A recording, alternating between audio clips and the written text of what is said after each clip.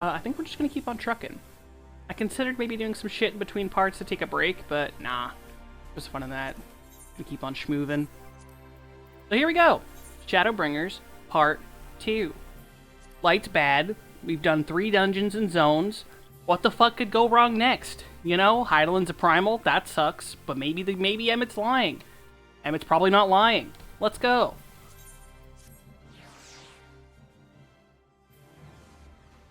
Yeah, now the music is spooky. Something spooky is happening. We just don't know what spooky things are happening yet. Wow, that is also very spooky. You know? Something is going bad. Ah, I suspected you might be awake. I could scarce imagine you sleeping through such a commotion. An entire host of Sin Eaters appeared to be advancing upon the Crystarium. Emergency measures are being taken as we speak. Rest assured, however, that we are safe so long as we remain under the Crystal Tower's aegis. You may return to your quarters if you wish. Yes, I thought you might feel that way, and I cannot say that your assistance would be anything less than welcome. I must remain here to disseminate information to the other residents, but you are under no such obligation, and thus free to aid any townsfolk who may be in distress. The XIV tends to become a point of congregation in times of need, crowded with those seeking solace and companionship. You would have my personal gratitude if you would offer succor to those there.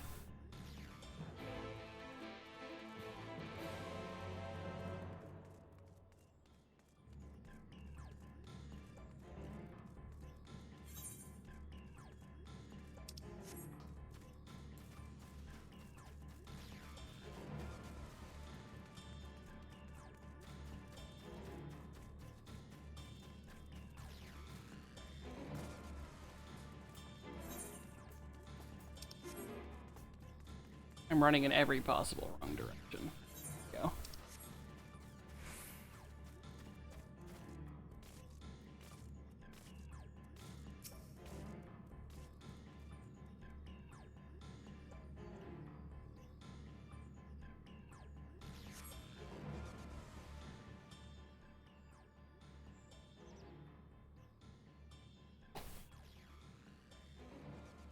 Few townsfolk are about, and you spy none who appear to be in distress.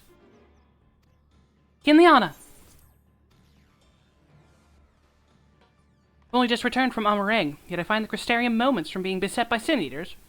Where are they coming from? This shouldn't be possible. We restored the darkness. Yeah, but like, daytime still happens. Well, this is a fortunate coincidence. Brother, tell me, you have some idea why this is happening. I may, but for a moment we'll need to postpone such discussions in favor of action. Crystal Exarch is preparing to deploy a barrier around the Crystarium as we speak. Ensuring that he is able to do so should be our first concern. There are a number of instruments placed about the Crystarium that function as anchors for the barrier. I am on my way to activate them now. In which case, 3 pairs of hands would be better than 1. Very well, I'll take the ones to the south. I shall deal with the northern apparatus then. Will you handle the western 2? They're ensconced on platforms extending from the upper level of the Aetherite Plaza.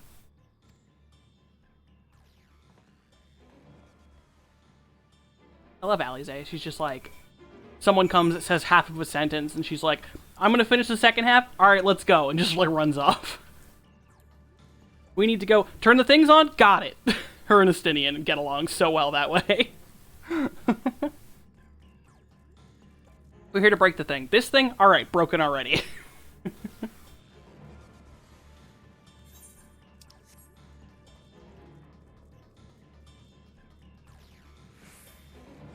have been really funny if I just fell in that crack there.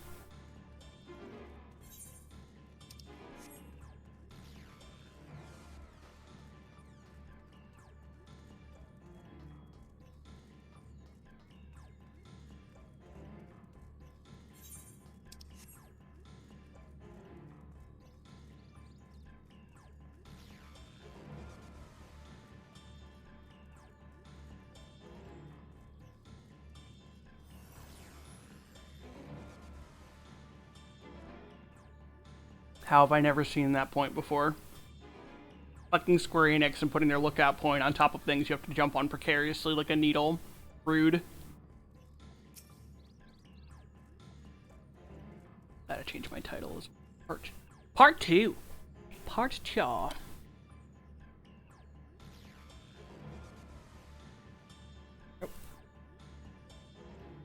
Despite having very little idea of how it functions, it appears that you have activated the device successfully.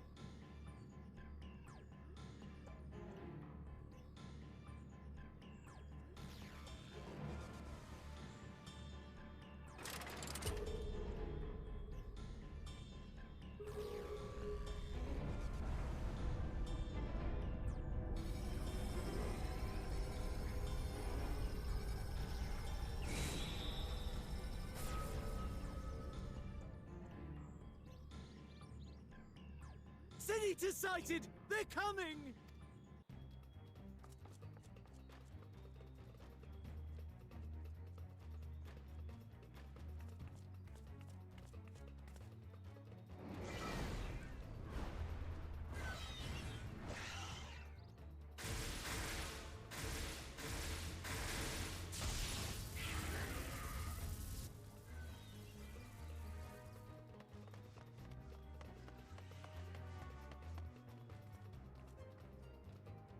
Excellent. The barrier is holding. That's good news for the Crystarian, but what of the rest of Lakeland? Lena and the City Guard have taken to the field. Thancred and the others have already joined them. Let us do the same.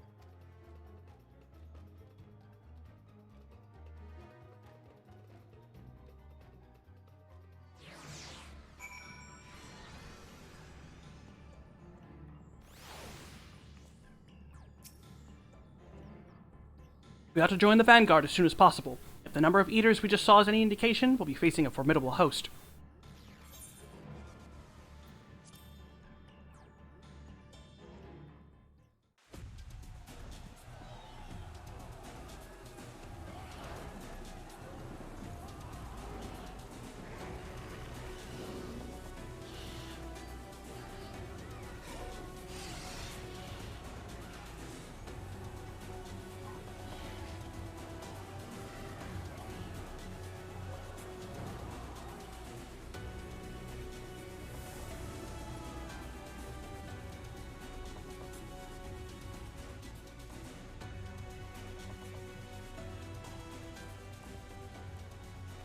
What lovely weather. Just what we needed. Seems the battle has already begun in earnest. Make haste.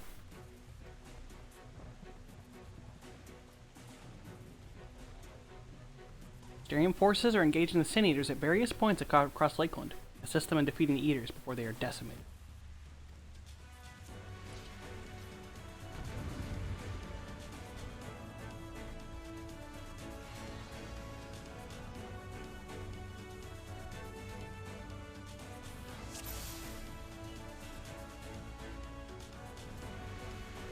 I hear shouting. Come on. Hello, you come on. Let's give it our all. They need our help.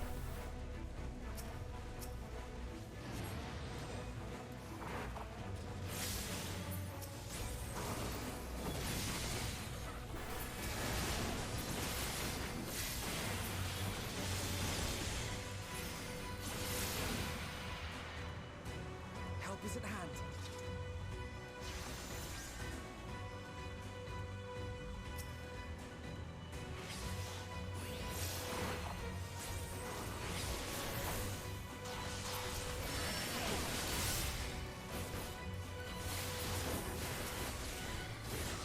Oh my god, at level 76 I finally have fucking Atonement. Let's go.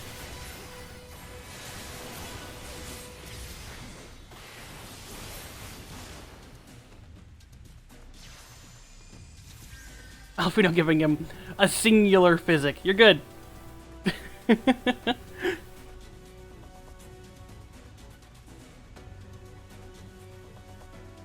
Those eaters, they're moving toward Radiska's round. We should follow, but we cannot neglect those in need of aid.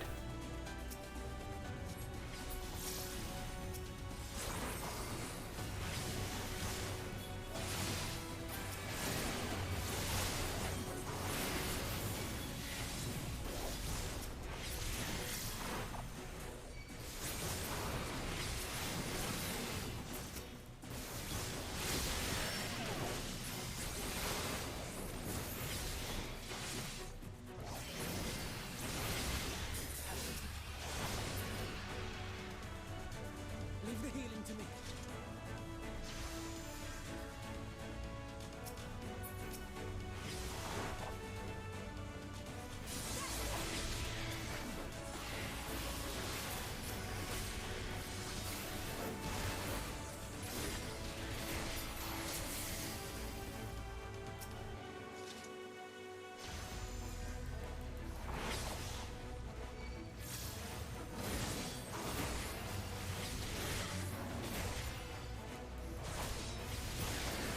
If it's this bad here, I shudder to think what it's like elsewhere.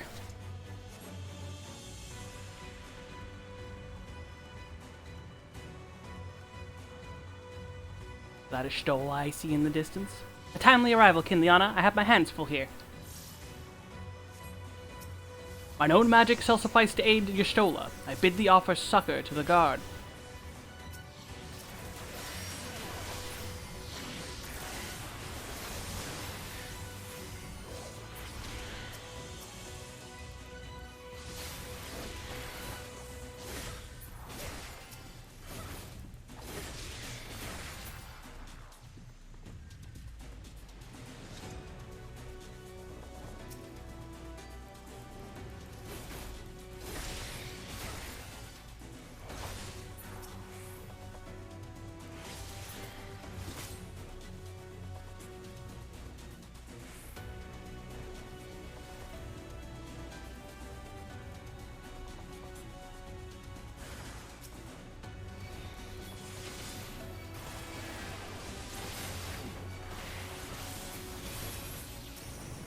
Eaters ate their swells. I would hate to find out what it would do next.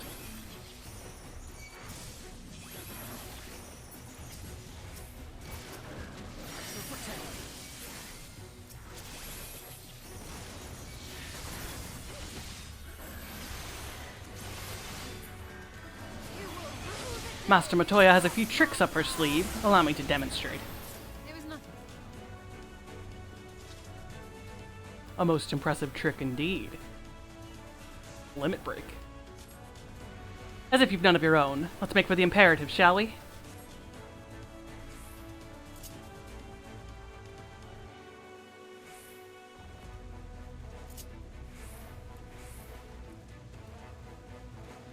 Someone hath made short work of these eaters.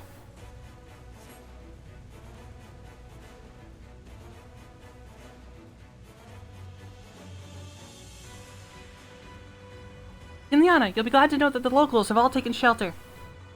Nevertheless, we cannot allow the eaters to gain any ground. With me. Ryanje giving me the balance cards. He does care.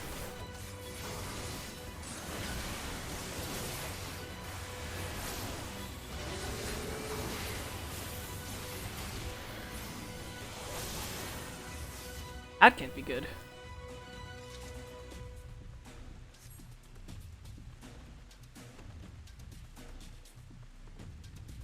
God damn it all, we were too late.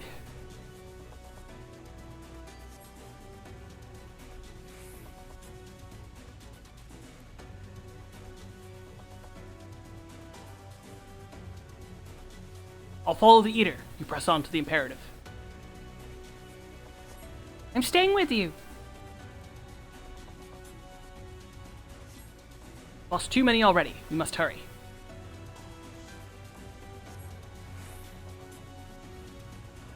These eaters are too organized. They cannot merely be acting on instinct.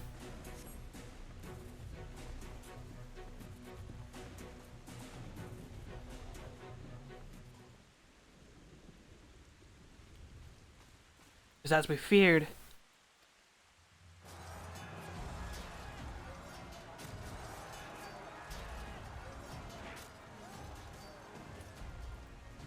But our task is as it ever was. Turn the tide.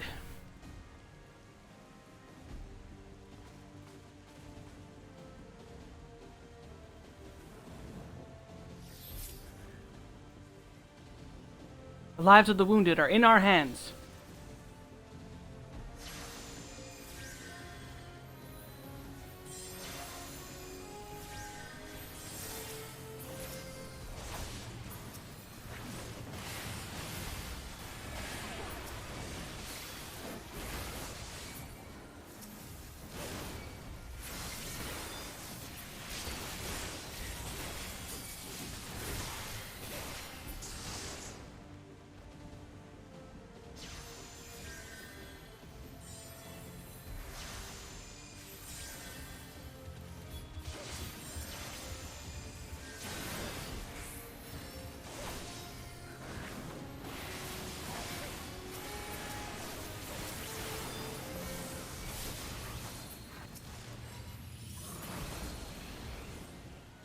On your feet.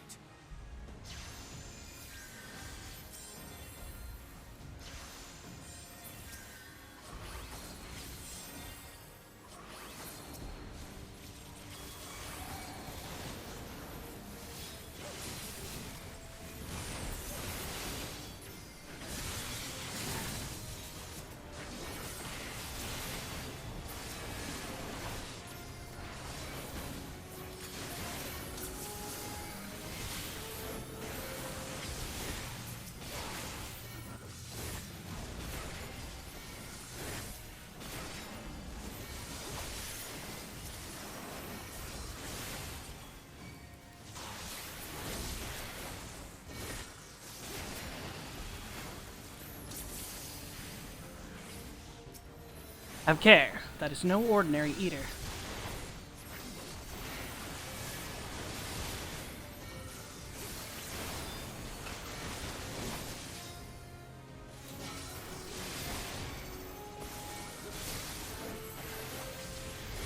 More eaters.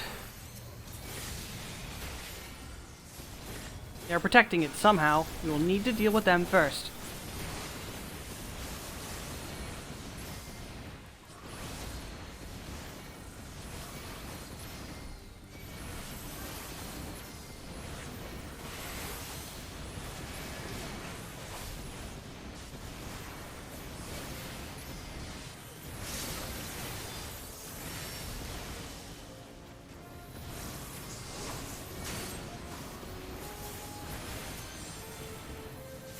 Feel a swell of ether.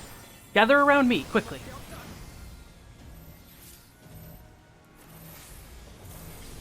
Theory in practice.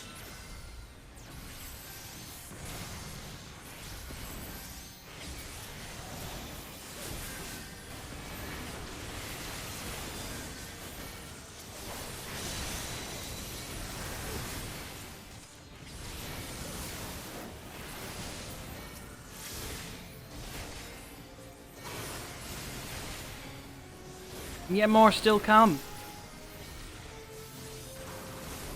Ileana, buy me some time. Alfino, I'll need ether. Right. Everyone channel your ether into Alize.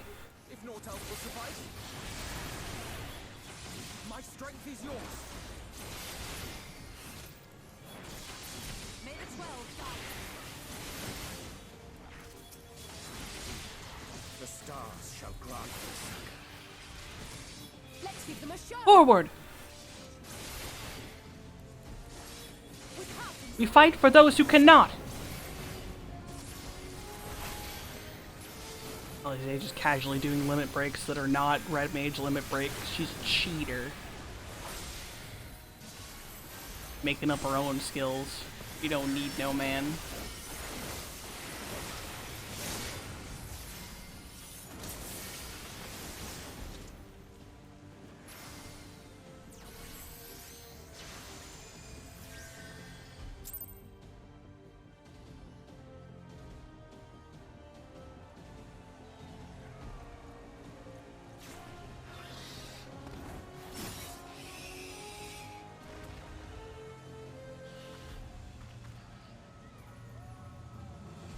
There's so many.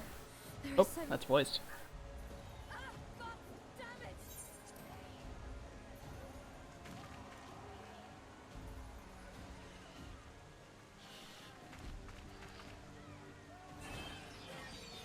Lena!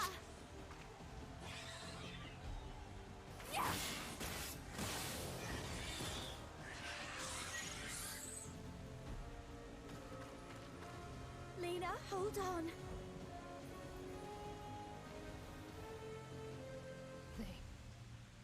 They turned on me.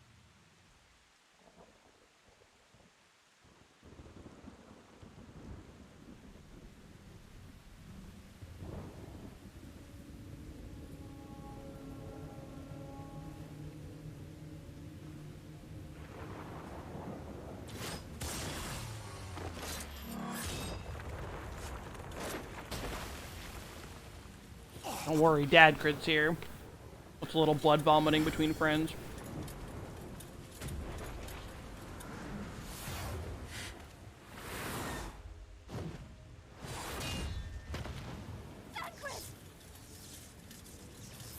This one is mine!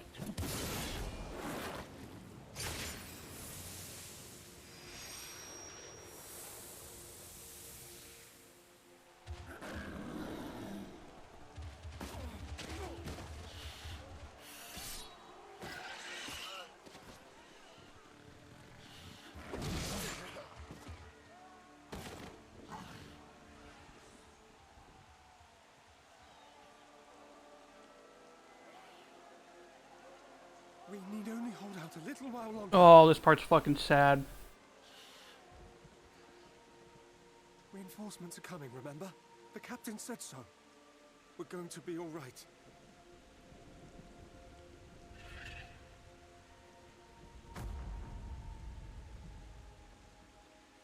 Run! Run, damn you! The Warrior of Darkness has returned. The Bloody Knight has returned. So stay with me, eh? You can't go dying now.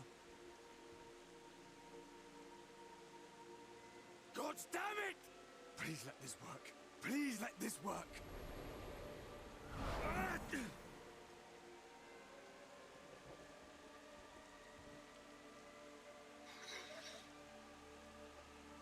No, no, no. Stay back. Stay back.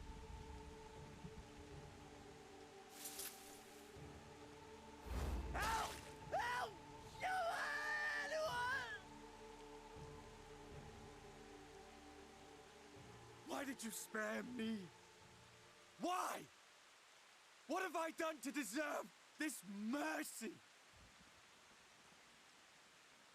Forward! Forward! If you can still hold a sword, follow me! Wounded to the rear! Weapons at the ready! Let's make this count! Fight and struggle. Seek salvation by your own hands. Though the losses be grave, endure them. Though the victories be hollow, claim them.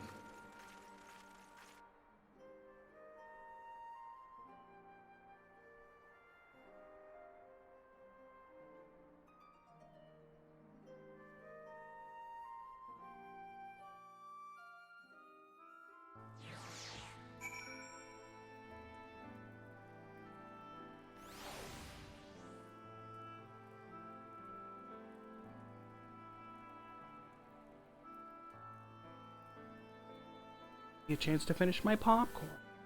Though, my hands cannot touch my controller because they're covered in oil and ranch powder. God for napkins.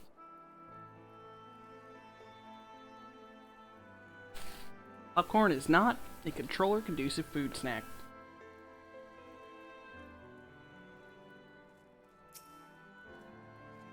Seems we've driven them back, for the time being at least. The wounded have been collected and are undergoing treatment now. Once they are ready to be moved, we'll have them carried back to the Crystarium. The dead as well, of course. Those whose bodies remain, anyway.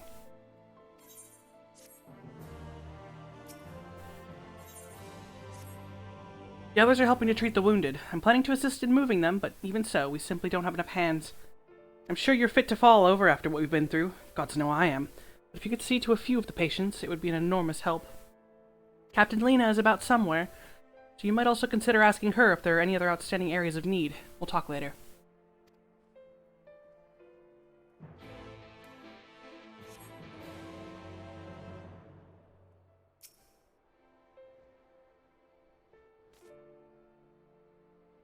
Yo, bro, you okay? Aye. Tear-filled eyes, the prone man gazes up at you. His fingers twitch as if to reach for you, but he lacks the strength to reach. Yeah, he's fine. Next one.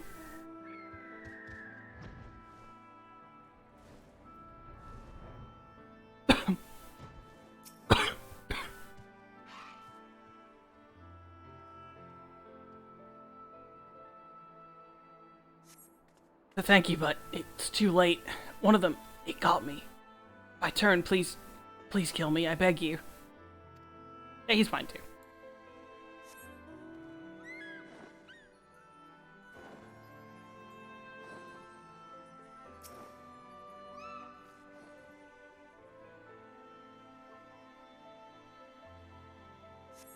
Don't touch me, I killed her. I killed her! She was one of them, I know, but And my work here is done. How you doing, Lena?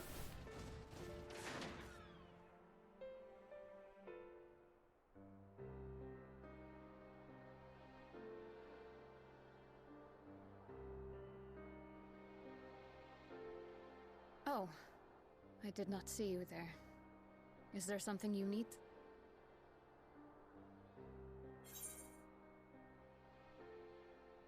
No, I'm fine.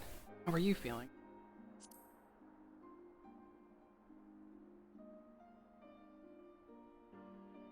Injuries are part and parcel of battle. While there's breath in my lungs, I shall see my duties done.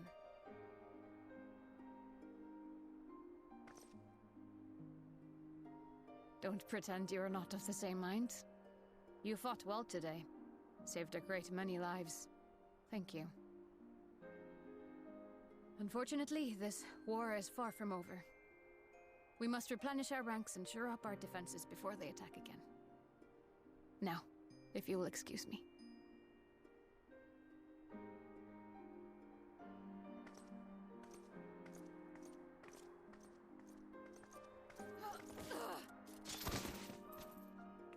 Good thought.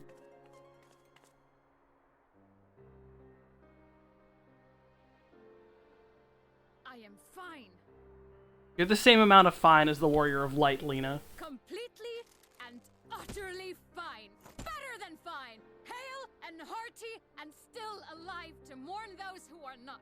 Who I failed to protect when they needed. Yep. Warrior of Light syndrome. We've come so far, so goddamn far. I could have sworn the end was in sight, and now...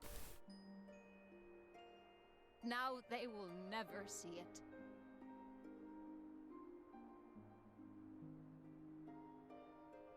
Impudent worms of the Crystarium!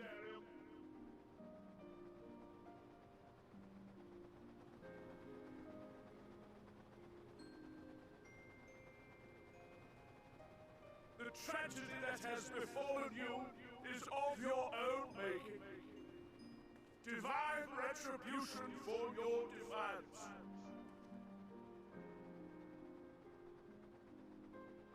The heavens have bequeathed to you a benevolent savior, me. I offer you freedom from pain and suffering, a paradise where man and sin-eater might live in peace and harmony. Peace and harmony, where they eat you. And they're harmonious about it. Why, already, our winged brothers and sisters regard me and mine as kin, alike to them in beauty and purity.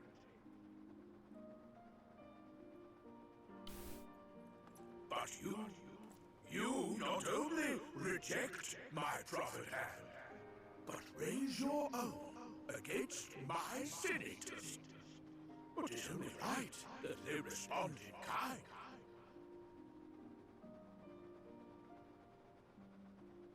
Then Let this be a lesson to all those who would walk the path of sin. The wicked shall not inherit this world! I am righteousness, and righteousness will prevail.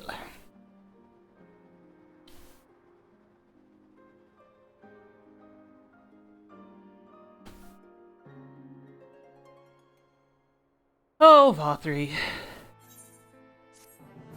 I told my senators to attack you, and they did. Weird how that happens. Your fault, though.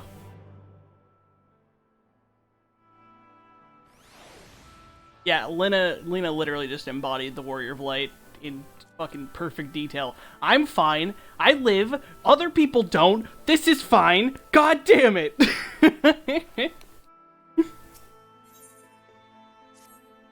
Arthur's ship is already gone. How flattering that he came all this way just to give his little speech. I apologize for my earlier outburst. Rest assured that I have no intention of allowing any of my wounds to affect the performance of my duties, especially not now. If I may, I ask that you seek out Thancred and Minfilia for me? They endangered themselves on my behalf, and I would feel better knowing that they are well looked after. Thancred in particular sustained quite an injury from Sin Eater. I would not be surprised if he were in Sparagix. In Bagarix still. Please, give him my thanks. I'm going to assume that means the infirmary. Spagirix.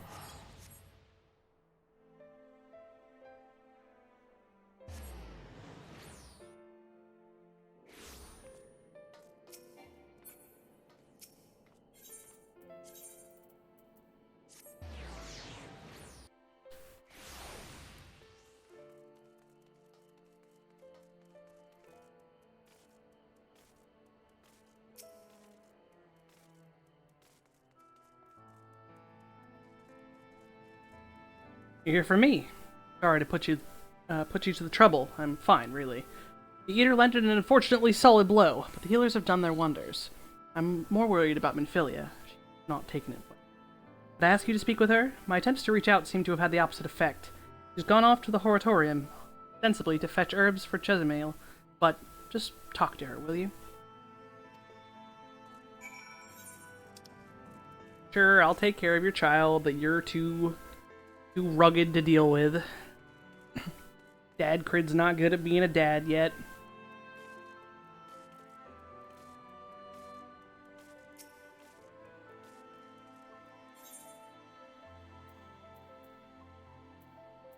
Can't remember. No, it's down below. Oh. No. Down here.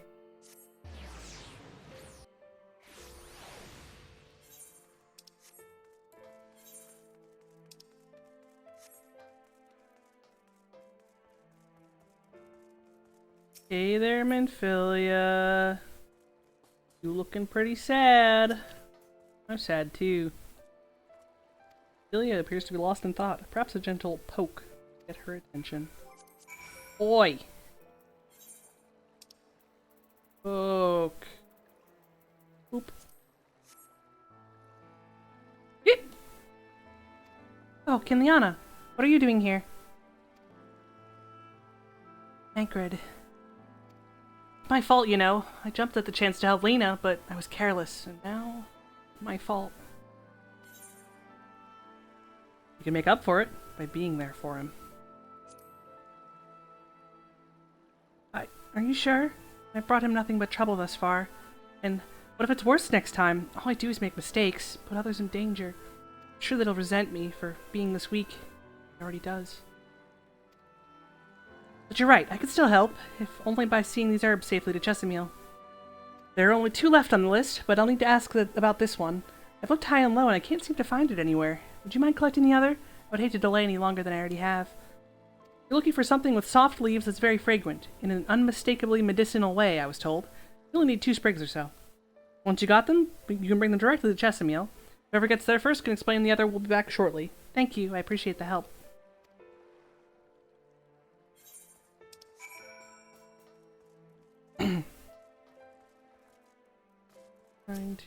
Trying to remember. I don't think it's this one. Close. Oh no. Blend of soft leaves and spells strongly medicinal. Oh, there's 2 of them. That's why. Look at me. Wow! I found him right away. Oh my god.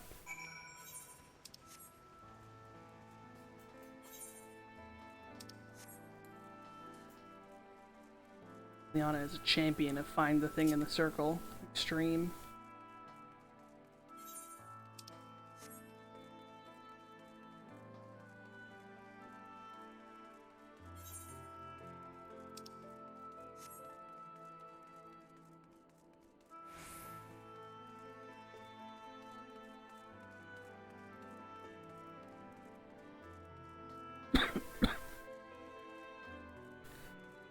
Pardon the coughing. Throat's still kind of angy sometimes.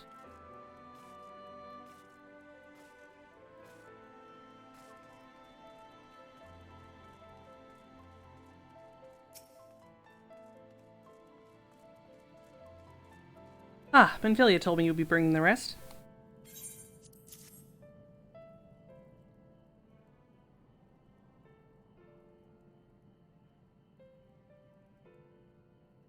Marvelous. With this, I can replenish our store of medicines. We're struggling to keep up with the number of wounded that are being brought in. I wasn't on the field, but it doesn't matter. The patients' faces make plain that it was a horrible battle. We're still fighting it, I suppose, though with bitter medicine rather than sharp steel. But we'll win. I promise you that.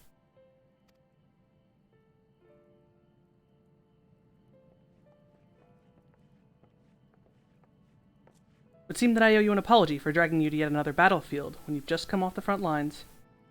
In both cases, I'm sure your efforts save more than a few. With Spagarix in good working order, the Crystarium's people will be well cared for. More lie ahead, of course, but battles only you can fight. Not that we intend to let you do it alone, but that's a matter to discuss with the Exarch. You know the Exarch? We do. Is there something you need? I need you to tell him something. For me. My dearest friend, you see. He was there on the battlefield with me, but only one of us. But only the one of us is here to speak of it. At the end, before the wound killed him, I heard his dying words. I never knew that our world was this beautiful, he told me. I'm so glad that I got to see the night sky. I don't know how the Exarch feels about what happened out there. I don't know if what Vothri said is true. Our losses were our just deserts, and we doom ourselves to worse by continuing to fight this fight. But I believe in the Warrior of Darkness, in the Crystal Exarch. I don't think that what they've done is wrong, and I don't think we're wrong to fight with them either. My friend, he smiled in the end, just as he smiled when he raised his glass to celebrate the return of the night. I want to remember him. So I want to tell the Exarch, don't give up. Don't give in. Please. Well, tell him. You have my word.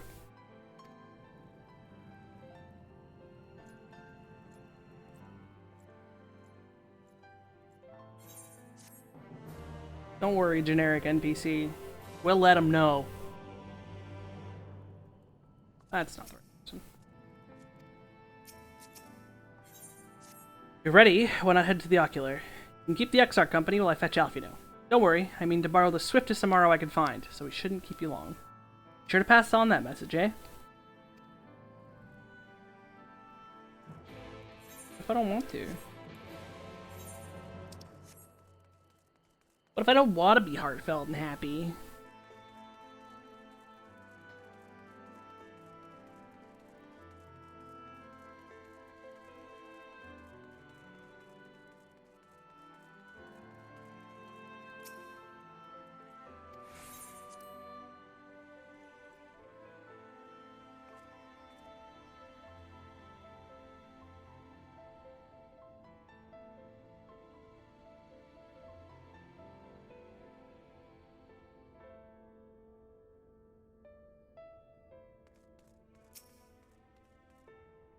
Welcome, my friend.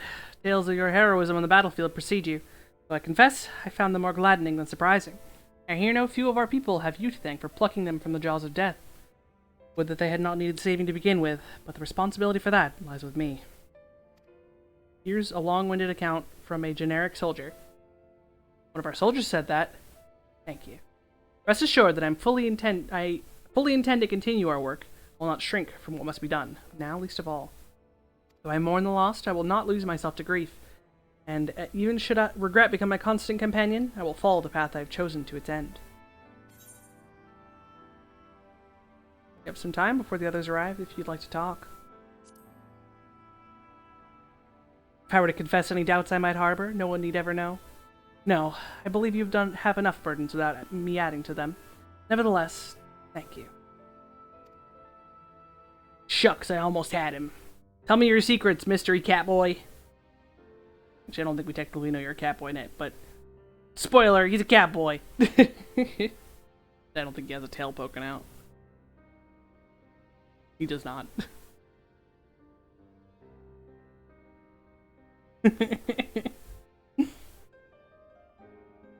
My friends, with your aid, we have weathered a brutal assault.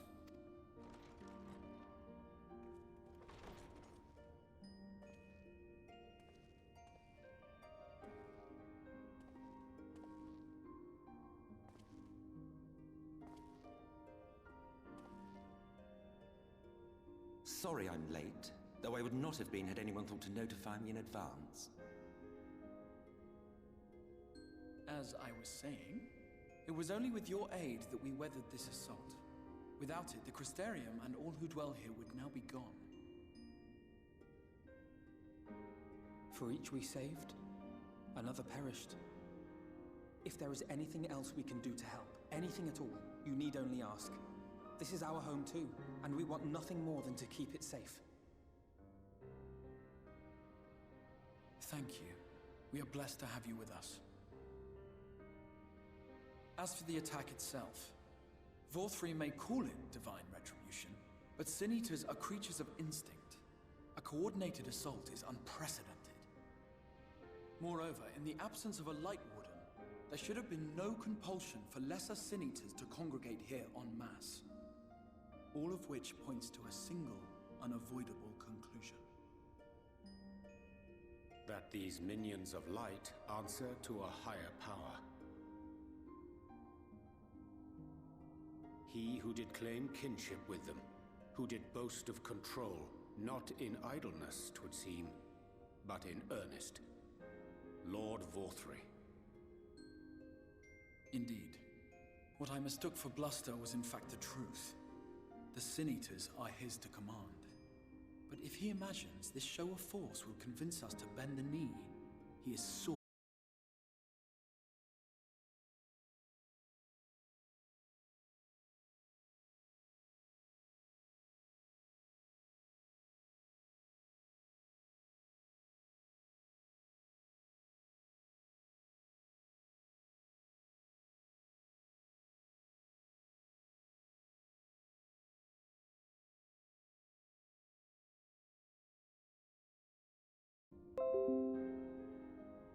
Wow, another mysterious disconnect, because Twitch is an excellent platform.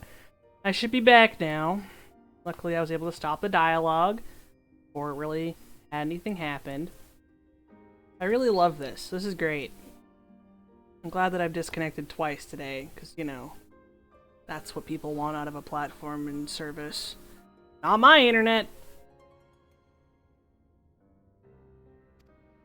You could say that, yes. But I am wiser for the experience nevertheless. It appears he has mastered a technique which allows him to enslave the minds of others. A fact I discovered when he attempted to use it on me. That would go some way towards explaining the peculiar reverence afforded him by his subjects. There may feasibly be a handful of true believers among them, I suppose, but it would not surprise me if the vast majority were in his thrall. Had I not anticipated his treachery, I might well have joined them. But seeing his invitation for what it was, I sent a glamour in my stead. I rather doubt such tricks will avail me a second time, however. Did you have any luck tracking down the Light Warden in Calusia? Sadly, I have nothing to report on that front. What of Armorang? After a fruitless few days scouring ruins, I resorted to asking the locals. While no one I spoke to had seen any sign of the Warden, I did uncover a possible lead. An abandoned mine in western Armorang. From what the Maud told me, it would be a perfect place to stay out of sight. Of course, I could never hope to explore such a labyrinth quickly or safely on my own, so I returned here. Even should we all join in the endeavor, an exhaustive search could take weeks, and with no guarantee of finding anything.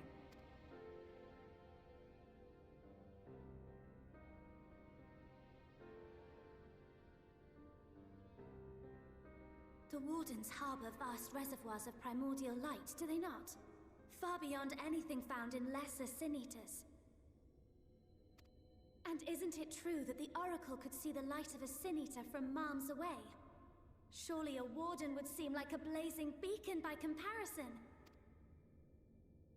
To the real Oracle of Light, I mean. The real Menphilia.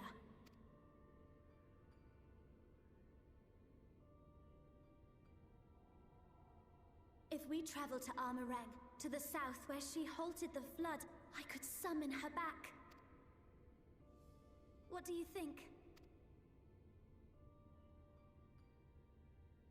Don't. Don't what? Do what I can. What we both know is right. Do not presume to know my mind. You have no idea what you're proposing. But I do. I know why you never said anything. Because you thought you could keep me safe by keeping me in the dark. And maybe I thought so too. But I knew, Thancred. I always knew.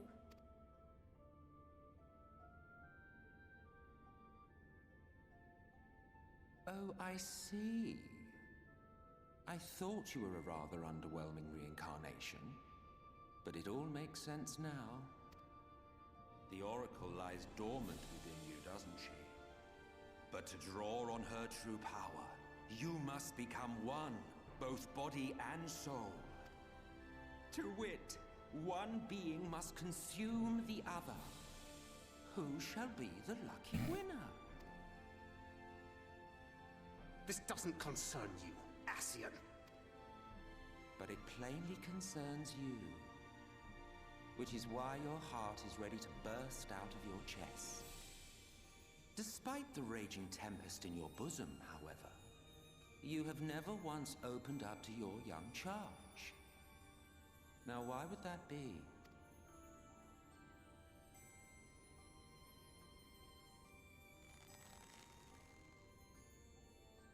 Love. Well, I for one think it's a marvelous idea. Certainly more promising than any of your other suggestions. So, it's off to Armoreng we go.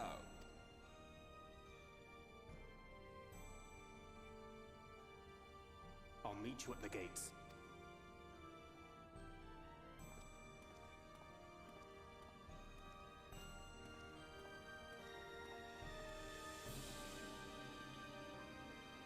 Emma's just like, poke the bear? Yo, I'll poke the bear.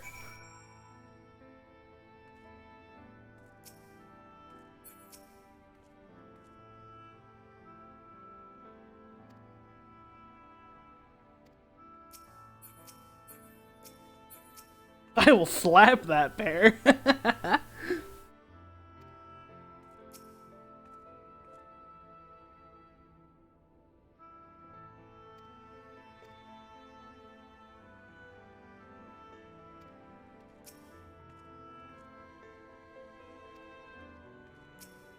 I'm sorry for being so insistent, but I know this is the only way. If you're willing to give me a chance, come with us. Oh, dude. Ginza's fucking catatonic as goddamn... What does Emmett have to say about all this? Will you never grow tired of shuffling your feet?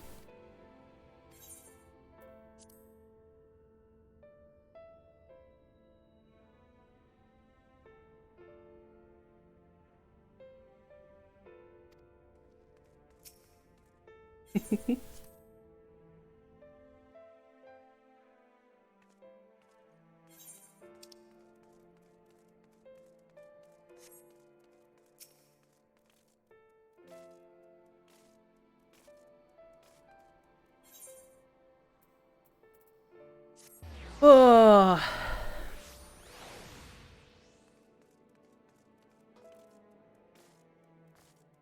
If there were ever time for silent pro tag, this whole saga would just be fucking ellipsising her heart through things.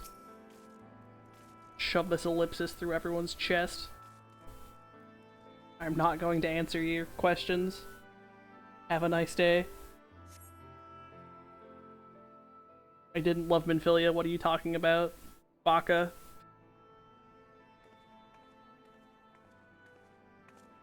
Sorry for the wait. I'm ready now. And you're sure you want to do this? Completely sure?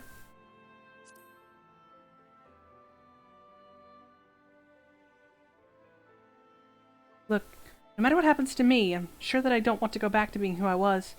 I want to be stronger, strong enough to face my own destiny, and I want to believe that I can play a part in saving this world. I hope you can find it in yourself to believe it too. When you put it that way, how could we not?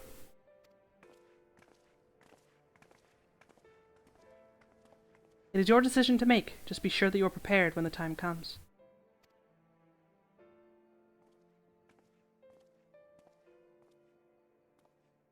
If all are assembled, shall we depart?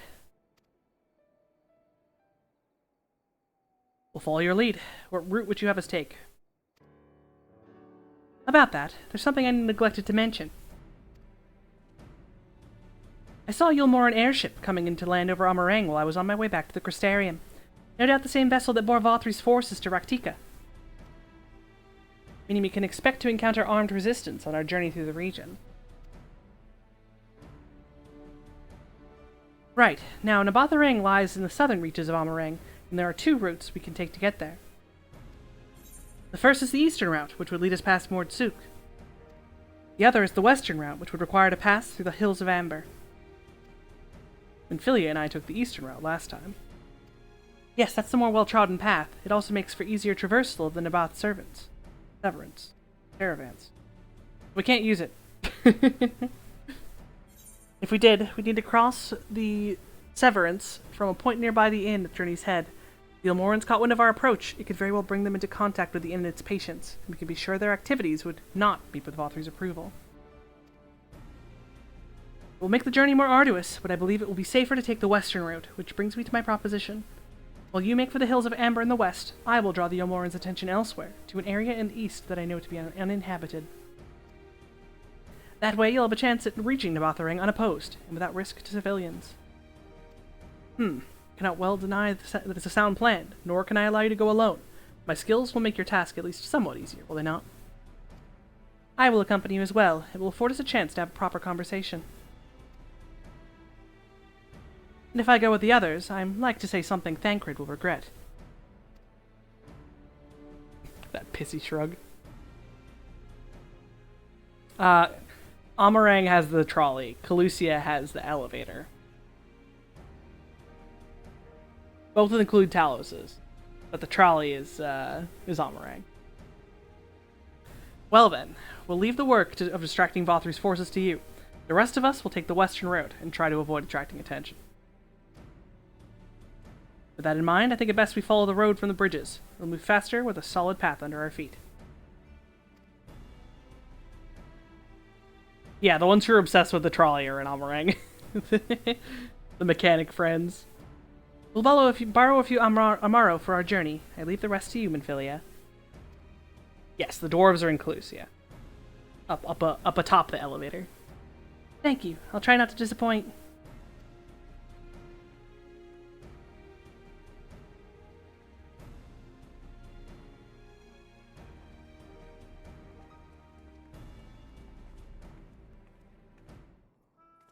Yeah, I think that they would be good chums with the trolley loving our trolley loving friends.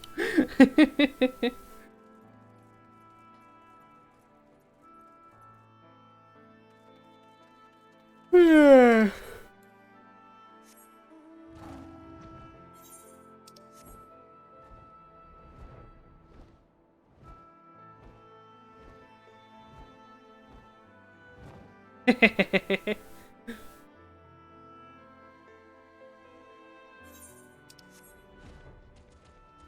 This is Thancred.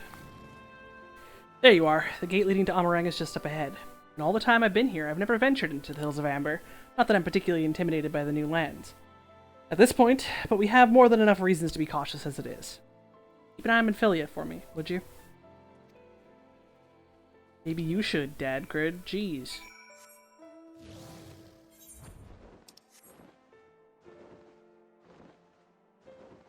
Jeez, Dad Grid. Do your job.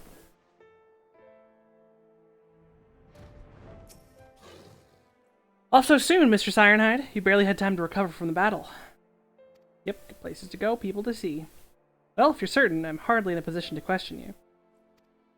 It's really a shame that they never show off the literal, like, transition from one zone to a next. Like, it's nighttime where we are, but it's daytime here. I just want to see, like, the sheer wall of just light versus night.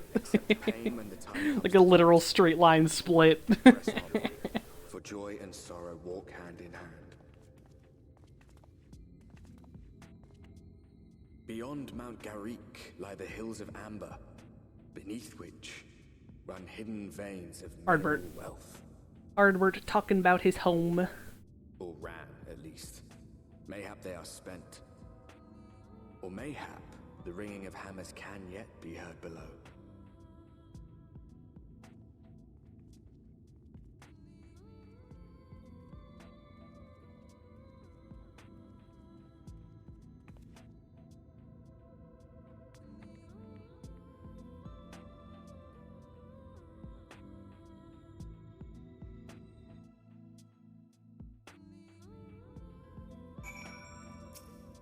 This place has been scarred by the flood, too. Who could say what lies ahead? But whatever else this road may be, it's mine to travel, and I don't plan to take a moment of the time I spend upon it for granted.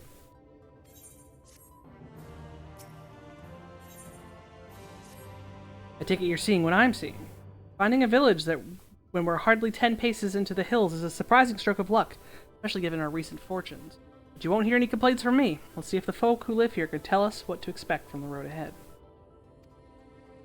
Plot Village!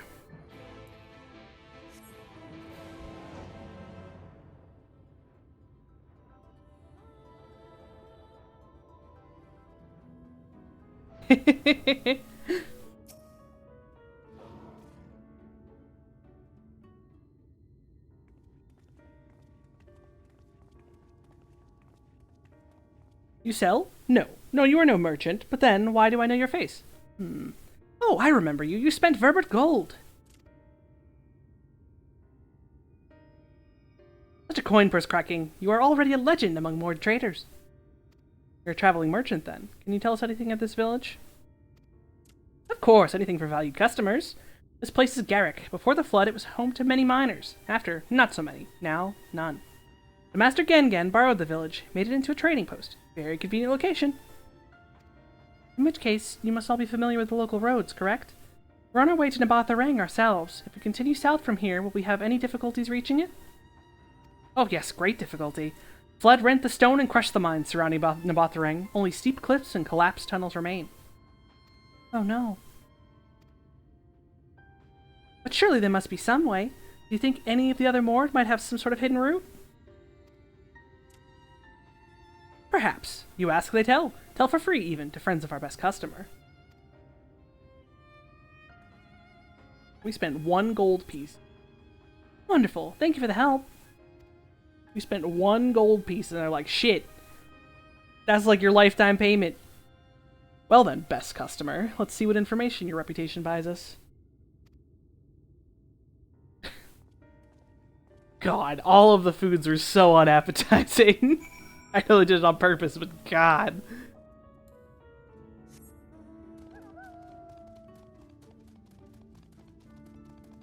You just like a... You know, he's just like digging. Ooh. Gone!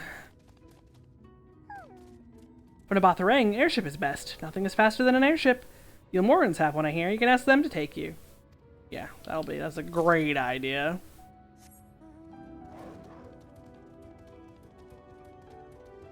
Go inside? Yes. Fool. Oh, this is a surprise. Not many bound for Nabatharang these days. I do know of a trolley that once went there. It used to travel between all the settlements and mines in the Hills of Amber. It's locked behind a gate, however. I assume that will have kept it from being stolen or damaged, but it also prevents it from being of much use.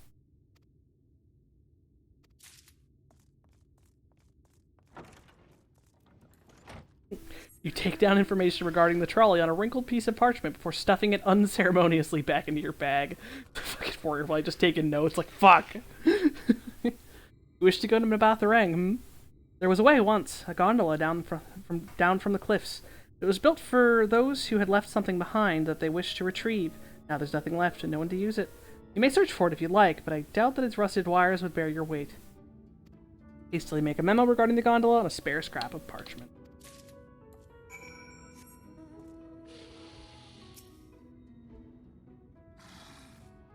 Ah, Kinliana, I'm afraid I've learned little of use about how to reach Nabatharang. The Amoran presence, though, that's another matter. Apparently, though their army is definitely in Amarang, there have been no sightings of Yulmorans at the Hills of Amber. Perhaps we can take that as a sign that Alize's plan has borne fruit. Do you have any better luck finding us a route forward?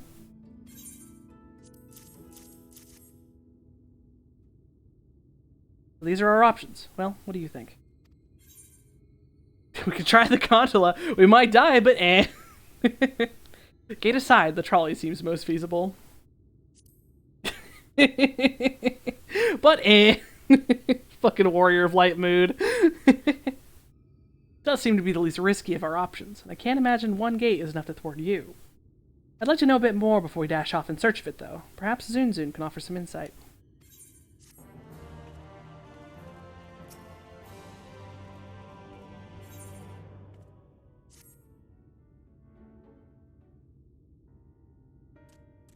Oh, valued customers! Were the other more of help?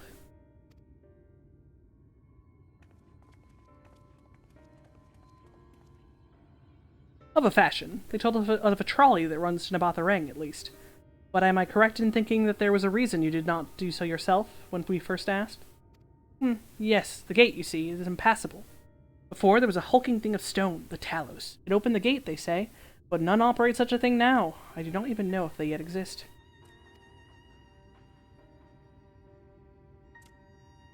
I do not know, but you should travel east to the Mount Buren mines.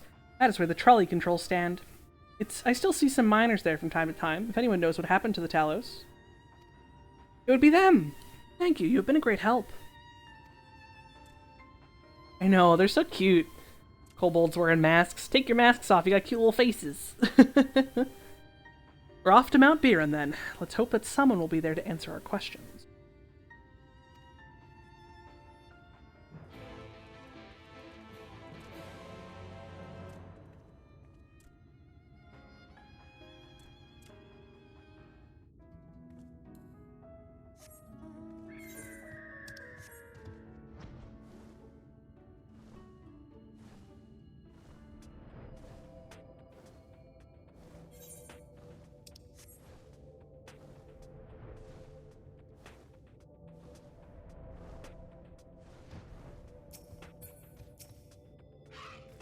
Scale of the track is impressive, I'll give them that.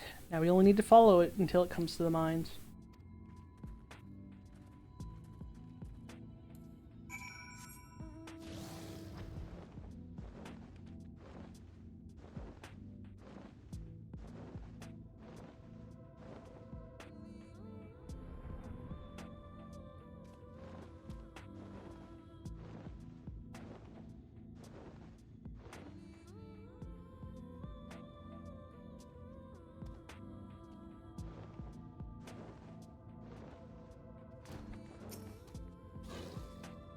Bit of a mess, isn't it? But the mechanism for dispatching the trolley are here, just as Zunzun said. Unfortunately, anyone who might know how to use them is not.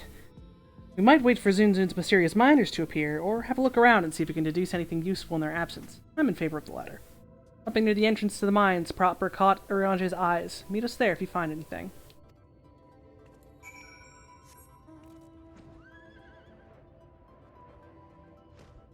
Up.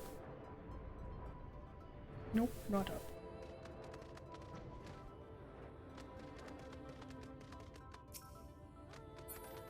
Not up. Orange circle, give me your secrets. Orange circle? Please surrender unto me your secrets. Well, fuck it. I see the secret over here. Fuck that circle.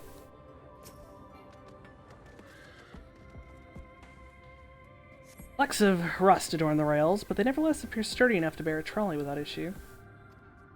Yeah, when you could only fly like winged mounts. Like this was the one flying mount you got.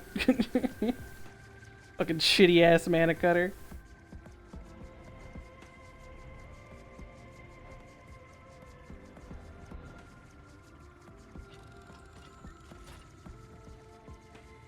Hello?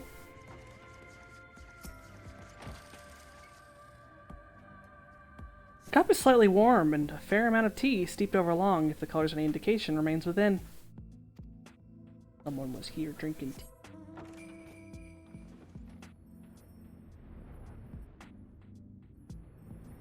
Alright, this circle hasn't given me its secrets. Circle, can I have your secrets? Where the secrets are up here. No? No secrets? Am I blind as fuck? Oh, I am blind as fuck. It was blending into the car. Benches within suggest that this must have been a passenger car. Oddly enough, though it is clearly old, it appears to be well maintained.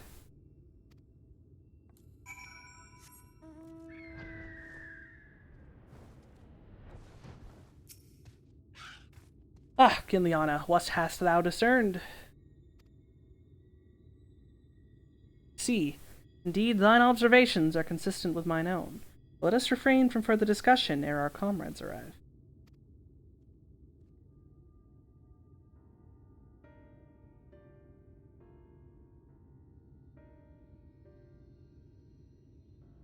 Ample evidence of recent maintenance, and lukewarm tea besides. The levers for switching tracks look like they're in good condition, though I couldn't move them myself. No ordinary person could, I think. My belief that no person is meant to. This Talos beareth more than a passing resemblance to golems of the source. Nor doth it appear to be the sole example of its kind. The proliferation of Talos fragments, as well as the enormity of the mechanisms here, suggest a considerable number were once in operation. Alas, this specimen and its fellow now lie lifeless and broken, and I know not how to repair them that they might facilitate our passage through the gate. Without the aid of the Talos, even if thou wert somehow able to unbar the trolley's path, we would still have no means of propelling it. Might not know how to repair the Talos, but someone must. Otherwise, why keep everything else in working order? Whoever's maintaining the cars and rails must know something that we don't.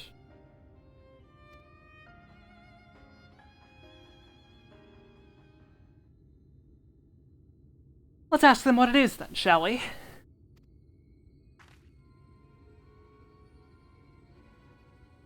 Kinliana, I do believe you'll find a person of some interest skulking in the shadows behind the warehouses on the northwestern side of the tracks. While you two have a friendly chat, the rest of us will gently encourage those to the south to come out of hiding. Defend yourselves as necessary, of course, but do try and keep everyone in one piece. Off we go, then.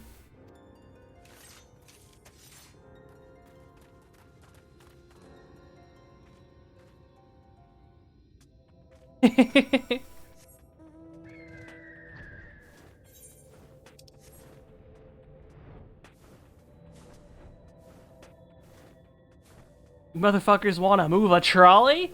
Hi, suspicious man. Wicked White, where'd you come from? No, never mind that, you have no business here, that I'm sure. But I do. Boop. I'm just killing a man, huh? That's fine. They do be like that sometimes.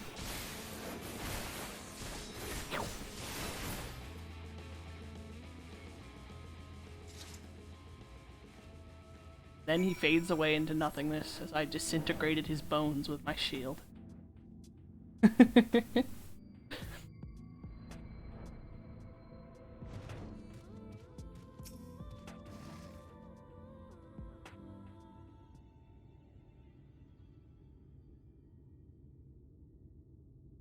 Good to hear. These two weren't much trouble either. Let's see what they have to say for themselves. Us, we're not brigands come to take what isn't ours. We honestly look like we need to steal, what, some rusted bits of iron? Don't be absurd, we're not here to rob you. likely story. You look, well...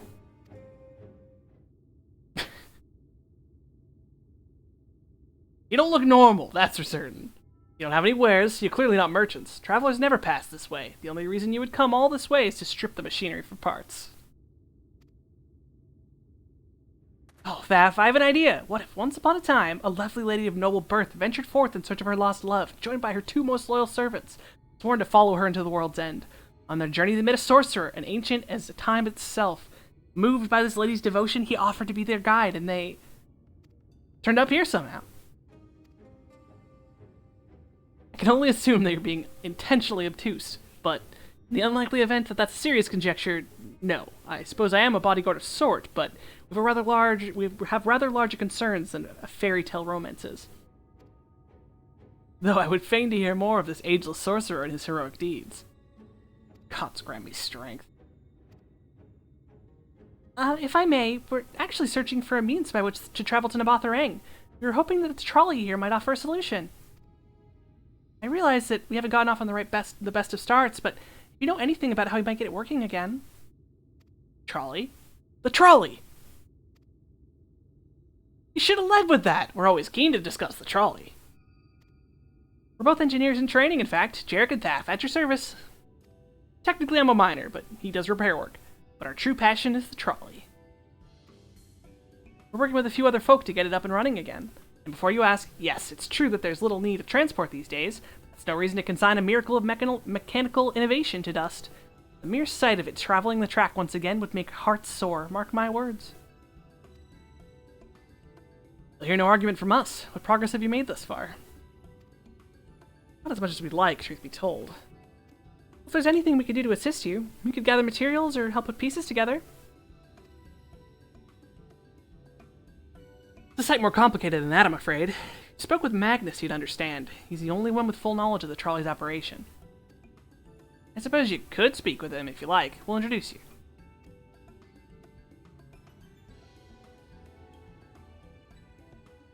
Very well. Our options are limited, and if this Magnus can explain whatever is preventing the trolley from being restored, I'd like to hear it.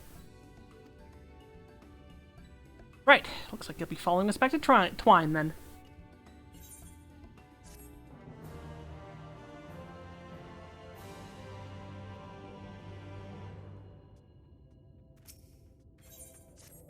If you're ready, we can leave right now. Though, if you haven't seen another fellow around here, have you? I thought he'd have come out by now. Haha, I disintegrated him. You think he'll be alright? That's, well, I suppose we did force your hand a bit. I'll have a look just in case. You go on ahead, Thaf. Alright, looks like it'll be just you lot and me then. Try not to let anything take a bite out of you on the way out of the rail yard. Yeah, I disintegrated your friend, sorry. He did start it, to be fair.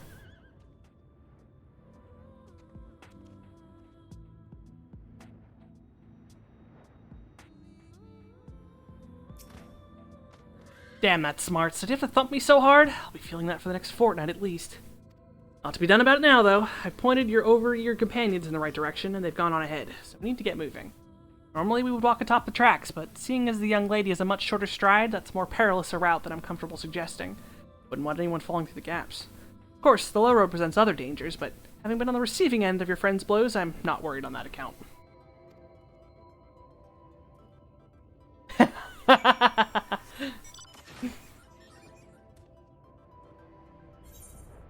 Warrior of Light just sheds a toothy grin. Wait a moment, I think I hear something. Oh, that's something, alright, run! I don't wanna. Aha!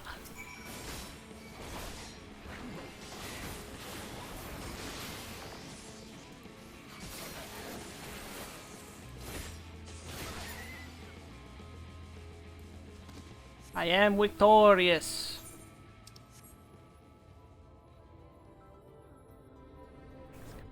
Grabby hand. Hi, grabby hands, Vicky. How you doing?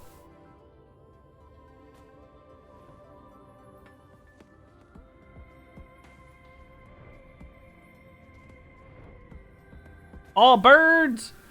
Birds!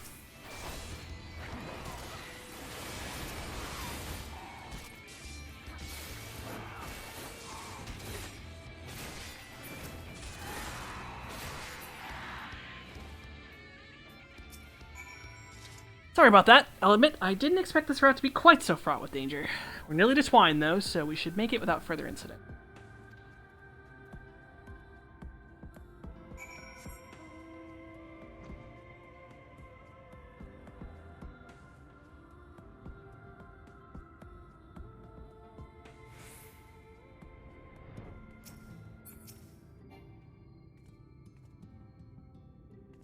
This is it! Welcome to Twine.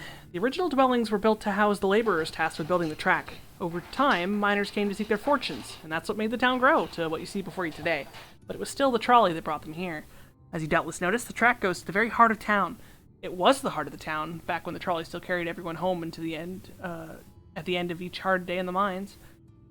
Now that there's no trolley, nor much work to be had in the mines, for that matter, the only residents that remain are the destitute, the delusional, and those with nowhere else to go, or so they say.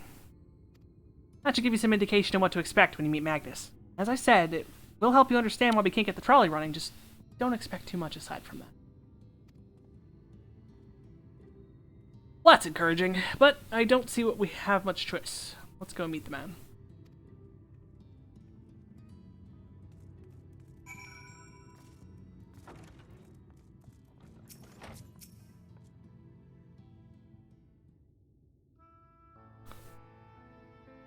That's a lot of bottles.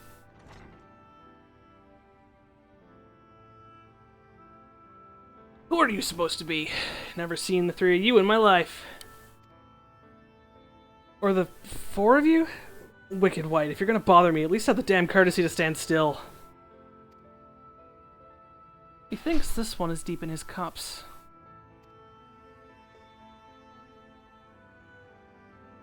These are my guests, Magnus. We ran into them at the mines. We're looking for a way to reach Nabatharang, so they came to ask about the trolley, you see.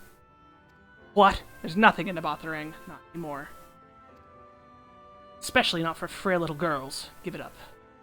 No, we must reach about Nabatharang. I must. Bah! You have a heart set on it. The world doesn't care. The place is ruined, nothing more. And you're not getting there in the trolley. That thing doesn't run on hopes and dreams. We are not fools. It's necessity that drives us to Nabatharang. If you insist that the trolley is not the option, at least tell us why. No. I'm sick of people asking me about that blasted thing. Leave me be.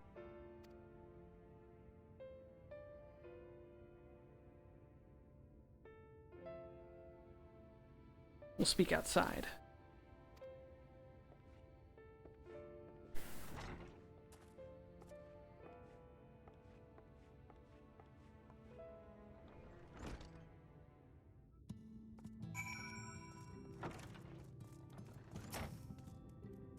He only said that he won't because he thinks I'm weak. And he's right, but I can't be. I won't be forever. There has to be some way. I must find it. Oh, I'm sorry, I was stuck in my own head again. It's clear that Magnus has no intention of helping us, but perhaps we should ask the other residents. They may know something of the trolley. I'll take the north side of town. Let me know if you learn anything. No, what happened? Thancred, art thou truly content to stand witness to fate's course and take no part? It isn't a matter of fate, Orionje, it's about choice. I've had years to decide where I stand. And Philia has spent too long in chains already. I would not shackle her again by making my hopes known. It is for her to choose what shape her destiny will take. It is for me to stay silent, to protect her, teach her, and stand by her.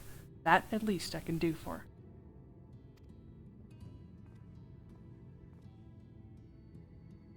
Oh god, Glade, that's horrifying.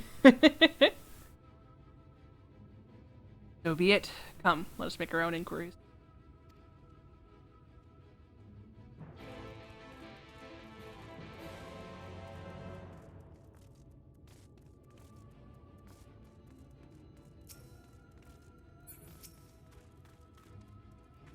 Oh, there you are. You'll be pleased to know that I got our friend back home and with no trouble. He's just fine. He was a little bit shaken up is all.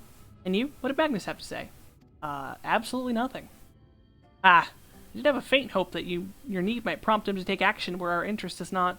I suppose that was foolish of me. I'm sorry that we can't be of help, though. I could at least show you the trolley car we have here, if you'd like. You could give it a stroke or two. It has some very smooth wood. That's kind of weird, dude. You mean to say you're not giving up, even knowing that Magnus is... Magnus? I don't see much point in your being stubborn about it, though perhaps some stubbornness is exactly what the situation calls for. Can't forge iron without an anvil, after all. Can't imagine that anything you try will work, but if you're certain, you can help make preparations in the event that it does. To that end, take this toolbox. We're going to inspect the rails.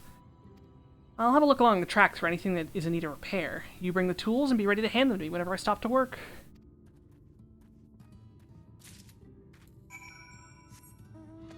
Yeah, no, they're just them. Enthusiastic trolley friends.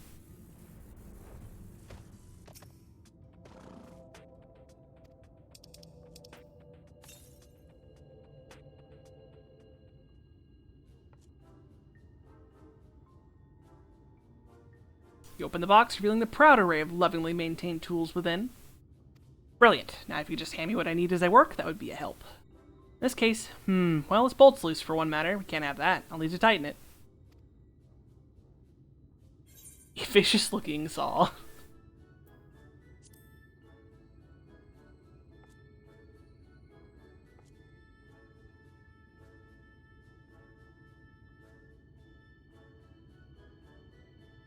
Thank you. This one will do nicely.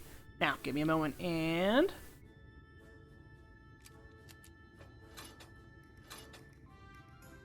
There. Don't see any problems here. Let's continue walking along the track.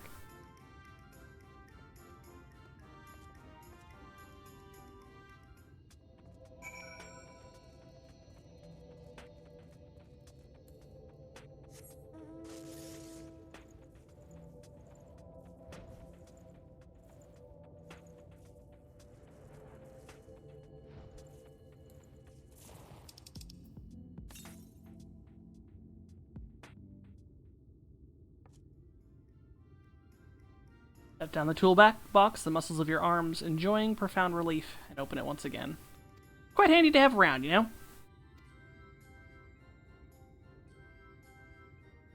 As for the lamp here, these aren't often necessary these days, but if we're going to do this, we might as well do it properly. By some miracle the night returns, as it did in Lakeland, well, it's a nice thought.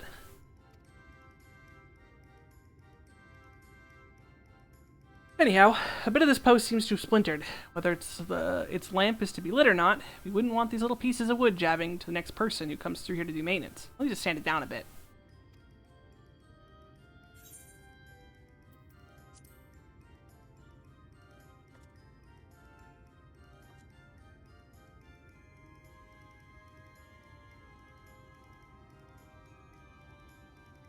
Yes, a wood file's perfect. Let me even this out.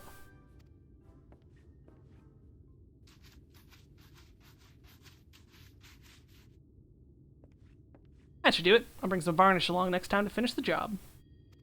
Haven't spotted any other problems. We can move along now. Unless you'd like to take in a view of the tracks from here a bit longer. It's breathtaking, I know. Mining has always been the primary vocation of the folks in the hills of Amber, you see. After a certain point, they had dug up everything that could easily be reached and carried back by manpower alone. It was then that the Naboth Empire struck upon the idea of the Talos, which they'd seen at work abroad. At great expense, the Naboth brought the Misteel engineers who specialized in Talos here to the hills. Wouldn't you know it, the mining industry picked right back up again.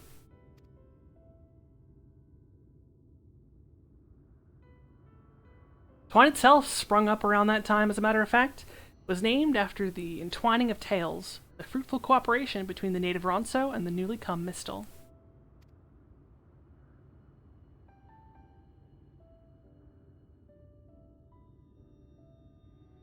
But that, like so much else, fell apart in the wake of the flood. The Misteel left, taking their knowledge with them.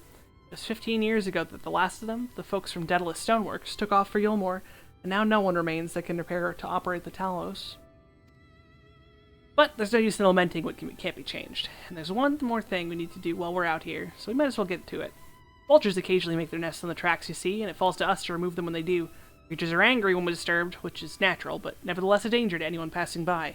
Not my favorite task, I'll be honest with you. As you may have noticed, I'm not terribly suited to confrontation. That said, would you follow the tracks north and remove any nests you find for me? I'll keep an eye on things from here. I'm sure some person who used to work the mines was an elf and, you know, just... It happens. Angy vultures come at me. It do be like that sometimes.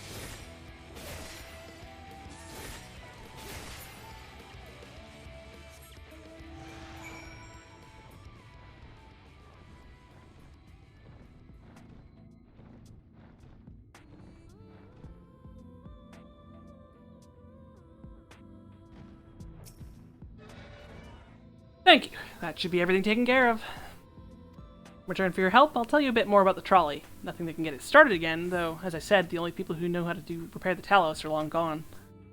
When they left, the life began to bleed out of the town. The trolley's tracks rusted and its cars fell into disrepair. Now, I was born in Twine, raised there. My first word was trolley, damn it. Those were the worst years of my life. Then, about 7 years passed. Magnus and his wife returned to us. Magnus is a real proper trolley engineer, and perhaps he would have never had left in the first place if it hadn't been for his son. As you're well aware, Almarang is hardly the safest place, and Magnus wanted his child to grow up away from its dangers. Didn't help in the end. Senators got the boy. Isn't that always the way? The child had always said that someday he wanted to see Magnus's trolley running again, so in his memory they returned to Twine, started fixing those rusted rails and broken cars, and it was going well for a time. Wicked white vultures? Are they back for revenge? Never mind, I don't want to find out. Well, I did just kill all their children, so you know, it do be like that sometimes.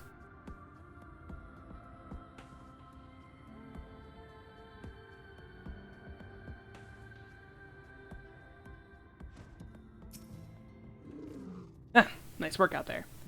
And now you know the story of the trolley. Won't do you much good without the Talos, though. If there's even a single one that still functioned, things might be different, but, well, we are.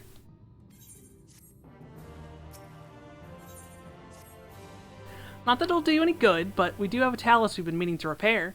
I can show you if you'd like. It's certainly nice to hear something other than Magnus's griping for a change.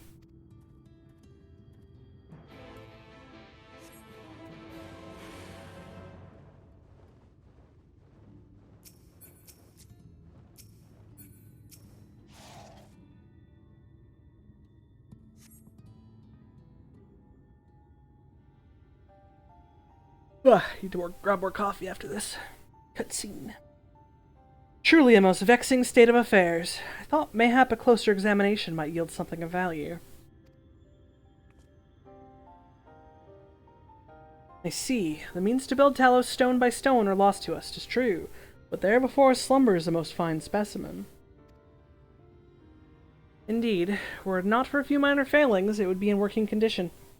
Would likely require naught but a few modest repairs and a suffusion of ether. Well, if you think you can get the thing up and running, far be it for me to stop you, but what exactly do you reckon is the problem?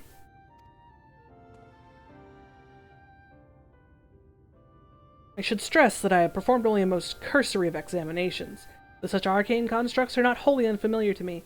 As I did suspect from the first, it is a host of a network of veins through which ether floweth freely. Or so it would, were it not for several fractures, which now impede said flow. When the hell did you get all that from just a glance? I take it you've thought up a solution as well, then? To bridge these fissures requireth a material highly conductive to ether. Once in place, I believe it will be possible to restore the Talos to life. Might I prevail upon thee to acquire that which we require? Not far beyond the walls of Twine dwelleth a creature of living stone, the Debitage. Full sure am I that the stone from such a being will prove most suitable to our needs. Grabby hands? Dude, I'll go fight a grabby hands. Very good. I shall have had Thancred and Minfilia attend to me in the remaining preparations. I spied but 3 obstructions to the flow of ether in the Talos, and thus I would ask you to provide 3 stones for the of the debitage. All else will be made ready upon thy return. Gonna go get some coffee before we go fight some grabby hands. BRB.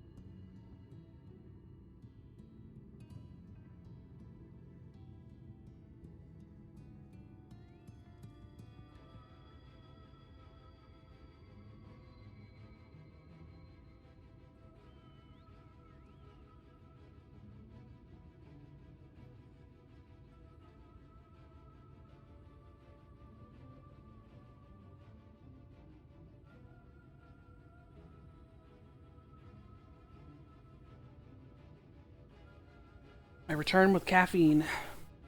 At the power of caffeine, I'm compelled. Oh, hey, look, a chocobo keep I never spoke to. Or Amaro keep.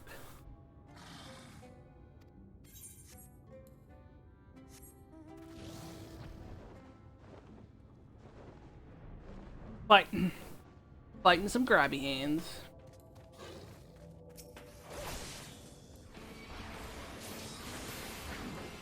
Well, now I think this guy attacked at the moment I did. Sorry, buddy.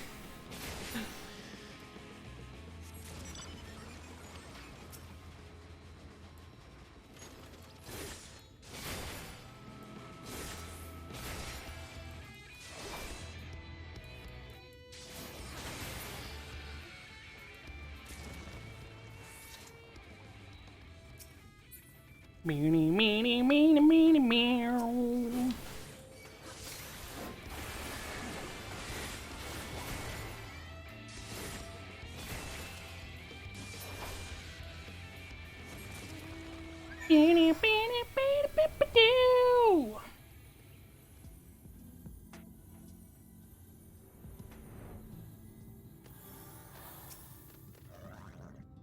Tancredum and Philia will return ere long with the remaining supplies we require. Didst thou succeed in procuring stone from the Debitage? Fine specimens, one and all. You have my thanks. We need now but wait for Tancredum and Philia's return.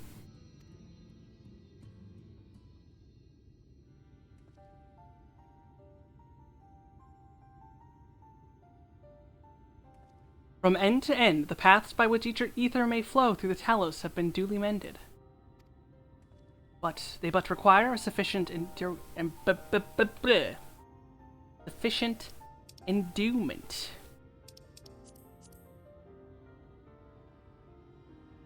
It's not moving. Strange, the core refuseth to stir. I fear the condition of this Talos is more dire than I previously surmised. As the heart driveth blood through a man's veins, so doth the core aether throughout this massive frame. Failing its repair or replacement, the Talos cannot be restored. So it was the heart after all. Thou didst foresee this outcome? Well, no, not exactly.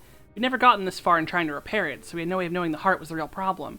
We tried to find another, in case things turned out as they are now, but... Jarek? Really isn't my story to share. Please, Jarek, if something went wrong, maybe we can help.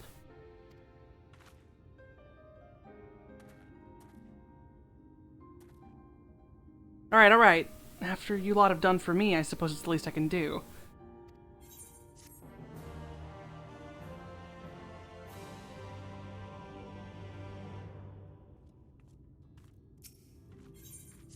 Right then. The Talos, their hearts cannot be made of just any stone. Need a special sort with sufficient ethereal conductivity. Both it and the other materials used in the construction of Talos bodies are mined in the same place. That place, of course, being here, the Hills of Amber. And it was 3 years ago when she... No, I can't. I'm sorry, but you'll have to hear it from Thraff or someone else.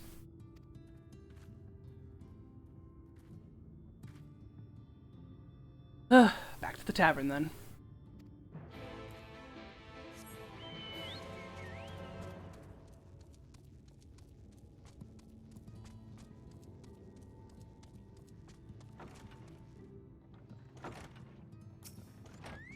Still here, eh? You can ask again, but the answer's the same. Our trolleys are... What? God damn it, jerk. You could have at least finished, so I wouldn't have had to clean up your mess. Seeing how you made such quick progress in fixing that Talos and all, he was probably thinking you could help change things around here. I think you may be right. Gather your friends, and I'll tell you what we want. What I know. What you want to know. I'll tell you something. I don't know. I pressed X too fast.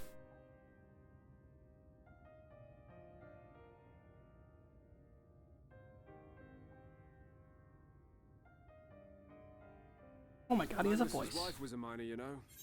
Greatest prospector there ever was. When the golem heart started failing, she was the first to head out in search of more.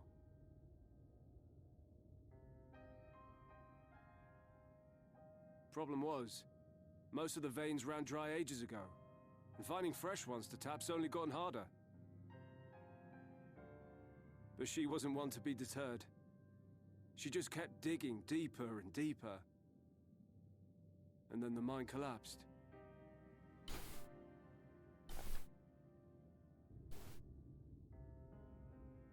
We labored day and night to clear away the rubble, but it took us 2 months to find her. To find her body.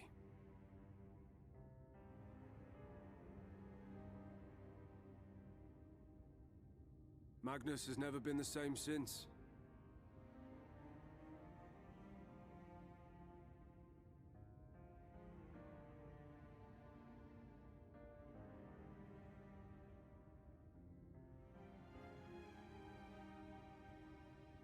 Where is he, if you don't mind my asking? Ah, yes, well, if he's not here, there's only one other place he'd be.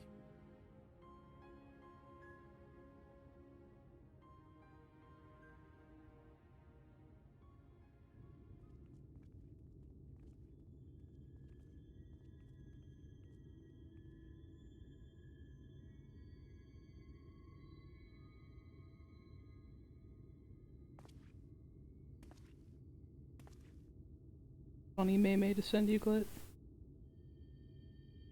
What? Oh, you again. How many times must I tell you? The trolley won't run! We'd be better off dismantling the damn thing and selling the parts for scrap. Now, piss off back to wherever you came from. Don't let me catch you around here again.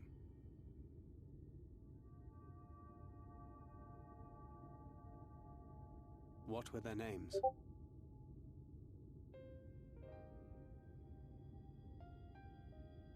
My son was named Skuli. My wife, Agna.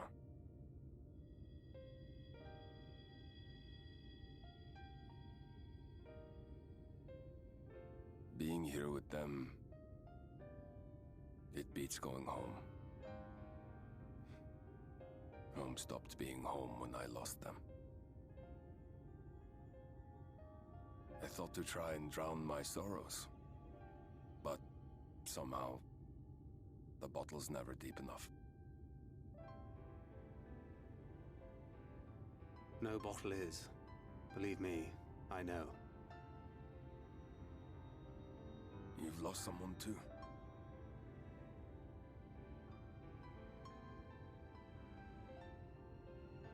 Not like you. Not my own flesh and blood. I grew up an orphan, so I never really knew what family meant.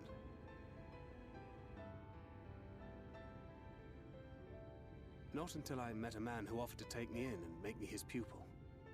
He was a kindly soul, always looking out for me, like a father. Not that I appreciated that at the time, or anything else for that matter.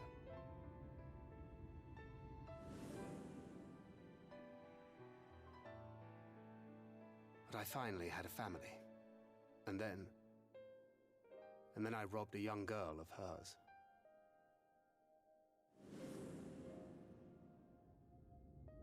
I did my best to make amends, to offer her comfort.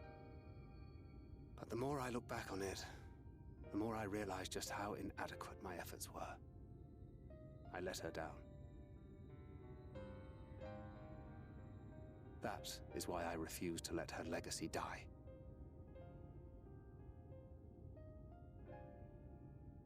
In the end, all we can do is press on, for those we have lost, for those we can yet save. And that requires your Talos. Please, Magnus. You are our only hope of reaching Nabarth Arang.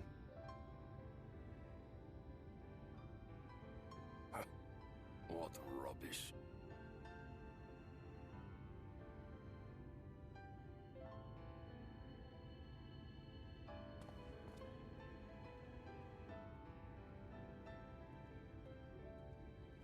She's not gone.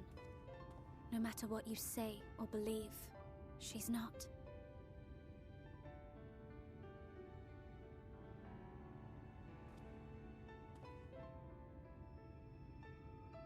We can still bring her back.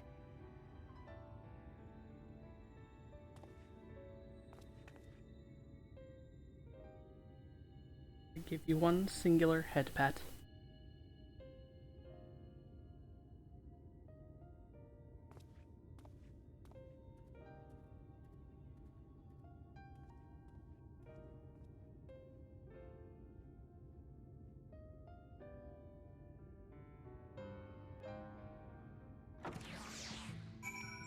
Trying to be dad, Crit. He's trying. Yeah, I will never see a lot of people who are like, yeah, Thancred like loved Minfilia as in like love. That's not ever how I'll see it. It's like she just wanted to be the bestest big. He wanted to be like her big brother, like the dad that he feels like that he took from her by not being good enough at his job. Like I don't think he ever loved Minfilia.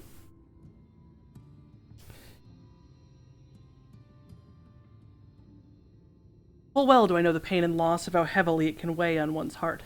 Nevertheless, there's but one way forward. We must needs procure a new heart for the Talos. Oh yeah, the Gubu. Did it just like stay on the Gubu screen?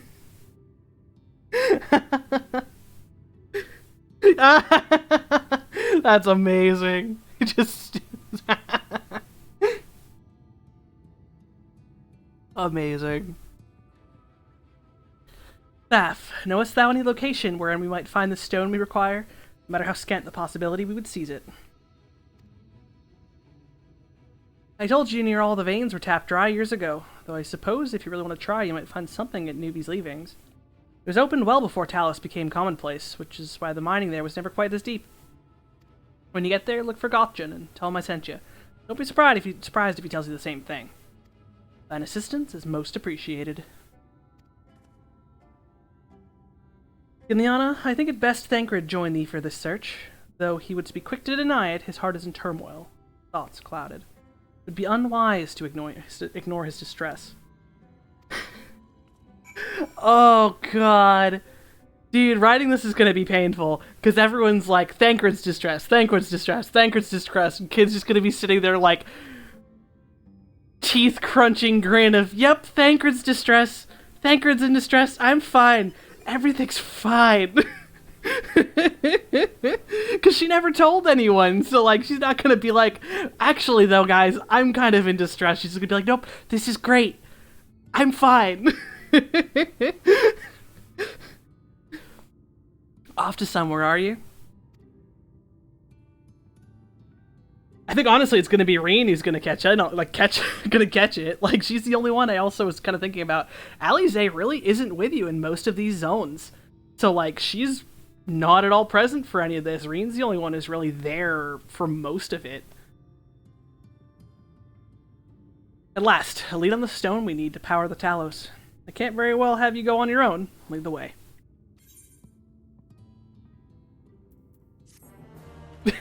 Why is it every time you talk about Thancred being sad, I hear you break a tooth? Aren't you out of teeth by now? They grow back really fast. They were long overdue for a good turn. I can only hope the gods feel the same way. Now, Newbie's leavings was to the south, was it? Let's get going.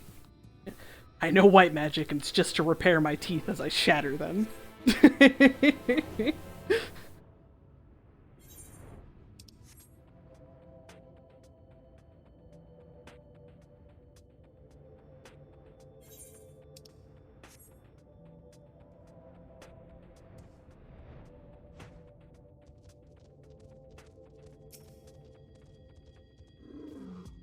The way you described it, I was expecting the place to be abandoned. Perhaps our fortunes are finally improving, though we should probably hear what Gothjan has to say before we celebrate. Assuming we can find him, that is.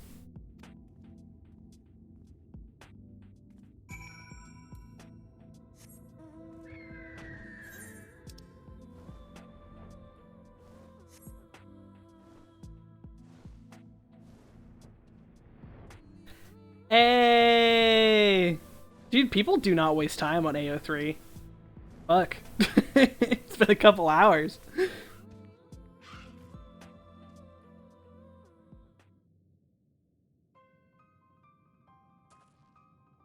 Who are you? And I auto-texted past that, I think. Yep, I did. Who are you, and what are you doing in here? Well, you should have listened to Thaf. You're wasting your time. But the site is not as developed as the others, is it not? Surely there must be something left. I should explain. The stone you're looking for is Leonin. All the Talos in the Hills of Amber are powered using them. Or were, at least. Anyway, whatever's left, if anything, is too far below to be safely excavated. The deepest reaches of the mine, we use Talos to keep the pathways from collapsing. They're still there, but they could give out at any time, which is why the mine is closed off. Our only option is to search the higher levels for any fragments of Leonin that may have been overlooked. I suppose there may be one other way. Well, don't leave us in suspense. What you're asking for is a trade secret. I'll need to be duly compensated in exchange. Fine, what do you want? The other day I found a Verbert gold piece down in the mines. A bloody Verbert gold piece. And wouldn't you know, I dropped the damn thing somewhere while I was working. Find it and I'll tell you what you want to know. You drive a hard bargain, sir, but we'll take it. Seems you have our work cut out for us, Kinliana. Thankfully, I have an idea for how we might hurry things along. Yo, that's like that's like an honor is for fixed writers, right? If like someone cries at your shit, that means like you win, you did it. I'm sure you've noticed, despite their best efforts to illuminate the corridors, it's rather dark in here, meaning it will be that much harder to find a single coin hiding in the shadows. Why I propose we use these. Sundrops. They help the eye take in more light. Why don't you start your search further in, and I handle the area here. I'll retrace your steps after, in case you happen to miss it. If you feel the drop's effects wearing off, I can give you more, so don't worry. That's kind of horrifying. The idea of just eye drops that just make your eyesight expand. I can see in so much darkness. I'm gonna assume it's over here. This feels like a safe assumption. Does dilation make you take in more light? Oh yeah, I guess yeah, cause like yeah. I've had my eyes dilated before, but I never really thought of it. I just know it makes you look like a fucking monster. As you search the shadows, a glint catches your eye. You turn up at the rock and find the vibrant gold piece. How did I know it would be over here? I'm such a god at find the thing in the circle.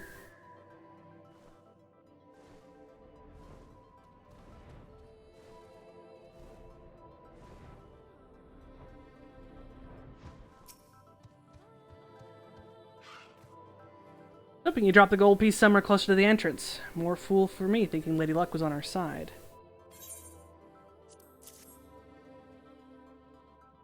Or maybe she is.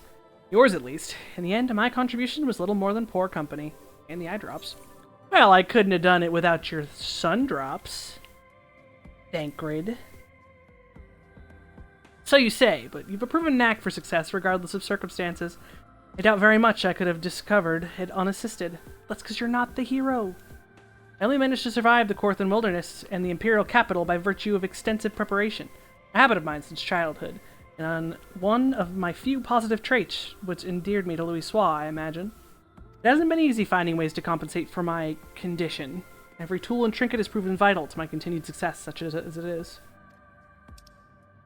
Had I chosen to pursue the arcane arts rather than espionage, well, I'd rather not think on it. As long as I have the means to protect those dear to me, and see my duties through, that's all that matters. Now let's hurry and see this return to Guthjon. The sooner we get back to Urianger Minfilia, the better. You're back. Wait, does this mean... Found it, dickhead. I have not done the lock chest quest now. I heard it was very disappointing. I don't know anything about it. I heard that everyone was pissed they did it. The reward's useless. Okay. But it's a cute quest. I'll keep that in mind. I'll be damned. You actually found it. Well, a deal's a deal, but don't think this means you'll find what you're after.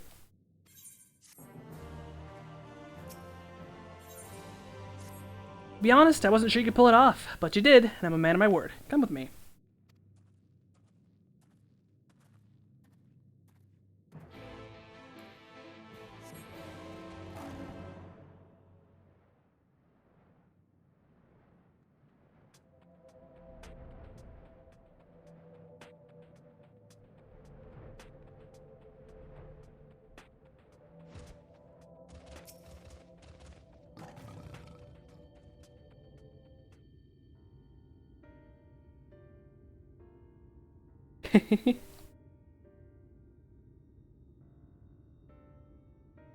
Ugh, every time I step out of those mines, the sky seems to get brighter. I'd never leave them if the air weren't so stale. But you're not come to hear my grievances. You're after Leonin. First I have to ask, you ever heard of rockworms? Rockworms? I know them by another name, though I'm fairly certain the locals call them knockers. Aye, that they do. Whatever you want to call them, those little bastards may be the answer to your troubles. They can fit through cracks and crevices down where we could never hope to reach. On occasion, they come back with something valuable. They dug up Leonin in the mines. It's a rare occurrence, but yes. That said, it usually amounts to no more than a few flakes. Well, our only other option sounds tantamount to suicide. How can we draw out these rockworms?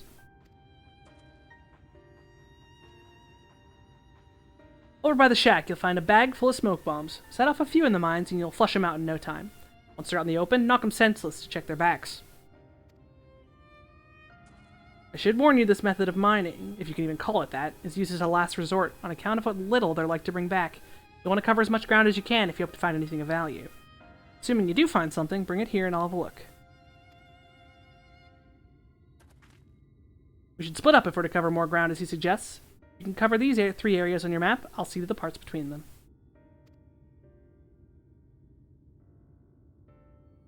Why the parts between them? Thancred, that feels really inefficient. I should just cover like 3 and you should cover 3 and then we don't have to move as far. Okay, bye.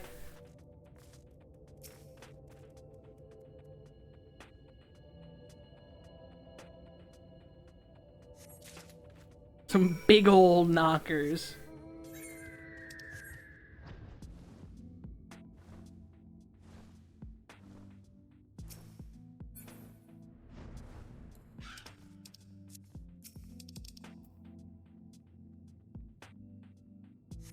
Drives knockers into a frenzy. Let's go.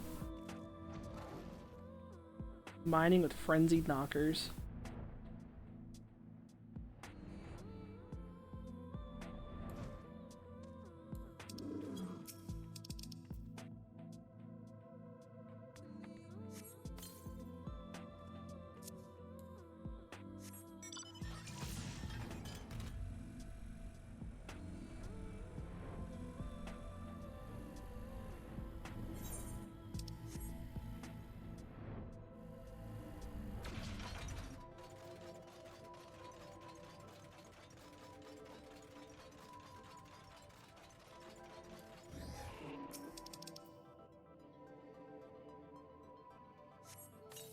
The air in the mines grows thick with smoke. Nearby you hear the soft rumbling of stones.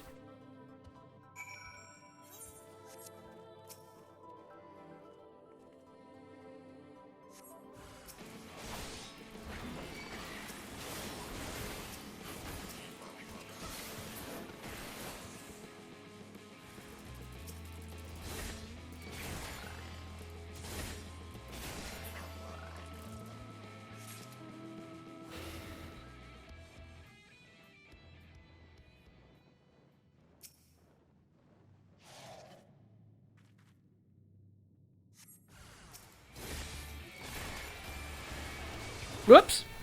That wasn't good tab targeting.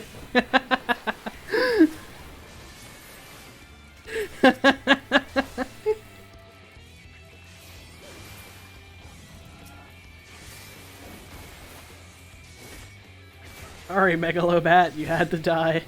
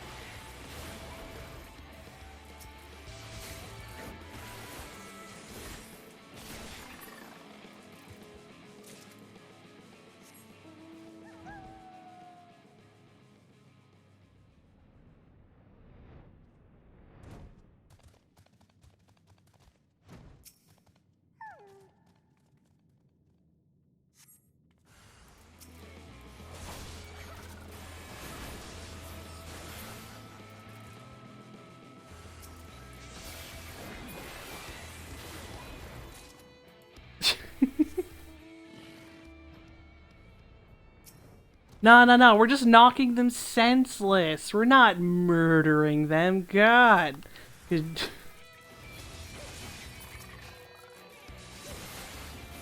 God,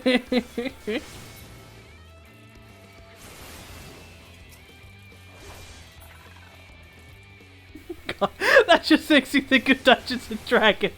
Oh God, where I was like, can I hit it? It's falling off the edge. Can I just hit it with my sword to make it better?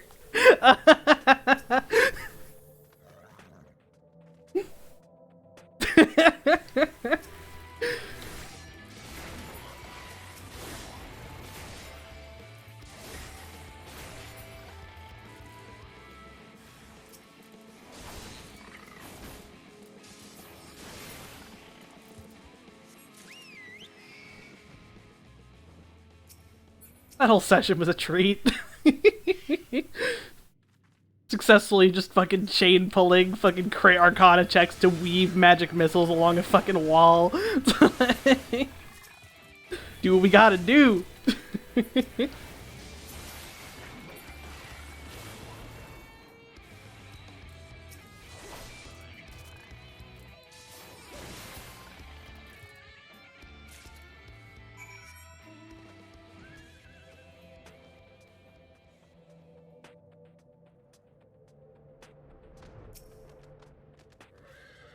There you are. Find anything promising? I did. I meant to say hell yeah. Because hell yeah. Between the two of you, I'd say you got quite the haul.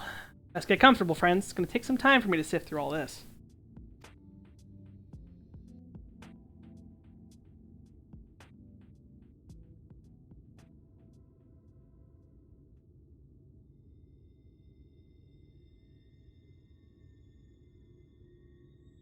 You may not remember this about Arminfilia, but prior to founding the Path of the 12, long before the Scions, she was something of a miner. After her father died, Flamine took her in and taught her the trade. I think they were both seeking to fill the void left by a loved one. Maybe that's why she took to it so readily.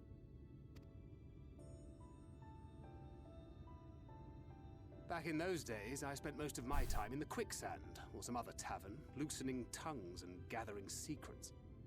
Occasionally, I'd catch a glimpse of her in the street, on her way home after another hard day's work. I always felt a wave of relief when I saw she'd come back safe, along with a pang of guilt at the fact I wasn't there to support her as I should have been. Simply speaking with her more than once in a blue moon would have been a good start, but I could never bring myself to do it. Instead, I threw myself into my work, became every drunkard's best friend. Slept with a lot of women, too. And imagine they thought too highly of you back then.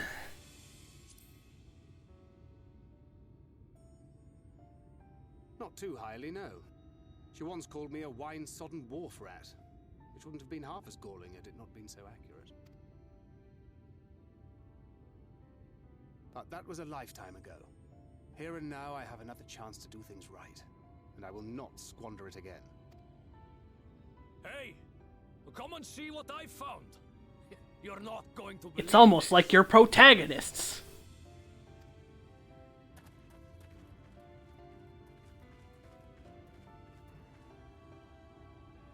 Tell me it's Leonine. It is at that. You lot were born lucky. It's mostly broken pieces. But look at this.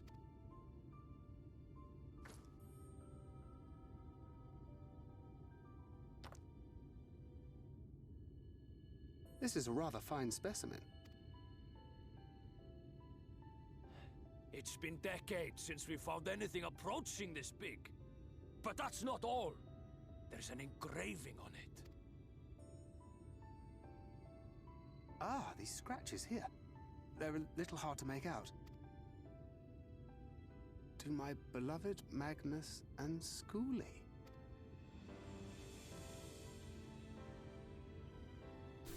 Yes! Do you see? It was a gift to Magnus from his wife. She found it. She really found it. Killed by a Sin Eater. She must have spent her final hours carving this message into the stone, in the hope that he might see it one day. Yeah, they left this area to go raise him elsewhere, but he got killed by a Sin Eater. But since his son always wanted to see the trolley, they came back here, him and his wife, to like honor that memory and repair the trolley. And then she died. Those rock-backed bastards must have made off with it before we could clear a path to her.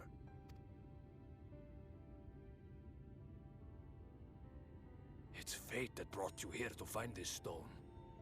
No other explanation. It makes me wonder what else might still be buried in these parts.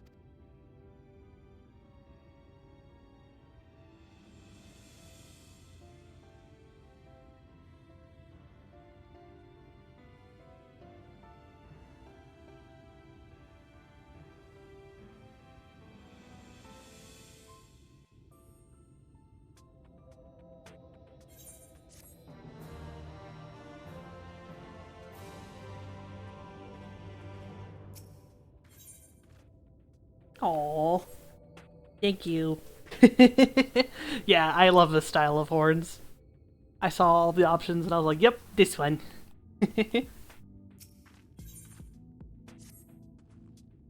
I wouldn't believe it had I not seen it for myself. Before you set it in the Talos, would you take it to Magnus? For 3 long years he's believed she died for nothing. He must know the truth, that her sacrifice was not in vain. We'll take it straight to him, you have my word. Thank you, Gothjon, for all your help. Right then, let's not keep everyone waiting.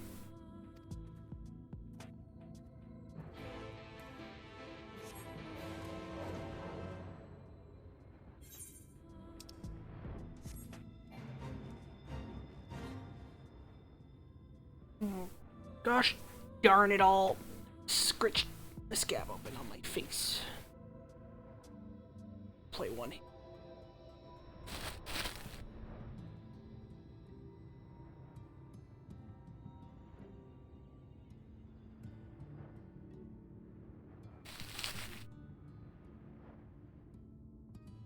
One-handed gaming. Eh.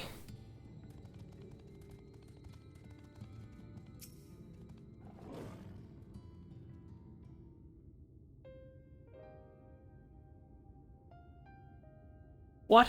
Oh, it's you. Come to complain about the trolley, you'll find no sympathy from me. I told you before it won't run, and you won't listen. Oh, but it will, now that we have this. Your name is engraved on it, along with your son's. It was a gift from your wife, Magnus. From Agna.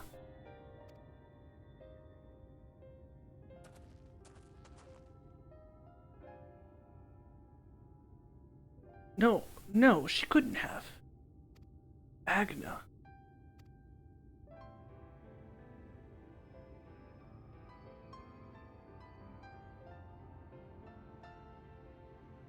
Take it.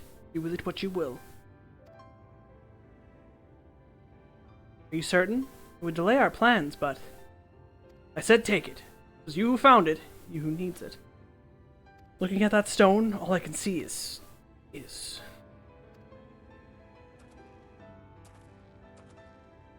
Please, just leave. I hope he'll be there when the Talos starts to life. I'm sure she'd want you to see it.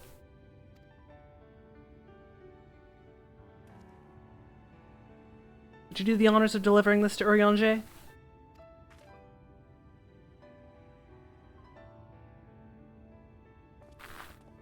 Delivering it to Urianger.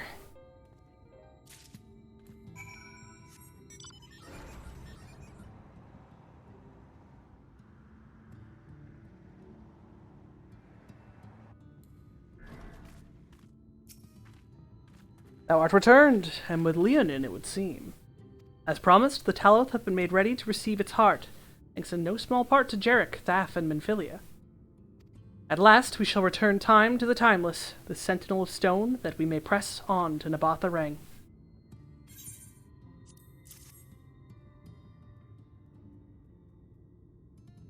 Very good, now let us begin.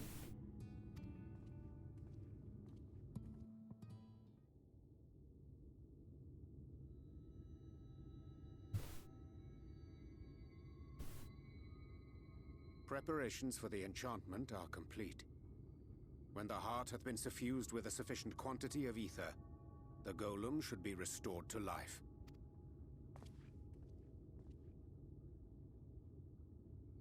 All right then.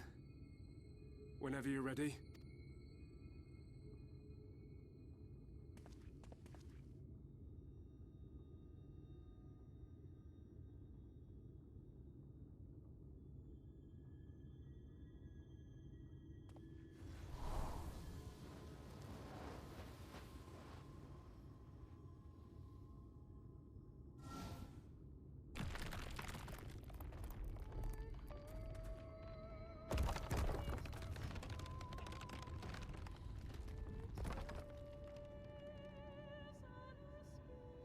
It's working!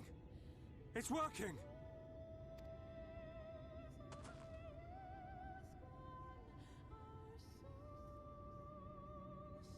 God, Square Enix is so good at using the title theme, or like the the expansion theme for big impact in cutscenes. Like, you know they're important when shit starts playing what's themed after the X-Pack. This and Footfalls and Endwalker.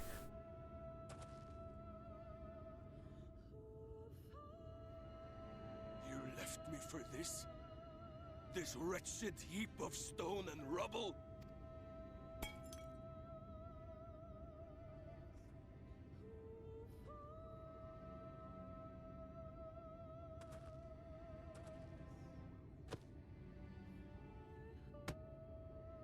This worthless pile of earth? And yet, I can't.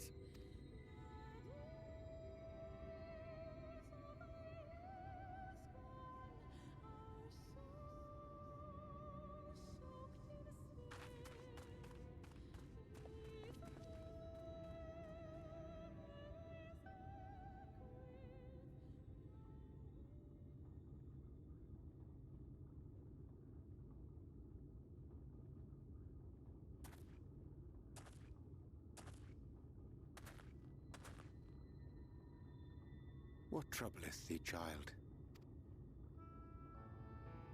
I shouldn't be here. I don't deserve to be. I don't deserve any of the things you've done for me. I'm just a burden, helpless and hopeless. If tomorrow came and I was gone, it would be better for everyone. Thancred most of all. He'll never admit it, but I can see it in his eyes. I wish he'd just say it. Just say that he hates me, that he wishes I was dead so that she could return.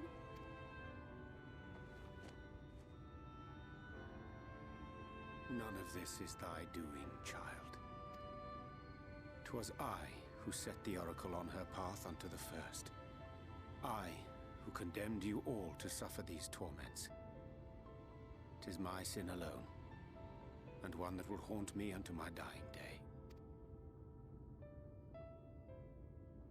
Yet I dare not dwell over long on my many regrets, for the world is a tapestry of fates, interwoven and inseparable. And we who strive to better it cannot choose but make difficult decisions. For naught of worth was ever achieved without sacrifice, and thus must man ever struggle to weigh life against loss.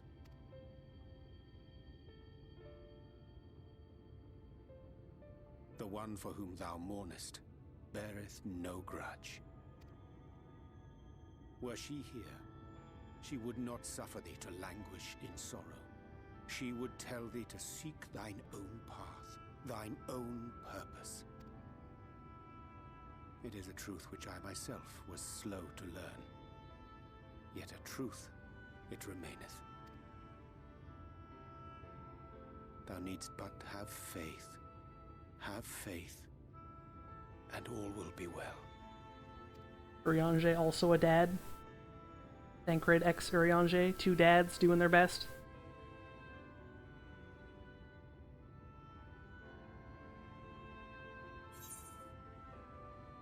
Have you no words for her?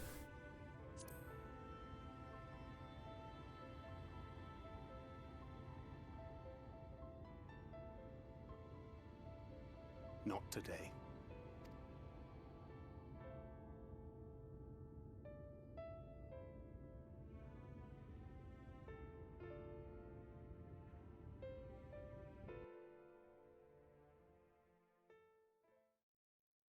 Meanwhile, in the Crystarium.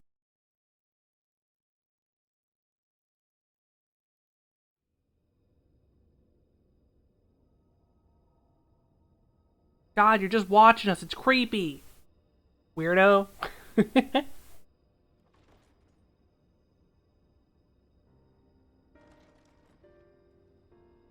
Oh shit, it Emmett Silk. What up? To what do I owe the pleasure that is your extended stay? Oh, to the tediousness of our hero's present endeavors. That and the insufferable abundance of light in Armorang. I should be glad to keep my distance. Oh, I'm rather fond of sleep, you know. It's a wonderful way to pass the time. Not that my compeers would agree, mind you. Always on the move, the lot of them. Like La Hebrea, constantly jumping from vessel to vessel.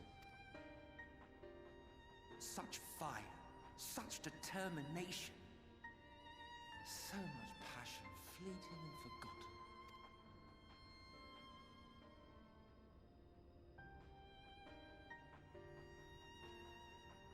Come to think of it, Exarch, I don't believe I've ever seen you retire to your chambers for so much as 40 winks. However do you keep your eyes from closing? The cold shoulder. You wound me, sir. Always so guarded in our every interaction. Interactions you curiously refrain from sharing with the Scions and their champion. And risk souring your budding relationship? I think not. Much as I dislike you, there are more useful targets for her energies.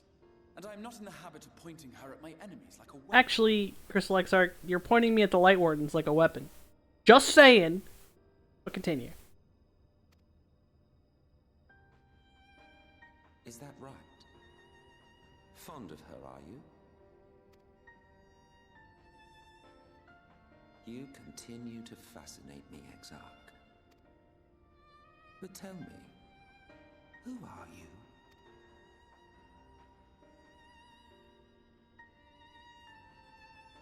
The once great nation whose ingenuity gave birth to this tower was shaped by my hand. As such, I know full well the wonders it can facilitate and those it cannot. There is nothing in these walls which could have aided you in summoning our dear friend across time and space. Much less in possession of her mortal flesh. Not even I could have performed such a feat.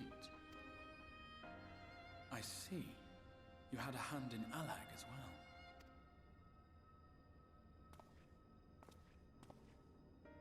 You would know what I am? I am the adjudicator of the sacred history with which you dared trifle. I am keeper of this tower's boundless wisdom. The wisdom of ages without age, of everywhere and nowhere. The great work of those who tamed the wings of time and grasped the nature of the rift. 'Tis a boon born of the sacrifice of brave heroes who gave their lives for a brighter future. I will not see their hopes and dreams squandered. The history which led us here will be unwritten. I promise you that.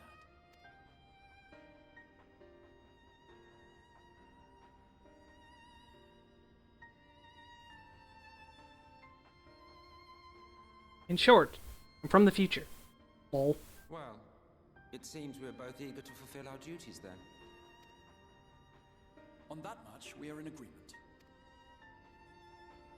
I'm gonna go back to staring at the Warrior of Light. Very important work, you see.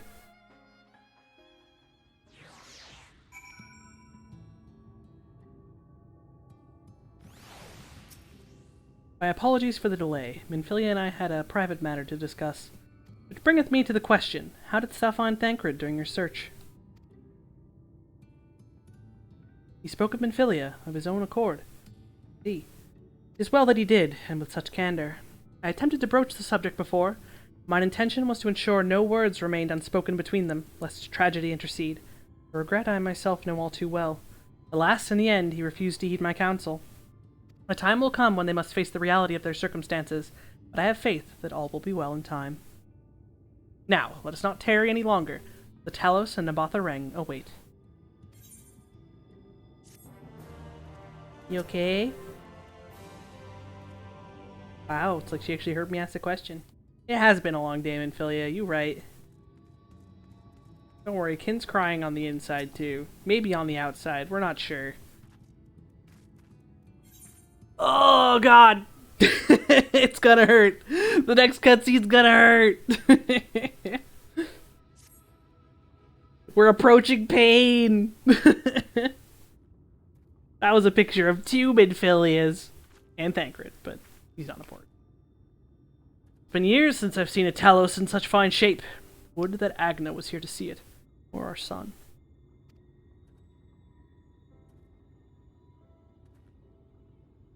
I was ready to let her dreams die down there in the mines. Even after you'd found the Leonin, I refused to believe it could work. Gods, what a fool I was. But I tell you now, I'm going to take good care of this Talos, for both their sakes. On behalf of my family and all miners of Twine, thank you.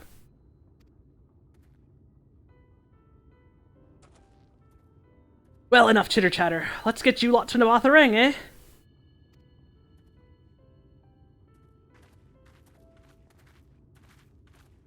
Everything seems to be in order. I take it the Talos' presence resolves the issue of the gate? Oh, that, yes. It is designed to open at the Talos' approach. Then we can finally go to Navatharang. Certainly can. All that remains is the final check of the control box over at the mines. You hear that, boys? Get that Talos over to the mines and keep a close eye on it as around the curves, understood? Yes, sir.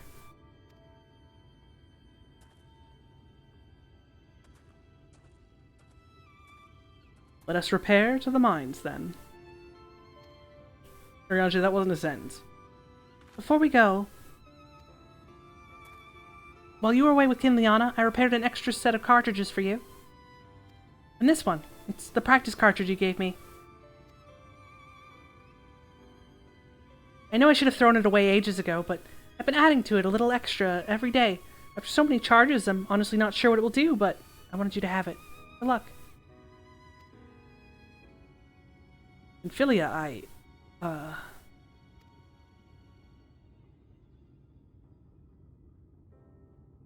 We should hurry. Magnus and the others are probably wondering where we are.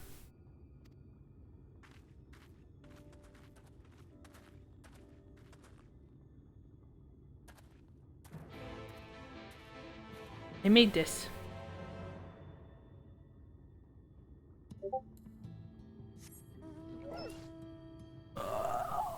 Waifu bot ping.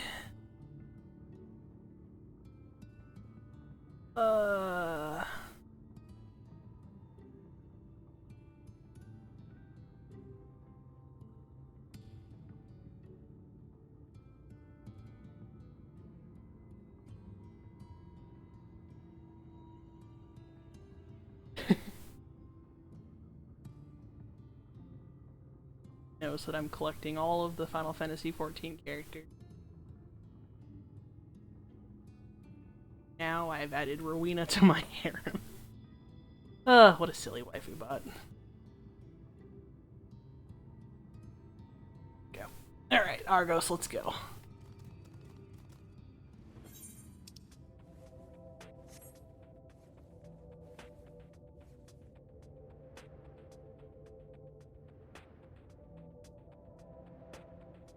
Definitely.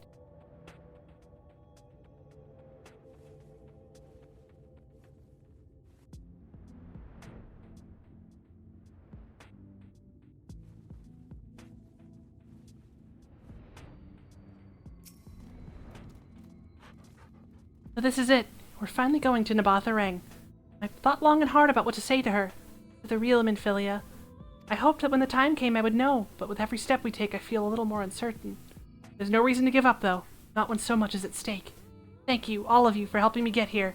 Now, let's not keep Magnus waiting.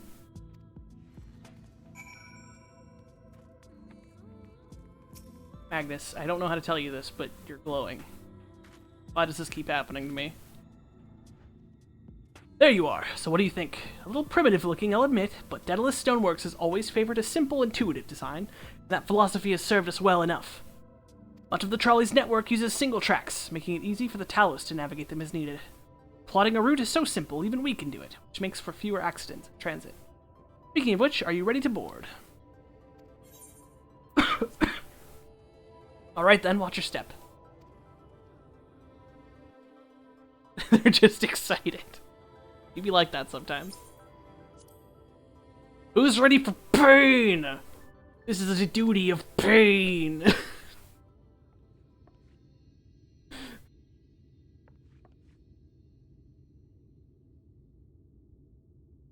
Arianger?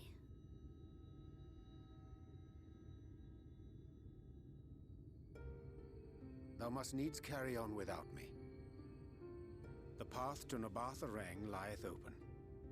Whilst thou travellest thither to the south, I would apprise Mistress Alize and the others of our progress. As circumstances permit, I will thereafter rejoin the hunt for the remaining Light Wardens.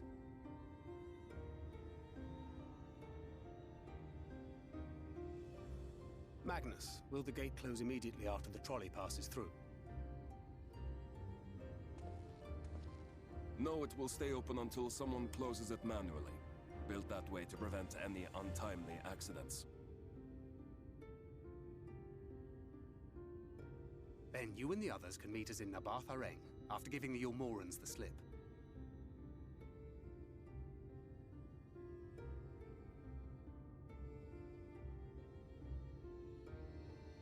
Arianger.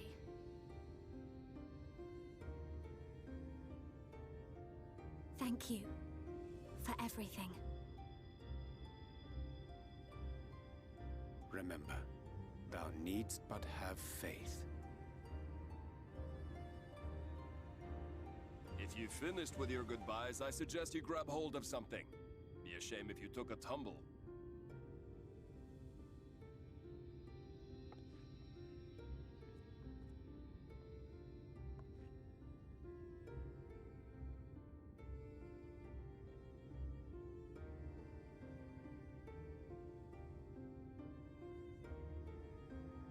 The tracks beyond the gate aren't in the best of shape, so the trolley can only go as far as Malik. Godspeed!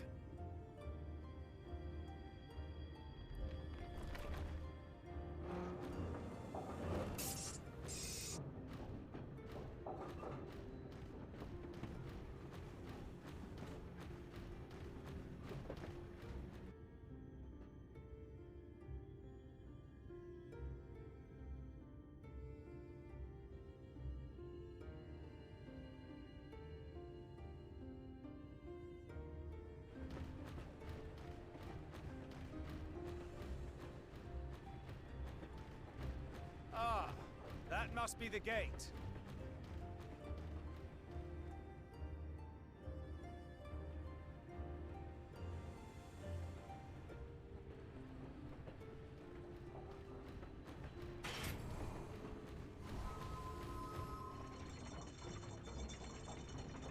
Well, so far so good.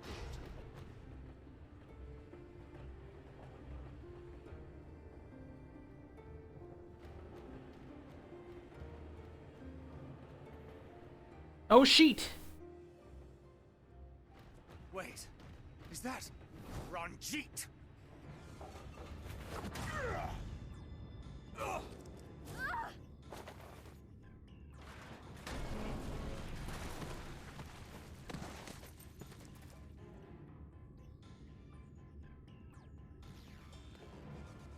I believe it. This realm doesn't have no fancy magitech. You're a stubborn old swine, aren't you? One who has mastered Gukumots fears not the blackest pit or the fieriest hell. Your deeds in the east did not go unnoticed. Long have I lain in wait, and sure enough, you did not disappoint.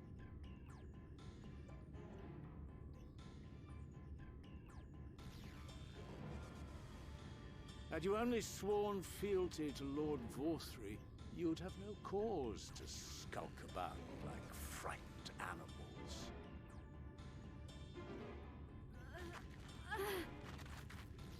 You will remain as you are, while I dispatch these villains. No, I won't. I won't let you. You forget to whom you speak. Who armed you, trained you, fought and killed 1,000 sin-eaters with you? And when you were inevitably cut down and lay lifeless in my arms, who sought out your successor to carry on the futile struggle again and again? We seek to bring peace to what is left of this shattered land, while these mad fools would only bring further chaos down upon us. Do not be deceived, child. Only by Lord Vorthry's hand will this dying world know a sliver of salvation.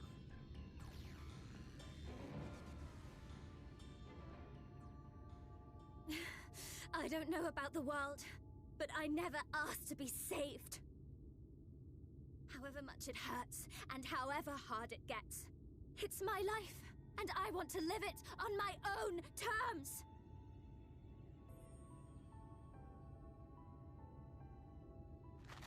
And those mad fools you want me to abandon, the ones I've traveled with, fought with, and may one day die with, they feel the same. So no, I will not be deceived, no matter what you say. I refuse to believe it's all for nothing. They're everything to me. All I have, and all I need. And I would gladly do anything for them. Let us pass, or kill me. I'm not leaving here without them. How dare you! Very well. If you would cast your lot with villains, then you shall share their fate.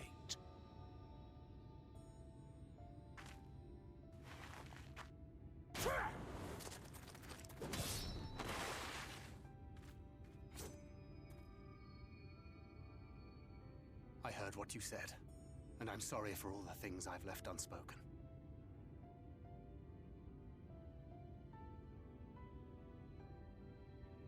You have to go, now!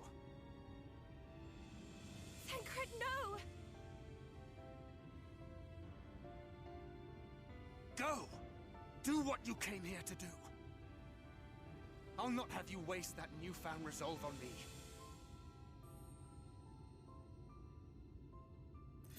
I leave her in your hands. Hurry!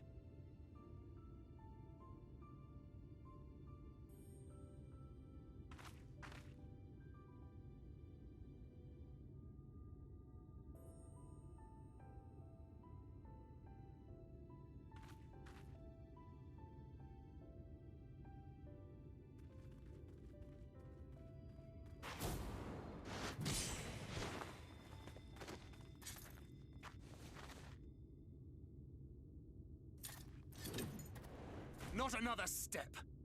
Your fight is with me. You think yourself her protector? As if a whelp like you could be a better father to her than me.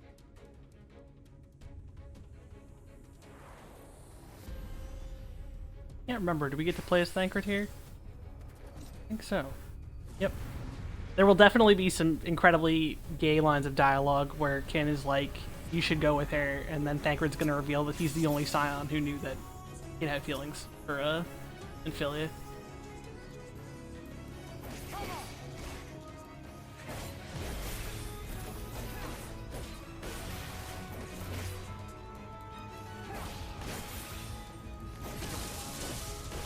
Like, Thancred, you have things that you need to say to both of them. And he'll be like, but so do you. You knew? I think I'm the only one who ever realized it. But realize that he did. Because he wanted to be a dad.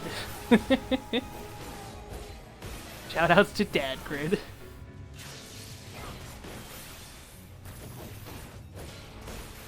I lied, I kept secrets, but no more. She deserves better. A life of pain, of ceaseless conflict and despair.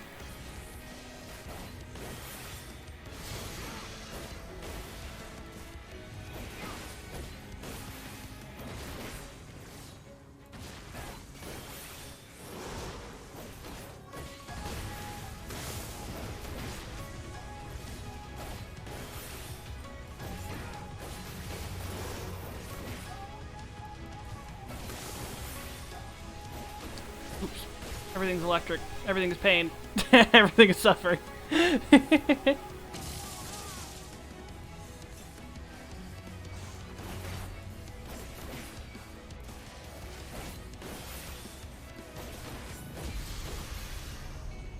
Yeah. 14 style is like, God, good luck.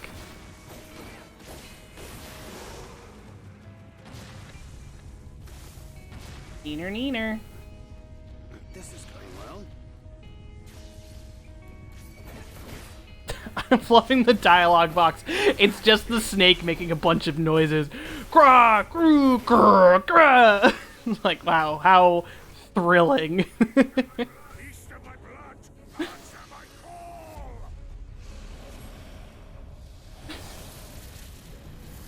Like, look at this, just grah. Oh, that's some Rongino cred outfit right there.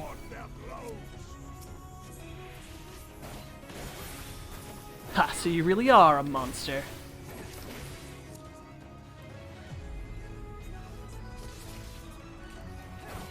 Better a monster than a deceiver, a spitter of foolish dreams and false hopes.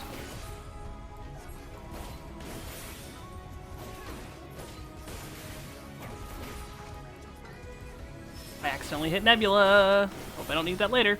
There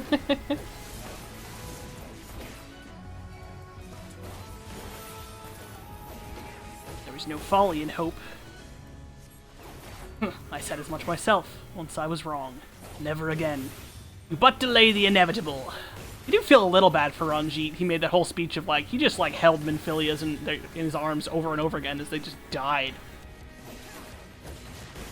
Like, yo, we fought against the Sin Eaters, and I had to watch you die a lot. And, you know, kinda sucked.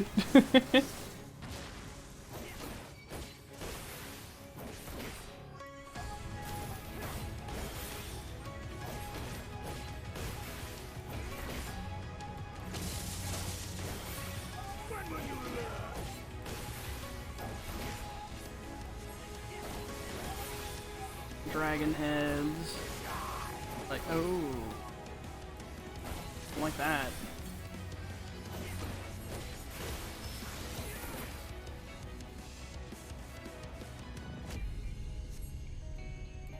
Mm-hmm. Can't kill them. By using perfect. Boop. Only just begun? Not good.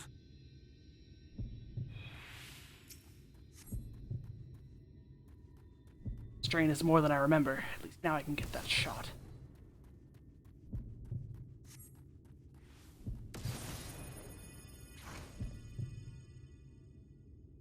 Fuck, it is a distance thing.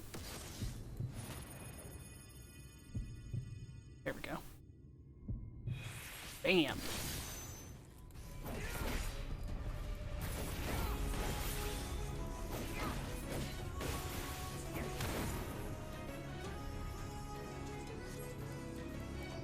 My life would be but a small price to pay.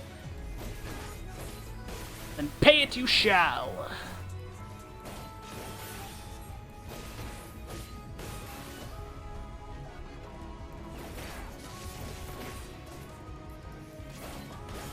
Ranjit, are you a Reaper? You look like a Reaper.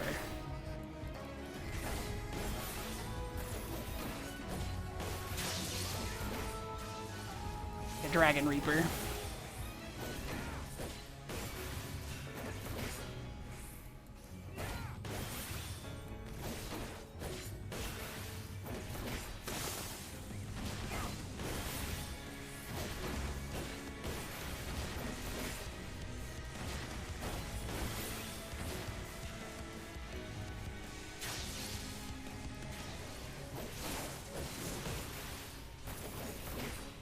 Never understood her. But I do, because I'm a dad. She's not a bird to be locked away in a gilded cage.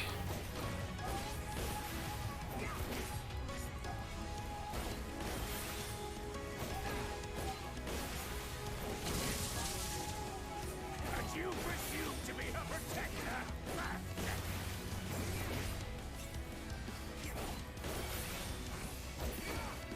Looks like I'll have to use it again then.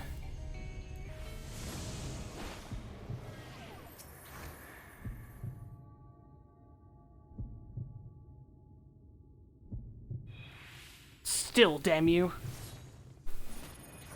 No quarter!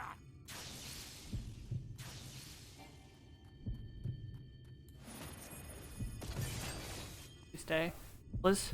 Okay, cool.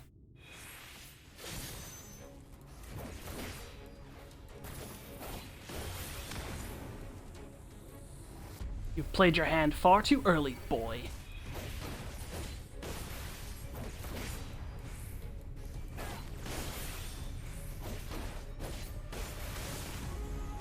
Just gonna, yep.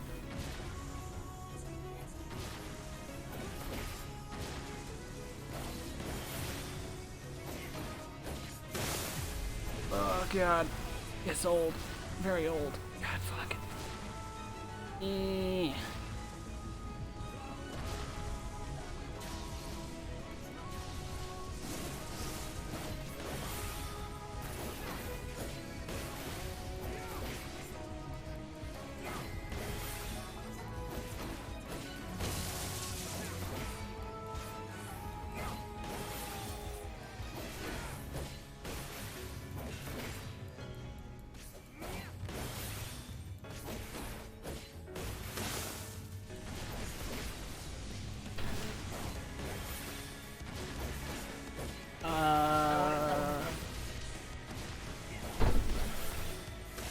That's too bad.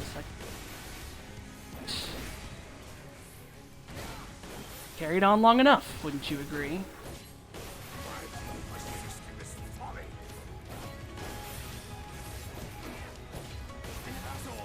Is that all?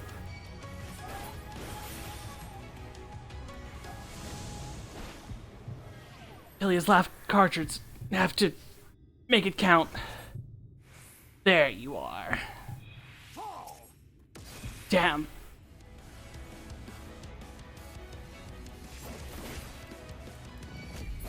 Ugh, but how?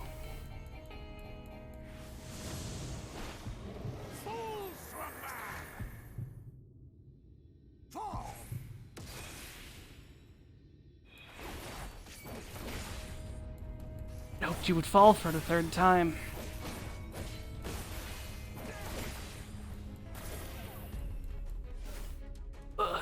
Though 2 times was perhaps already too many.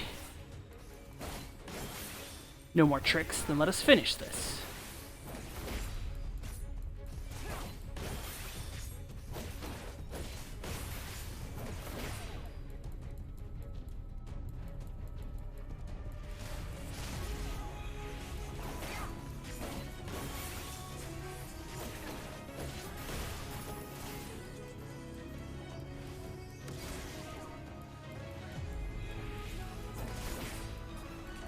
But you've not even seen the grand finale.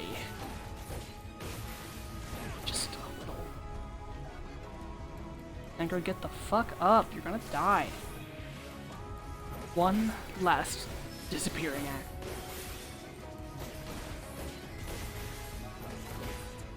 If you're not struggling to stand, I might think you serious. Oh, I'm deadly serious. Soul deep invisibility. Fool, you think the shadows will save you? There is no escape, do you hear me? Just a little more.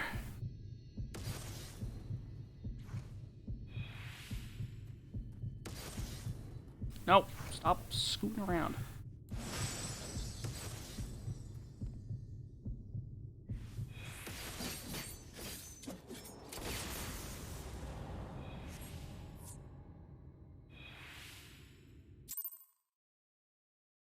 I go very quickly, see what my mother needs. Because she's on the phone with someone, so I will be right back.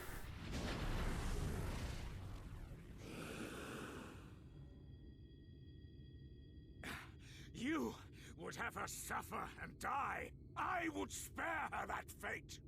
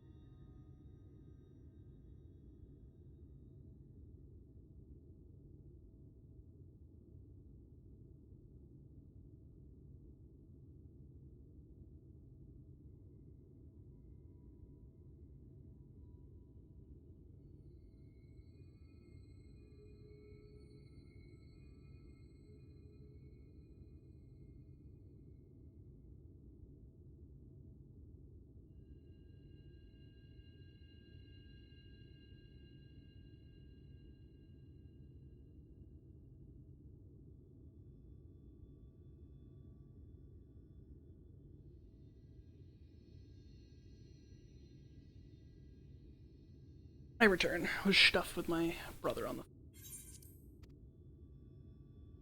That is not for you or anyone else to decide ever again.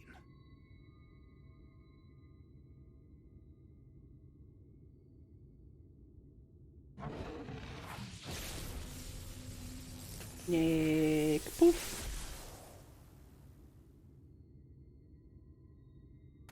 Yeah, you done goofed, kid.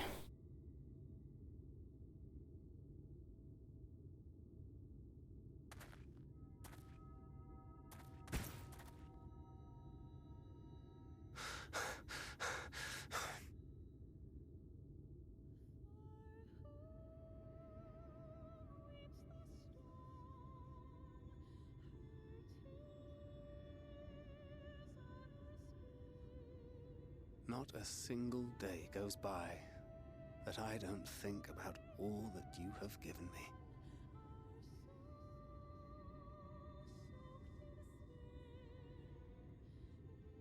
Countless memories and moments I took for granted. Gods, you grew up so fast.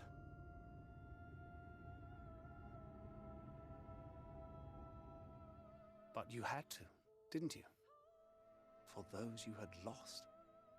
For those you could yet save. A world teetering on the very brink of oblivion, for which you gave your everything, without hesitation. Your kindness, your compassion, your love, then and now.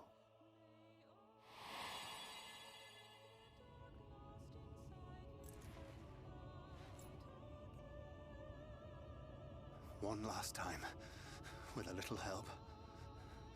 I'm so proud to have been a part of your life.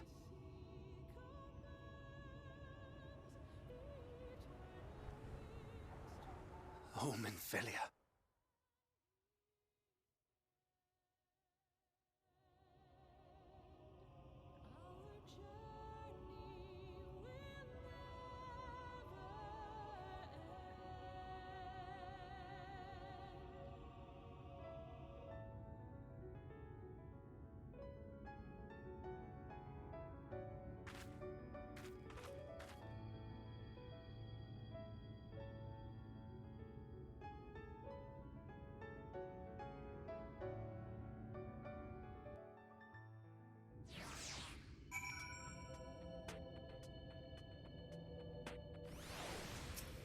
This is the place, Kinliana. This is where she stopped the flood. The last time I was here, when I felt her presence overwhelming me, I tried to pretend it wasn't happening, to just turn away. But I can't turn away now, not this time. With Thancred and the others, I have to face her.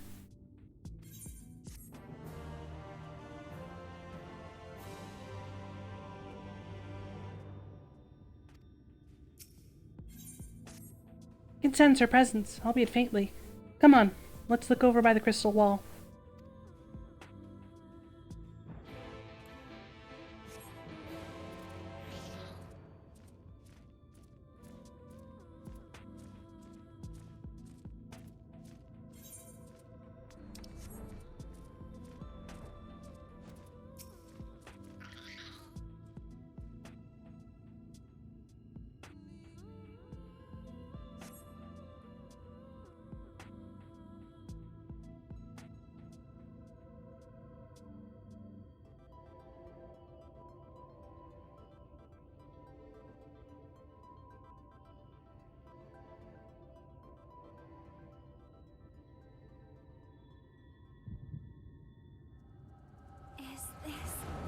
This is my everyday.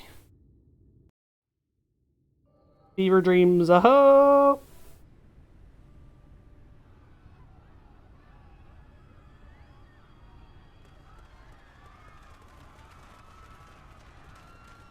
Run for your lives! It's the flood! The flood!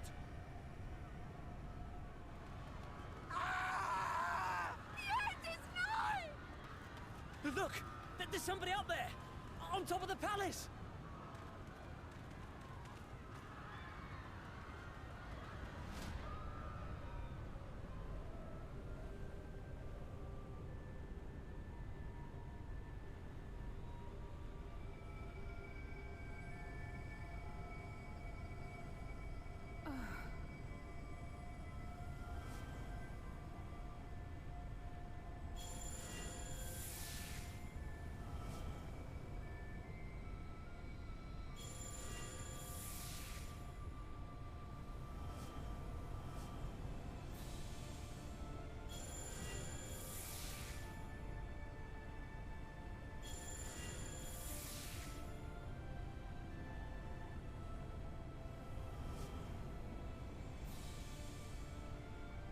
No. Stand back. We shall stay the flood.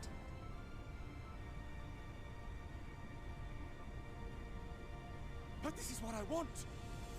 It's my sacrifice to make!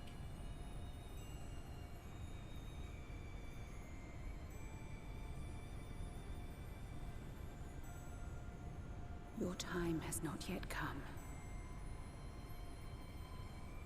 When all hangs in the balance, you must give them hope.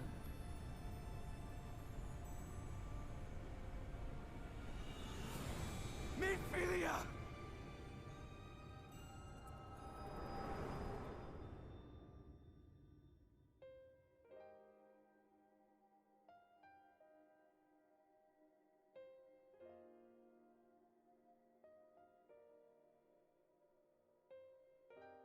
This place.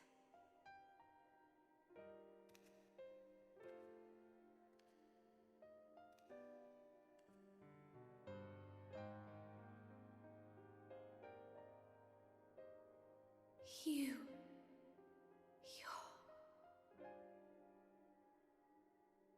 Ours is a meeting long overdue. Full glad am I that we may finally speak.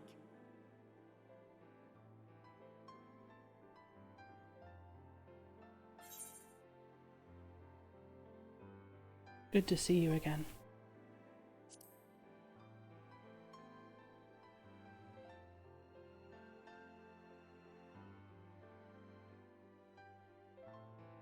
My dear, sweet child.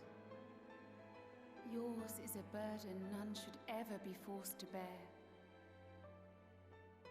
Such pain and suffering you have endured. Yet still you came. For this and more, I thank you.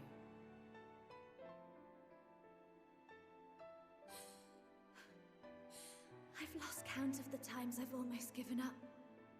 If people hadn't helped me every step of the way, I never would have made it. Yet here you stand, resolved. Now, tell me your heart's desire.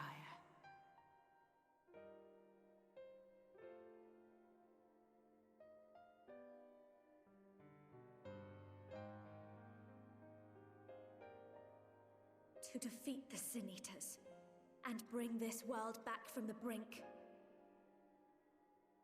The remaining Wardens have hidden themselves from us. But with the power of the Oracle, I thought we might be able to find them. Indeed you could. Their radiance would be unmistakable. But know, my child, that the power you seek will come at a price. We stand now at the crossroads. A decision must be made.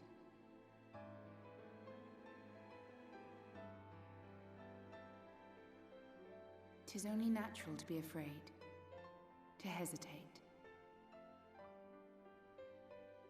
But for your many trials, you have grown stronger and wiser. And with the love and support of those you hold dear, you have grown to love yourself.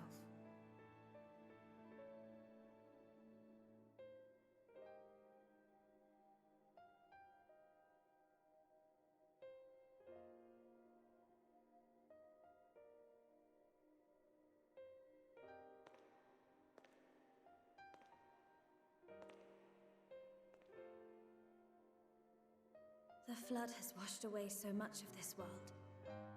So many people and places and possibilities, and all the heroes who fought to protect them.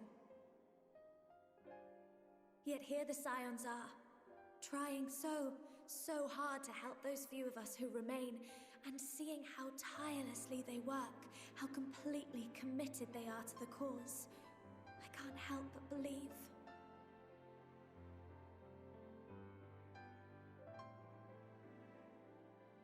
But I want to do more than just watch and cheer. I want to make a difference. I want to help them like they helped me, and maybe even inspire others to do the same.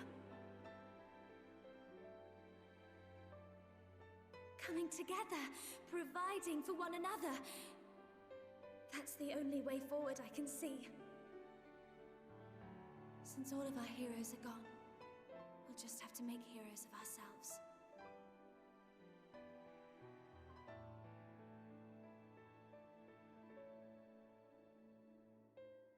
'Tis a beautiful, wonderful dream. One we share. Though my power was all but spent in staying the flood, I prayed this final act would give hope to those who survived. That self-same hope lives on in you. It gives me comfort to know that the future is in capable hands.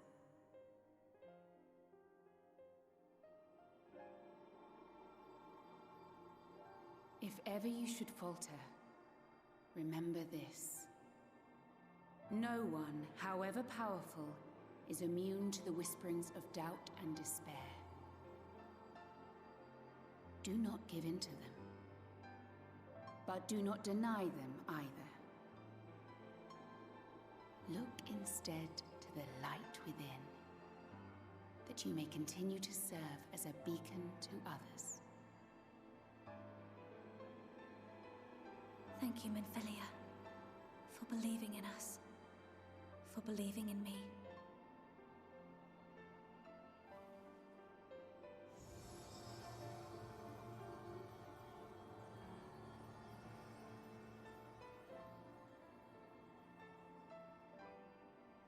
Dearest friend, no words can express my gratitude to you for keeping her safe in these tumultuous times. You are a hero to us both. But not even the most valiant heroes can stand alone. Only together may you change the fate of two worlds.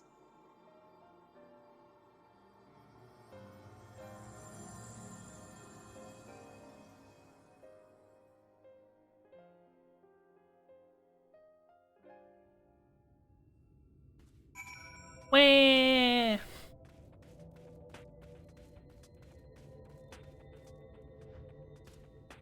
Here's the birth of our strawberry blonde babe.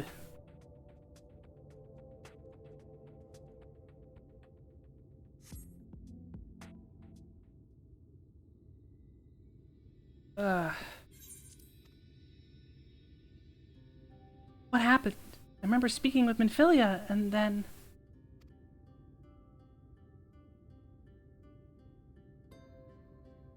Is something wrong?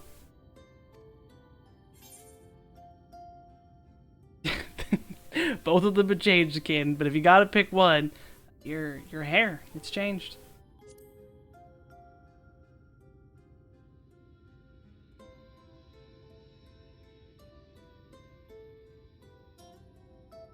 A parting gift, I think.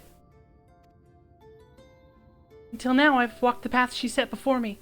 The path she set before all the Minfilias. But she's given me a new path, a new life that I can call my own. And even though she's gone, I can still feel her. Warm and calm and gentle. I can feel the beating heart of the world, the light that swells within it. And the Light Wardens. There's one here in Amarang. Let's hurry back. The others need to know. You don't think Thancred will be angry with me, do you?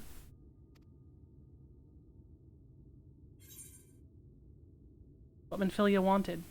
I'm sure he'll understand.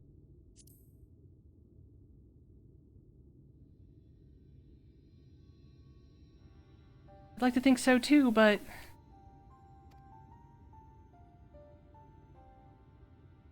Do you mind going on ahead? I'll be right behind you, I promise.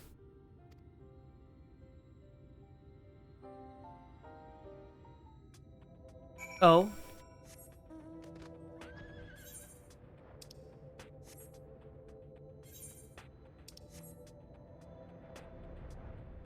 As long as you don't use fake Oriange speak, then you're good. Thou thinkest.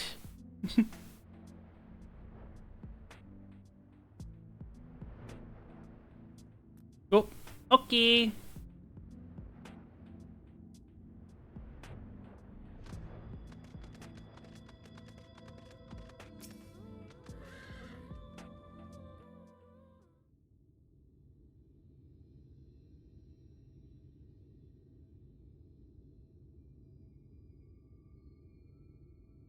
there you are. We were worried. Really? She wasn't the one that nearly got us. Welcome back to the present. It's a good thing Urianger called on us when he did. You were at death's door when we found you. But thanks to your timely ministrations, I was not obliged to walk through it.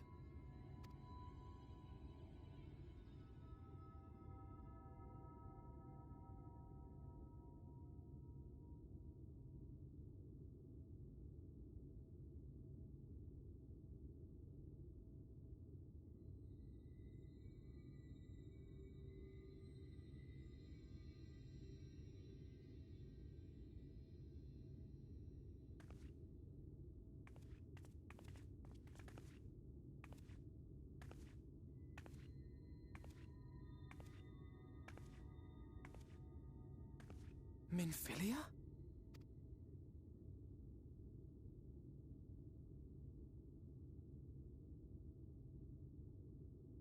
You saw her.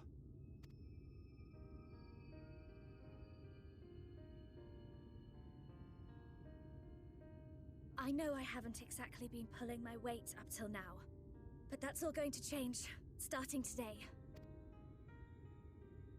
I'll do whatever it takes to make Minfilia's dream a reality.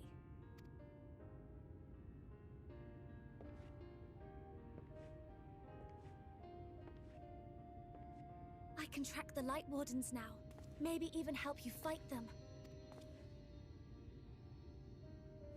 Pet. I'm glad you're back. You don't have to say that, you know. But I want to. Your family. How else would I feel?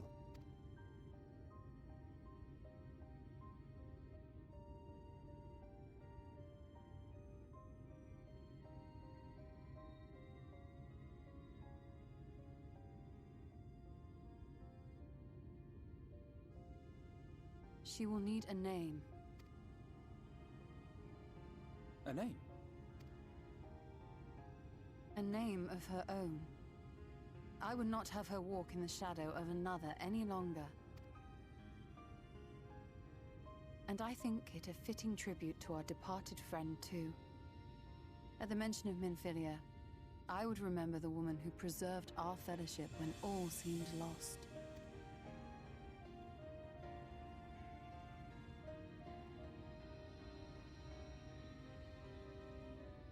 Do you remember what you were called before you were taken to Yulmore?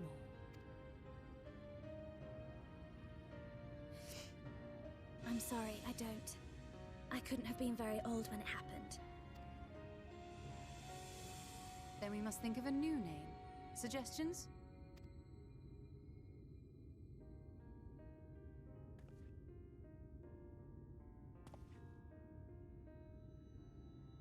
Well, Dad Grid. If the lady herself has no preference, I think the honor should rightly fall to Thancred. After all they have been through together, he's practically a father to her. Well spotted. I'm so glad you're here to explain these things. And what exactly is that supposed to mean? Oh, nothing.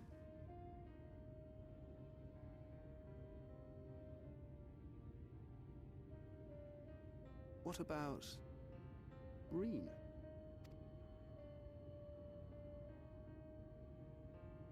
Ah, blessing in Fae. Wait, doth this mean thou wert listening when I delivered my lectures on the Pixies? Not exactly, but that one word made an Surprised impression. Pikachu face.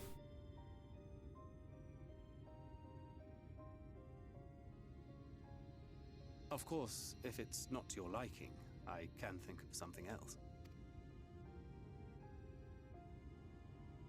Reen. Yes, I rather like the sound of it.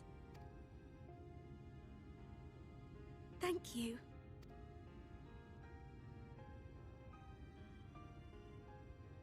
That settles it then. Welcome aboard, Reen.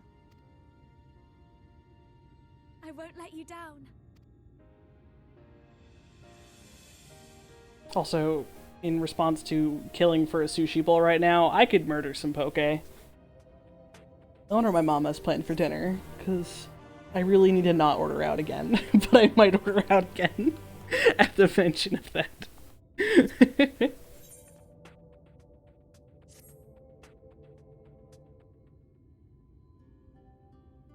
I honestly don't know how to repay you for all you've done, but I promise to do whatever I can to help.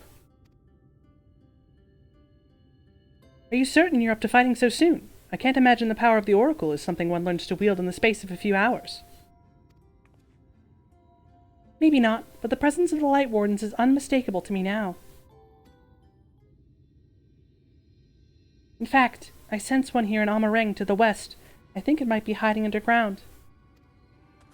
Underground? Then it is as we suspected. We thought it was prudent to take a brief survey of the area prior to your arrival. To the west we found the remains of a site known as Malika's Well. If I recall correctly, the well was built in remembrance of one of the ancient kings of Nabatha-Reng to serve as a source of respite from the desert heat. It fell into disuse after the flood, whereupon miners of Amareng thought to turn part of it into an excavation site. Judging by its size, the underground waterways are no doubt extensive, the perfect hiding place for a warden. Reen, are you certain you can track it down? Leave it to me. Then it's settled. We make for Malika's Well. Alright, enjoy your walk. Yeah, I need to eat leftovers, but I don't want to. I'm in kind of a similar boat. I just don't want to eat the leftovers.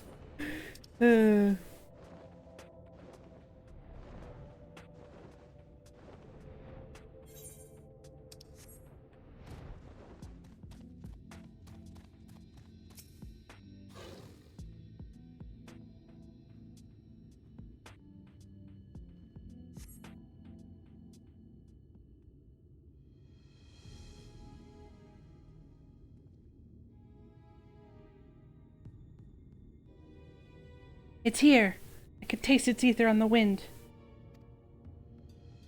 Then we finally found our mark. Let us put an end to this, Kinliana, and return the night to sky to Amareng.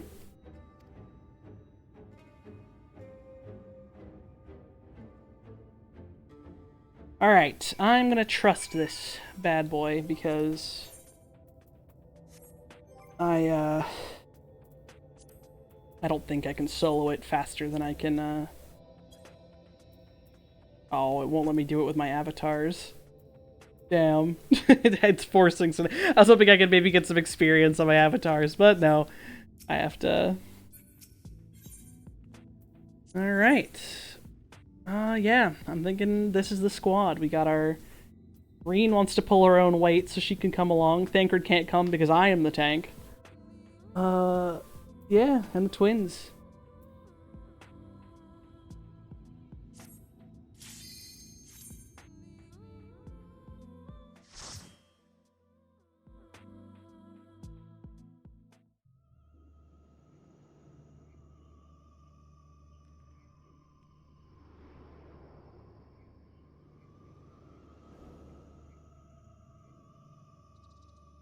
The only downside to trusting it is that I am synced down to this level, but that's okay. My rotation will be botched, but other than that, I'm gonna try and do some double pulls, see if I can't make it kinda... Once upon a time, they didn't really... Oh god, super don't have tank stance on, so yep. Come on, get over here.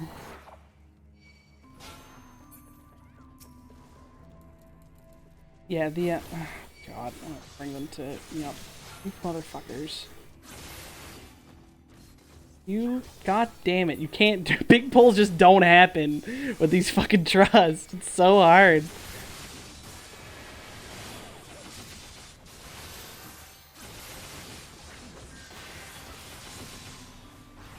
They used to not AoE. I think they supposedly fixed that, but probably not considering how fast one is dying and not the others. like almost not even worth it to big pull. Unless you are a DPS.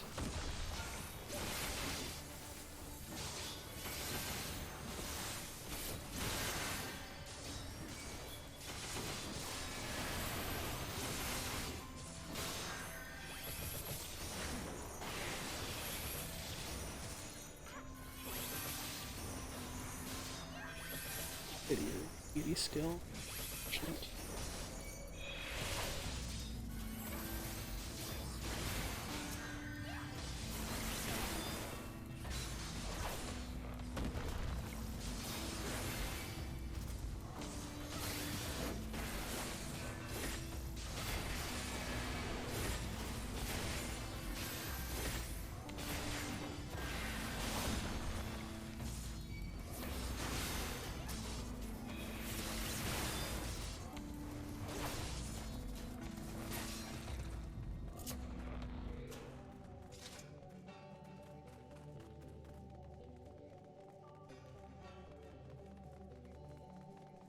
But yeah, it took me 19 minutes to clear Il Meg, so this one would take a little bit longer than even that because shit's getting harder to kill, obviously. So I don't think it would probably hit maybe like 22 minutes, and at that point might as well just fucking trust it up.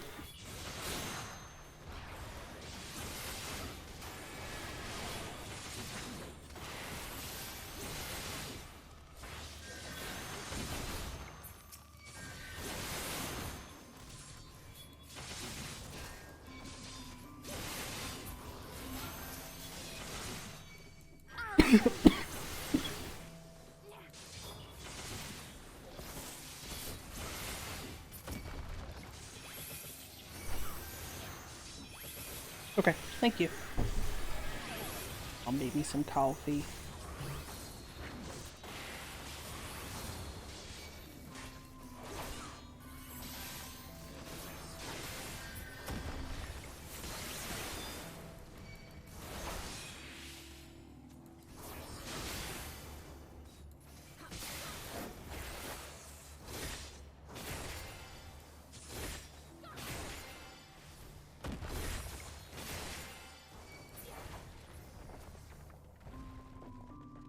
Hell yeah. Enjoy.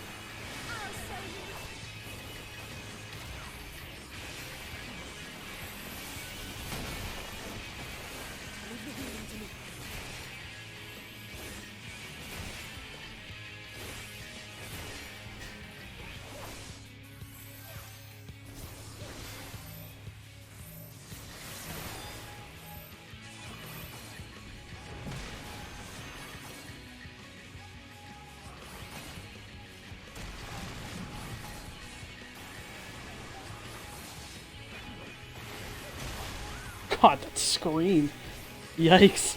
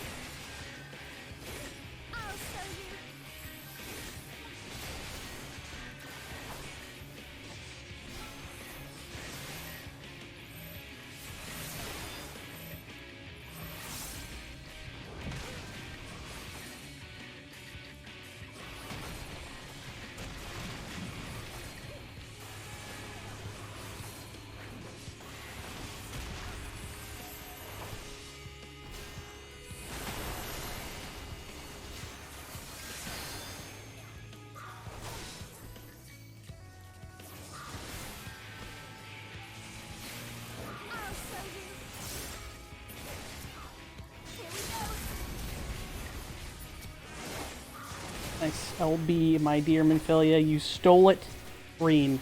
You stole it from Alize, and that's no small feat.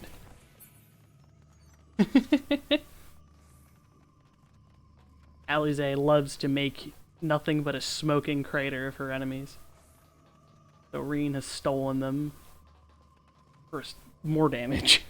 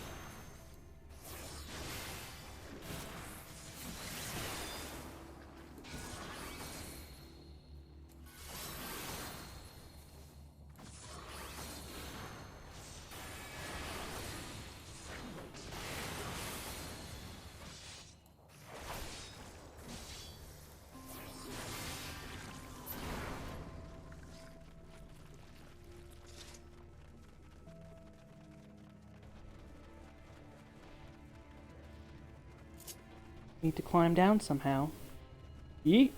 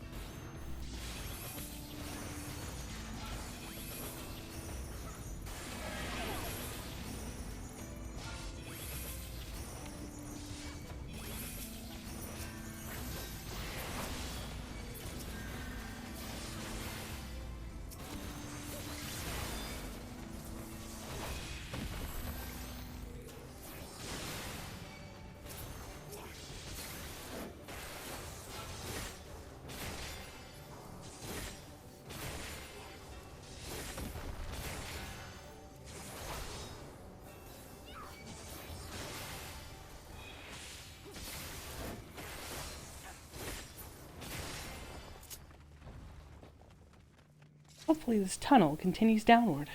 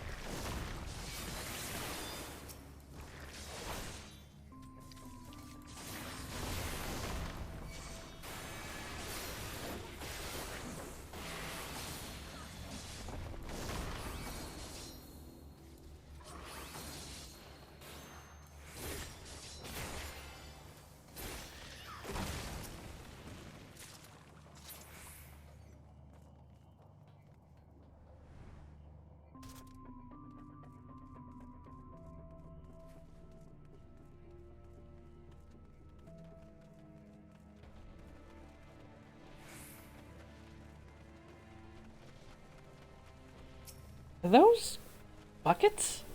Why, yes, I believe they are.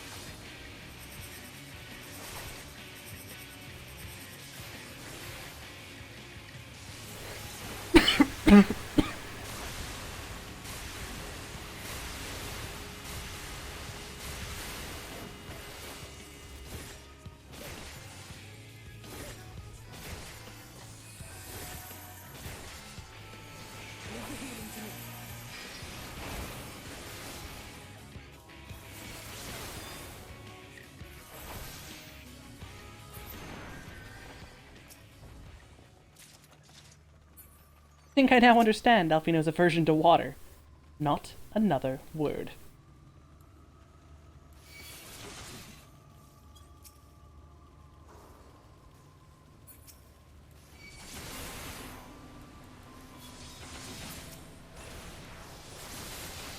Oh, fucking God. Come on, guys. A whole slew of enemies here. Stop pulling one to yourselves.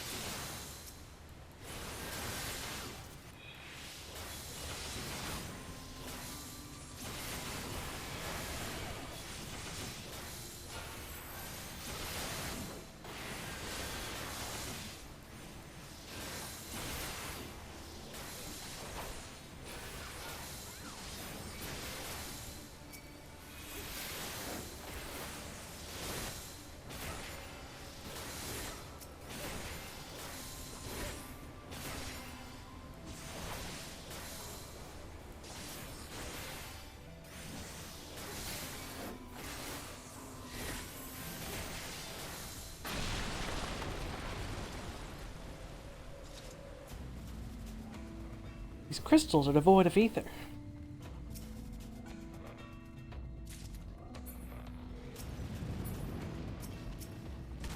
Oh god, it's the boulders. They're filling with light.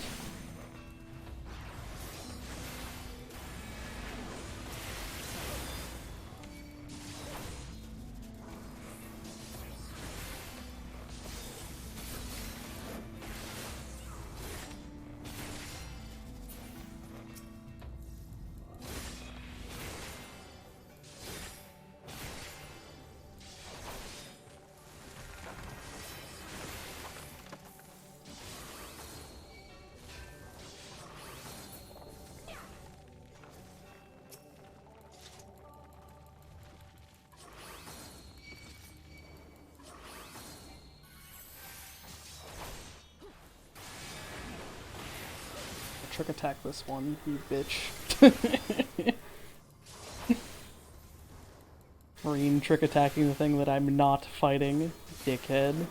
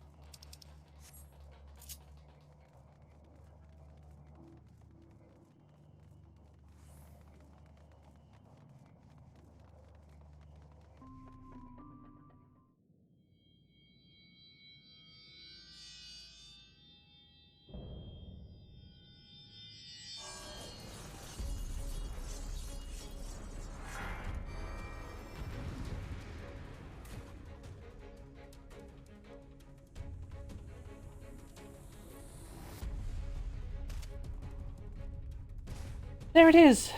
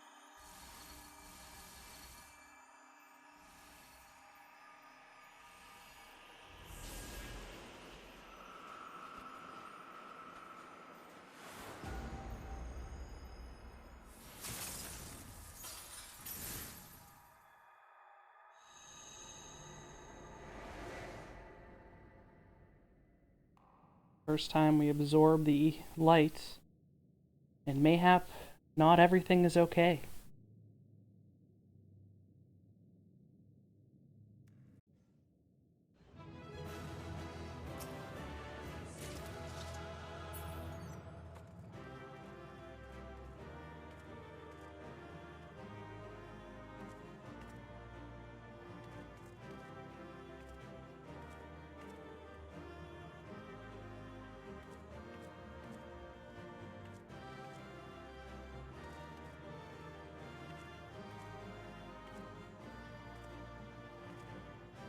Nothing to say, Urianger? Nothing to say? Everyone else said something. Y'shtola even asked if I was okay. You got nothing to say to me, Elfman? You know what's up. You know what's happening.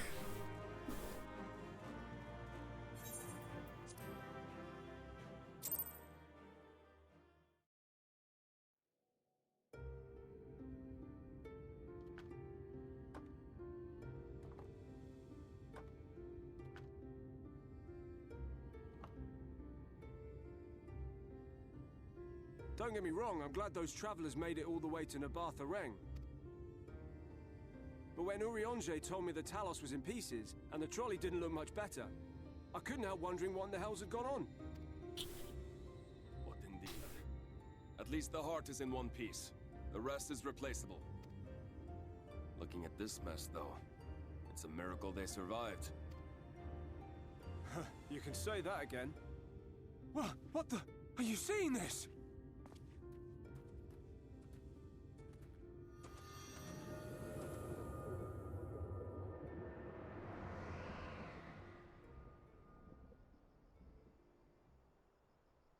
The sky, it...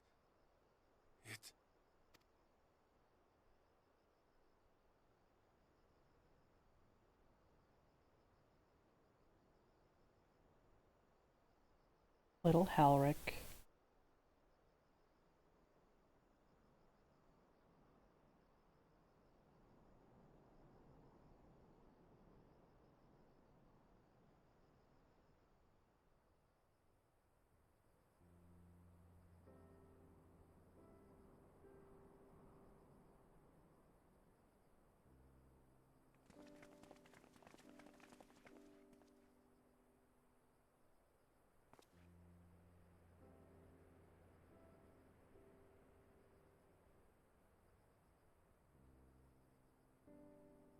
At last, night has returned to Amareng.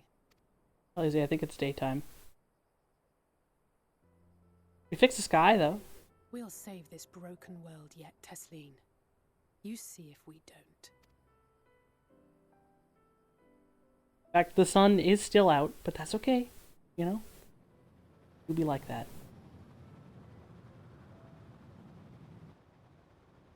No doubt retreating in the wake of the Warden's demise.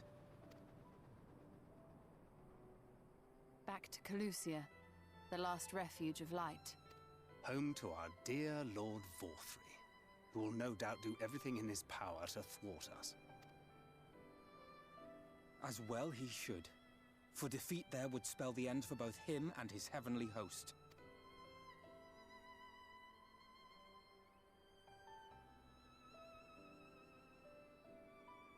There the fate of this star shall be decided.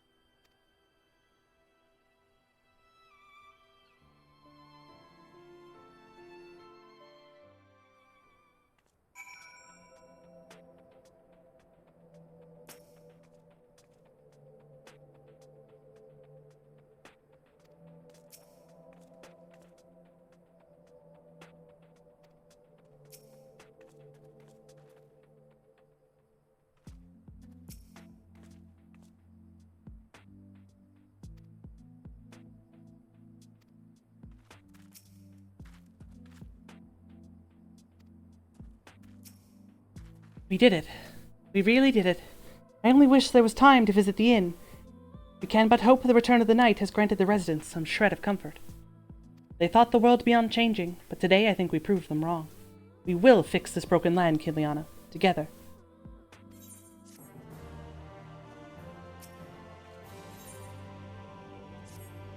Are you feeling alright, Kiliana? After you defeated the Light Warden, I could swear I saw its ether. Never mind. I'm still getting used to my powers. It's probably nothing. I'm just relieved I was right about where the warden was hiding. The last one is hiding in Calusia, isn't it? I can feel it from here, believe it or not. But perhaps we should head back to the Crystarium first. We have a lot to tell the Exarch, and I think we could all do with some rest.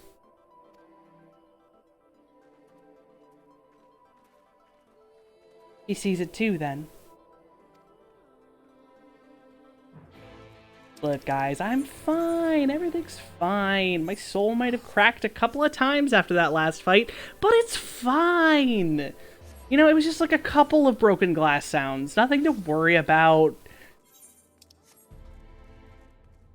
It only was excruciating pain that, you know, I could barely recover from. It's fine. Oh, hi, you lady. Hi, were you waiting for me?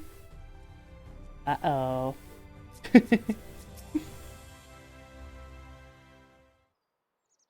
I'm in trouble.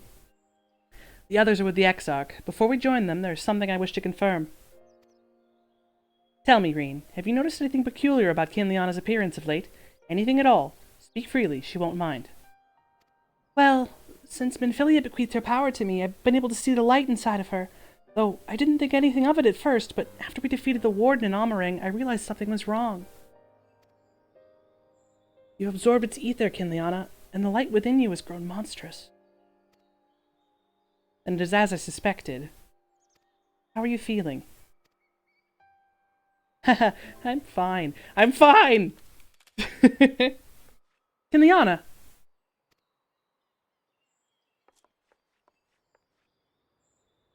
Naught is done. This will only get worse. Reen, with the power of the Oracle, you have gained some measure of control over light, have you not? Is there anything you can do for her? Extinguishing it out is out of the question. Even at her strongest, Minfilia could only hold back the light. I might be able to suppress it, but I don't know for how long. We will have no choice but to rely on Urianger and his secrets. If the next battle is to be the last, you may yet be able to play your part, but you will need all of your strength. I will discuss strategy with the others and see that everything is made ready for our departure. You are to return to your chambers and rest until then, understood? I'm fine. Let me help.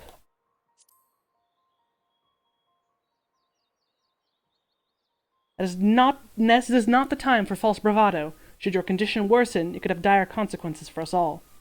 Now please, return to your chambers and rest.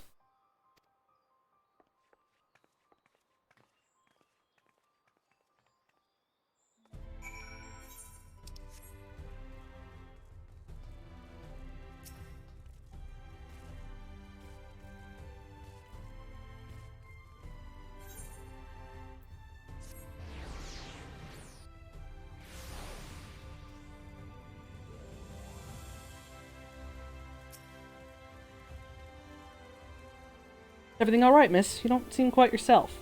Perhaps hot meal and a freshly made bed will improve matters. Your room is ready if you'd care to retire. Very good. If you should have need of anything at all, pray do not hesitate to call.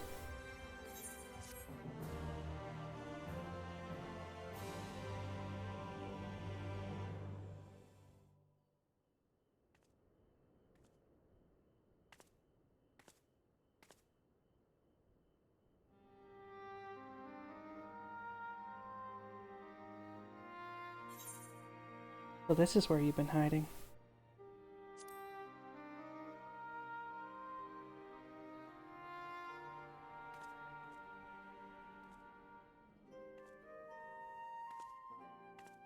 And sometimes the dead would rather not be disturbed.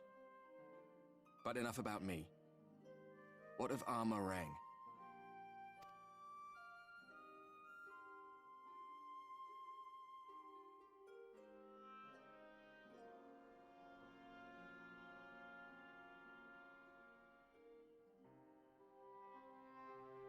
I see.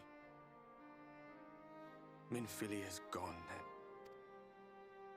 Which means the reason I must suffer this purgatory shall forever remain a mystery.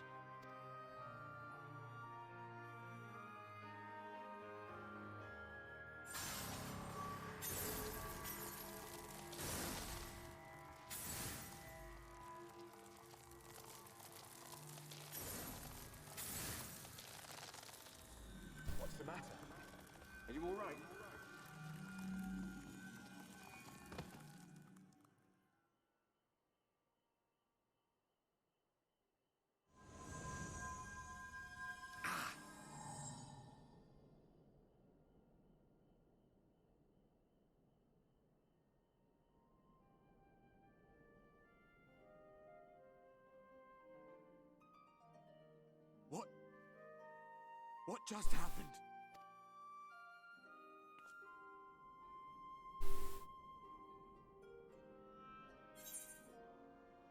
Not even the most valiant heroes can stand alone.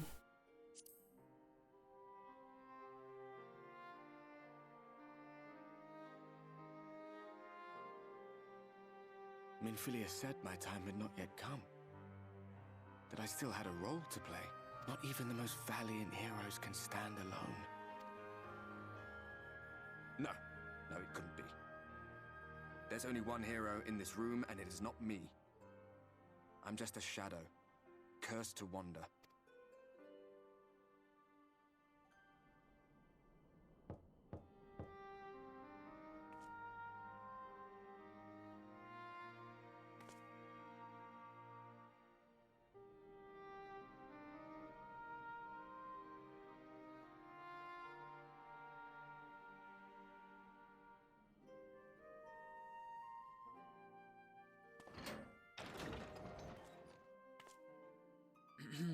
Forgive the intrusion, but Minfilia, that is, Reed, and the others were asking after you. Is everything all right?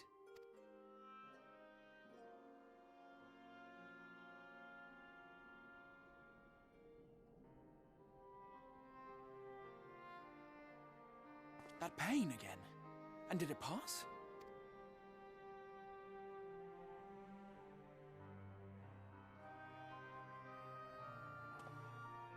Thank goodness for that. I would not wish to see you suffer.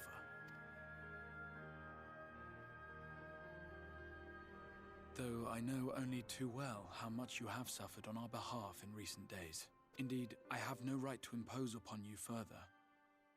Nevertheless, I must ask one thing of you. That you survive this, no matter what.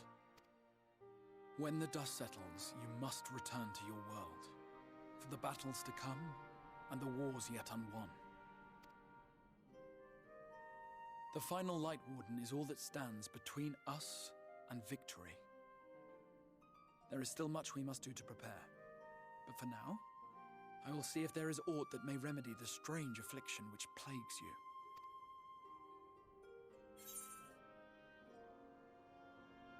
I'll see it through.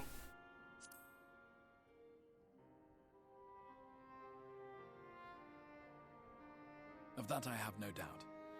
Even if I had my pick of every Reflections heroes, I could not have asked for a finer champion. I'll not keep you from your rest any longer. Take as much time as you like.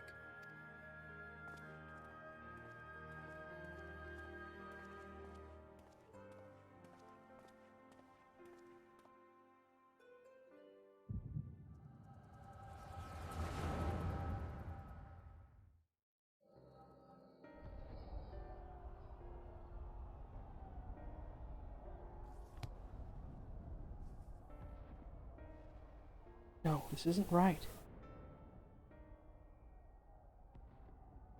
Need to be later, after the liberation of Alamigo, perhaps.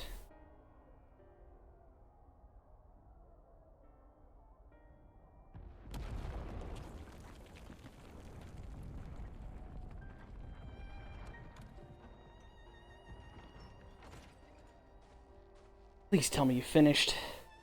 We have to go. They'll be upon us at any moment. Very well. Where to next, then? Let's just worry about getting out of the city, and pray the airship is still in one piece.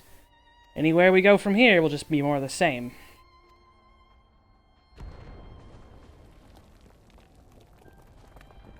Gods, by the sound of that last one, I reckon the Knight's 12 must be the Knight's rubble by now.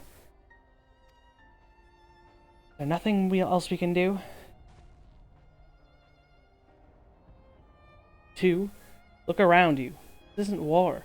It's a sickness, and it's spread to every corner of Eorzea. The city estates are in disarray, and by all accounts, the Far East is faring no better. There'll be nothing left of us when this is over. The world is beyond saving.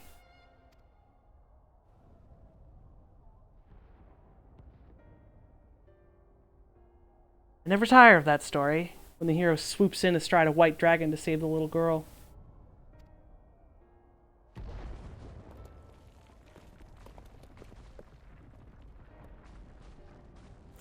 I could die happy knowing someone like that was still around.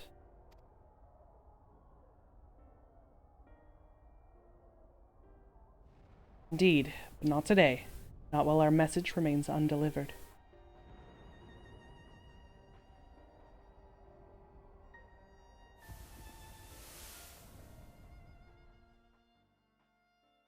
Have faith, my friend. We will find her.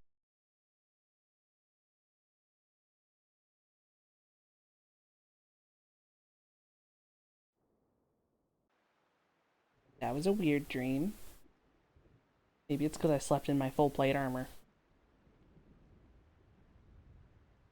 Made my blood flow funny and gave me weird dreams.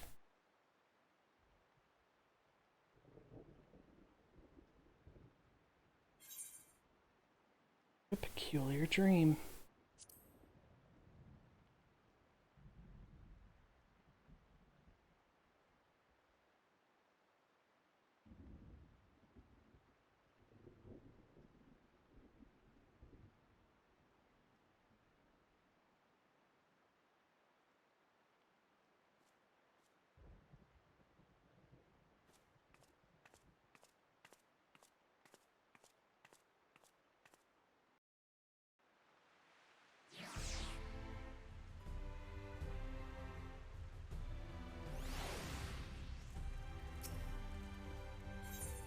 Cute. Look at that, man. Wiggity swooty, he's coming for that booty. Ah, Mistress Ironhide, I trust you had a pleasant rest. While you were ensconced in your chambers, a message arrived for you from the Exarch. He bids you come to the Ocular at your earliest convenience. And, madam, wherever your duties may take you next, I shall pray for your safe return. May the night keep you. Alright, I'm going to teleport, and then we'll briefly BRB. I'm going to go get some more coffee.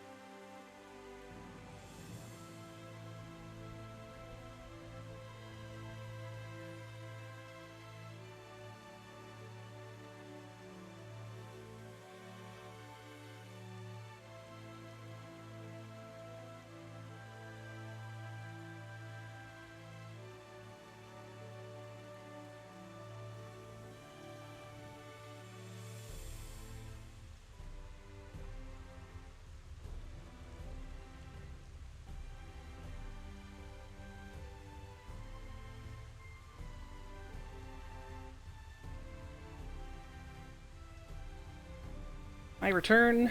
Let us commence with the quest, Return to Gilmore.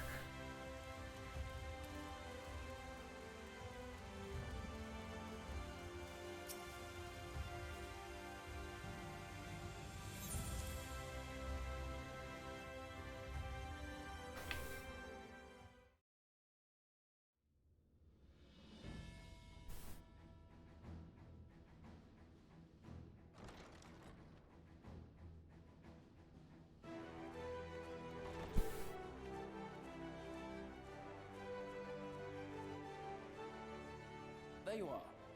May I assume you've had your fill of rest?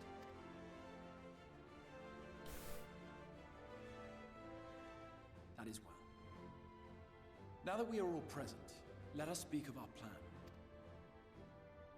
Thus far, we have vanquished 4 Light Wardens, restoring night to much of Norvrand.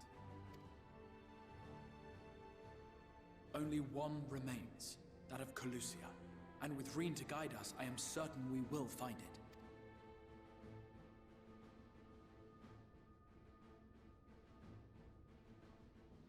We're so close now. If we can just take care of this one last warden, we'll rob the Sin Eaters of their final foothold and drive them out of Norvrand once and for all. It will be a new beginning for the First, a chance for the people to rebuild their world. In short, a prize worth fighting for. And in thus delivering the First from destruction, so too shall we unsow the seeds of the 8th Umbral Calamity. Do you hear? Your dreamed of rejoining is in jeopardy. Are you sure you're not tempted to intervene? You labor under the misapprehension that vanquishing the Sin Eaters is tantamount to saving the world. It is not. In truth, you only delay the inevitable, lengthening your fleeting lives by the smallest of margins.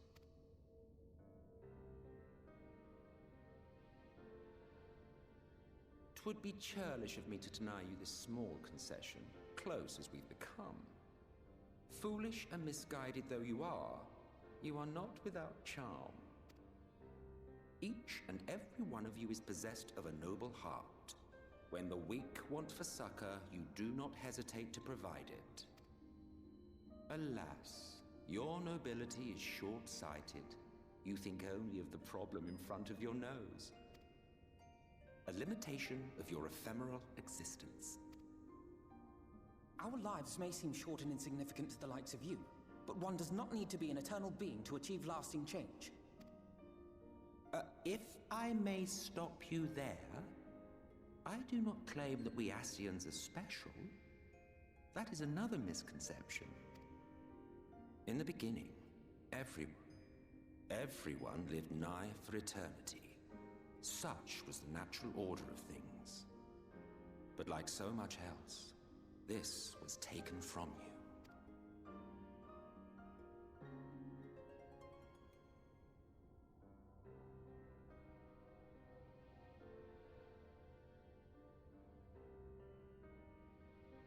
You won't object if I borrow your plaything?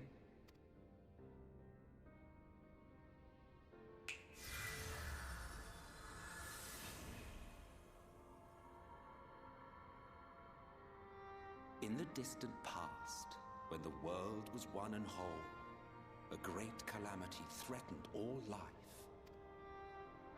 It began without warning. The very laws of the star were warped and broken, and chaos swiftly spread throughout the land. Faced with annihilation, we sought to imbue the star with its own will. Thus was Zodiac born, and by his power was order restored. Ere long, however, thankless fools began to fear that Zodiac's might was too great, and so they conjured another to keep him in check. Your own dear Hydaelyn.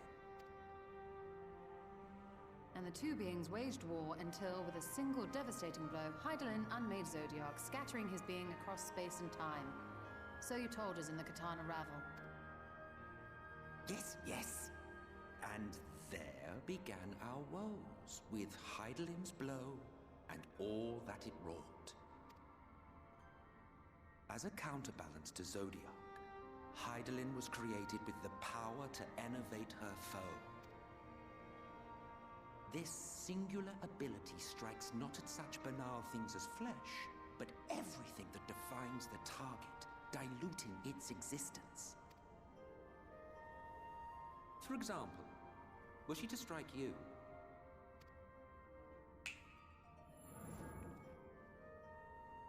Two individuals, identical in appearance yet reduced in all respects. Strength, intelligence, the soul itself, all is halved.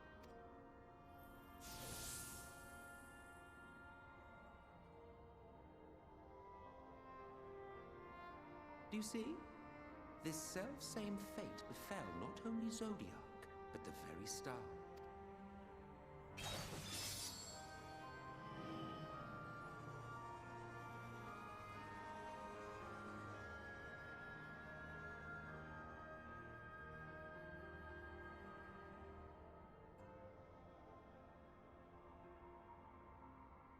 Only 3 were fortunate enough to escape the Sundering, me being one of them.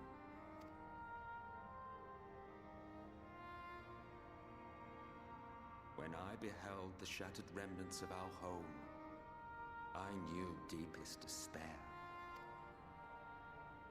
The inhabitants of these 14 fragments were feeble, frail and foolish, oblivious to their imperfection, ignorant of their past.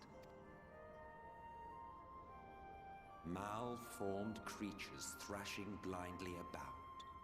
Pitiful, disturbing, depressing. So, we took it upon ourselves to rejoin the worlds. But in our eagerness and, I confess, our ignorance, we erred and made a useless void of the 13th.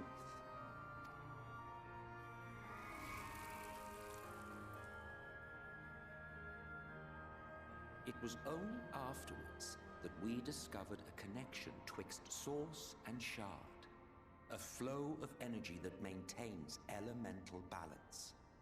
And thus did we arrive at our time-honored modus operandi.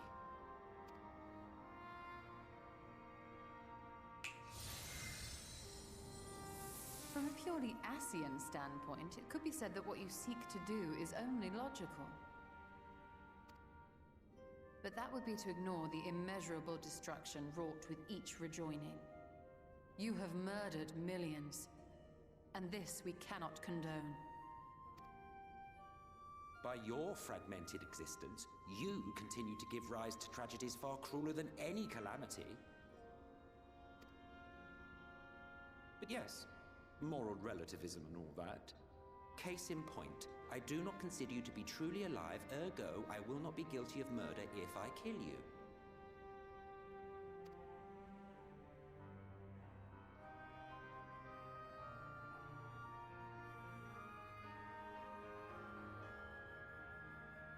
Oh, don't look at me like that. You for whom I have only the highest expectations. A vaunted hero of the Source, 7 times rejoined.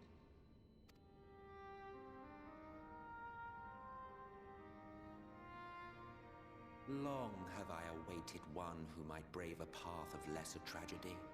A resilient soul able to endure the necessary pain. I dare to hope that my wait is over.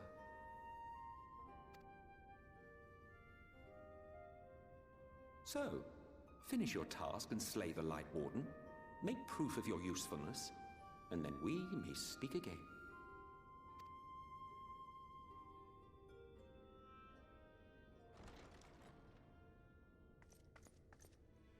Forgive me, my lord, but this could not wait. Speak freely, Captain. Our informant in Colusia sends word of unusual activity in Yulmore. It appears their forces are entrenching themselves at key points throughout the city, making ready for an attack by all indications. An intriguing use of resources. I rather doubt Lord Vorthry is concerned for the safety of his citizens. You think he's harboring the Light Warden inside the city walls? Even if he does have some means of controlling the Sin Eaters, wouldn't that be a little risky? Risky or not, if there is even a chance the Warden is hiding there, we will need to act fast. The longer we wait, the better prepared the Yulmorans will be.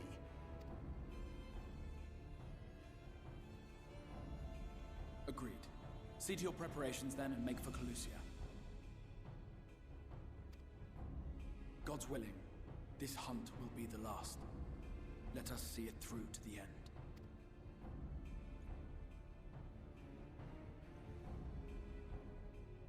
We should begin by assembling in Right. There we may assess the situation in Yulmore and decide how best to proceed. Welcome back. You just missed Emmett Selk talking about how he can't murder us because he doesn't consider us alive. Can't kill something that you don't think is real. I forgot how just nonchalant he is about that. I don't think you're worthy of being alive. So, you know, if I kill you, it's not murder. Motherfucker. Also, this man's coming for your booty. Look out.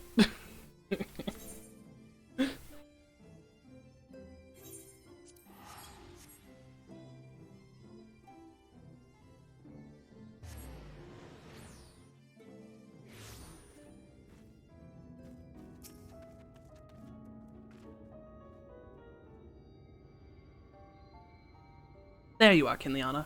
The others have gone ahead to reconnoiter Gate Town. We are to follow shortly. It has been a while, has it not, since the two of us infiltrated Yulmore? Since we faced Lord Vothri, and I felt such fury as I have never felt before. His actions are unconscionable, of course, and any abhorrence I felt for him is entirely justified. Yet mingled with my rage, there was something else. At first I was unaware what it was, but in the course of our struggles, I found the answer. In Vothri's self-righteousness and his absolute belief that he, and he alone, is the cure to the world's ills, I saw a reflection of myself, and it brought the memories of all my past follies flooding back. He is the vainglorious, ignorant fool I once was, and having shared in his affliction, I feel duty-bound to open his eyes to the truth. Whether he will accept it with good grace, as I did, is another question.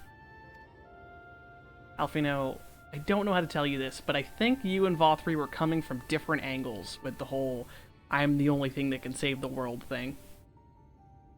What is it, Reen? Do you sense the Light Warden? I'm not sure. Aura is different. Perhaps if we were a little closer. It's time we were on our way in any case. Let us rejoin our comrades in Gate Town. Kinliana, as a precaution, may I ask that you go first to ensure that the path is clear? The closer we are to Yulmore, the more I worry that Reen may be recognized. If you see any prying eyes along the way, pray encourage their owners to look elsewhere.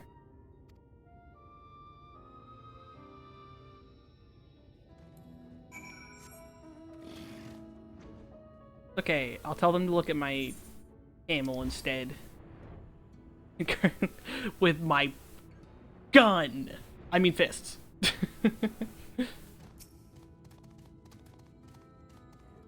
Lord Vothri, we hear, we obey. Ah! Oh, oh, they're oh god, they're like creepy crawling. Stop moving like that. I don't like it. Why are you creepy crawling like that? I'm not a fan. Your back's gonna hurt.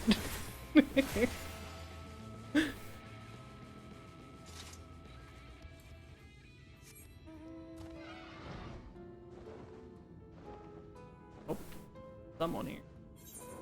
Find the friend in the circle. Hello.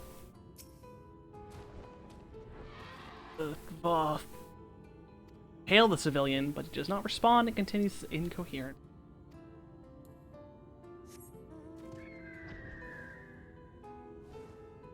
I forgot that he literally mind-controlled most of the residents. It makes their nonchalance and everything a little more justified, but not all the way. Long live Lord Vothri. Long live Lord Vothri.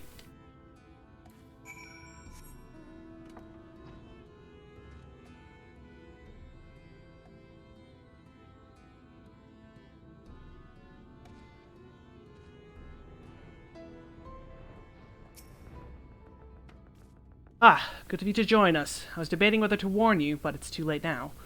I take it you noticed the people behaving strangely along the path. More of the same here. Ishtola and Alize are investigating as we speak. Wait and see what they have to say.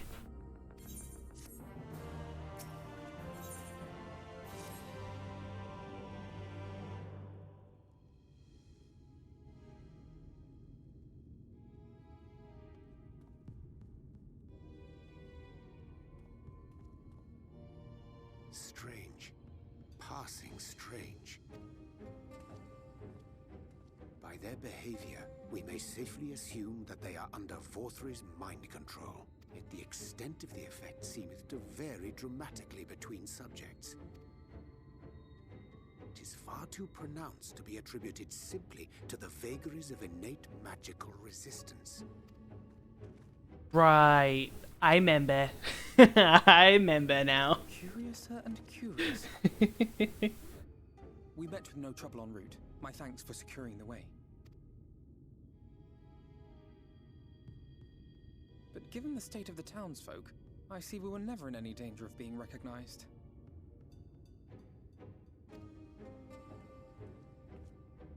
Heckin' Pog, my dude. Tell us from here.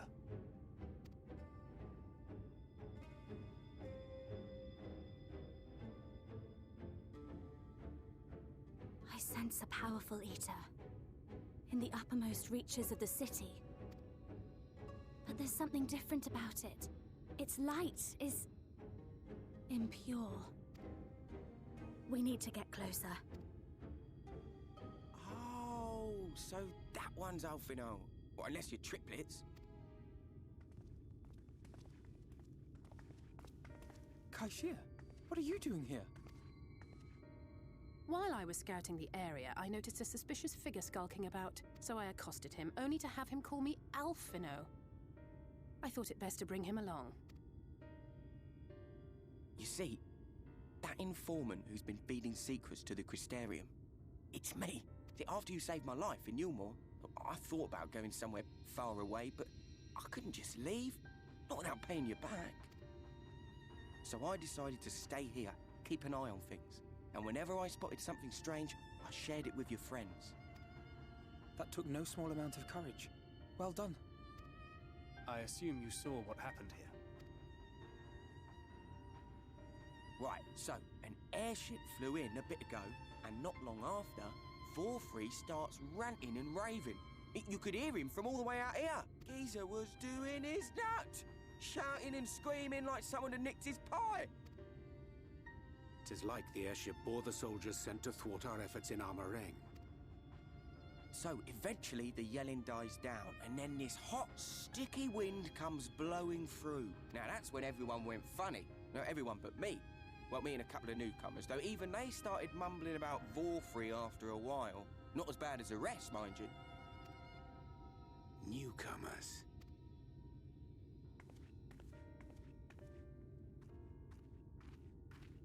There's something I need Reen to see.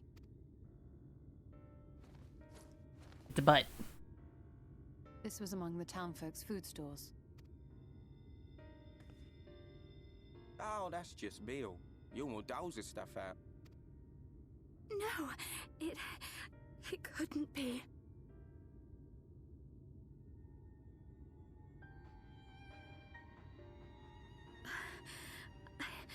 I know what it is. It's Sin Eater. Meal is made out of Sin Eater.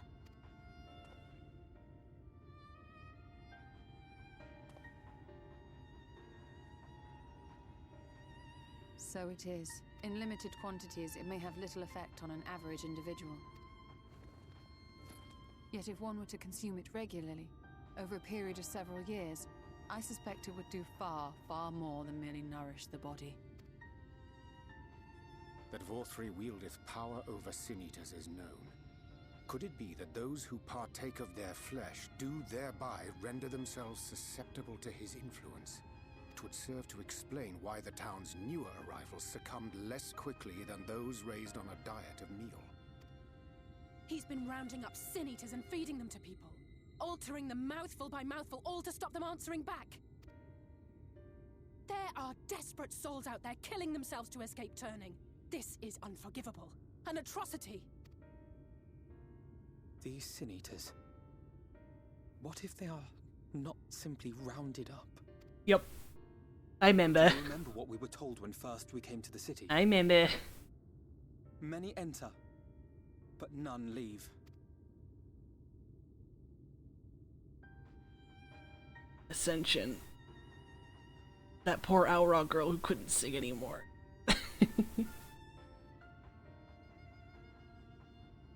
Let us put an end to it. To this paradise built upon the bones of the poor. Vorthr's deeds are beyond justification. Beyond forgiveness. Evil. It's highly probable that the Light Warden is waiting for us somewhere in there. and I'm all for going after it. That's possible. But our enemies know our Could be. faces. They know that we are coming, and they will not let us through without a fight. Like it or not, the time for stealth is past. Now, my friend, if you would be so good as to lead the charge. Go kill a man? Absolutely. Every day of the week. You know, that last zone was real bad for me. I got a lot of pent-up aggression. Plus the part where my soul's cracking into pieces.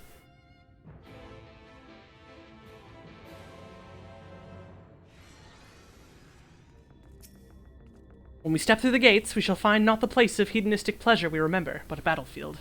If you are prepared for this, then let us sally forth.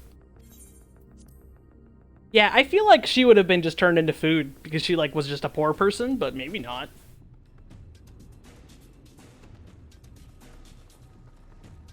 One of the bonded. Yeah, I remembered that Sin Eater was meal. But I forgot that that was how he brain controlled them all, because I forgot that they got brain controlled. Whoops! Oh god, calm down, please. The villains who would sow chaos in my perfect paradise! Keep them away from me! I command you! Keep them away! Nice voice crack, toddler. You just hit puberty, Vothri.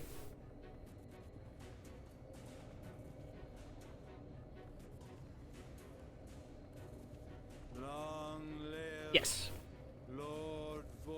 Yeah, the Light Warden is just so strong that anywhere it is, it's just perma-light. He would use his own people as shields. Though it's also, like, I think it really varies on where they are and what's going on, because, like, with what happens later, there's just one, but everywhere is like, because, you know, oops. This area is older than Gate Town. There are bound to be far more civilians under Vorthri's control. But they do not act of their own free will, and we must not harm them. As if we ever I mean, I would. I mean, what? Who said that? Press on with Alphano. We'll hold off the civilians and join you as soon as we can. God, I hate their stances. I hate it. There's no reason to make them have, like, no spine. Hate it so much. They're just made of pudding.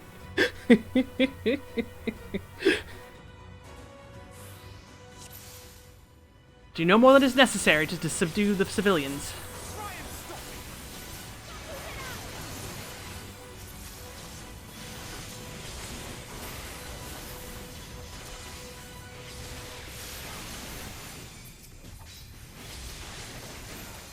Non-lethal sword attacks, I promise. We're wasting our time. Reen, we hold them here while the others press on. All right.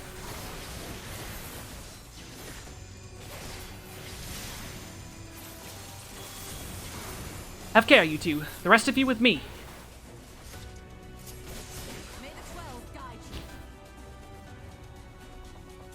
From a totally practical standpoint, I can picture Kinliana just smacking people with her shield.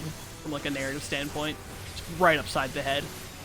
Their minds are not their own. Remember, avoid harming them wherever possible.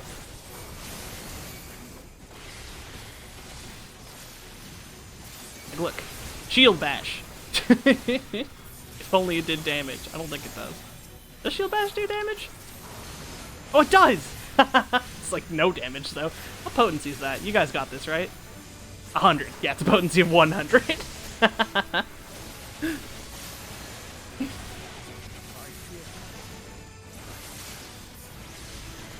There's no end to them. Urianger, would you care to make a stand? Gladly. Kinliana, pray press on with the others when the opportunity doth arise. The way is clear. Come, you two.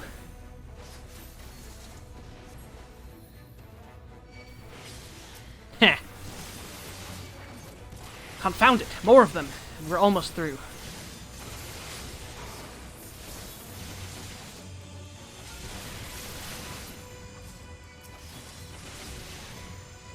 Right. My turn to make a heroic stand. As soon as there's an opening, push on. Now, Kinliana, into the tower. Just you take care, Alize. The gestures from before. A Apologies, friends, but you've reached a dead end. And on this sorry track, there's no turning back. We have a good life here, see? We're not about to lose it. But fair's fair, we'll give you a good death. You would fight us of your own volition, then we will not hold back.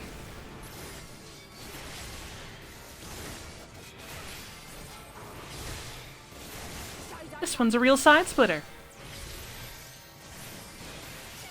But at least you'll die laughing.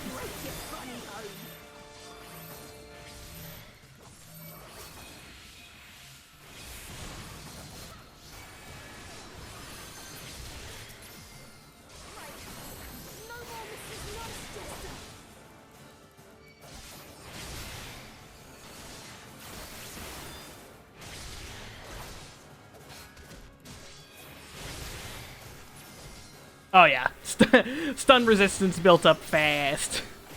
And then you add Holy into the mix, and you're just like, well. Let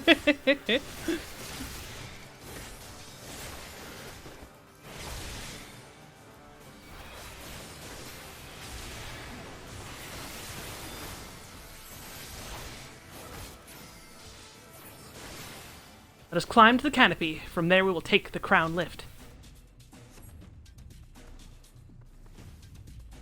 I'm sad they got rid of Spine Shatter Dive stun because it was funny, but I understand why they did, because things would just build up a stun resistance. It's like people aren't gonna hold a whole fucking jump. Still more soldiers. Leave them to me and press on. Okay, bye.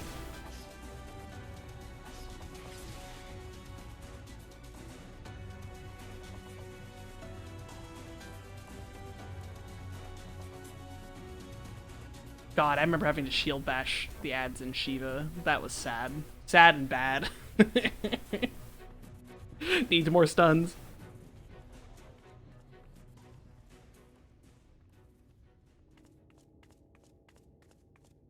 Oh sheet, it Ranjit. You will find my master in his chamber.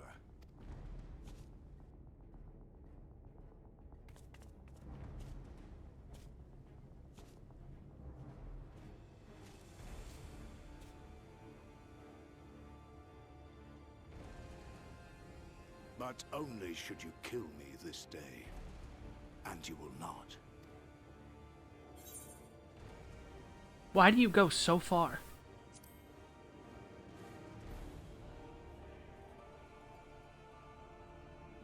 You may think me under his spell, but I uphold Lord Vorthre's ideals of my own volition. Man is an inherently flawed creature. In his vain pursuit of righteousness, he but sows the seeds of future conflict. Thus, have I chosen to place my hopes upon he who has transcended men, upon he who is unbound by the vagaries of conscience. But enough talk. I am a soldier, and you are my enemy. Come, let us settle this once and for all. Okay, funny, not Reaper Man.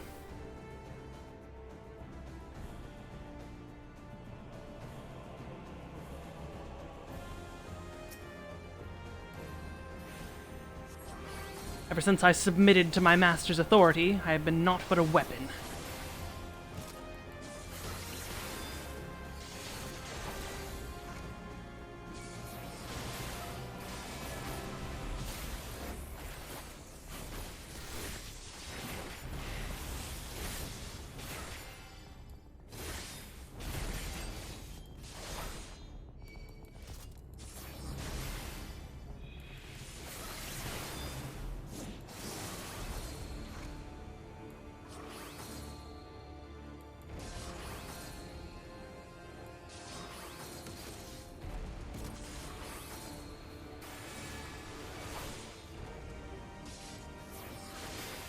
I exist only to destroy, and destroy you I will.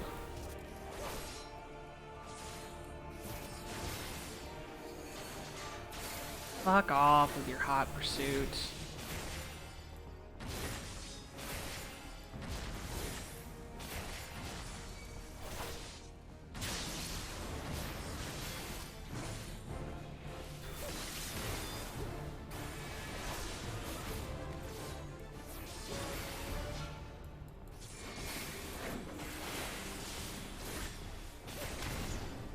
Oops. I made an error. I'm going to die. Oh, I didn't die. I'm going to, though. Oh, no. I have made a mistake. Oh, I'm gonna have to do that whole thing again. No.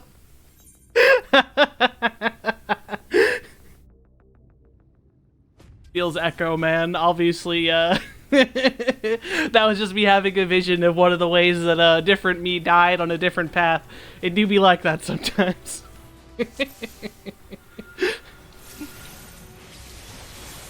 Oh my god, my cooldown's not even back up. That's just rude.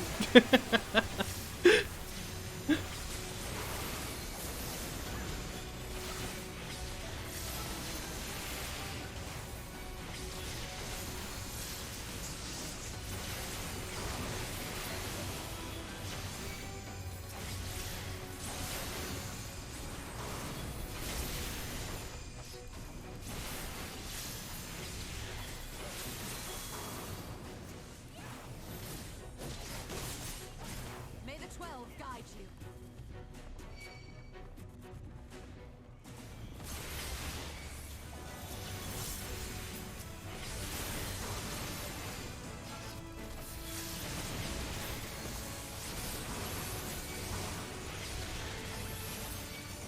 BRB will I repeat everything I had to do again.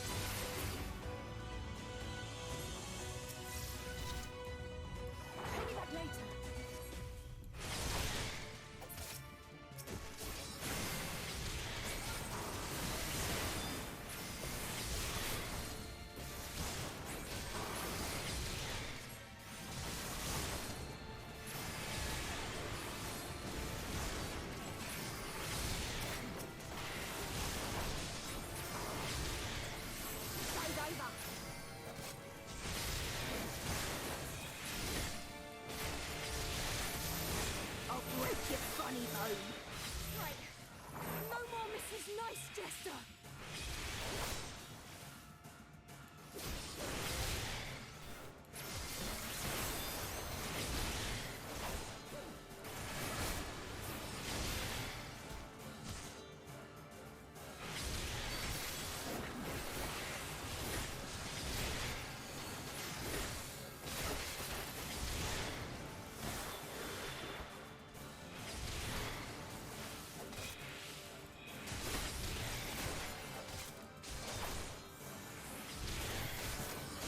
You having trouble, Alfie? No? I'll pull her out. Okay.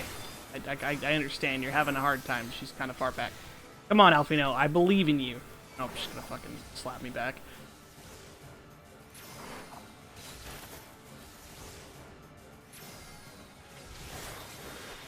Morgan, you missed me lose this duty a second ago. I died to Ranjit. A inopportunely timed dash was the end of me.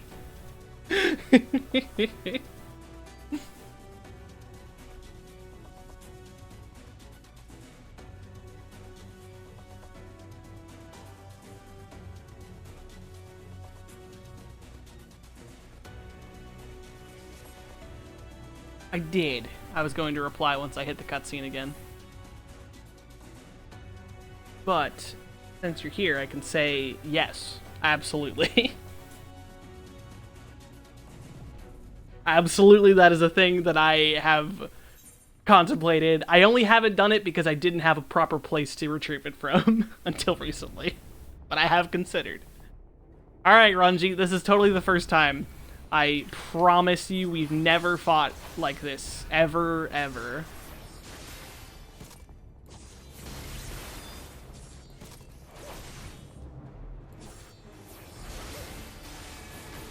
I'm just gonna eat this. Big YOLO gaming.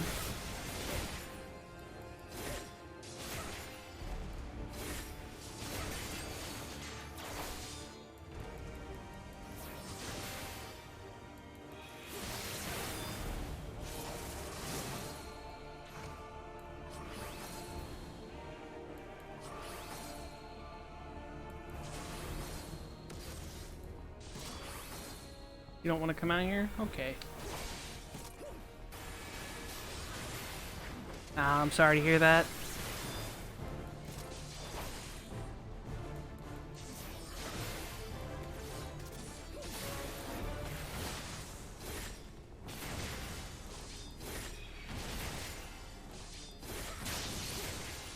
Oh god, I wasn't paying attention. Alright, don't eat shit here, right now. This is where I may have made a small error. And dived into the middle here when I super shouldn't have. There we go, gaming. No.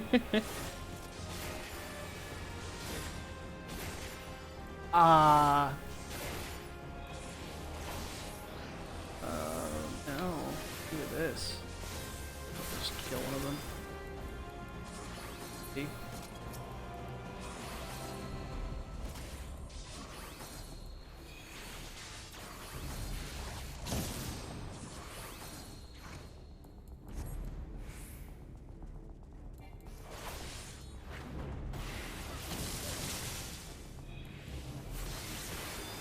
Raid mistakes like that are fun. That's how you keep things lively. Like many of the times I've forgotten to pop a cooldown. Oops.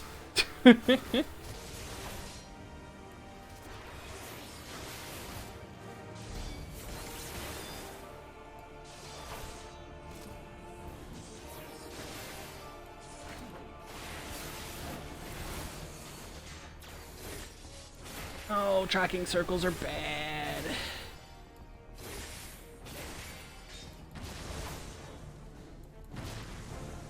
Bad! My uptime in this solo duty!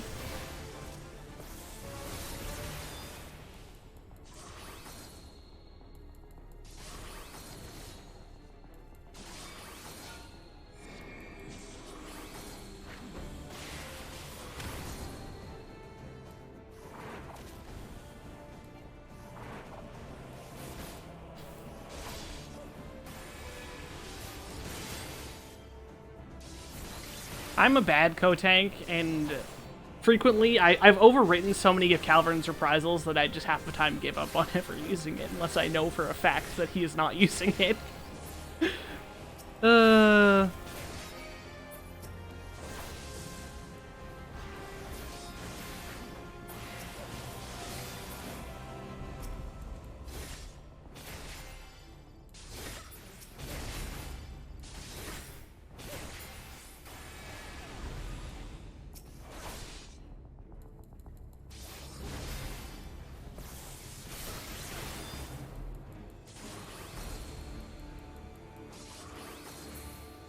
There you are, my precious girls. Yeah, Ranjit just lost the will to live because of all of the Minfilias that died. Oops. Now he's dead too. I'm a murderer! Yay! Are you alright, Kilmiana?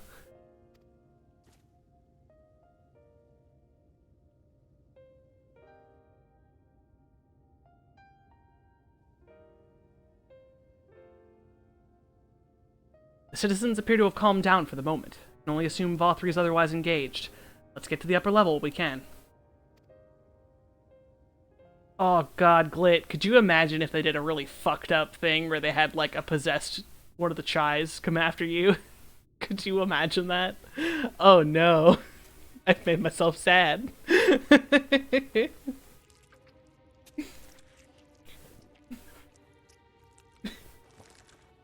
Oh, Vothri. Feel free to... I'll let you know when he's not on the screen if you don't want to look at this gross fucking obese man be gross and obese. Nothing wrong with being obese, because I am. Everything wrong with Vothri. Your reign of tyranny is at an end. For too long you have preyed upon the desperation of the poor. Now you will answer for the suffering you have caused.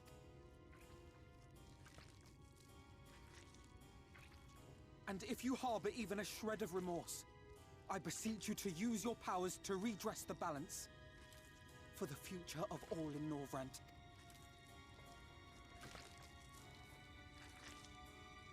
No, it can't be. This is wrong. It's wrong. Yeah, that's the part that's no bueno for Glit. The Warden, it's not just a Sin Eater. It's a man.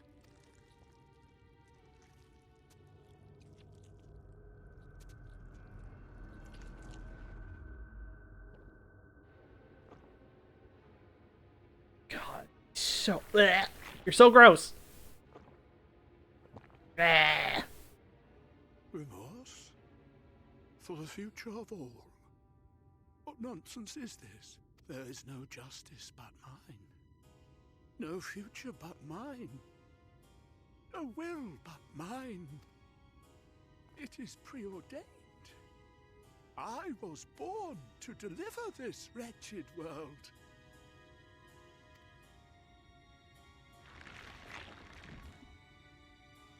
Me? Unseated? No.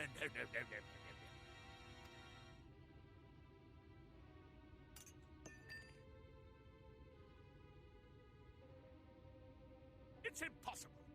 Inconceivable. Absurd. I am a great and wise king. Greatest and wisest. I reign from on high. I can't remember. Did his dad, like, fuck a Sin Eater? Like, is he, like, literally just half and half? Like, his dad was like, I'ma tap that?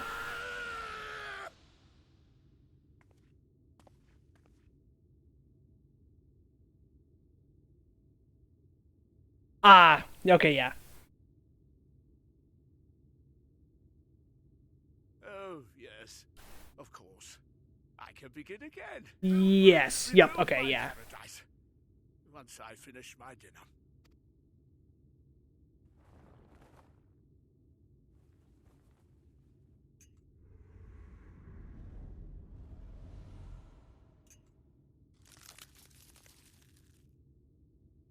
You can just swallow that whole spoon. Oh God, no. Stop him. Thancred, stop him. God, you can only imagine what light she's seeing. Oh, God.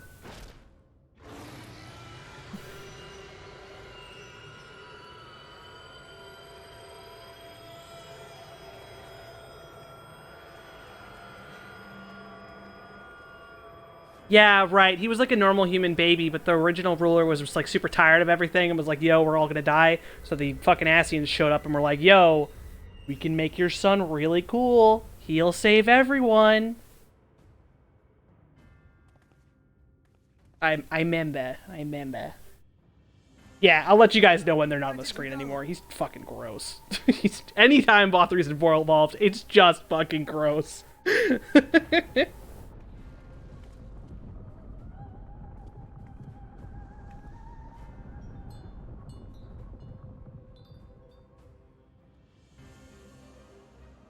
Luckily, he's gonna fly away for a little bit.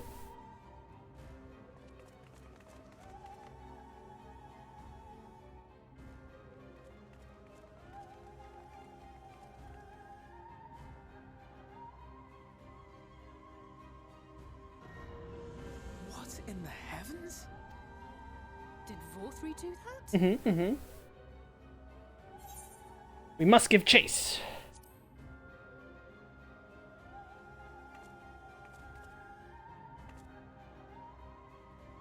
Wait. Fun. That is Mount Gulg, the highest peak in Calusia. It lies on the other side of a sheer cliff, and much as I wish it were otherwise, it is beyond our reach for now. But even if it weren't, There are people here who need our help. Oh, Alphino.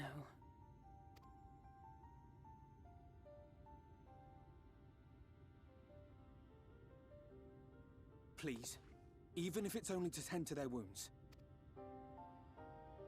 Bitch, I got a horrifying man to chase after. Don't need my permission.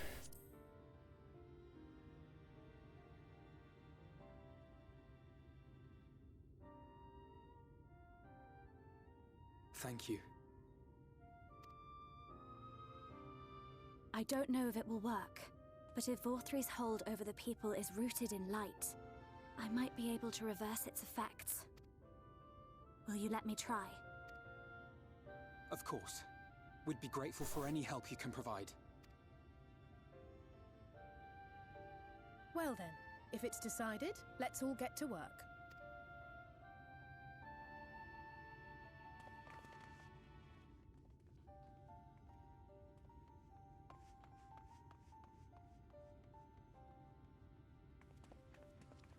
Alright, I think it's safe.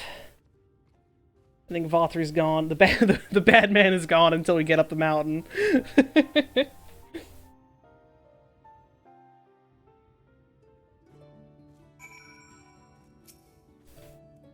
Good news, Kinliana. It would seem that Reen is indeed able to reverse the effects of Vothri's influence. Even as we speak, she tends to the afflicted in turn, the problem being there's no end to them. We're trying to provide what relief we can to those who are waiting, and would appreciate your help if you're willing. What if I'm not willing? What if I said, no? No. Wow, I can now use the Aethered in Yulmore. This is Kin's face. No.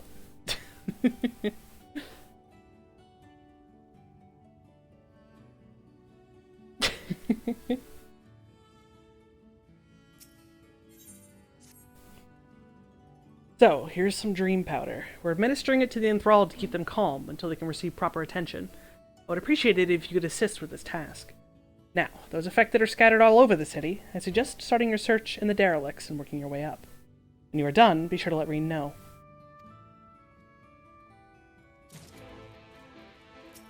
No.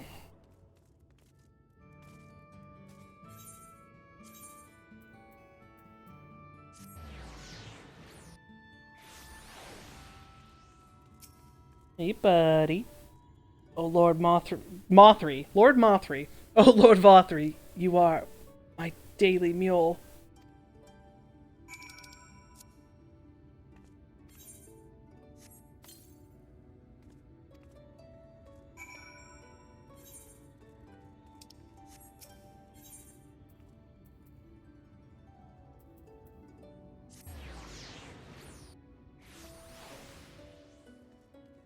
Still haven't gotten the sightseeing point for jumping off stupid things in this area.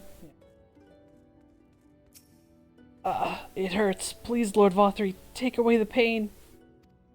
You're the kind soul who saved me from falling to my death. My mistress, she's been injured. Please help her, I beg of you. What is this? She's sleeping.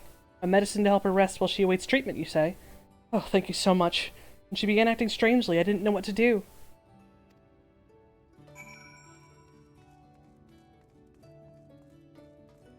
Alright.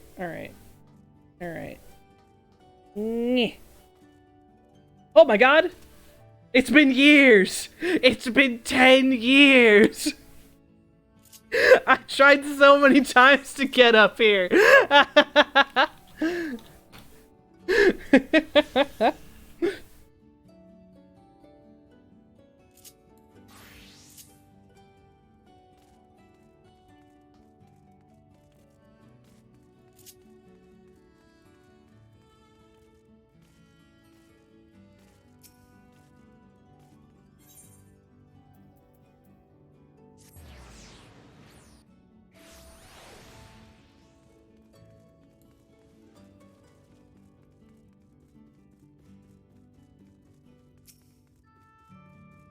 Must stop trespassers sullying our paradise.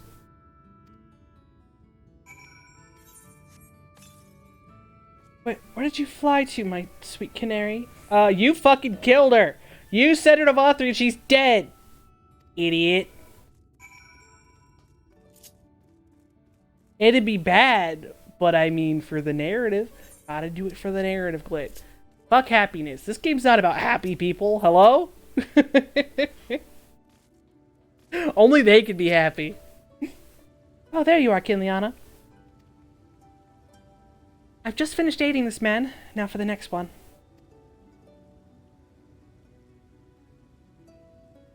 More out in the derelicts and below, you say? So many of them. When Philia entrusted this power to me, I won't rest until I've helped everyone. I can bring the enthralled to you. Oh, that would certainly make it easier for me to work. Thank you, Kinliana. I'll do my best to keep pace.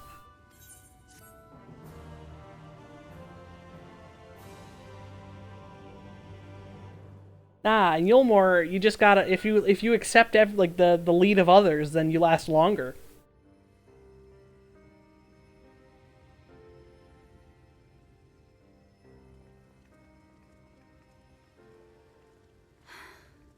You're going to be all right.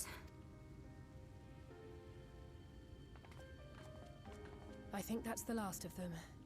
We've done all we can for the wounded. As for the rest...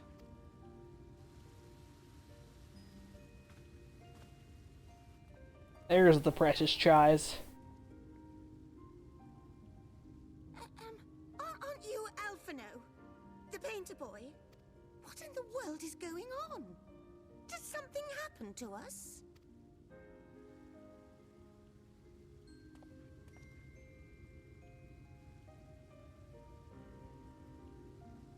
Let me handle this.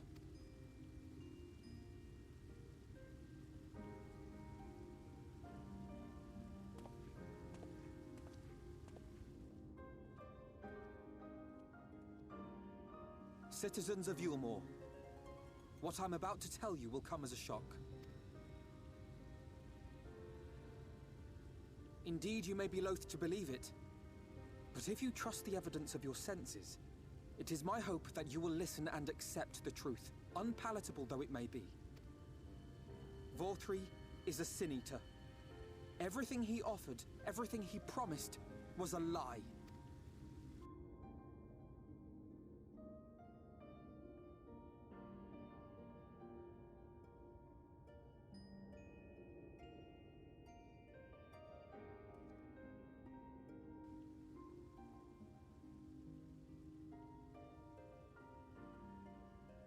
They're not taking it well, and who could blame them?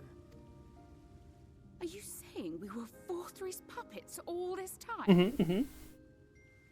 When you attacked us, you were not yourselves. That much is true. But your conduct prior to that moment was your own. Vothri's unnatural charisma does not absolve you of all responsibility. Of your own free will, you came to this city and gave yourselves over to its pleasures. And in the course of this, if you mistreated those less fortunate than you, then that too was of your own free will. It is not for me to judge you, but for your victims, for history, for your conscience.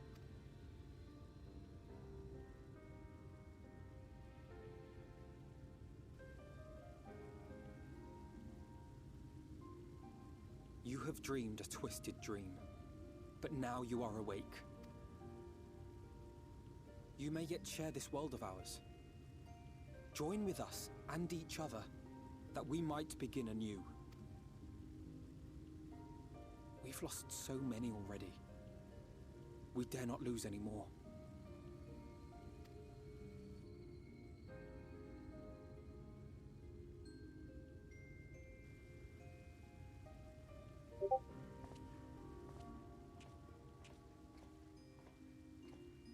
I have said my piece.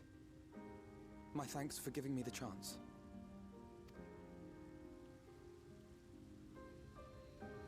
There is nothing more to be done here. Let us go after Vothri. Is there anything we can do to help?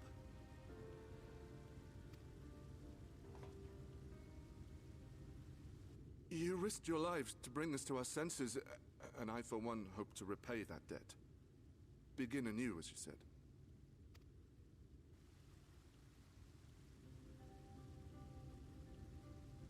Vorthri has fled to Mount Gulg, and we mean to pursue him. Do any of you know the way? The only way to Mount Gulg is over the Bright Cliff. Have you an airship? We will contemplate flight only as a last resort. Were we to come under attack whilst airborne, we would have little hope of defending ourselves. If at all possible, we would prefer to travel by land. Is there a way? The ladder is the only way up and down the cliff, but it hasn't moved in a long time. In the old days, it was operated by the mining folk who lived at the top. After the flood, it saw less and less use, and when Lord Vorthri took control, it was abandoned altogether. So we somehow need to get the ladder working again. It moves by means of a Talos, if that's any help. But good luck repairing that. Oh, we're pros at that. Talos? Did someone say Talos? You know all about them, don't you, dearest? If anyone can get this lift moving, it's you. Well, perhaps. But see here. Oh, yes. If you want the golem restored, you may leave it to my husband. For he happens to be the heir to Daedalus Stoneworks, foremost makers of Talos, whose contracts include the renowned mining venture of Armoreng.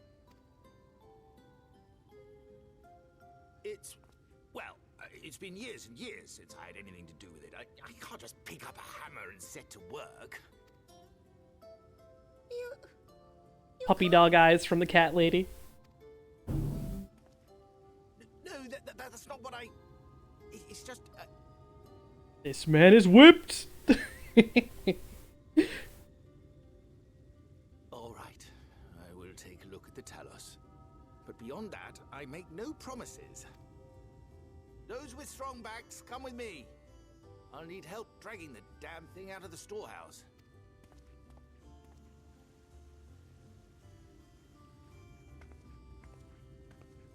Well done, brother. You know who can do this thing? My husband. You know who can be a leader? My husband. Go get him, husband. You got this.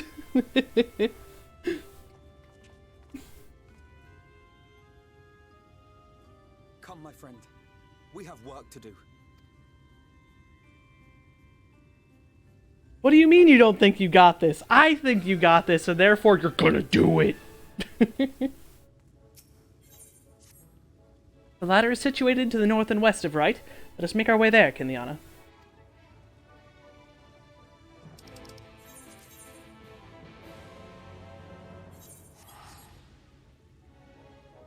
Dula Chai is the Shadow Lord behind China's.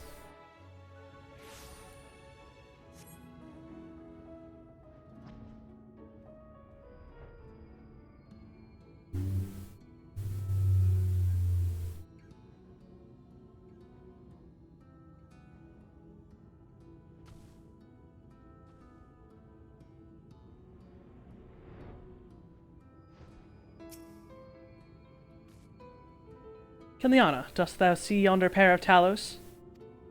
No, I don't have eyes, actually. For a blessing, they were found to be in good repair. Master Chai prepareth to activate them as we speak. With our arcane knowledge, Y'shtola and I will serve as his assistants. At the appointed hour, we shall imbue the golems with aether. Others, meanwhile, attend to the ladder itself, which hath too long lain neglected. Extensive maintenance will be needed ere it can move again, and well as myriad materials with which to perform it. Thou art willing, would prevail upon thee to procure lumber. My thanks, Kinliana. Directly to the south thou wilt find a dry dock, Benmont Yards. Pray see if thou canst persuade the folk there to part with some lumber for our cause. Yonder yard yumber.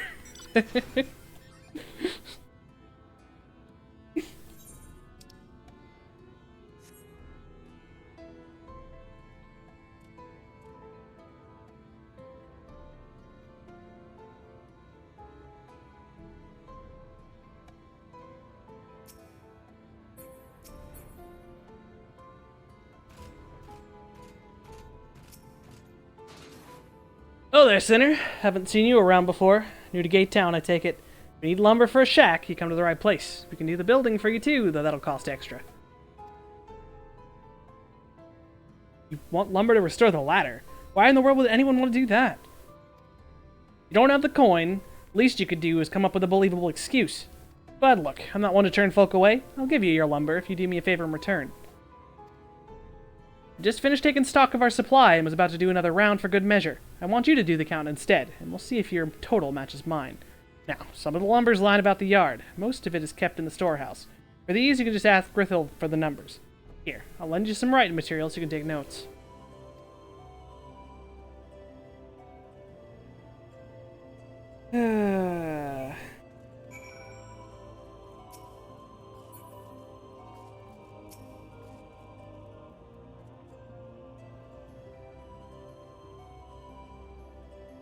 $11.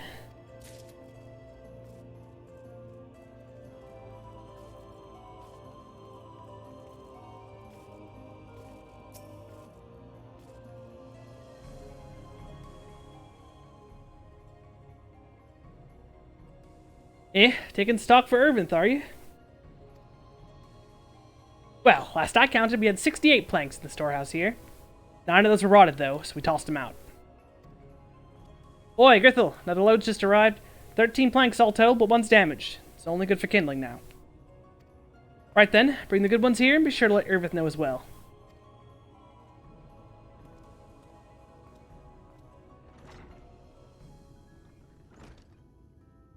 So, how many planks does that make now?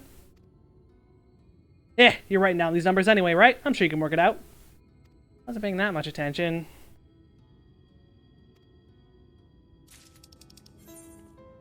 Is it key items?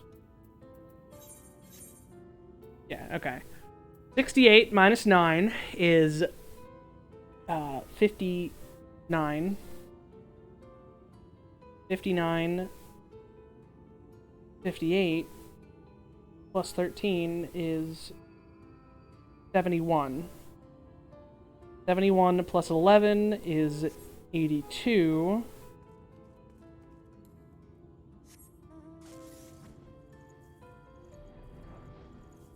And then I'll never find the last lumber in the circle, so we'll never know. Oh, here it is.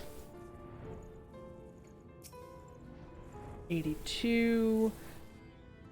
Let's see. Count 24 planks in the stack.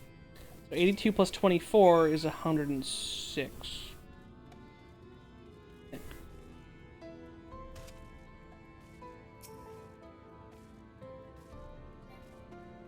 Done, are you? So how many planks did you count? 106.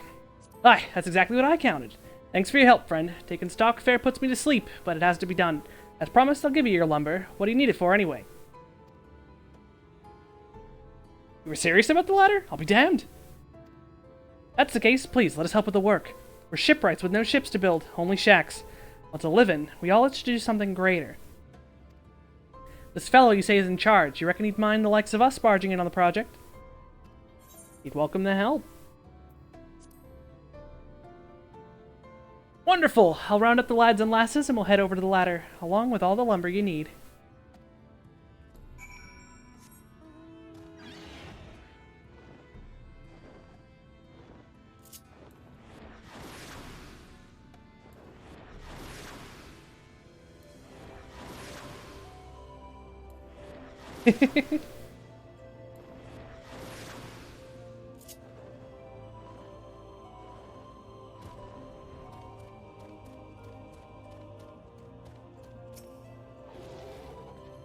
Ah, thou art returned.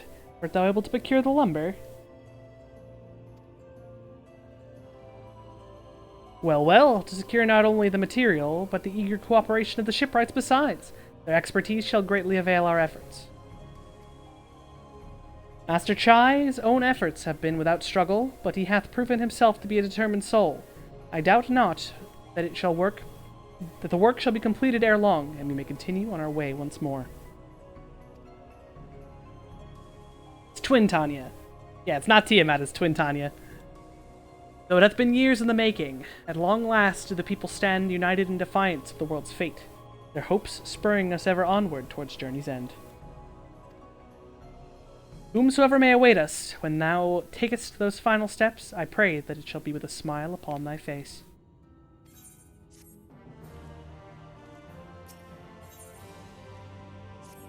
Ah, but I prematurely do I give myself to sentimental musings. Many more pressing concerns demand our attention, not the least of which is the matter of how we might reach the mountain detached from the land as it is. For the present, 'twould appear we have matters here well in hand. Perhaps thou shouldst take thine ease for a time. Thou wilt need every ounce of thy strength for the trials ahead.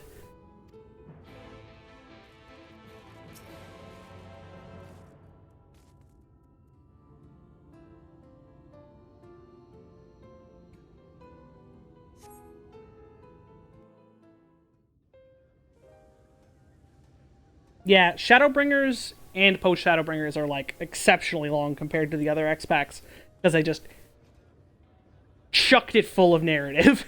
Like, here's some narrative, you're gonna eat this narrative, and you're gonna like it. Would you look at that? The citizens of Yulmore engaging in what can only be described as manual labor. Who would have thought it possible? Stormblood was long too, compared to Post Heavensward, just all the cutscenes. Do you know the most reliable way to deal with those who stubbornly refuse to see reason? Kill them. I mean, what? You conquer them, crush them under heel. Such was the trusted method of Alec, and one still favored by Garlemald. But conquest is the easy part. The true challenge begins once the dust has settled, quenching the glowing embers of animosity and maintaining a semblance of peace. This requires the conqueror to treat the conquered with dignity, and the conquered to let bygones be bygones, a difficult feat to achieve. But you have achieved just that, to my considerable surprise. It's a compliment. Take it.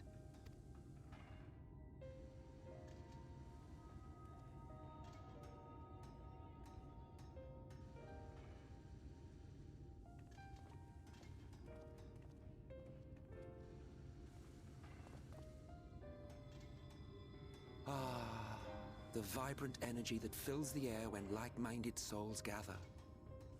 To think back on that time before time, fair brings a tear to the eye. What? You thought ancient beings like us incapable of crying? Well, rest assured that if your heart can be broken, then so can mine. Back when the world was whole, we had family, friends, loves. Men knew peace and contentment, and with our adamant souls, we could live for an age. There was no conflict born of want or disparity. Our differences paled into insignificance next to all we had in common. And then there was Amarok. Never was a city more magnificent. From the humblest streets to the highest spires, she fairly gleamed. Not that you would remember any of this. Is this story going anywhere? Whew, that'd be so rude. Remember?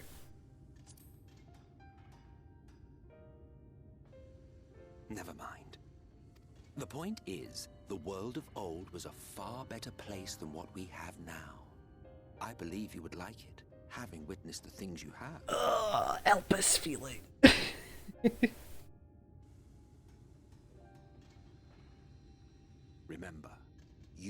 of the Source. Unlike the half-men here, you stand only to gain.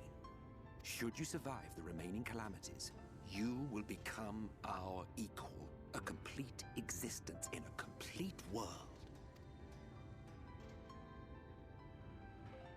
But such talk is a pleasure for later. Back to work, hero. Ah, there was one thing I had meant to ask. How well do you know the XIV? Has he ever deigned to show you what hides beneath the cowl? This is a little swag misstep. Never? Even to you?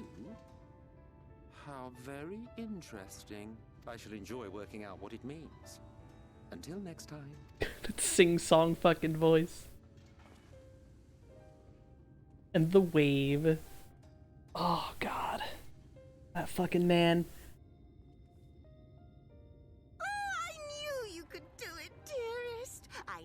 He must be so irritated that, like, the Warrior of Light spurred him into talking about home like that. Like, he acts, you know, all wistful and he wants to share the past, but, like, he does not want to talk about the past in that kind of detail. He's got depression.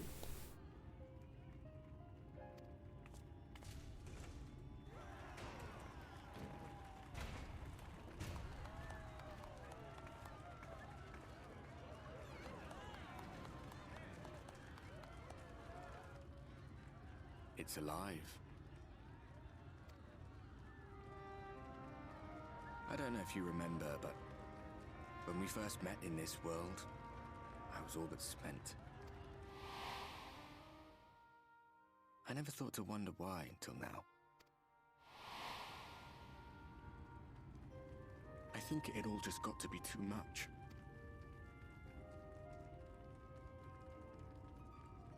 The guilt of causing the flood.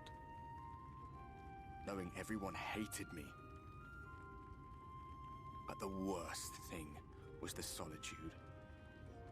Time wears you down, aye. But solitude eats away at you. It was this close to finishing me off. But as bad as it got, and as empty as I felt, I can't even begin to imagine what it must be like for Emmett's self. All of which is a long way of saying, don't make a choice that leaves you alone. Nothing is worth that. Especially not eternity.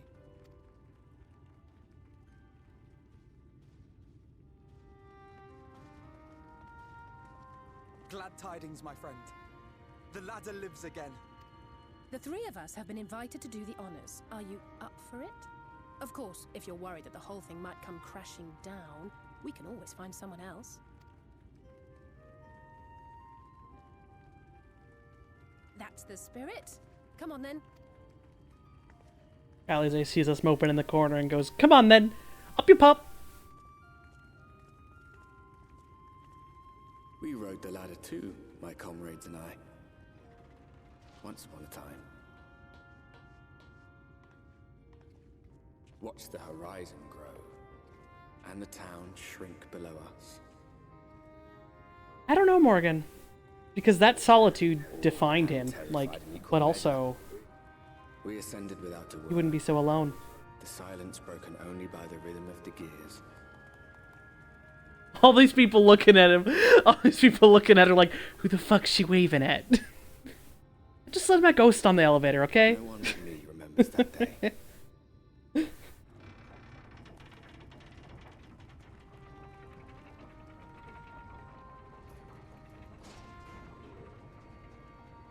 Whereas the twins don't comment on it. Who the fuck you waving at? Remembers our journey and our end. Retread the path. Seek, and you may yet find.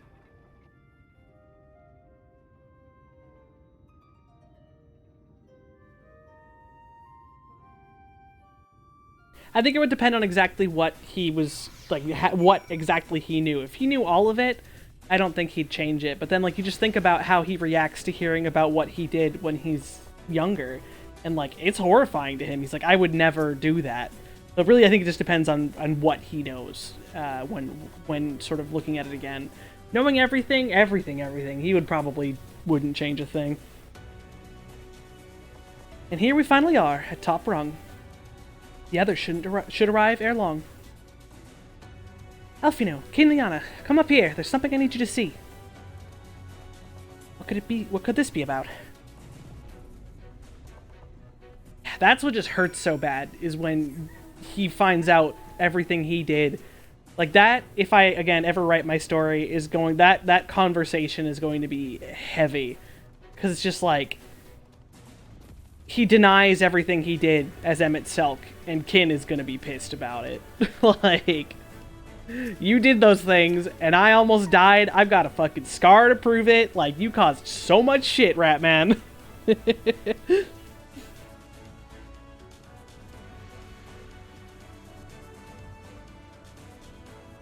a village, Kinliana, over in the northeast. There it is. Yet after 2 decades with the latter in operation, I would not be surprised if such an isolated settlement had long since been abandoned. Nor I. But that was before I spied someone leave it and proceed to head in our direction, all while trying to remain unseen. Whoever this mysterious person is, they should still be out there. Go on and take a look, Kinliana.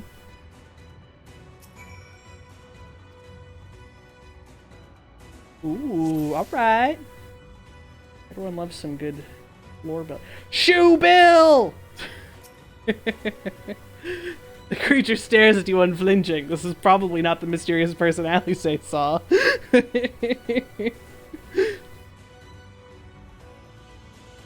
you are. Hey, buddy. There's no way he sees me looking at him from up here. You located the mysterious person. However, it seems he has likewise spotted you and hurriedly turns back to the village. The fact that you find it in Elpis, that shoe bill is absolutely, like, Emmett's familiar or something. There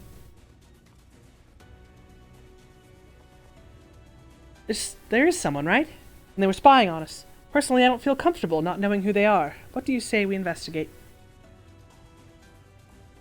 I'm curious too, I must admit, and I dare say we have a bit more time ere the others ascend.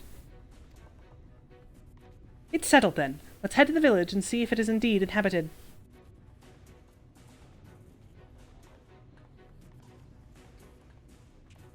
Raja got our first mount. We've got 7 clears to go. 7 weeks and all of us will be in part of the Cool Kids Club.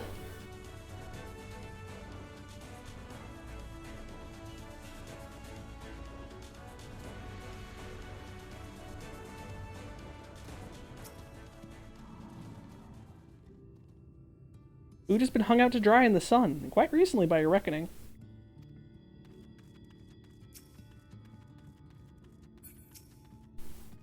That sure is a door. You hear faint sounds from inside the building, however the door refuses to budge. Dude, you could kick that thing down. Just break in the door. Bitches, I'm here. Warrior of Light time.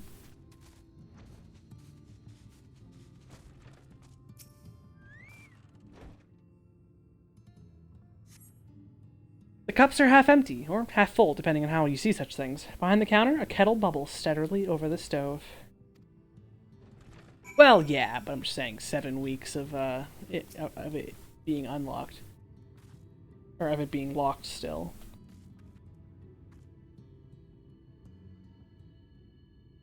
What news, Kinliana? Were you able to find anything of note? People are definitely still living here. I wanted to kick down the door, but for some reason, my mind told me not to.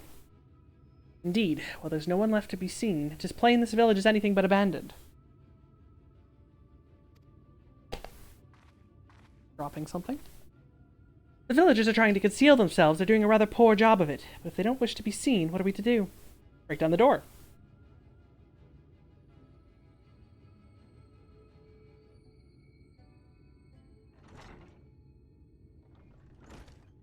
I say, aren't you the ones who saved my life?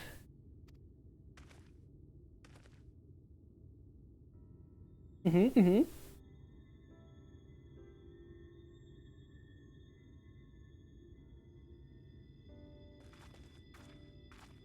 You're Tristol, the artist from Yulmore. You remembered. Ever since we parted ways, I worried for you, bound for the city as you were.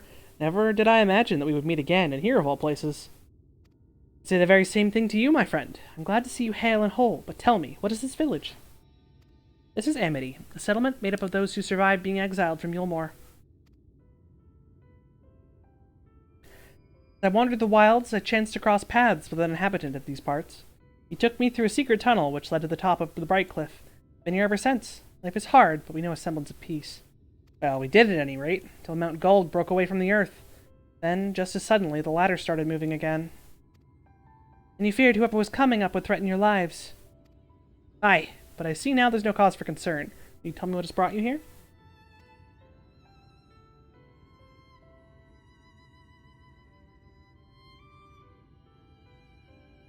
So Vothri is a Sin Eater, and he's fled to Mount Golg. It is a strange tale, but I have no reason to doubt your words. I owe you my life. If there's anything I can do to help, you need but say the word. Your help would be most welcome, Tristol. To begin with, we require your people's permission to reconnoiter the area. If we are to confront Vothri, we must find a way to reach Mount Golg. Of course, you hardly need our permission to be here. I'll tell the others about you and yours. Now, we haven't much to offer in the way of hospitality, but our village is at your disposal. Please use it as you see fit in your quest.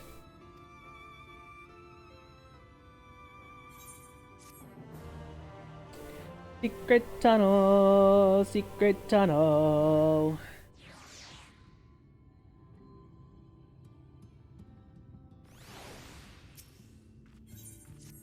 Yet another hapless soul that Alfino saved from mortal danger, I see. Some things never change. At any rate, it seems that brother has a mind to linger. Meanwhile, I have a mind for us to explore. Ileana and I are going to scout out the area. We'll be back in a while. Oh? Very well then. Just take care out there. Alize is a woman of action. In 2 is a woman of action.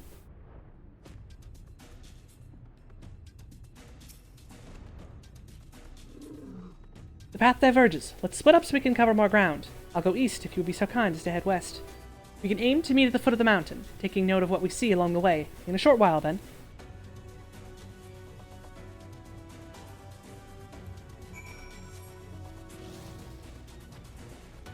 This is the get shit done music.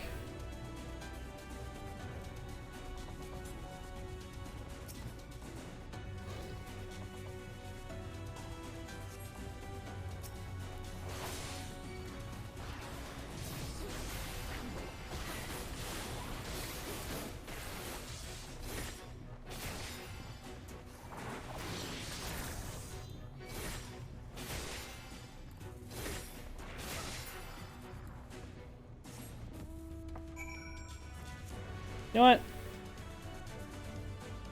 I take a brief moment here and just mark all of my favorites, because I'm sick of getting the ugly-ass chair. Unfortunately, you can only, I think, have 1 page of favorites, which is a real shame, but that's okay. I think I have, what, like 4 more slots?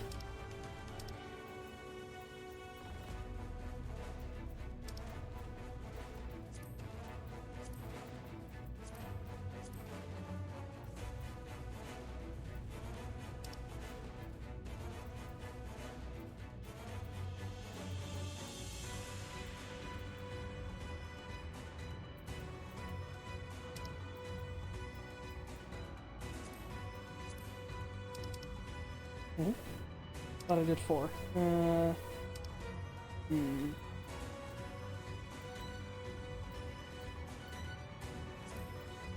we go.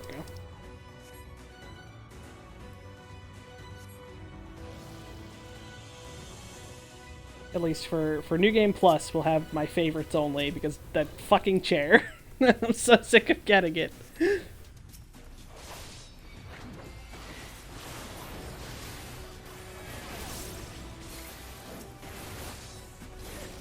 Oh yeah, I mean, most areas have music that changes depending on the MSQ.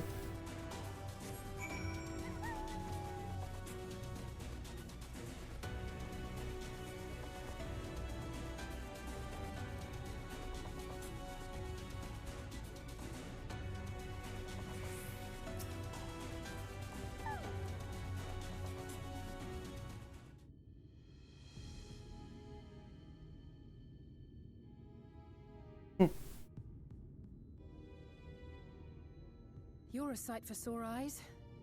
I don't know about you, but I bumped into quite a few sin eaters out there.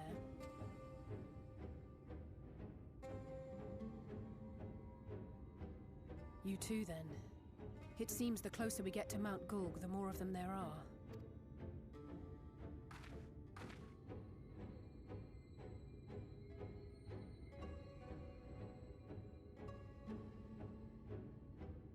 Looks a lot bigger from here, doesn't it?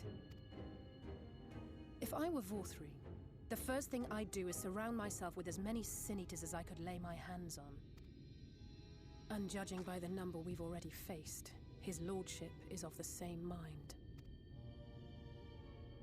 This is going to be a tough climb. But first things first, we need to determine if climbing is even an option. The more I look, the less likely it seems. Y'shtola is right to be worried. But flying may be our only choice after all.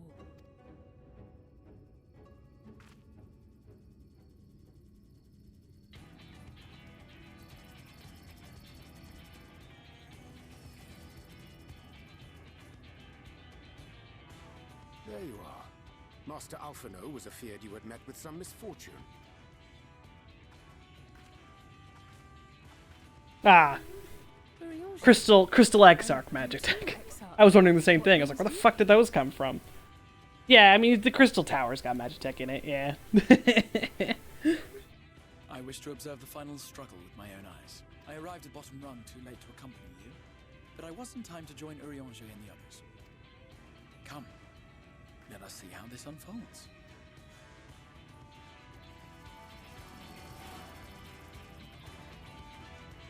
Not well, let me tell you. Not well at all.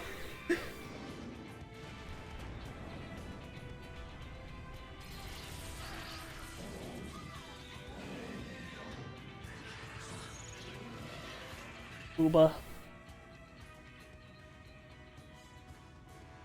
Well, it seems flying is off the table. If we have learned that much, then the Machina have served their purpose. Ah, so that's what they were for. Wasteful, but effective. It would seem our foe will not be reached by land or air. We must needs withdraw to consider another course. Master Alphino waiteth for us atop rung. Thither should we make our way.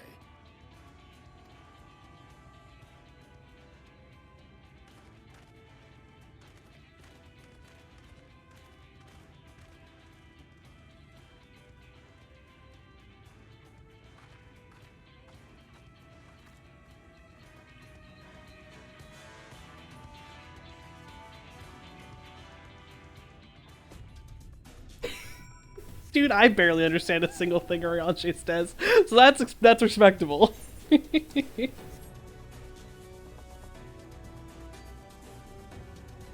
I alone? I'm alone.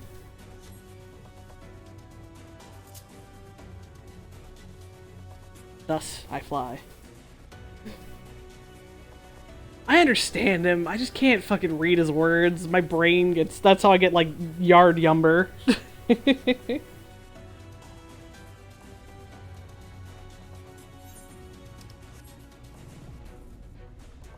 Ah, that would do it as well. Yes, that would give you much understanding of his whatever the fuck speech. I did not expect to see the Chais here, though I suppose it's well within their rights. At any rate, it's time to tackle our next little obstacle, finding a way to reach Mount Gulg. For this, we'll need to put all of our heads together. I forget how they come up with their idea.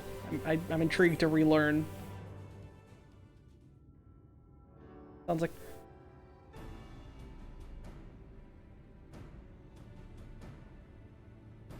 In short, there's no path, and the sky is thick with Vorthri's winged devils. We might consider Amaro. But without extensive training, we cannot hope to contend with the Eaters. Yulmar's airship fleet, meanwhile, consists solely of transport vessels ill-suited for battle. And without the expertise of one such as Sid, we are in no position to attempt a refit. Morgan and I met through a Pokemon streamer.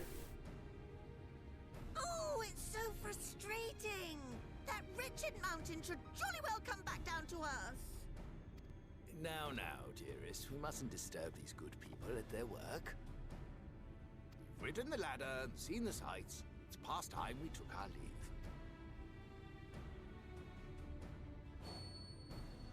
The lady may well have the right of it.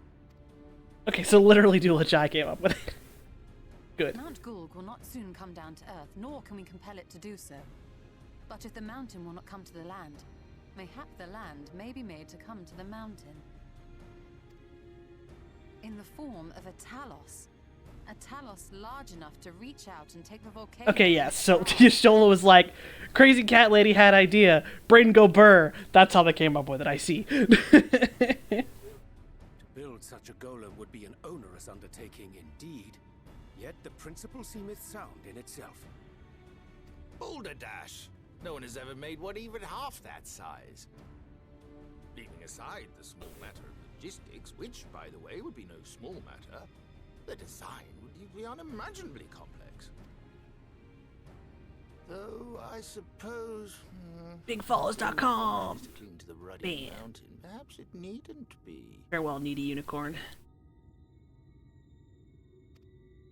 Solid base, firmly rooted to the ground, sacrifice mobility to simplify the construction, reducing materials required. China's is also having a brain blast.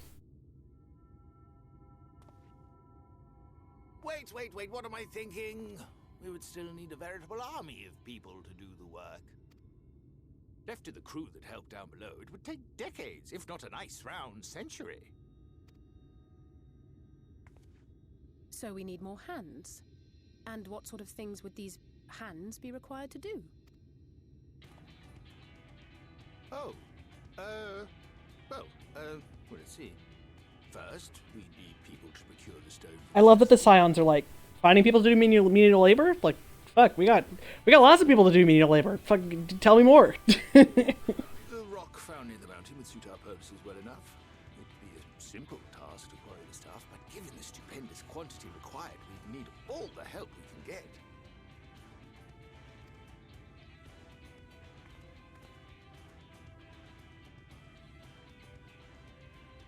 We have friends amongst the miners of Armorain. I will go and petition their aid. While you do that, I'll make for Mordsuk. I'm sure I'll be able to drum up some support. Then I shall return to Calusia. From fishers to carpenters, Yulmore is home to all manner of talented folk. I dare say their skills will avail us. Is there anything else you need?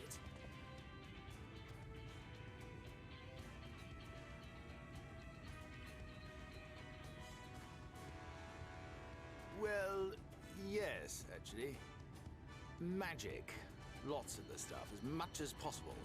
To awaken a Talos of this size would require an entire congregation of mages. Many among the Knights Blessed are gifted in the arcane arts. I will recruit them to our cause.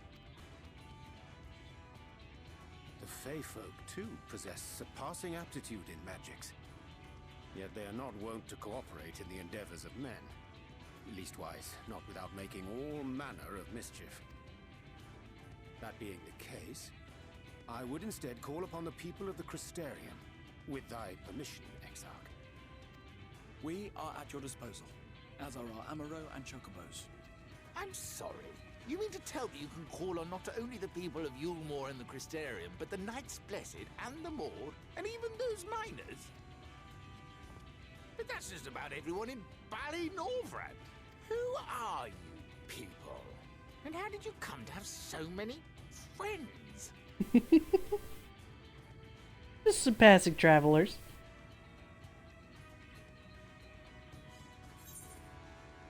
The artist Alfredo and his assistants. This adventure is of no import.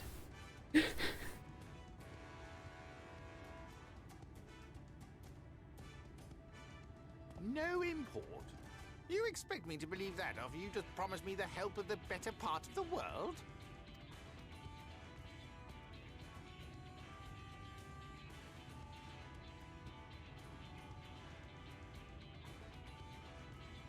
So, as you can see, you will not want for bodies.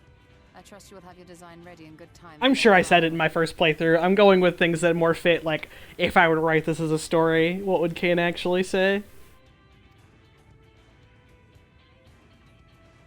Norvrant is counting on you, heir to Daedalus Stoneworks.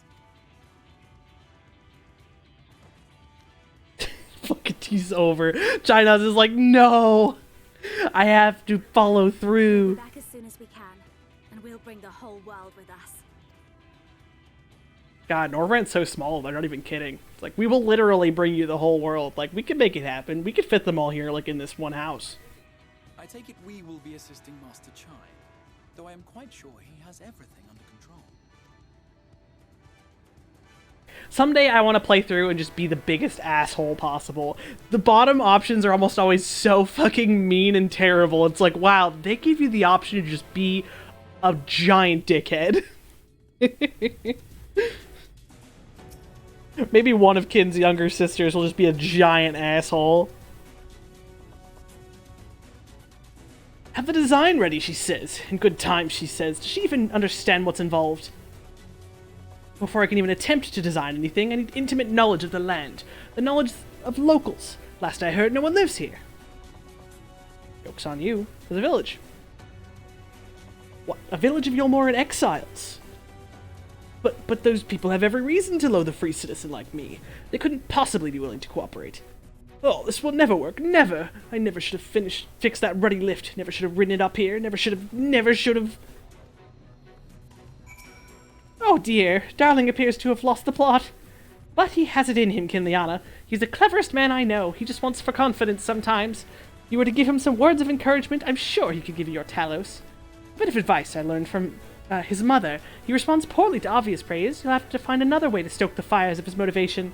Awaken his sense of daring.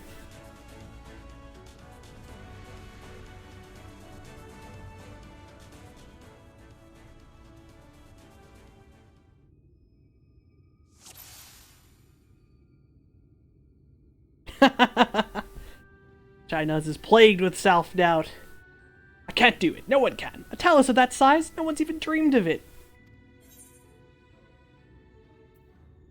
Julia's counting on you as well. I know. You hardly need to tell me that. You think I'll disappoint her if I could help it? Regardless of my own feelings, I can't do a damn thing without help from those villagers. They're not bally likely to give it.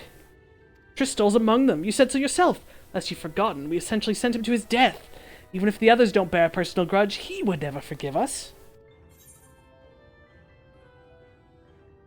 Things won't improve by themselves. You have to take the first step.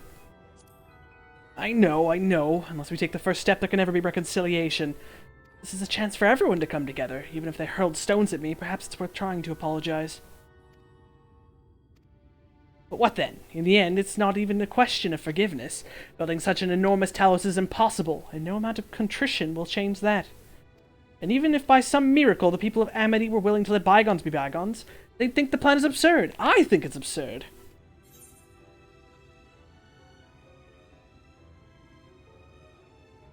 Less absurd than the change that's come to Yulmore. Well, I can't argue with that logic. Enormous as the task is, it's simply a matter of finding a solution to a practical problem. From that perspective, it's not entirely unrealistic. Realistic or no, there's no guarantee of success. There are risks to consider should the venture fail. Aye, imagine for a moment that we fail to reach Vothri and only succeed in provoking him. In his fury, he may well unleash his hordes of eaters, and will meet a horrible end. I'll protect you. I'll protect everyone. Oh, I see what you did there. That's how you win over the masses, with that irrepressible aura of dependability. But very well, you've made your conviction clear. And I'm assured, in spite of myself, I won't let my fears get the better of me. It's unseemly, if nothing else. Unseemly, if nothing else. Still, I find it astounding that you can have such certainty given the circumstances. Tell me, why did you throw yourself into the midst of such a grueling struggle? Because I live for adventure. Adventure. Such a strange word coming from my lips. I used to have a sense of adventure too. Strove to challenge myself. Never did I lose it. Dating sim completed.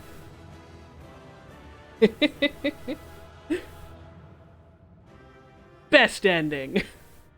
Yes, by the gods, I can do this! I need to have a little faith in myself. Julia Chai, I just had a date with your husband. I hope you're okay with that. Right, let's head to Amity and speak with the villagers, with Tristal.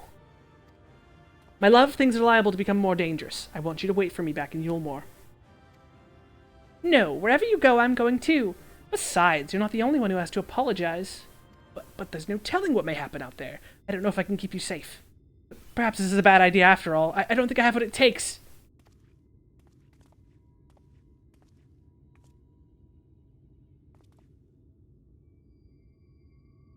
Master Chai, that you are beset with doubt is proof that you can envision the task ahead. And that which man can envision, he can make reality. Thus did some old friends of mine once say. Even should it be a feat fit for the divine, if something has been done before, then it is most assuredly can be done again by our own hands.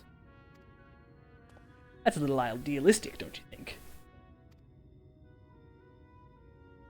This guy literally sucked me through the void. If he says it's possible, it's possible. Perhaps, Master Chai, perhaps.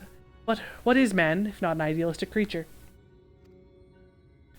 It's not an easy thing to achieve one's dream. My friend can attest to that. Countless times did they meet with frustration in the course of their endeavors. None would have found fault with them had they given up, yet they never did. One step after the next, they forged on towards their goals. And for their determination, they accomplished numerous feats that many believed lay beyond the reach of mankind. Like them, you are a man of science. Amidst your doubts, surely there's a spark of desire. The desire to make the impossible possible.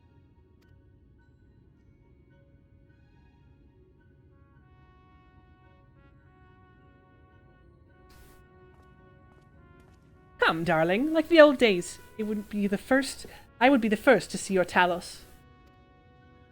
I showed you my Talos, please respond. And you shall be, my dear. I would have none other at my side when my greatest masterpiece awakens. Right then, to Amity.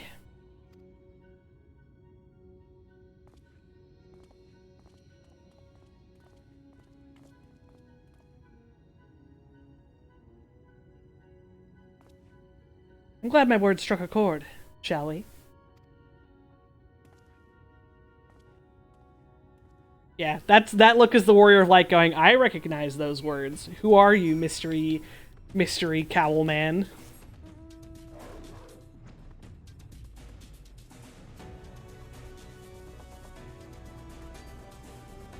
But did your friend ever get the last, get the Suzaku dog? Or did we just give up and never let it happen?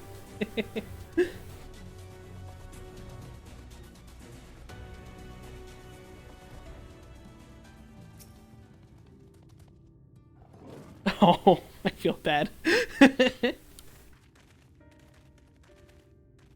You have every right to be angry with us, but please listen to what I have to say. I am tasked with delivering these people to Mount Gulg by means of a Talos of hereto unforeseen proportions. However, I cannot do this without the cooperation of those with an intimate knowledge of this land. That is, you and your fellow villagers. Cooperation. After you ignored my desperate pleas and cast me out, you have the gall to come here and ask for my cooperation? You have every right to be upset. Balthury's not the one to blame for your suffering, we are. We were free citizens, without care in the world, indifferent to the hardship of others. We didn't know what would become of you, and frankly, we didn't care. But we know now what we did to you, to full many, was wrong. Terribly wrong. No words will suffice to make amends, but I want you to know that we are deeply sorry.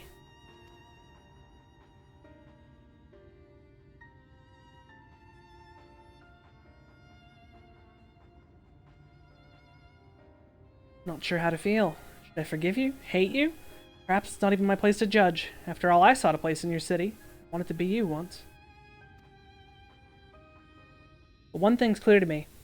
All of that is in the past. We mustn't let past wrongs stand in the way of the brighter future. And so, I will cooperate with you. Please see our friends to Mount Gulg. You have my word. I'll set work on the design at once. Wouldn't do to have nothing to show the others when they return with help. Make no mistake, this venture is unprecedented in the history of Talos building. Nay, the history of all mankind. But rest assured, this genius of Daedalus Stoneworks will deliver.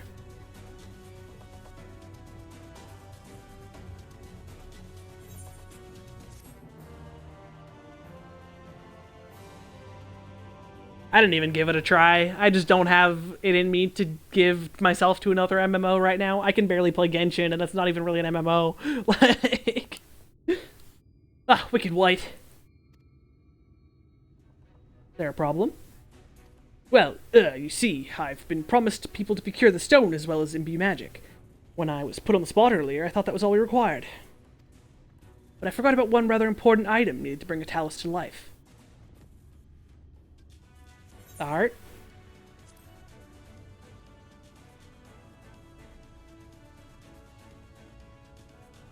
That's right, the heart. I'm pleased to see you have some familiarity with Talos. So while I work on the design, I'd be much obliged if you could see to procuring the ore with which to fashion a heart.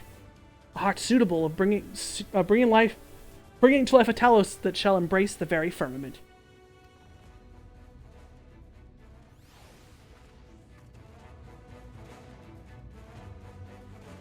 Excuse me.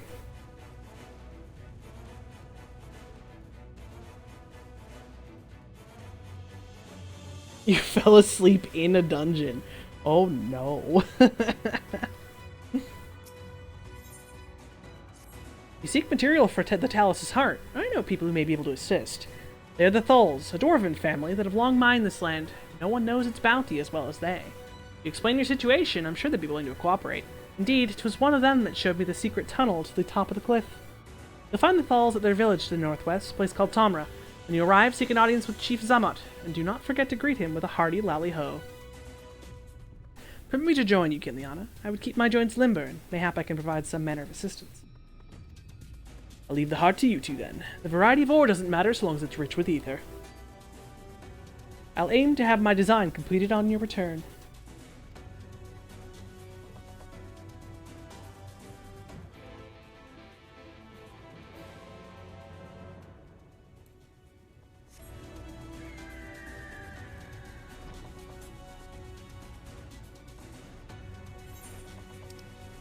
I do like that the first shows you a glimpse of a world where man and the beast races, quote-unquote, can coexist. Like, there are no beast tribes here. Fucking, you got Amalja and the Crystarium, you got kobolds and Mordsuk, like, just the people of the source who are too dumb to get along.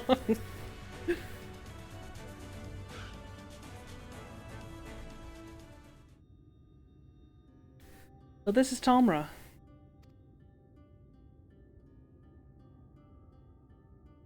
Seldom do we see the dwarven folk at the Crystarium. Now be in the presence of so many. I shall enjoy not having to crane my neck for a change. Because you're short.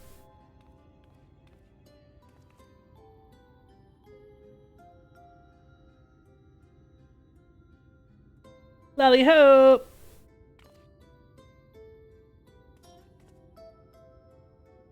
Lally ho! What did you just call me?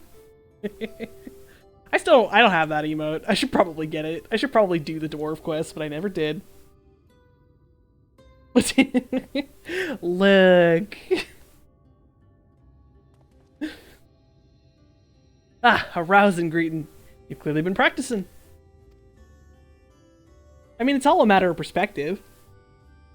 Plus, it doesn't help that they wear helmets and never take them off. So, you know, for all they know, they are beasts. Anyway, now that we've observed common courtesy, who are you and what are you doing here? The recommendation of the denizens of Amity, we've come to seek aid of the Thull family. May we speak with Chief Zamot?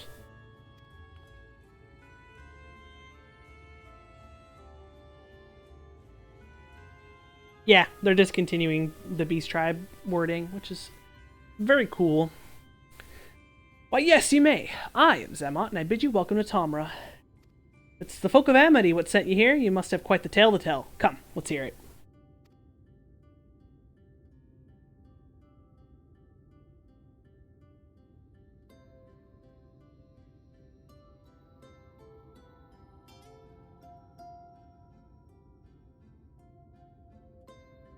Well, and here I thought those below had no fight left in them. Having said that, it's not like we know how to deal with that floating volcano, and all them sin-eaters either. If you're serious about restoring peace in these parts, though, we'll gladly lend you a hand. However, The kind of ore you seek's too precious to us. If I let you have it, only for you to bungle things up and squander it, like no amount of ale will wash away my chagrin. I'm gonna try that sentence again. If I let you have it, only for you to bungle things up and squander it, like no amount of ale will wash away my chagrin. First, I need to make sure you're worthy. By means of a trial. Aye, a trial most tricksy, passed down through the line of Thal.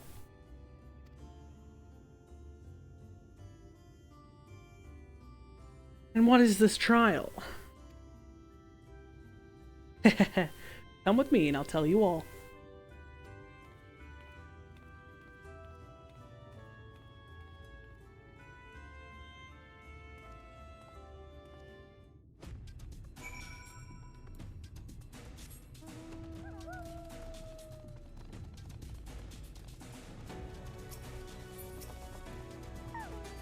Heh, listen well.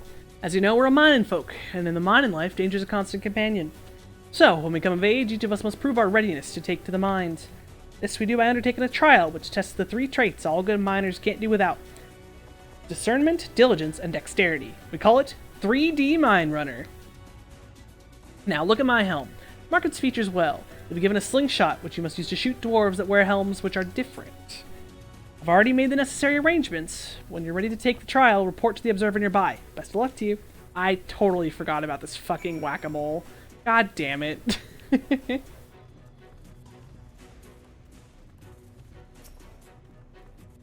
Tally-ho! You must be the challenger the chief mentioned. I'll show you to the rooftop at once. I'm sure you've been told the 3D Mine Runner you'll use a slingshot to shoot them is wear the wrong helm. A game of the spot of practice, eh?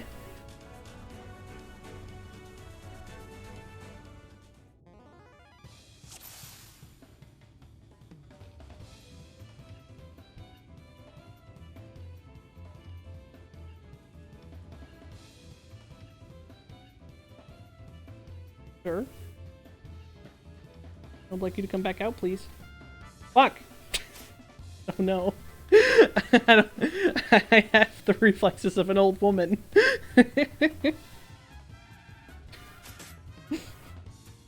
Nice shooting. Keep it up in the actual trial, eh?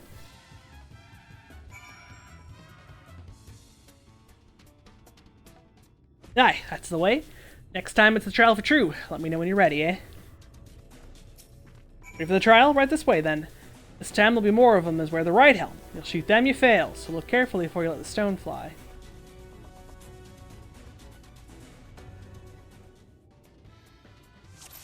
This is not good sensitivity.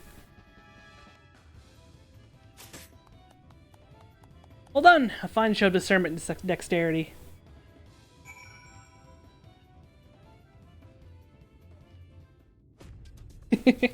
Well done, well done. The trial never lies. You got what it takes to be a miner.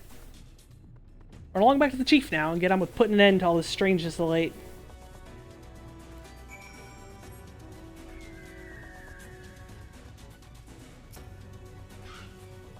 That was some impressive shooting, lass. Consider me satisfied. Aye, it's plain you didn't come this far with luck alone, so I'll place my faith in you and help you find the ore you seek.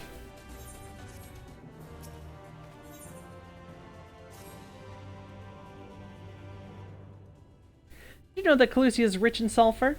Well, it is. We've been mining the stuff since ancient times. And every so often, the self-same veins yield what's called earthseed, a rare ore steeped in magic. Time was, we used it to refine earthseed for the land, for this and that, but the technique's been lost. Stuff's still out there to be had, though, provided you know where to look. And no place is surer than Duragar's Tool. Problem is, the site's occupied by our age-old rivals, the Gogs. Greedy sods claim the place is theirs, and refuse to let any other bugger nearby. There never was a more odious lot than them Gogs. We could go forever about those hornless horsens, but then we'd be here forever, and that won't get us nowhere. What it boils down to is this. If you want the Earthseed, you gotta deal with the Gogs. Reckon you're up to the challenge? We've dealt with far worse. I'm sure we could find a way to obtain that which we need. That's the spirit. Now, to help you find your way, I'll have one of ours go with you. I'll do it. I'll go with him.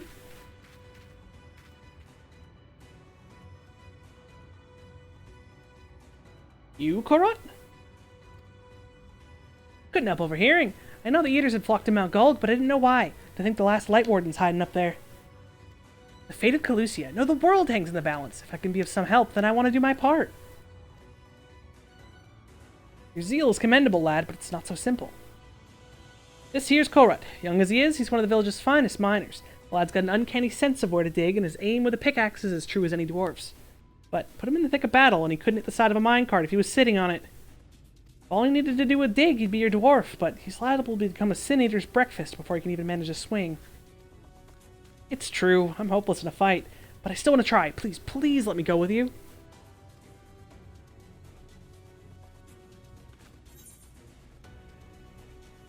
I'll take care of you, you take care of the ore. Oh, thank you so much. I'll try my best not to be a burden. Go to take Korat, far be it for me to stop you. Keep him safe, though, will you? You'll most assuredly encounter Cinders along the way.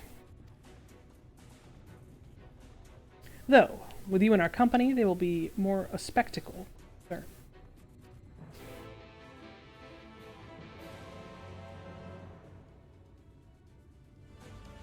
Duty. The Duragar's tool lies in a cave to the east. I'm ready when you are. Duty time.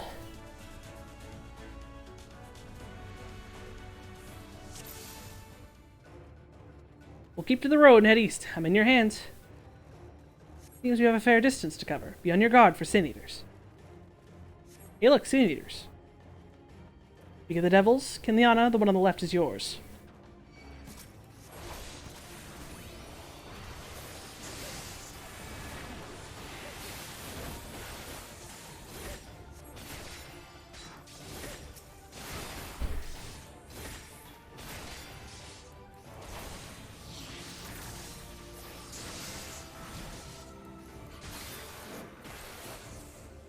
Amazing, you two are really strong.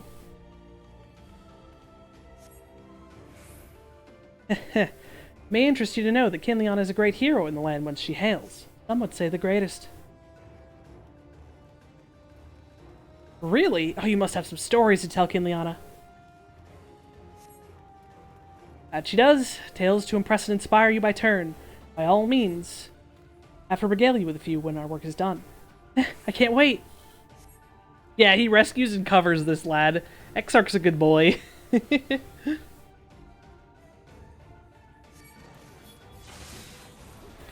behind us, Korat.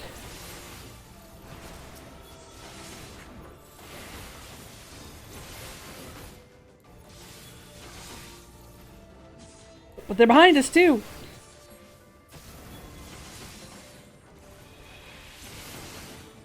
Yeah, Morgan. Thanks for hanging out.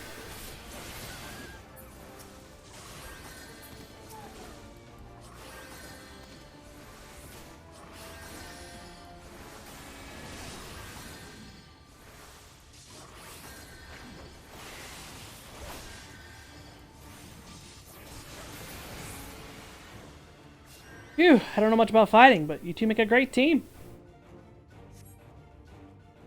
And Liana's a team unto herself. I merely follow her lead. Well, looks like we've been doing this for years to me. That's so. I shall take it as a compliment.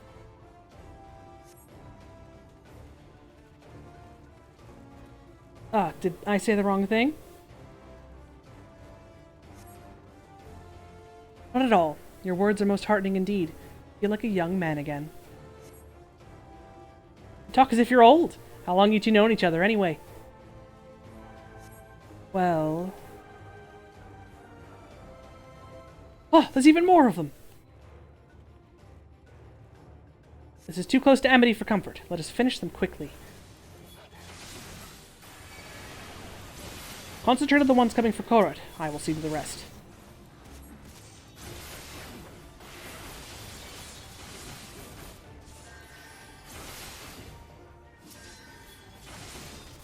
Exarch, you're not seeing to the rest, you're casting Cure 1! Stop casting Cure 1 and kill them!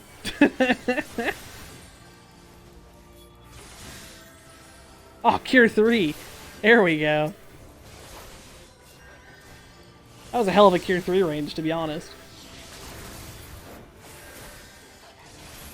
Good job seeing to the rest, Exarch. I'm doing your job.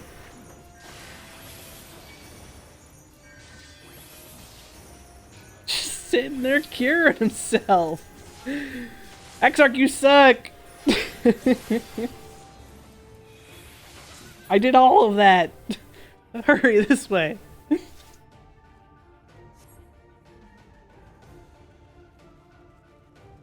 How much farther until the cave?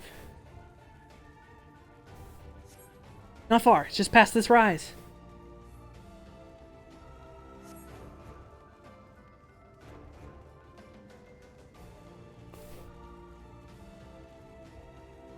Ah, I believe I see it. Oh, again?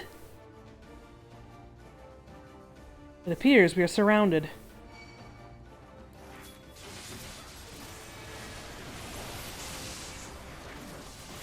Fortunately, I have a little trick for such occasion. Ileana, draw them in.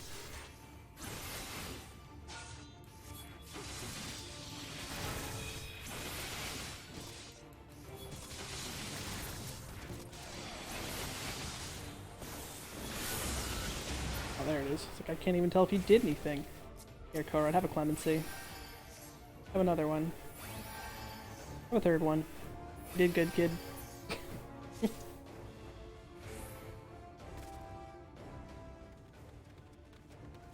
Ah!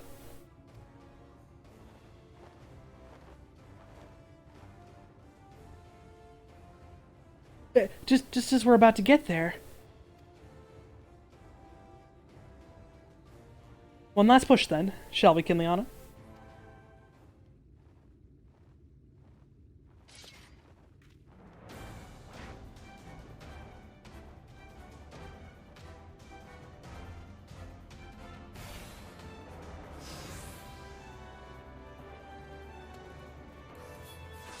I will shield Korod. Give the Eaters everything you have.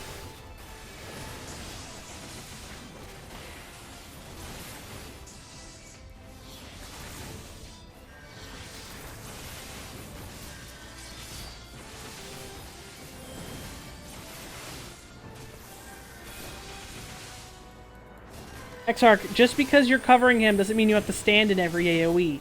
Just saying. You're gonna die. He's almost fucking dead. Exarch, fucking stop sucking! You're so bad at your job.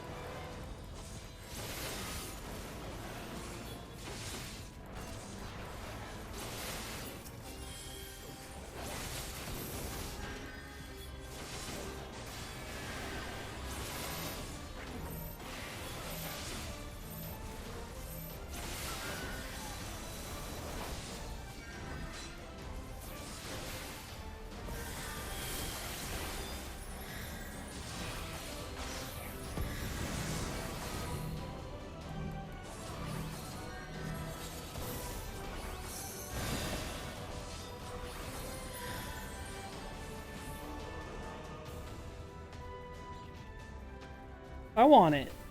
Let me take it. Yoink! It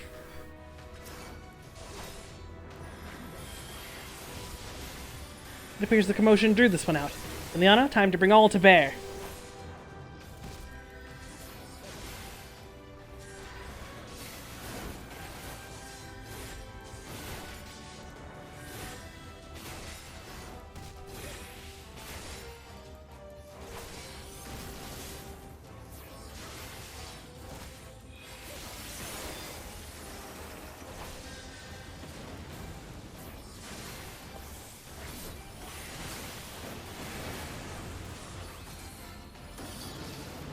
Oh, not now.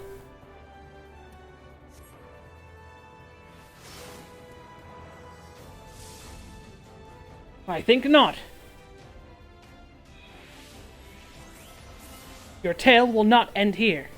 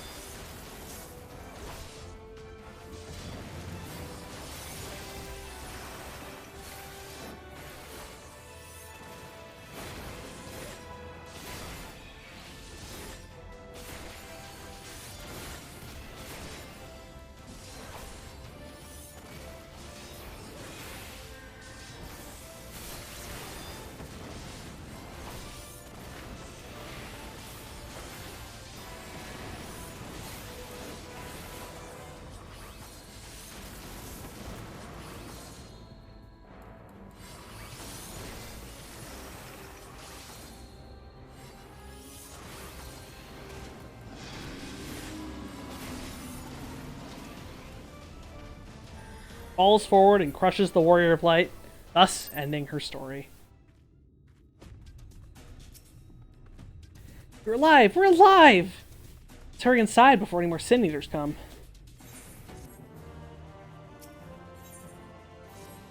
Right, follow me, please. I will take you to the Duragar's Tool, where the purest sulfur in the land may be found.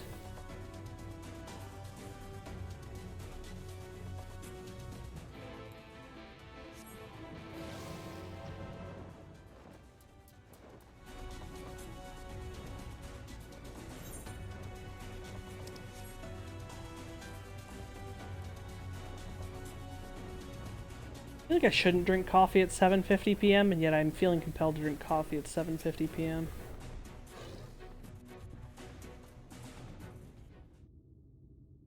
The terrain and stench are an indication we were at the Tool.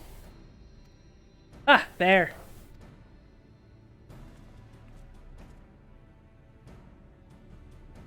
The Gogs with their ugly, unkempt beards.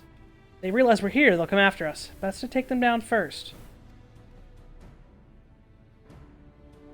Be not so hasty, Korod. The animosity between your two clans notwithstanding, I would not resort to violence unless necessary.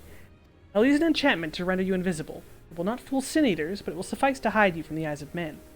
While you are thus concealed, do you think you could find us the Earthseed? Aye, I'll dig up the choicest stuff there is. We would be much obliged. Without further ado, then. Ha! I can see straight through me! Right, a diggin' we will go.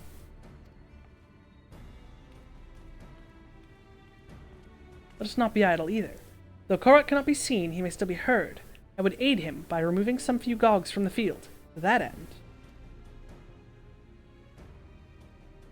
Dream Powder. As you may recall, we used it for the rescue mission at Laction Loft. We used it in Yulmore, too.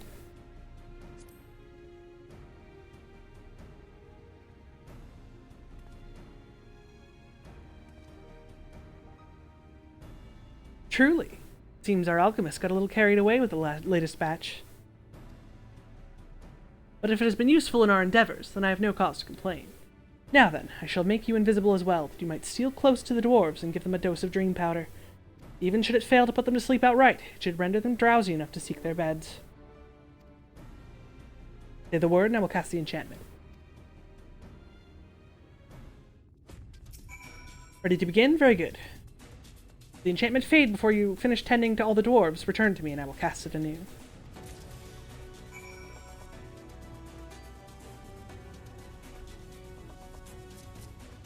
Hello, fellow friend on the same quest. Little 81 warrior. Good luck, Godspeed.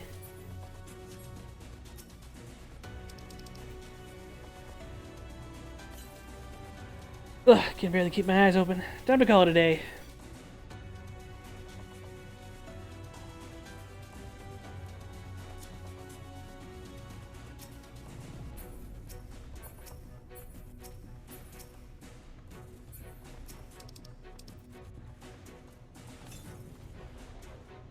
All work and no ale makes something to something, and I'm spent.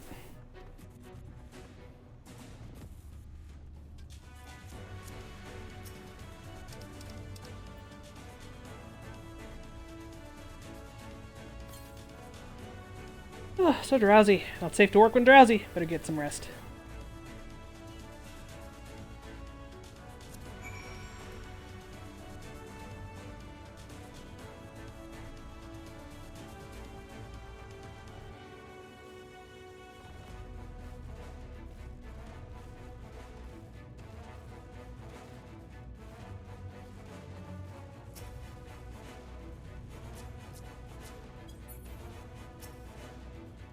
All the dwarves have taken their leave. Good work, my friend. We have done all that we can. Let's await Korot's return. I'm back! This is the purest stuff there is. Think it's enough, or should I go dig out some more?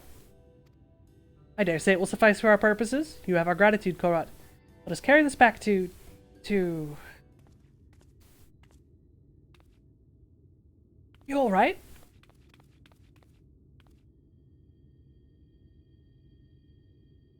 Worry not, I shall be fine. Long as I've been away from the Crystarium, a little weakness is to be expected. I may have also overexerted myself in the moment. To have this rare opportunity yet be unable to enjoy it in full. Who goes there?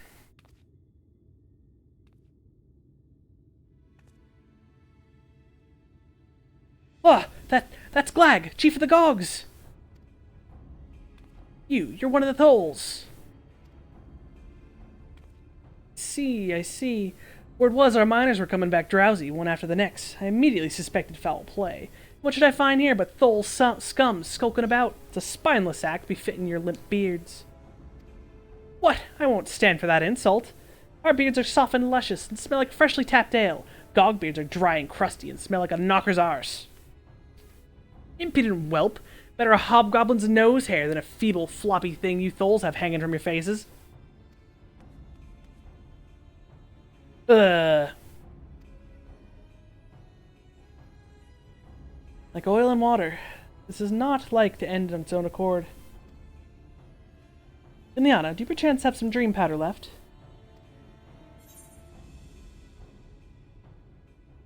Enough to put an end to this. I'm pretty sure the Gogs are always aggressive. I don't think anything ever gets fixed. It's just like the fucking... This is like two families that'll never get along. Let us put it to use and be on our way. Though something tells me we've not seen the last of their bickering. Yeet! What in the swiveling?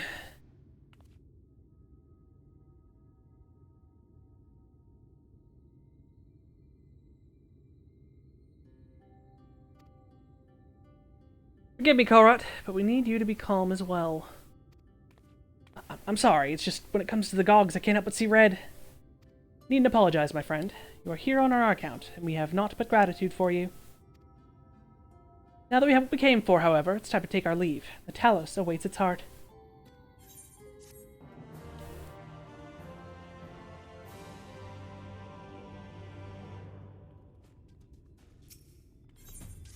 Well, my friend, much as I've enjoyed our time together, I think it best we split up, that we might accomplish our tasks more swiftly. I shall see the Earthseed safely into the hands of Chai Nuz. While I am thus employed, would you be so good as to deliver Korot back to Tomra? My thanks, Kinliana. Brief though it was, 'twas an honor to go adventuring with you. I shall see you back in Amity.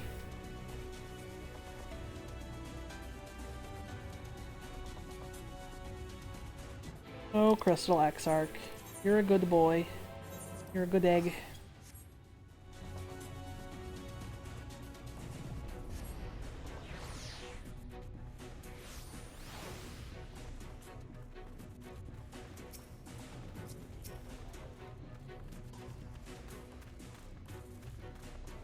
Lally-ho! Glad you're back and in one piece. How'd you fare with the Earthseed then? Got all they needed. The Exarch's on his way to Amity with it now. Good to hear that young Korot was of help. As it happens, a few others came forward while you were gone, saying they wanted to do their bit as well. Given that you're building a Talos, we reckoned we needed some mining tools, so we went and modified our spare pickaxes for use by bigger folk. Here, take these with you. Should be plenty to go round.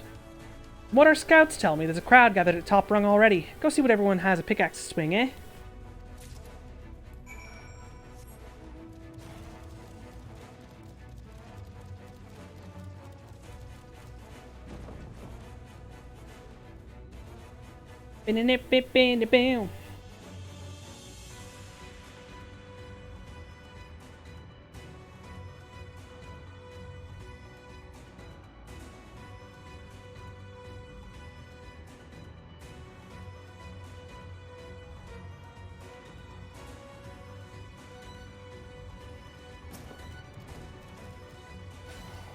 Look, Kinliana, people from all over have come to help us quarry stone.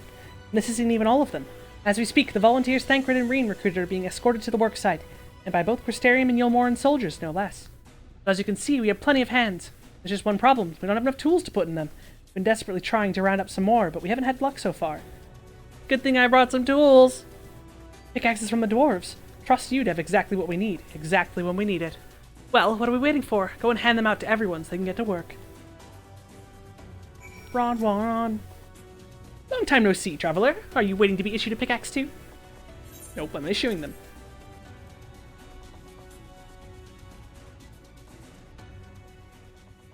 Oh, clearly you weren't, and now neither are we.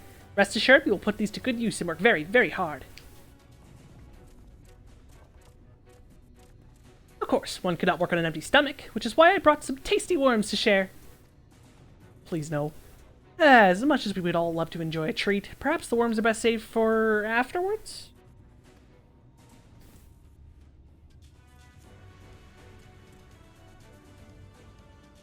Greetings, Kinliana. You may not remember me, but I'm one of the carers from the inn at Journey's Head.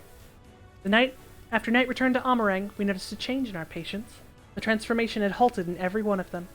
I can't express what it did to the mood of the place. We were still celebrating days later when who should come along but Alize. She said that she sought the aid of those who believed in the Warrior of Darkness. We all answered her call right then and there, of course. Some few carers had to remain behind, but as many of us came as could be spared. Ooh, my brain. I too have great respect for the Warrior of Darkness. When we meet, I'll be sure to treat them to a nice plump worm.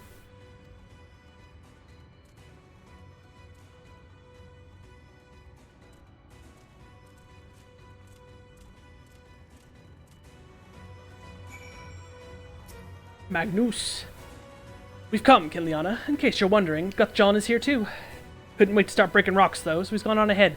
Bah! Could have at least left us a spare set of tools.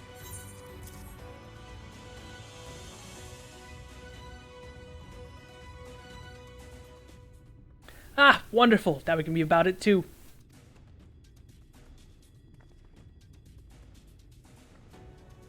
Quarrying isn't exactly my stock in trade, but this time I feel as though my wife will be with me, guiding my hand. Let's make it happen. Let's build a world where everyone can live without fear, where everyone has a place they can go home to.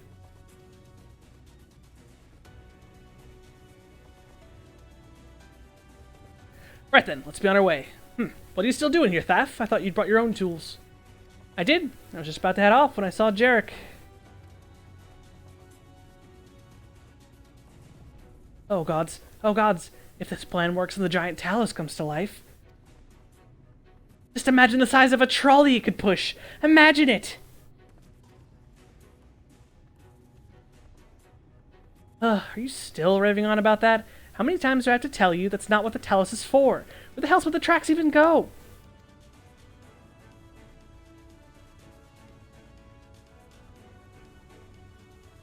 There's bound to be somewhere. You just need a little imagination. Seeing as the stoneworks is involved, maybe we could have a trolley added to the design. Enough. We're going to work, and if I hear any more about trolleys from you, I'll be pushing one yourself.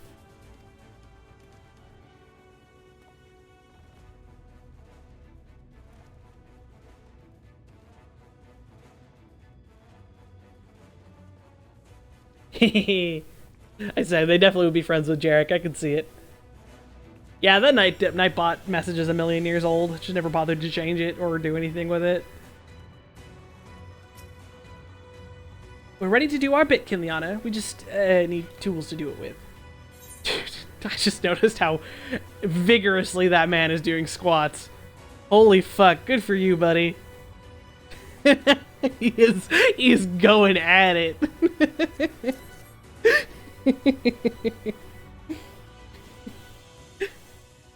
Pickaxes, loads of them.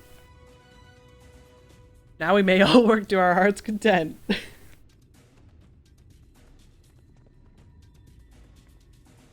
Well, I don't have many talents. I do have a strong back, and apparently strong thighs. And what strength I have, I'll gladly use for the sake of peace. We got the ladder moving again, didn't we? If we join hands, there's no Talos we can't build.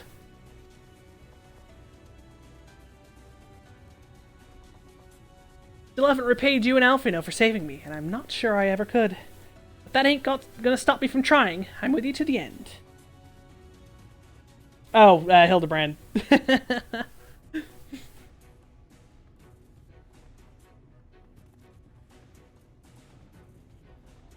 Come on, you lot, look lively. It literally took you saying Dad naked suplex him for me to realize who you were talking about. My thanks, Kinliana. With that, everyone is now equipped to work. I think I'll go and join the soldiers standing guard over the volunteers. It'd be a shame if they fell prey to sin eaters after all the trouble we've gone to. Right, let's see that the plan is a resounding success for the sake of all in Norvrent.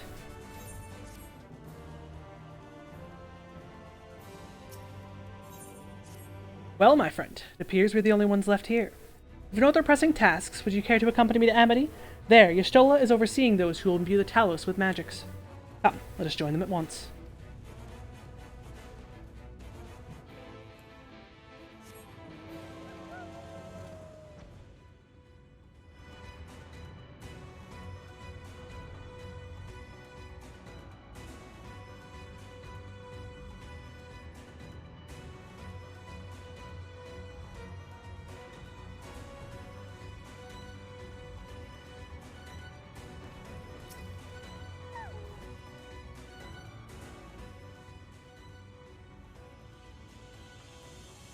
Ah, good of you to join us.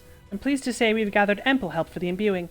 With Master Chai in the process of finalizing his design, I have taken the liberty of dispatching all hands to their positions.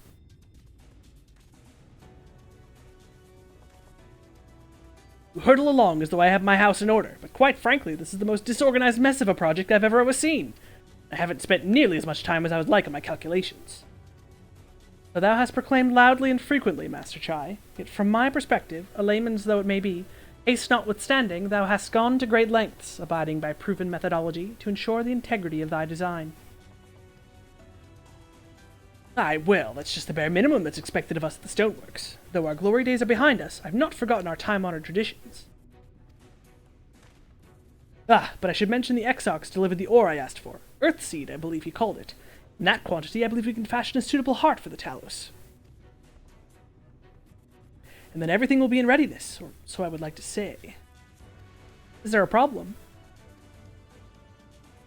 In a Talos of, well, any reasonable size, a single heart would serve to circulate aether through the chassis, but given the unprecedented proportions of that which we seek to build, I doubt that will be the case. By installing smaller peripheral hearts at intervals, I believe we can maintain a stable aether flow, thereby solving the problem. However, we don't have enough ore for this purpose. Not for it to procure more, I suppose. Runar, mayhap now is a good time to bring them out. A moment, friends. There's something I would show you.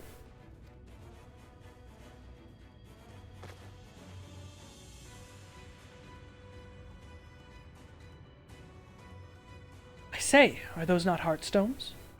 They are, our most prized possession, we of the Knights Blessed, and these belong to our kindred who have left us. Immersed in water imbued with fervent prayer, these stones harbor no small amount of magic, and we may imbue them with yet more prior to their installation on the Talos. What think you? Being from a different region, these cannot be used for the main heart. Peripheral ones, on the other hand, I believe they will serve. Excellent. When Master Matoya spoke to us of the role we are to play, the Heartstones immediately came to mind. Of course, before bringing them with me, I made certain to consult my fellows first. After all, the stones bear the precious lives of those who have gone to the Sunless Sea. But we have now beheld the Sunless Sea with our very own eyes, and by the gentle lights that glimmer on high, we know there is a peace beyond. Thus, are we also at peace. Our Heartstones may serve to restore night to all the world. Gladly do we give them.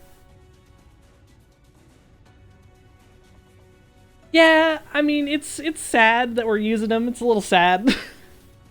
But, like, they're cool with it. So, Master Chai, if you could instruct us on how to distribute the Heartstones.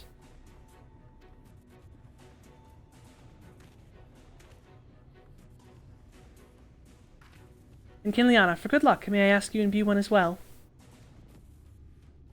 That's cute. Stola, you're cute. I'll call you cute in front of Runar.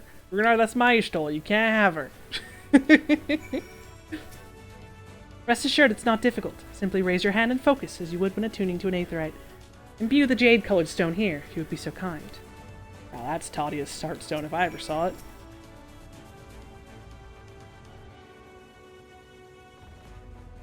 Familiar-looking Heartstone appears to glow faintly. That will do. Yes, thank you, Kinliana.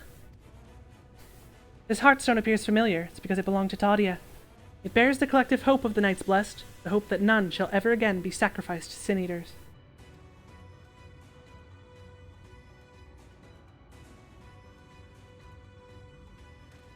Right, I've identified the spots in the talus where the stones are needed, see that they are amply imbued, and then install them as I've indicated on this diagram. Trinuz, I don't know how to tell you this, but I'm blind. I can't read your diagram. Understood. We'll set about the task at once. When the talus awakens, and the way to Mount Gulg is secured, we shall sally forth. It promises to be a trying climb, so take what rest you can in the meantime. We'll see you soon.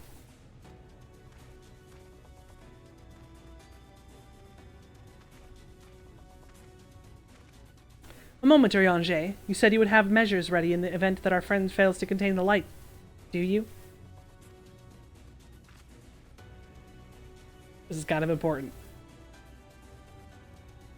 Be assured that I do, all which require lieth in this land. Don't worry, I'll be fine.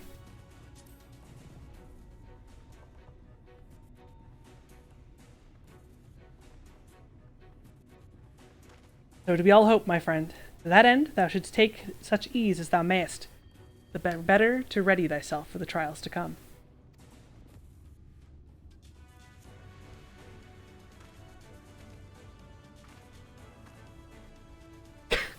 I love the Makote just like, oh well, shrug. He's like, well.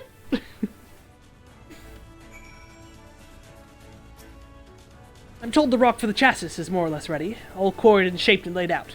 That just leaves the imbuers to do their work. I'll continue checking my calculations up until the very last moment, but it's only a matter of time now.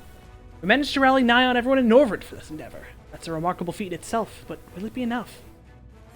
Yes, Chinuz, it will be. I'm gonna go get a drink of water real quick, because it turns out that talking for 9 hours is a lot. Who'da thunk? Herb.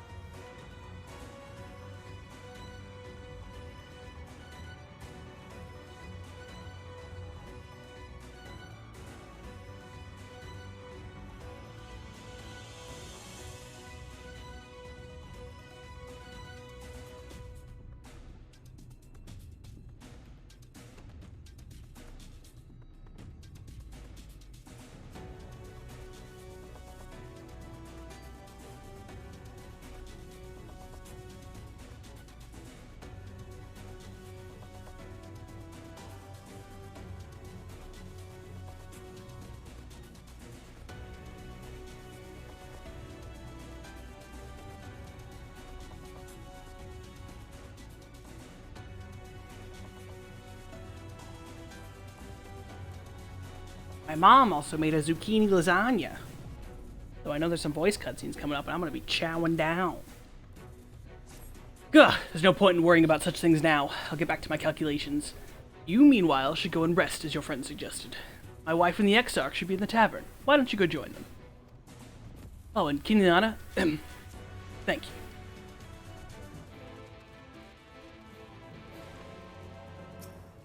The Exarch?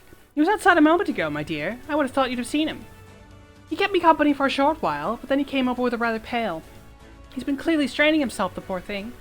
Anyway, he excused himself, seeing he needed a breath of fresh air. Weak as he looked, I did offer to go with him, but he assured me he would be fine. I do hope he's alright.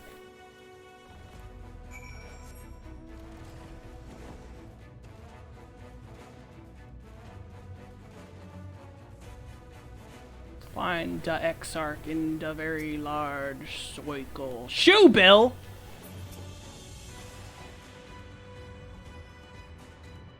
The Exarch does not appear to be anywhere in the vicinity. There's only the Shoe Bill, gazing unflinchingly southward. Dude, the Shoe Bill's spying on fucking... Oh, God. I bet you the Exarch's right over here. The Exarch's over here and the Shoe Bill's spying on him. Yup, the Shoe Bill's spying on him for Emmett Selk. Calling it right now. The Shoe Bill is Emmett Selk transformed. You can't tell me otherwise. The future is where my destiny awaits.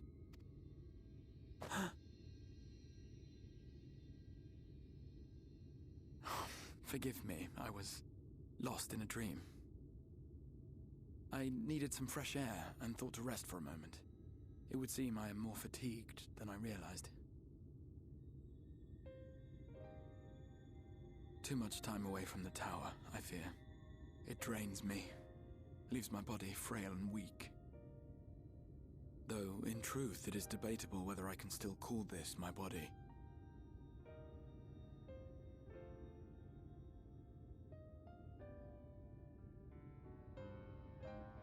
When first I turned my mind towards the salvation of the world, I came to the conclusion that it would take many long years, many more than remain to me. And so I made myself one with the Crystal Tower, that I might live indefinitely. I am but an extension of it now, hence my weakness the farther I travel, and the longer I am away.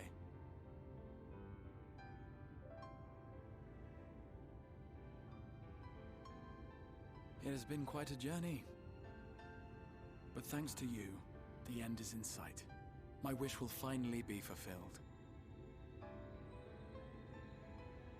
How goes the construction effort?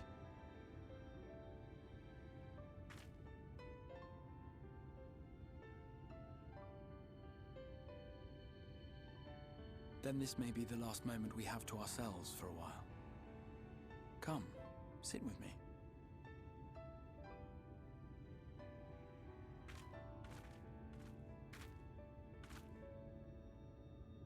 Tell me, when all of this is over, what will you do?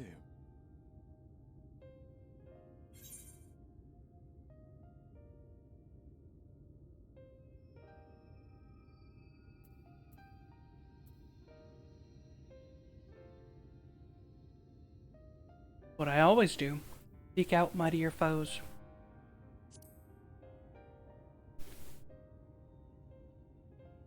In the 100 years they have existed, no one had come close to ridding us of even a single Light Warden.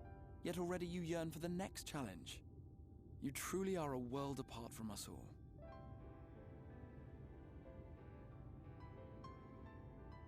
But whatever it is you decide to do, I have every confidence that you will do well. For you have the strength to forge your own path. You will leave countless lives better than you found them, and the souls you touch will never forget your kindness. Then, in trying times, when you question your worth and your choices, they will raise their voices to remind you of the difference you have made. And thus will your deeds come to affirm your path. Remember this.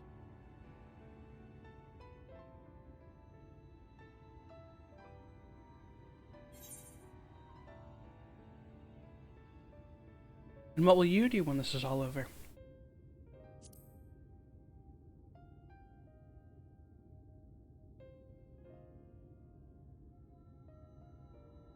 When this is over, indeed.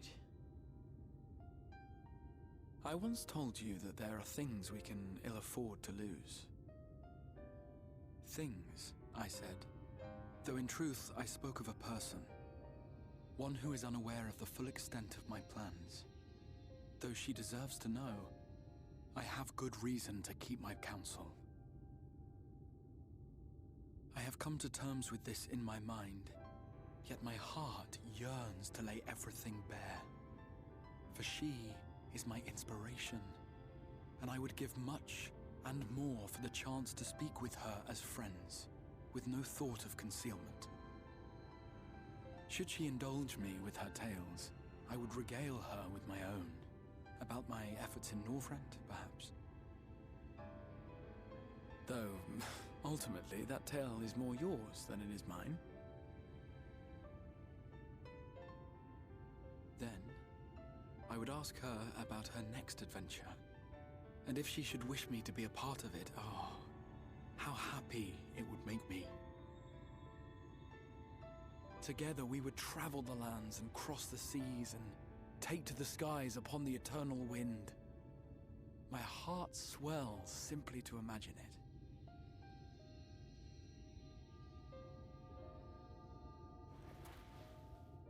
Or But you'll face the end of the world together. Upon our victory in the coming battle. Weird. Again. The end of the world again.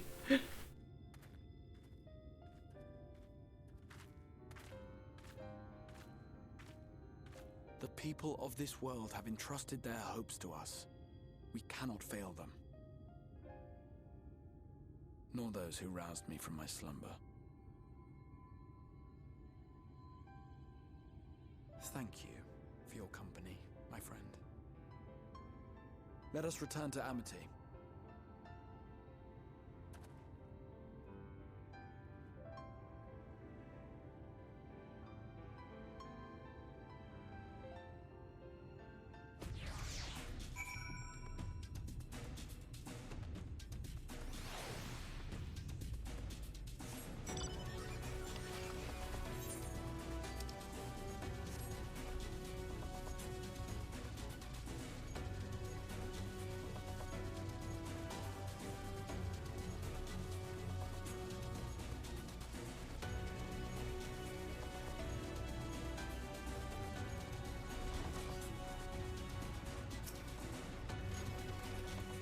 Worry not, my friend.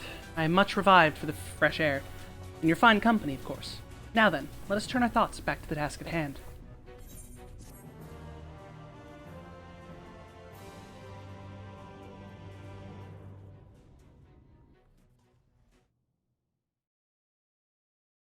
Meanwhile, in the Imperial Palace... The Fortress of Doom!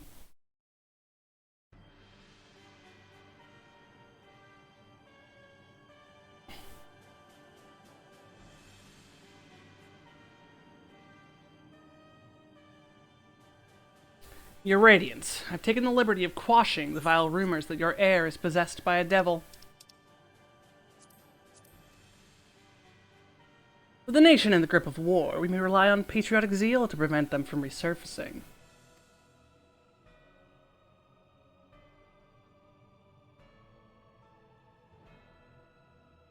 And what of Emmett Silk? He's taken himself to the first, to usher that world to its end. Or so I believe. He did not disclose the details of his mission, having ever preferred to work alone. Even to those whom have known him since the beginning, his action can prove unpredictable. I am no stranger to his ways. He joys in playing me for a fool. Many times have I been convinced I was acting of my own volition, only to discover all was as he willed it. My dear grandfather. On the subject of our esteemed colleague, his last report, though brief, did contain one item of interest. You have doubtless wondered why the Scions of the Seventh Dawn have not taken to the field of late.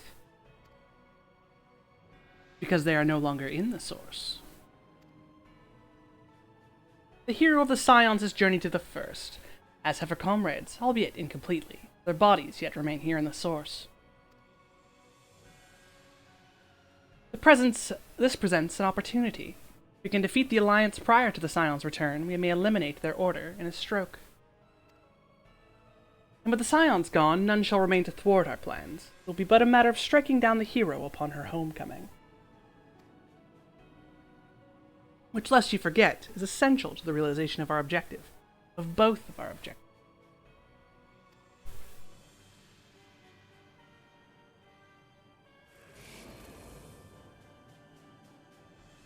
Through Heidelin's meddling, her champions threaten to wrest the reins of fate from our grasp. The world is at risk of being dragged down a false path. One which will never see man reclaim his true form. It is unthinkable that he should supplant us, incomplete as he is. Such a devolution is abhorrent, and it must be stopped before it is too late.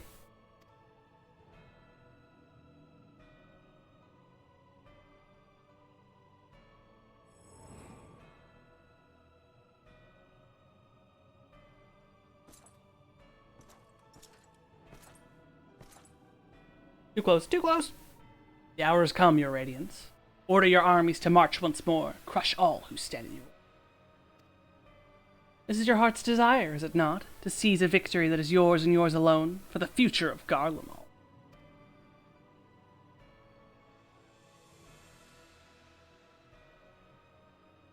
Oh dear, you do not wear the mummer's motley well. I was never one to take an interest in tedious conflicts.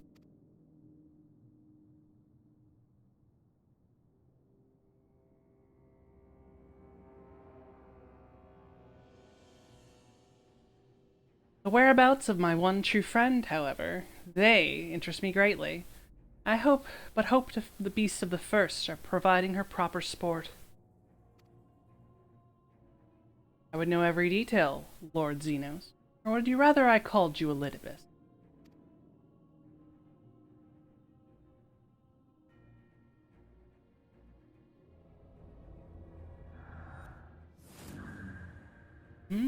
Unexpected.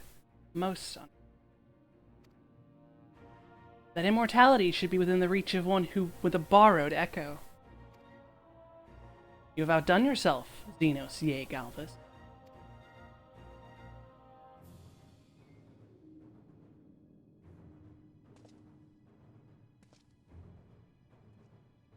I have no particular attachment to that name, but I am rather fond of that body.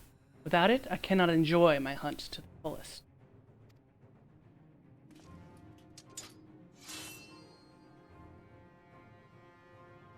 Your secrets or my flesh, I care not what you give me first. Choice is yours.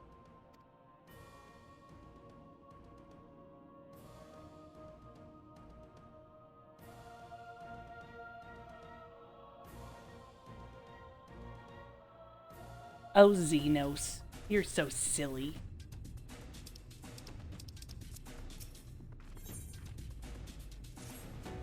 Right, so, while the two of you were away, I received word that everything's in place, meaning we proceed with awakening the Talos. Once we imbue the magic, it will stir itself immediately and immediately carry out its designated function, namely, taking Mount Golg in its grasp. And Liana, we may be certain that Vothri will not look on in idleness as we beat a path to his front door. Once our plans are set in motion, there will be no turning back.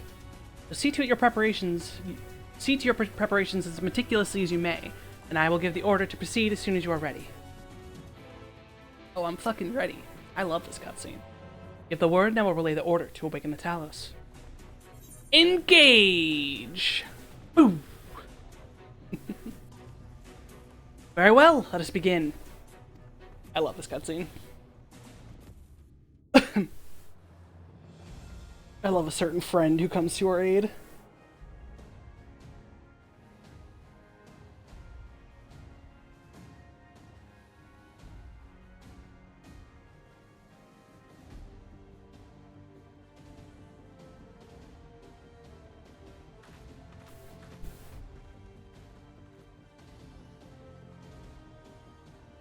Word from the Exarch. All is set on his side, and we may proceed when ready. Well, we have sufficient stone for our needs. Likewise, preparations for the imbuing have been made according to thine exacting instructions.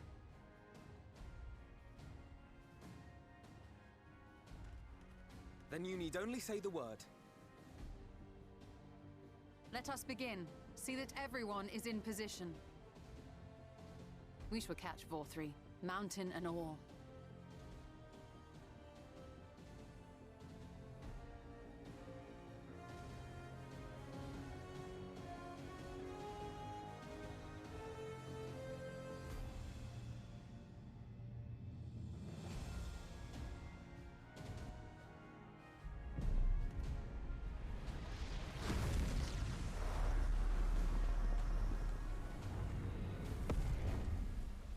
Here it comes!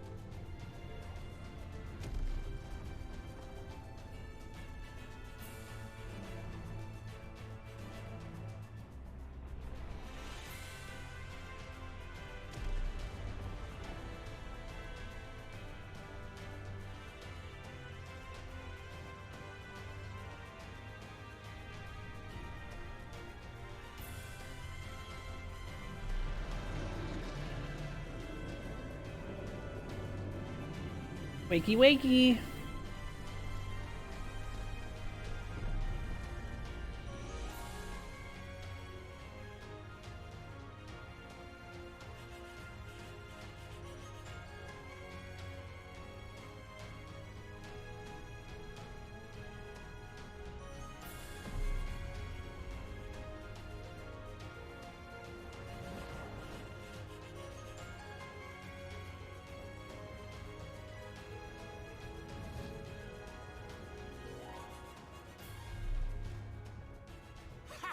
Yes, yes! You've not lost your touch, you clever old bugger!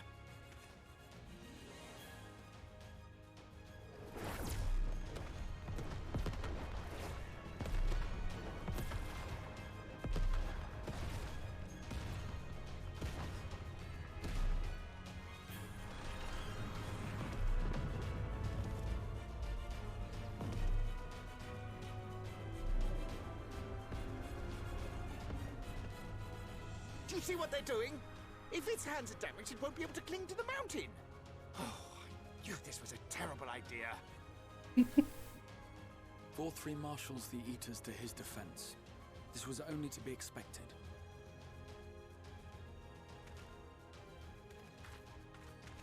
We must try and draw as many of them down to the ground as possible.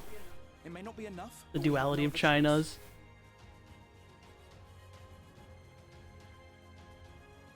Wait. Is that? Yes, it is. God, I love her. Such a heartless thing our sapling is. Cold and cruel and heartless. Summon us in times of need, we expressly said. Yet what should we find but the final battle joined without so much as a whisper of our name?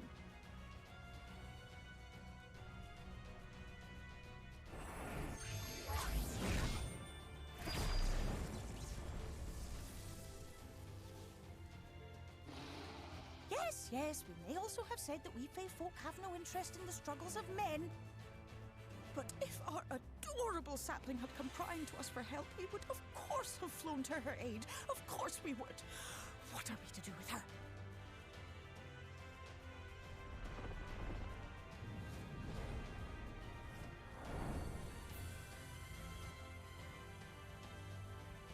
We are so very, very sad.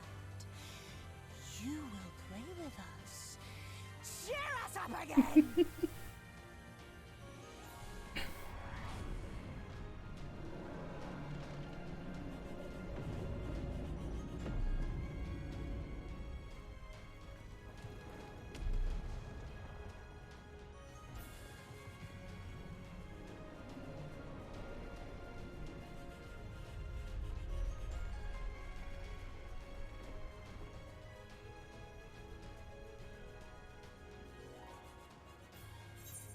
I think they're mad at me. Thank you, Feowul.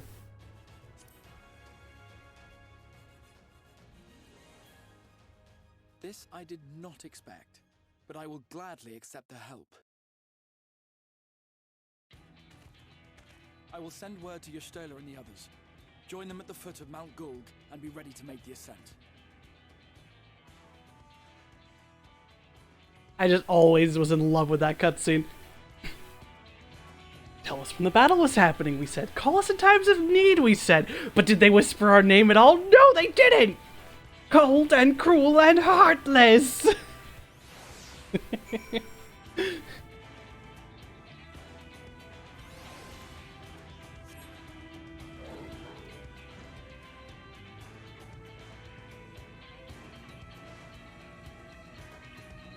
Feowul is one of the best characters of Stormblood. Don't at or Stormblood Shadowbringers. Don't at me.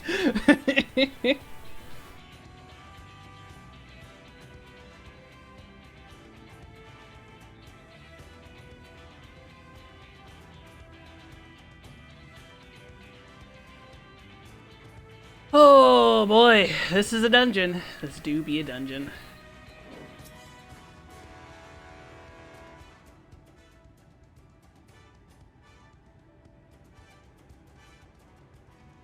Everyone is here. Good. The Talos has taken hold of the mountain. As planned, we will use its body as a bridge to reach Valthree Sanctuary. As Sin Eaters will make us work for every Yalm, of course. We will carve a path through their ranks and meet with their master regardless.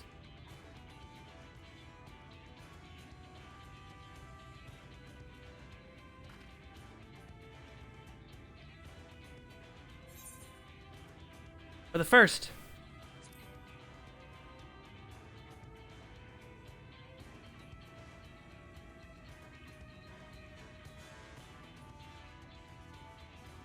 stoic nods all around.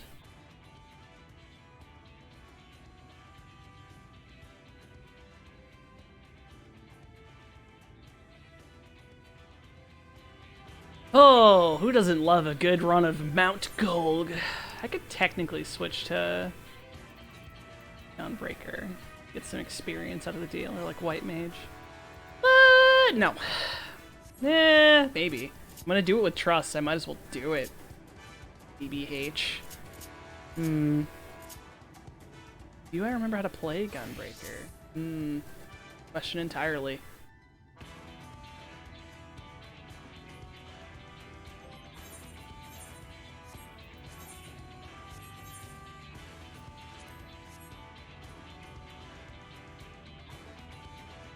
Hey, you know what? Fuck it. If I have to run Mount Gulg, might as well run Mount Gulg with the class I'm leveling up. Let's go. Form a party. Alfino, Alize, and Reen.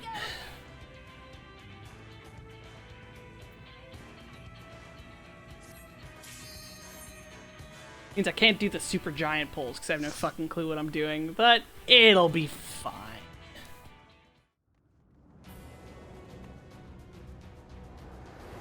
I love that Reen has a little trick attack, I'll admit. It's kind of stolen my heart. I never used her before because I always would bring Stola and Alize, but I do kind of love that funny little trick attack she has.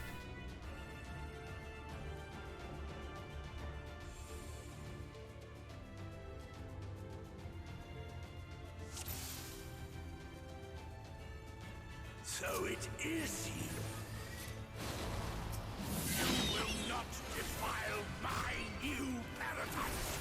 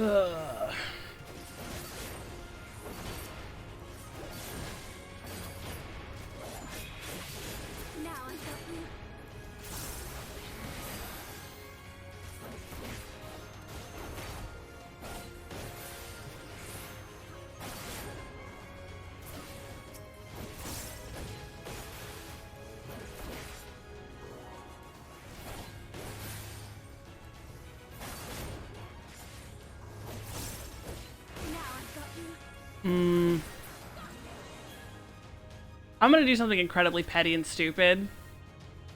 Just thinking about it, running this on Gunbreaker, it's gonna put me in my Gunbreaker gear for the post cutscenes.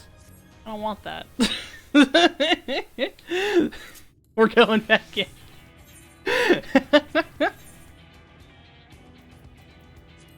Petty and stupid ho!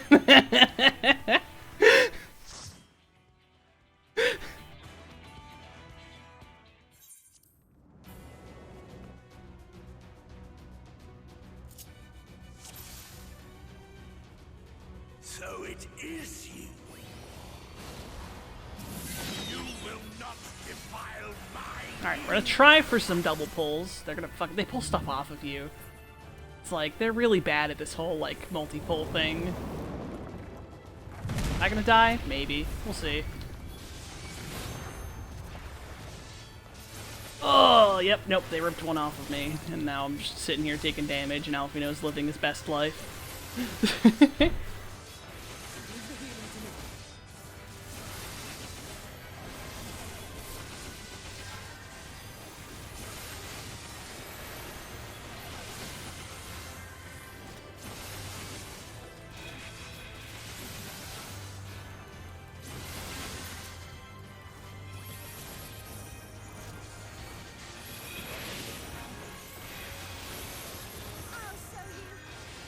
Oh, I have access to Confiteor. Pog. I am level 80.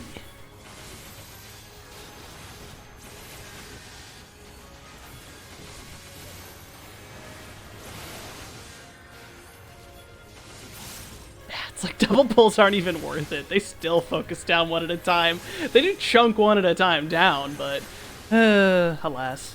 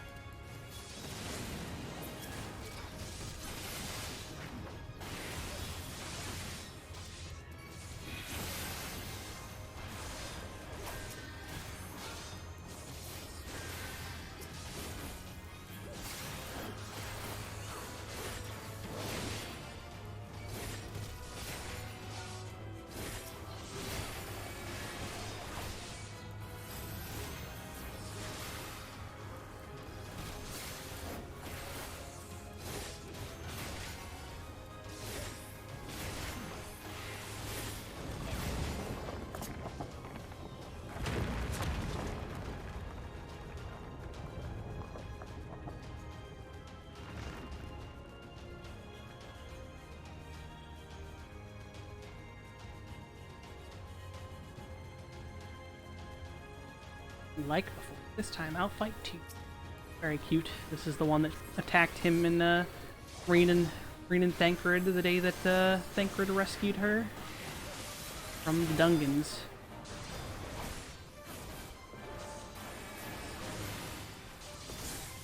Ouchie, ouch.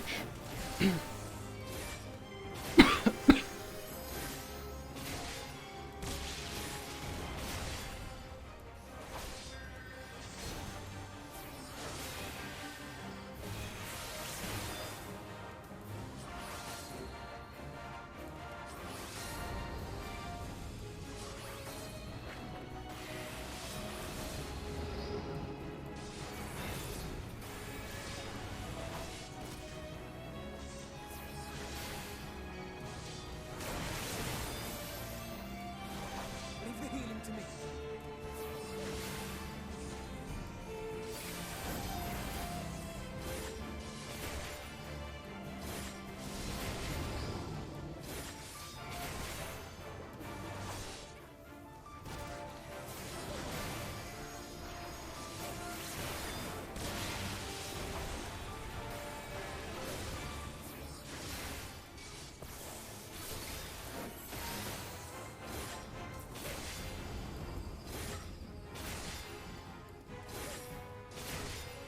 Whoops.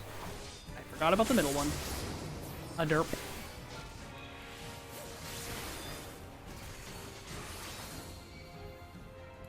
Wonder who inflicts damage down. Must be Alphino. I don't think Alize would have anything to do that.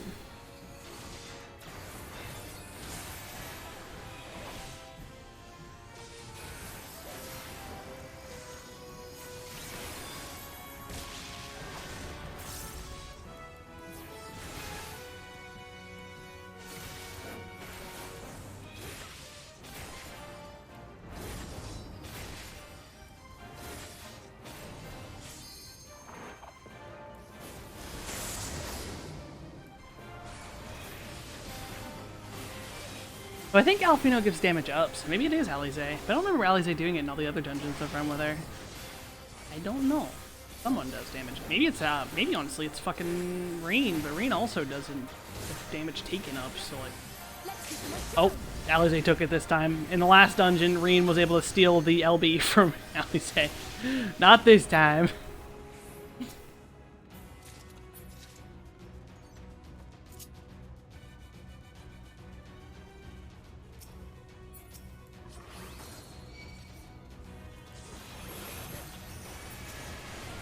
Idiot.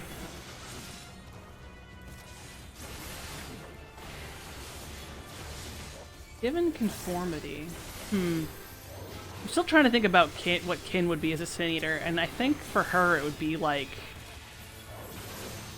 something to show off how she just accepted everyone's expectations of her, because like even before becoming the Warrior of Light, there were her expectations of her back at home on the steppe.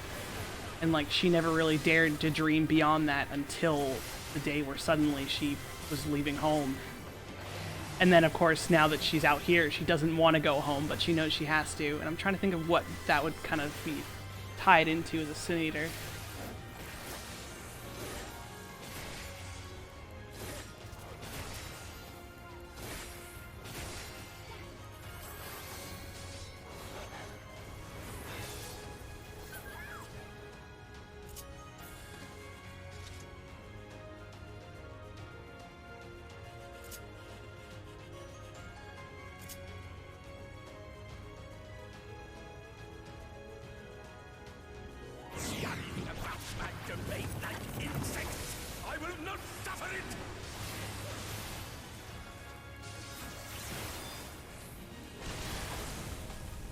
Yeah, because that Endwalker really drove that home, where, like, the Scions, with everything that happens at the end, she's like, wow, I no longer have an excuse to not go home. Like, I have to face what I had always grown up expecting I would do, and then I learned that there was more out there, but I still have to go home and do it. So it's like,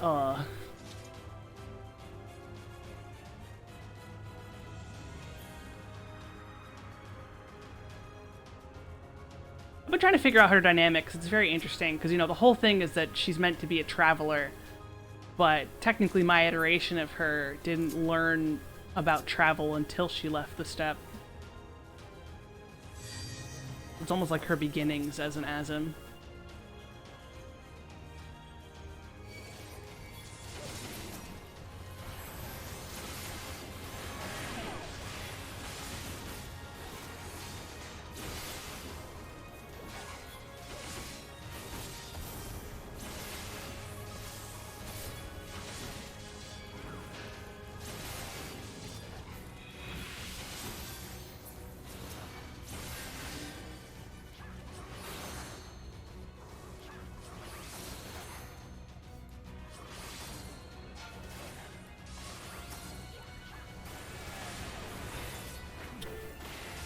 Cat, you can't just smack your head against my microphone like that. MH my head. I am a cat, and I will do exactly that, actually. I have a snuggle bug in my lap. Captured him.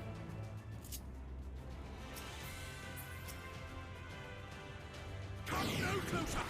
Filthy creature!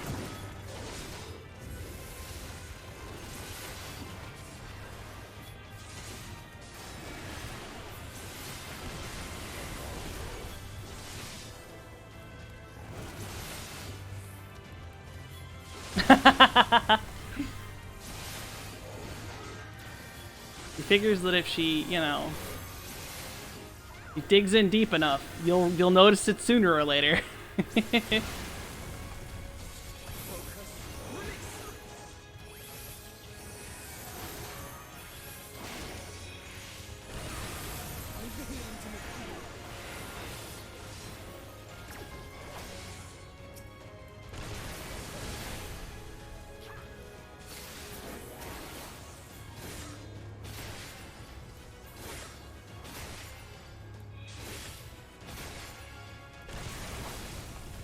Galfino just ate that. Good for you, buddy.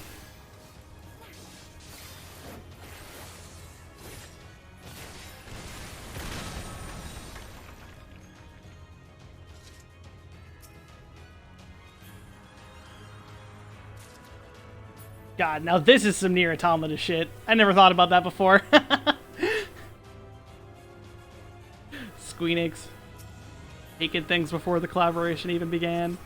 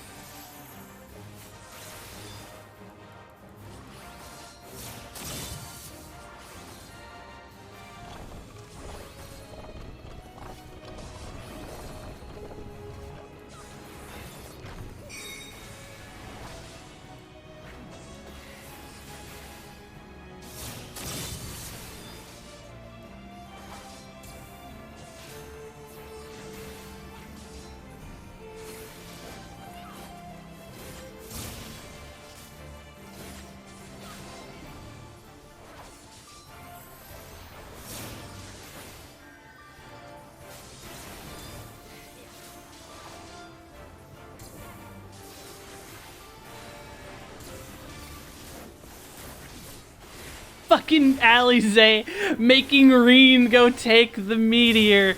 Oh, what a power move.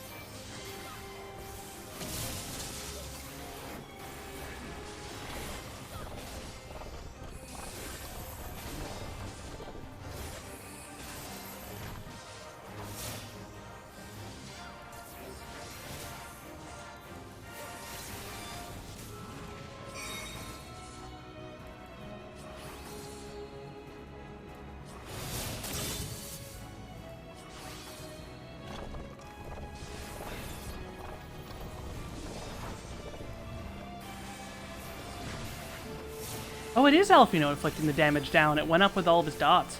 Interesting. Neat. With those dots that no longer exist. At least I don't think one of them does. I am righteousness.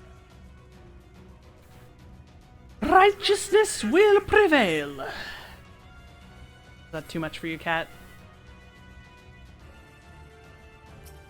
Can't you do anything by yourself?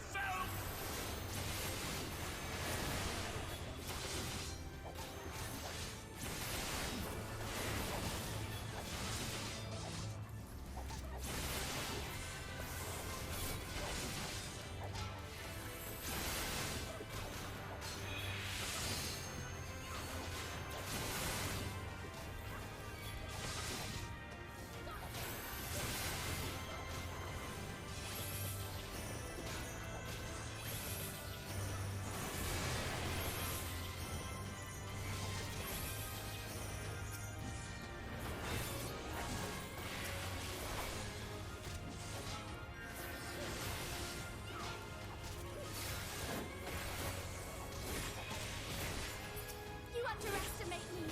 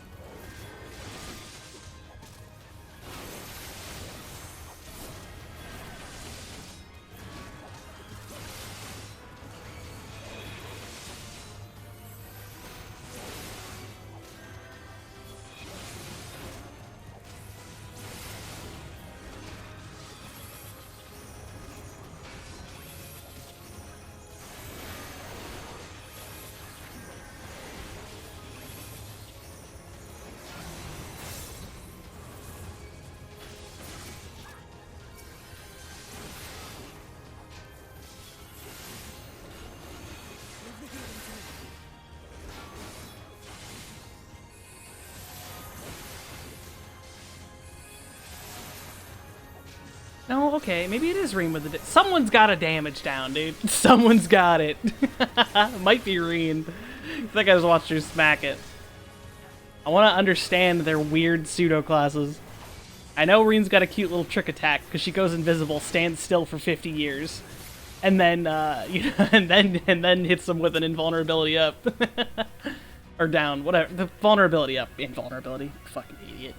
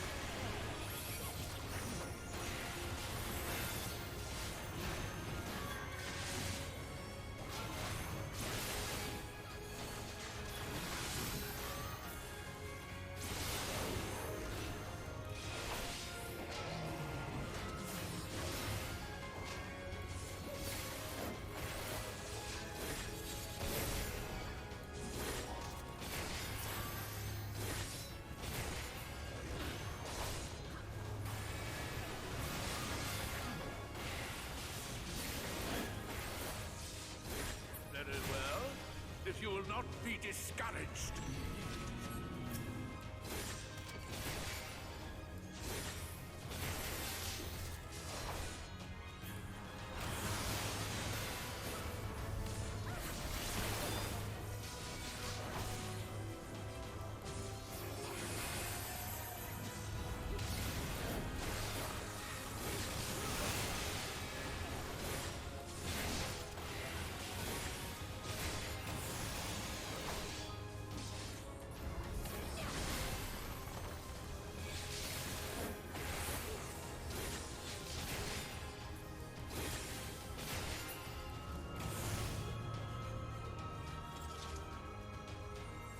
Another rousing run of Mount Golg.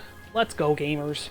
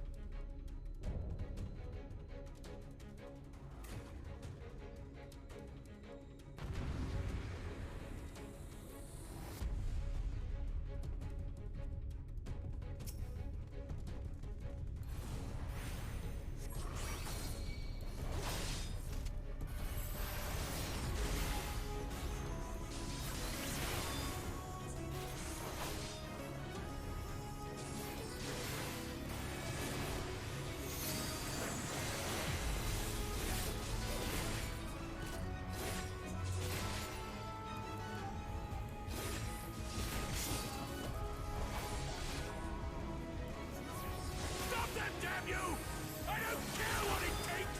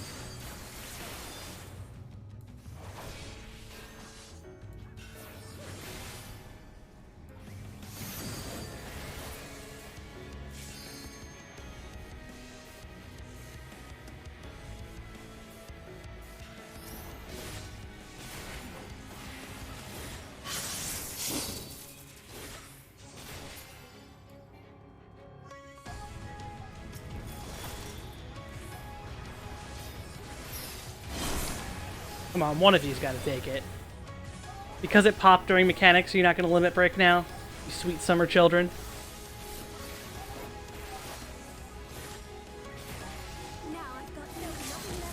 There we go. Much better, Alize. It didn't go off, but much better.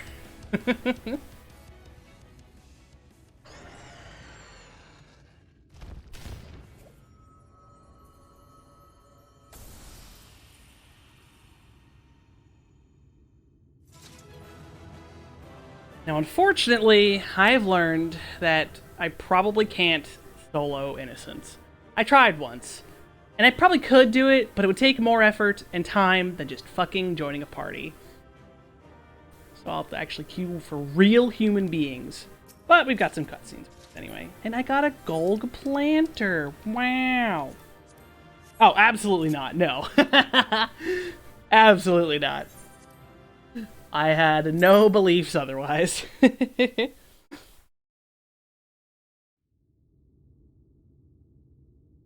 That man is gross. Big fucking gross. That's part of why I'm not going to try and solo it longer, because, like, I'd rather just get in, get out.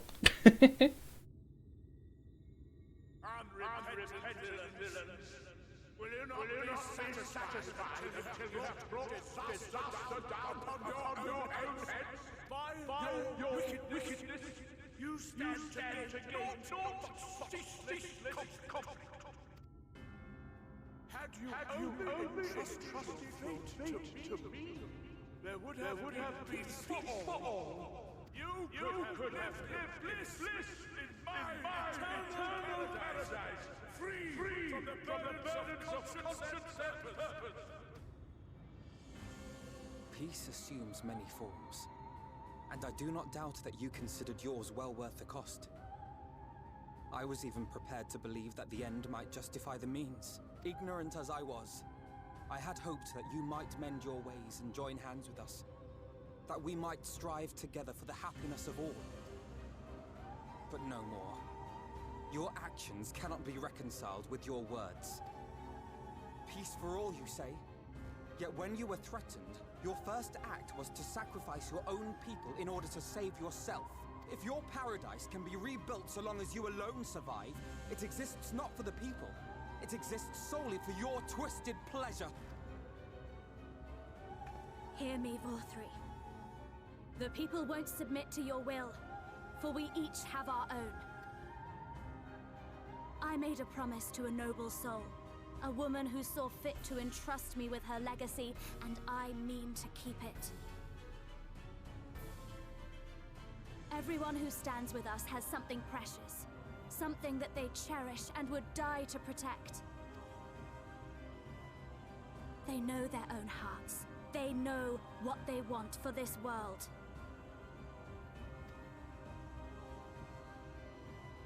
And by lending their strength to our cause, they have spoken. No matter how hard you may try to bend the world to your will, we will never yield! Silence! Not another word! You presume to lecture me. Insolent worms. You will learn your place. With my true powers awakened, I will expunge you like the filth you are. Your demise will serve as a reminder to all that I am the zenith of mankind and Shinita both, chosen to rule over creation by right of transcendence. My very existence is virtuous. I am perfect, immaculate. He seems disinclined to grant us an audience. Find Vorthri. We will hold the Eaters here. Come! Let's finish this!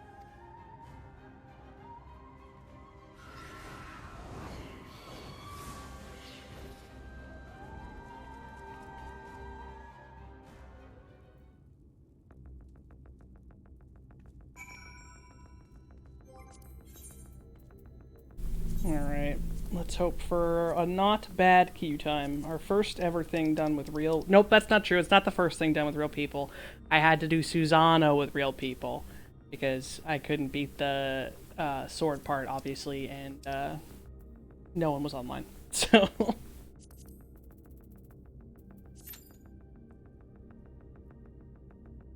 Hey, you know, I can do a little dance. My friends are dying downstairs, but, you know, everything will be alright.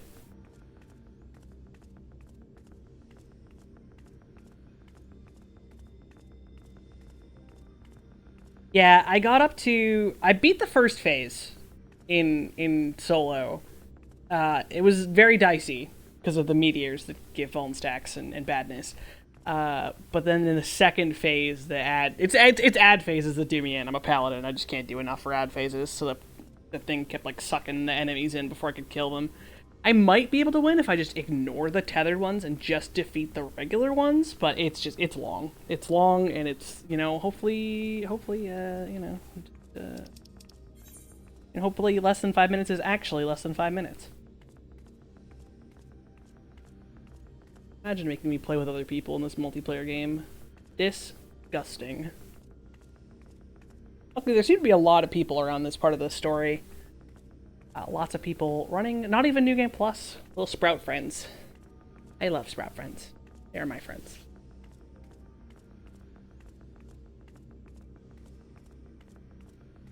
I want to get to the last zone before calling it a night. Lots of cutscenes, but it's only 9 o'clock. Very doable, I think. Personality.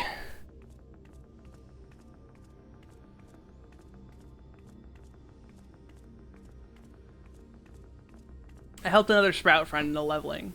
Every time I go into the leveling of my warrior, I get Sprout friends, and almost always, this is the second time now, one of them didn't know what a job crystal was. But this one was level 49, and I was like, oh no, you're gonna want to go to your class quest, my friendly little rogue. And they were like, wow. It's like, yeah, it'll be great. You'll have way more abilities, so it'll be a lot of fun, and they were super excited. So I did a good deed in Aurum Vale.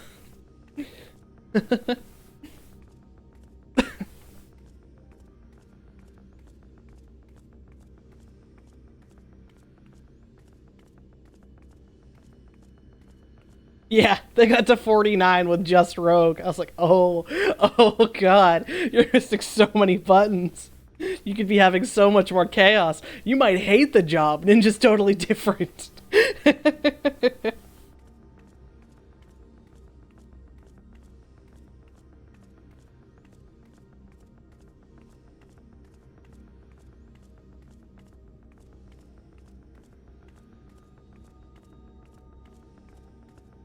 What's up, cat? Come snuggle? You're the one who left me, remember? Don't act like I denied you, Snuggles.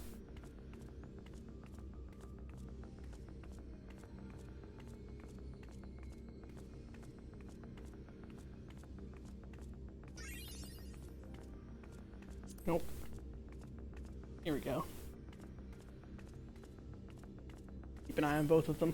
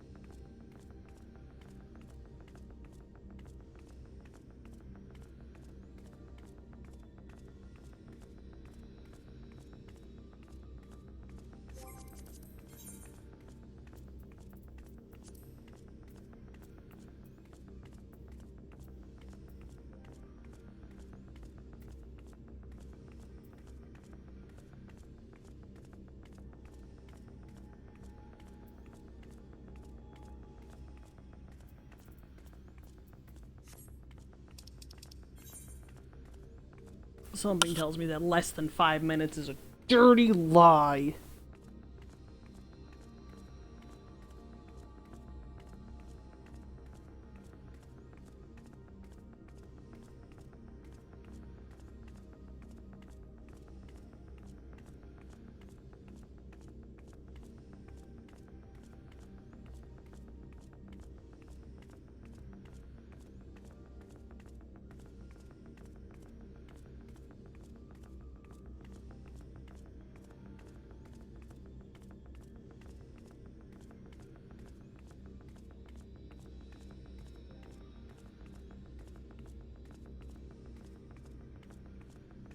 I hope Amit Selk is watching me dance. I hope that he is shaking in his boots as I T-pose vigorously.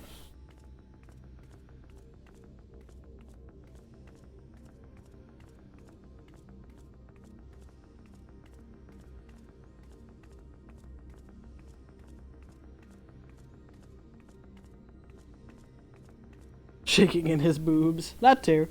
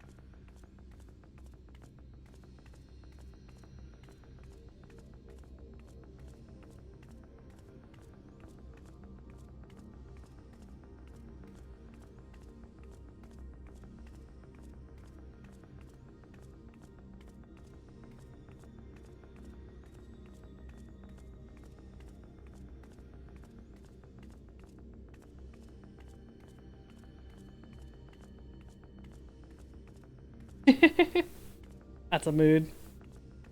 That is a mood.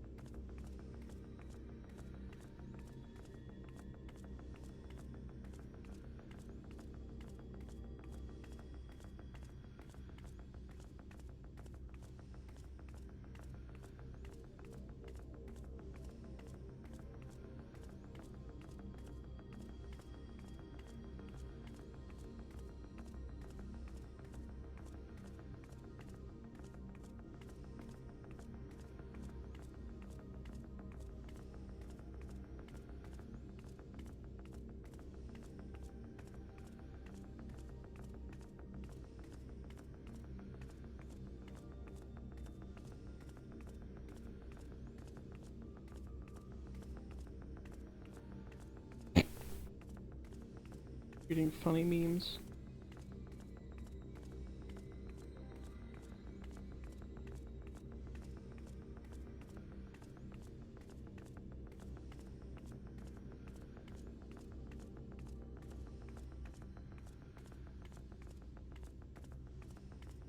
Oh man. Maybe I should just try and solo it. I might just try and solo it. No one's running trial roulette. Run trial roulette, you dickheads.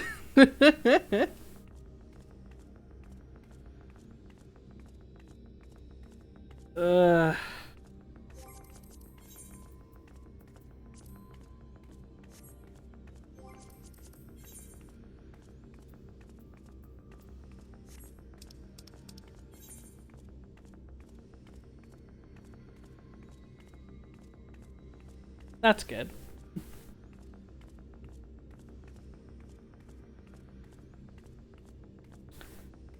Oh, thank God. I was about to say if it hits 10 minutes, I'm gonna go solo it. It'll be really bad.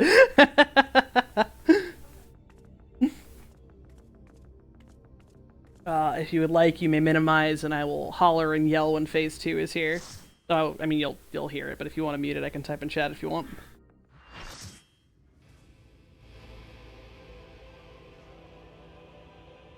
Are you so determined to die? One last chance, villains! Bow down and acknowledge your king! Your god! God, I hate the face titty. Why does he have a face titty?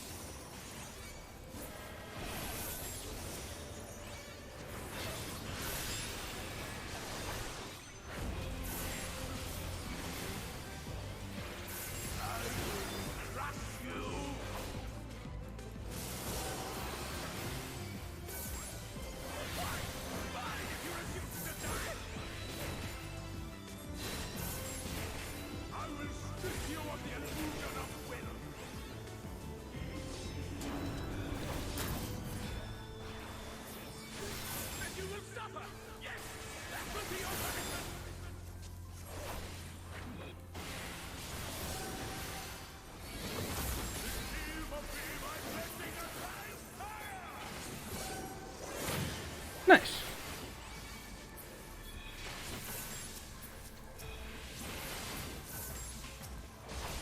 I will crush you. Suffer, suffer, suffer, suffer, and know your folly. Have you? Why do you not fall?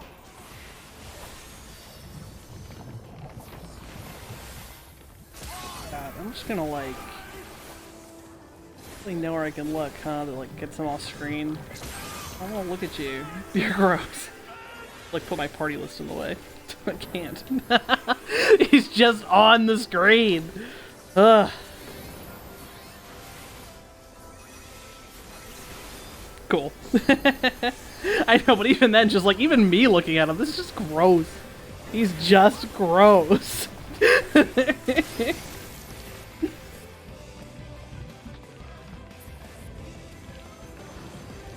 Ugh, sir, I don't like you. Luckily, you will never darken or brighten our doorstep ever again, you and your face titty.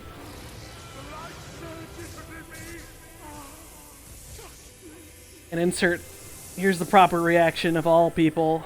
Why is he hot? Why did they do this? They didn't need to do this, but they did. There are some people in chat who have never done it before, and they're just like, oh fuck. Why did they make this man hot?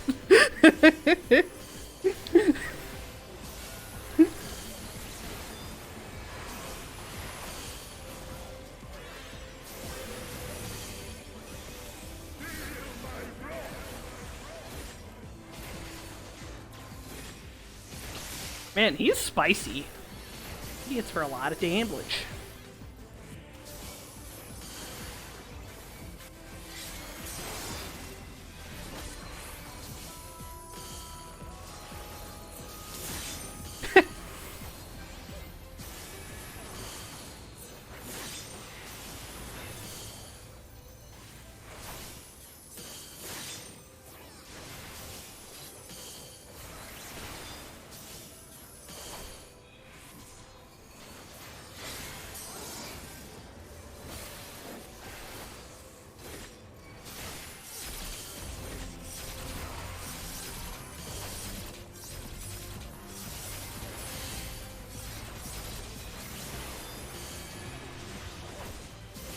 Want to buy singular heal.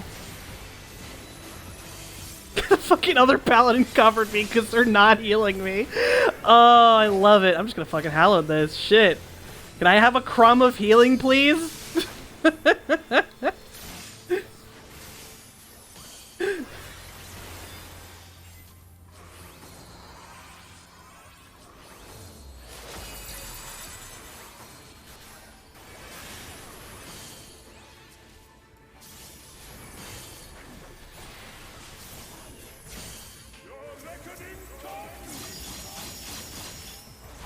Can't remember. Do these guys auto attack?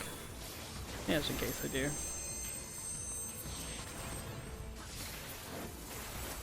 think they don't in normal. I think they only do in extreme.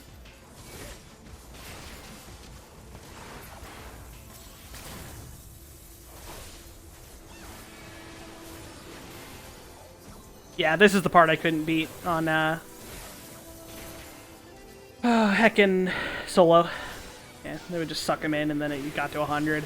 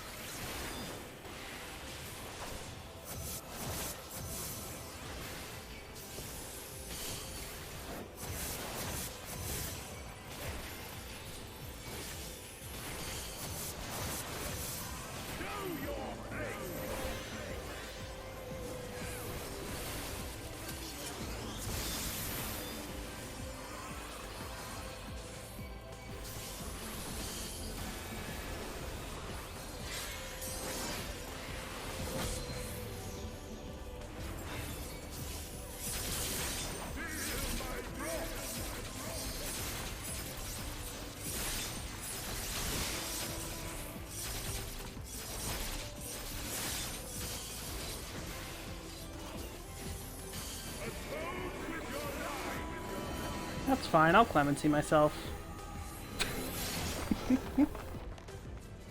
Oh, man.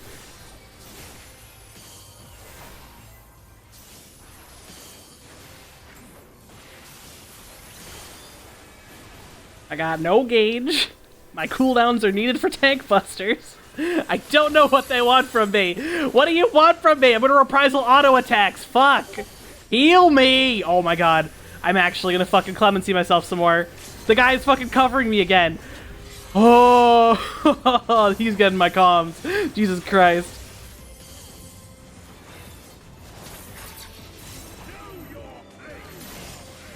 Oh, this is gonna hurt.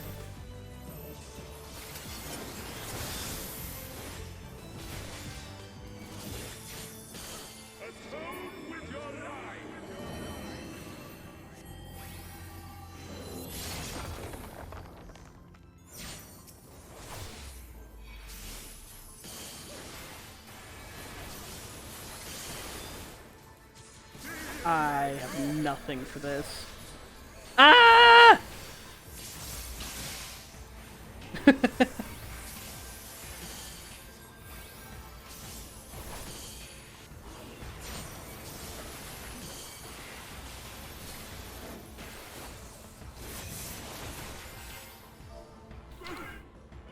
I'm literally thanking the paladin for the covers.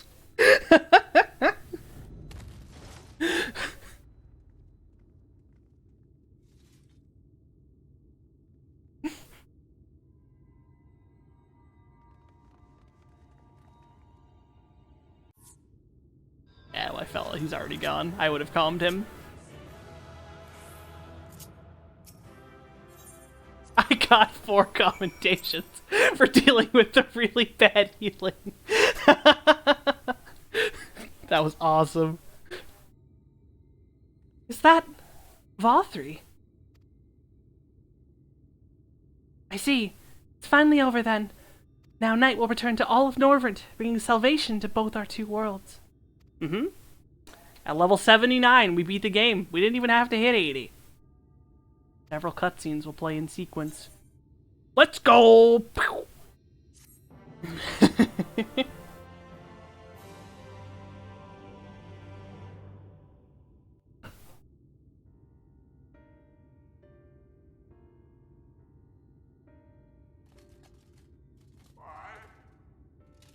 I cast down? But it is you who are the villains. Father told me that I am hope. I am righteousness. That I am a god. That is why I was born as man and sin eater both. I kept the people safe. They respected me. Worshipped me. How can this be? I should be the one looking down at you.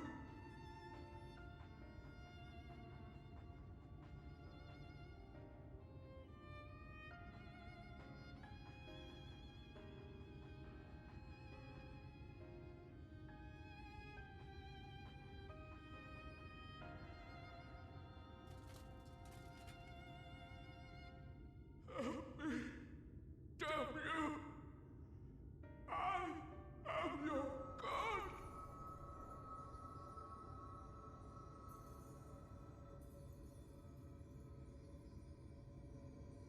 Here we go. One last dose of light. Everything will be fine. Just fine.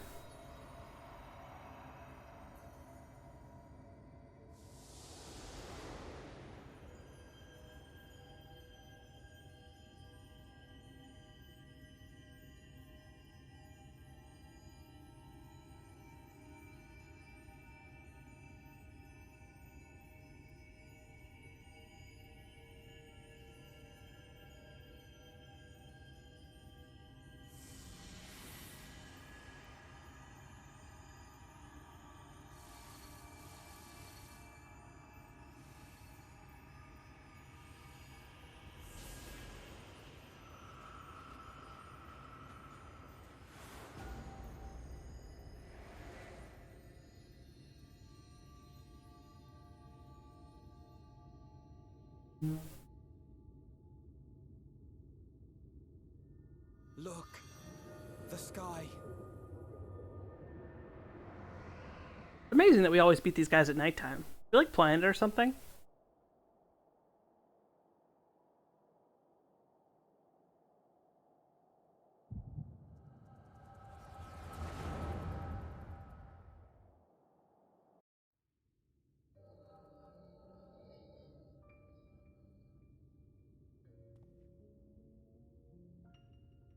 Fools! Were it not for my decisive action, the whole city would have been overrun, razed to the ground. Yet they dare to complain about casualties? Spare me. I'll wager they were put up to it by those wretches who seek to usurp me. They're stirring up the citizenry. But if they think I will yield to the likes of them, they are gravely mistaken. To be subjected to such deplorable treatment, such ingratitude. You have my sympathies, sir. You do so much good for this city, and you could do so much more were you not surrounded by fools.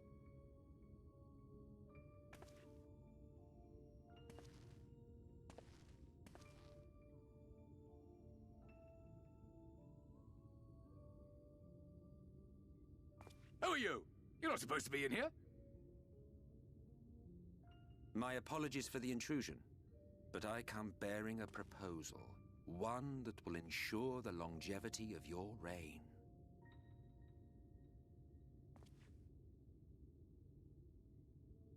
But give me the word, sir, and I will bring hither a light warden. By giving its power to the babe within your lady wife's womb, we shall create a transcendent being, a king to rule over all. And as sire to the king, your authority will never again be in question.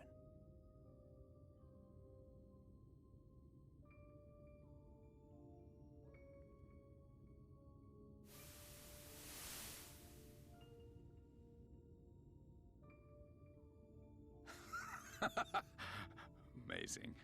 Before my Vorthri, they behave as docile pets. With this gift, my line should be guaranteed power for perpetuity. We shall rule the whole world. By all means, sir.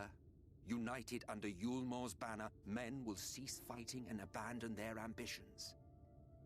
Thus, they will grow fat and complacent, and in their sloth, seal your supremacy.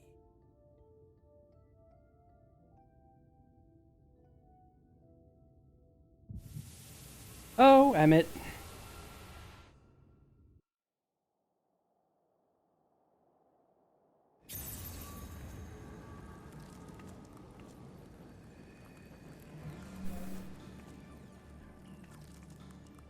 Are you all right?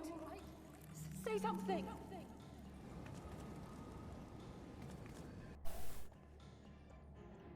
12 for Fend. She cannot contain the light. She's beginning to turn. Urianger, if you've aught up your sleeve, now is the time.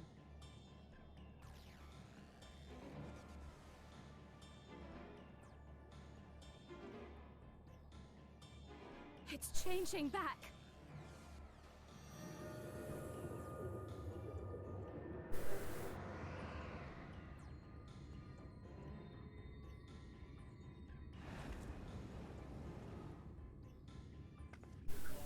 The combined power of every Light Warden is too terrible a burden for any one soul to bear.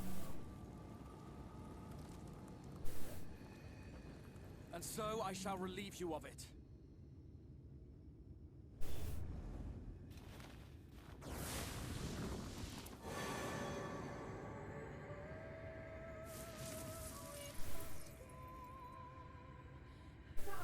Exarch, what are you doing?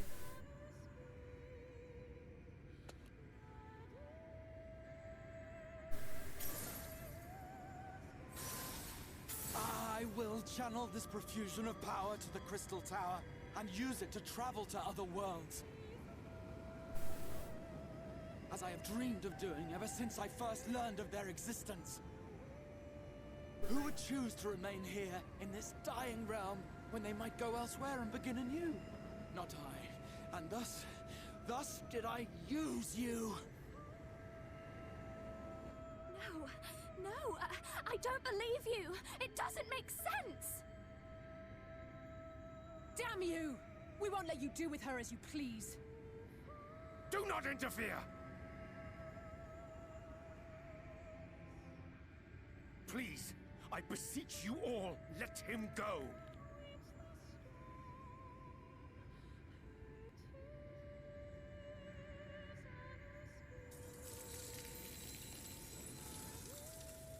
You knew of this, Urianger.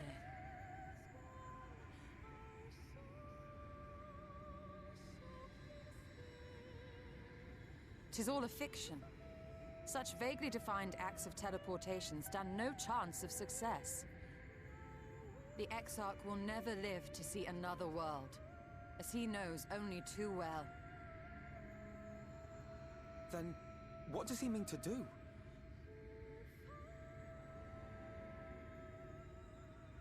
He means to take the light with him into the rift, where he will die. From the beginning, he intended to sacrifice himself to save our friend and Norvrent.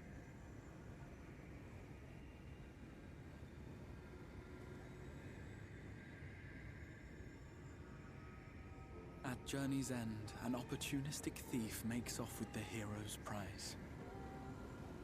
A paltry way to end a chapter, I concede. Yet your tale will continue, and my role in it will scarcely be remembered.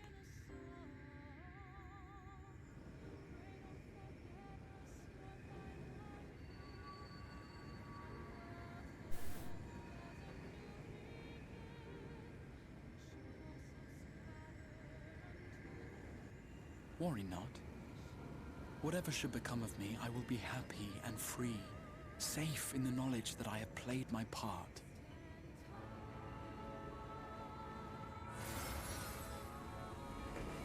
The boy! Rahatia. Call him by his name.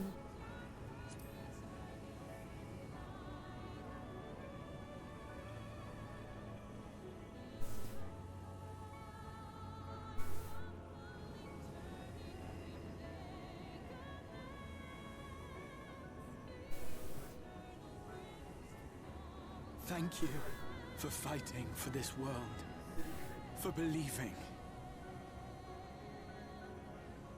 Fare you well, my friend, my inspiration.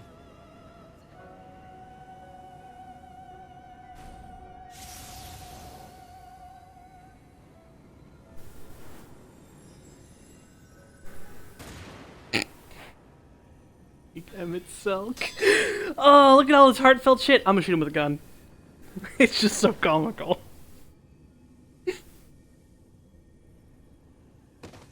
Just fucking shot him with a gun. Like, fuck. You can't just do that.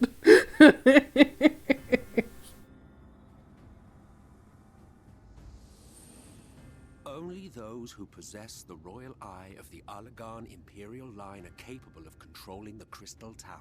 Such individuals do not exist in the First. Therefore, in all likelihood, the Exarch arrived here with the tower. This much I had surmised, yet I could not discern his grand scheme. To think that he went through all this trouble for the sake of a single hero. It's almost admirable in its absurdity. Alas, it is not your grand scheme that will succeed, but ours. You bastard! Stay put. Your friend is still alive, but whether he remains so depends on you.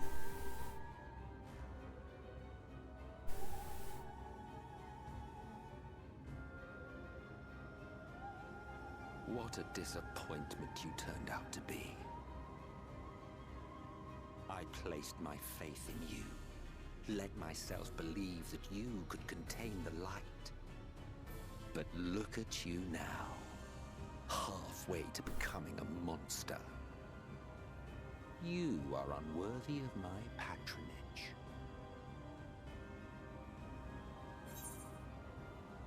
It was you who created Vothri, wasn't it?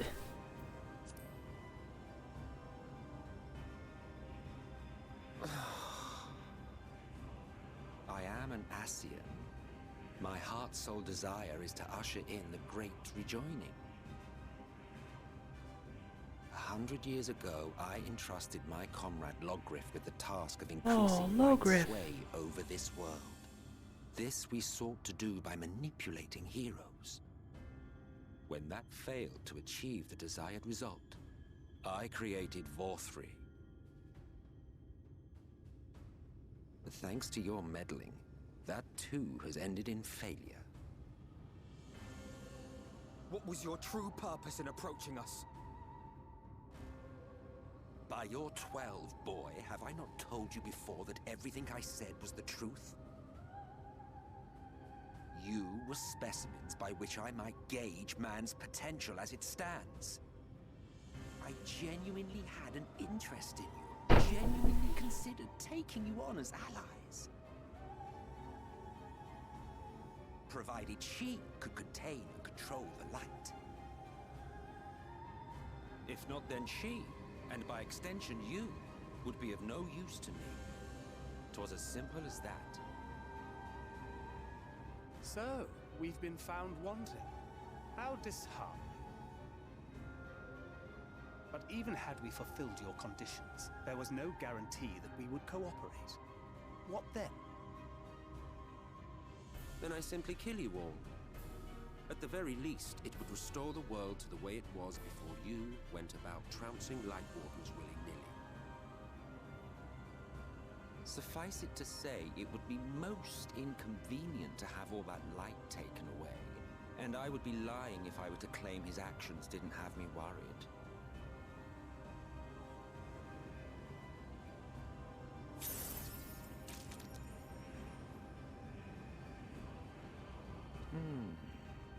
You still retain your form and your senses, but you have all but become a sin eater. Whether you will it or no, your mere existence will serve to engulf the world in light. Those in your company will likewise turn into sin eaters, and in time you will succumb to your base instincts and hunt innocents to feast on their sweet, sweet ether. Those few with the will left to fight may rise up against you, but before your absolute might, they will quickly know despair. There is no hope. We are finished. Mankind is finished. Ah, the irony. What Vothri achieved through bliss, you achieved through despair.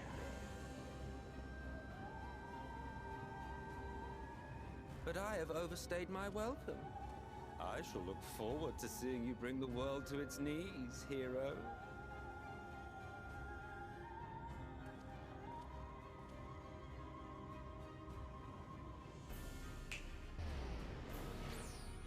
Exarch! I have naught to show for all the time and effort I invested in you. He is a small token for my troubles. I did not expect that I could learn aught from man, but I may yet learn something from all the knowledge he had hoarded for his precious hero.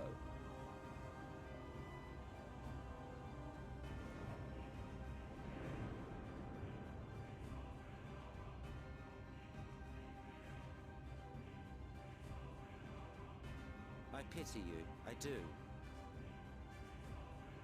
Your friends are now your foes.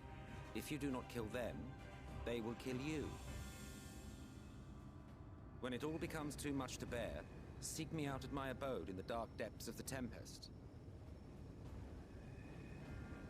There, you may complete your descent into madness, with some dignity, far from prying eyes.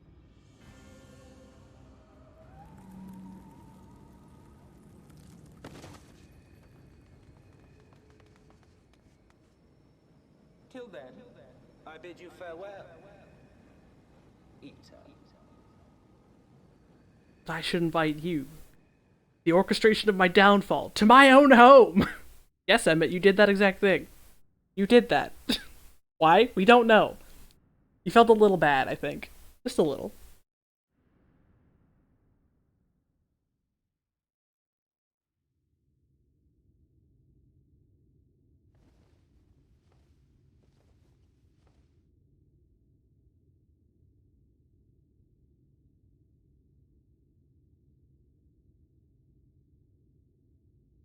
Ah, finally.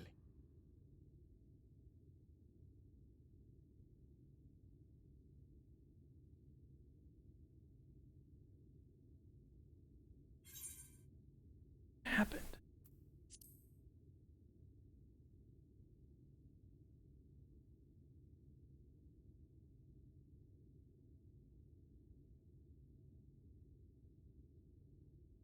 After you collapsed, Emmett's self vanished.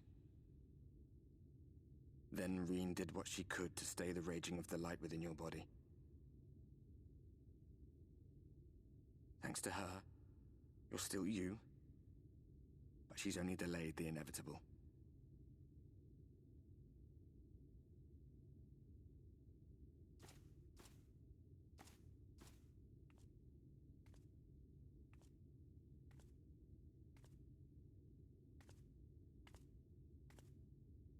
You're not going to like what you see, but you still need to see it.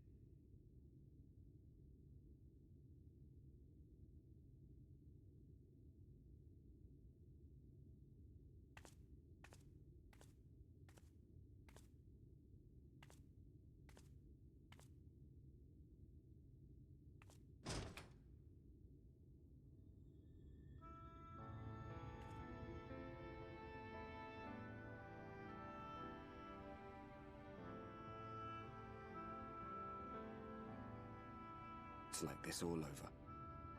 The whole of Norvrat is shrouded in light again. And it's because of you, and the power you absorb from the Wardens.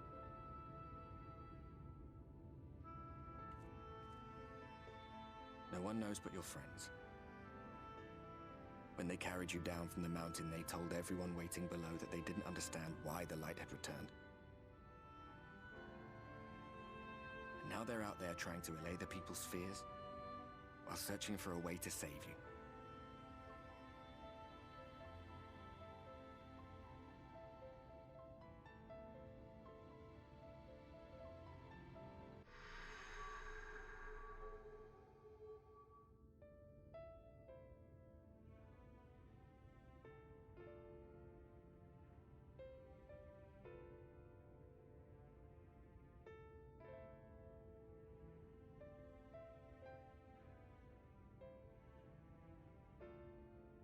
If you're well enough to be up, you're well enough to get some fresh air. Better that than stewing in here. Go on. Go.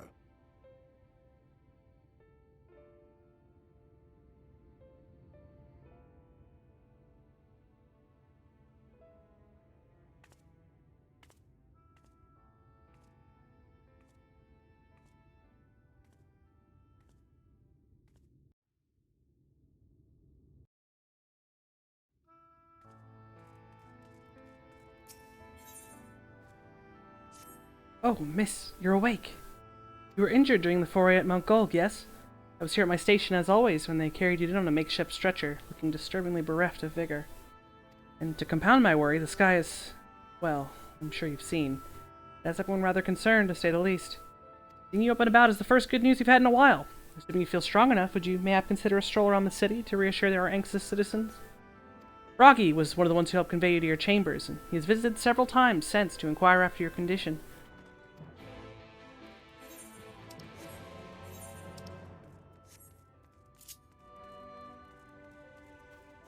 Everlasting light.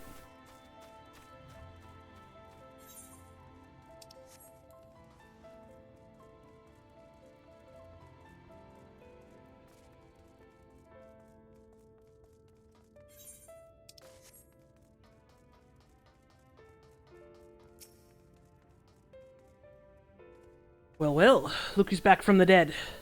Aye, it was a grim sight. Your companions looked fair ready to drop when they brought you in. They offered a helping hand. Couldn't bear to see them struggle so. You, my friend, I feared you had one foot in the grave. Cold and lifeless you were, like a corpse that was somehow still breathing. Then they told me some evil bastard went and snatched our poor Exarch away in the midst of the chaos. Wicked White, what is the world coming to? Bah, but moaning never solved a thing, did it? Nay, in times like these that we Constarium folk stand tall and do what needs to be done.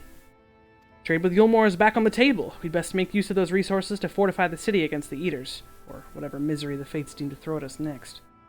Speaking of misery, Jezemiel was word sick about you. Healer wringing your hands is not a sight you ever wish to see, let me tell you.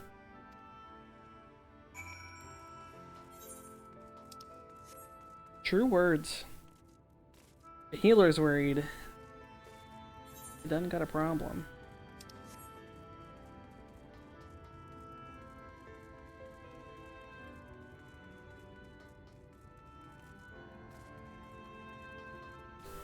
I'm horrendously curious. Does this guy just say everlasting light in every zone?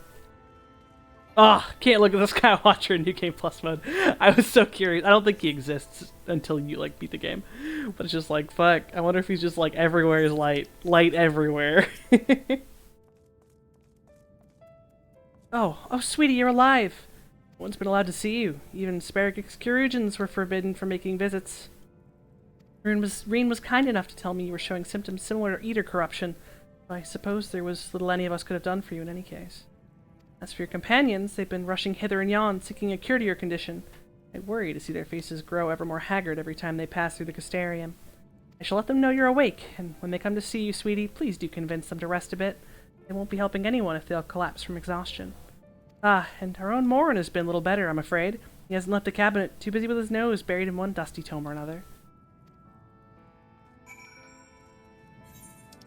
Everyone's so worried about me.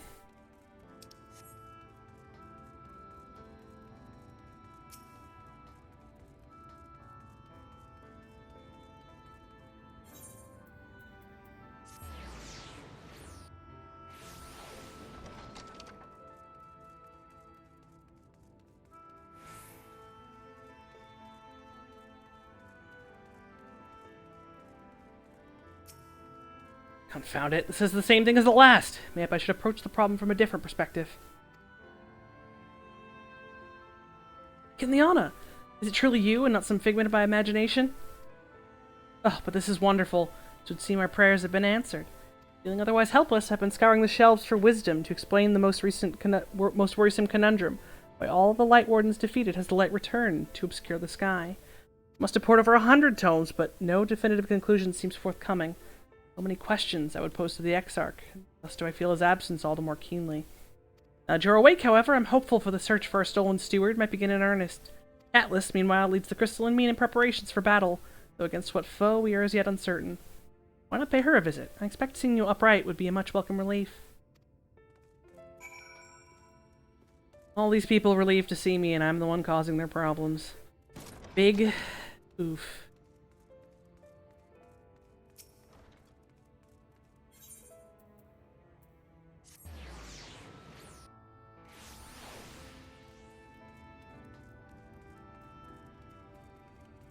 Just another day in the Warrior Reflects life. People caught in the storm of my existence. Kinliana, alive and well, I see. You gave us a proper fright, you know that? The friends you've made in the Facets have been talking with me, wondering what they could do to help. Anyway, I'm glad you recovered enough to strand. You're not planning on striking out straight away, though, are you? I was hoping to have a better look at your equipment. If you're able to provide you with better weapons or sturdier helms, then maybe you would have won the day and the Exarch would still be here. As such, we're keeping busy, consulting each other on new forging techniques and designs and the like. If you could stand still a moment, I'd like to assess the gear we're trying to improve.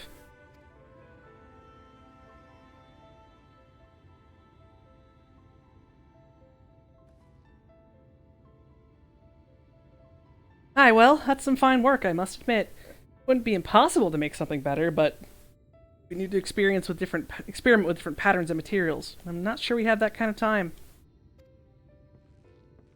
Sounds like a challenge that he would enjoy.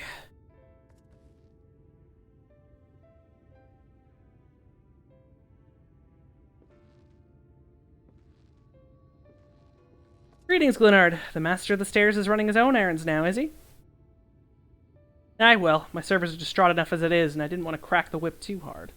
But never mind that. I'm thinking about our absent genius, and his epiphanies are the perfect answer to this predicament of yours. And by genius, you mean old Grenold? He is a man of unrivaled gifts, I won't argue you there. But what good does his talent do if we can't bloody find him? No one's seen hide nor hair of Grenold since he wandered off some years ago. You know what he's like once he latches onto an idea. Probably cloistered himself in some forgotten cave, completely absorbed in his latest creation. I wouldn't even know where to start looking. It does make things difficult.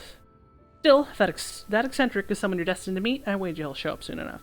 In my time at the bar, many's a tale I've heard of his strangely fated encounters, even if a few of them might be stretching the truth just a bit.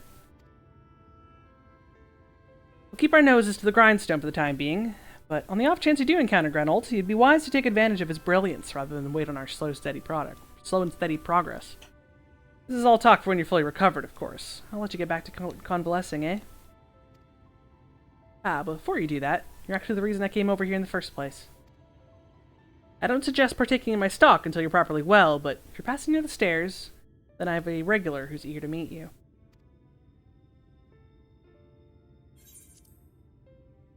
I'd best be getting back. Just because the world's coming apart at the seams doesn't mean that we have to follow suit now, does it? Here. We can't forget the heart upon which the city was founded, where the Exarch might not have much of a home to return to.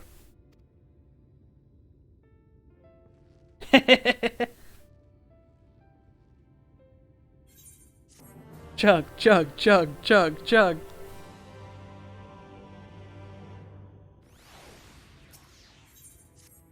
Ileana, are you alright? I think a return to your sickbed might be in order. Or you might consider resting a while atop the watchtower near the rookery. Damnable sky doesn't make for the most soothing scenery, but the Exarch often liked to stand there and feel the wind upon his face.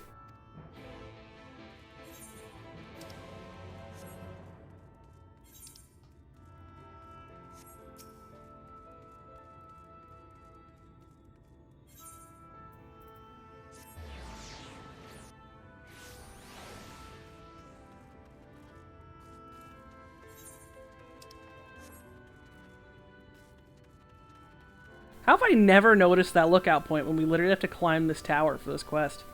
Shit. Unobservant.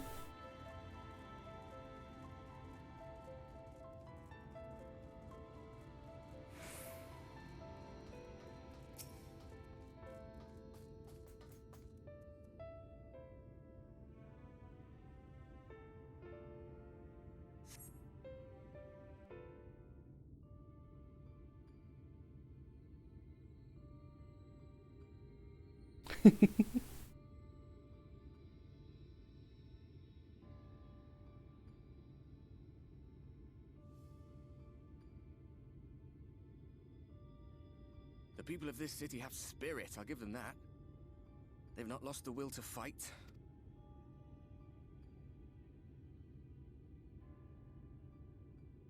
I can imagine how torn you must feel, looking at that sky. Knowing what it means to everyone. And that you're responsible.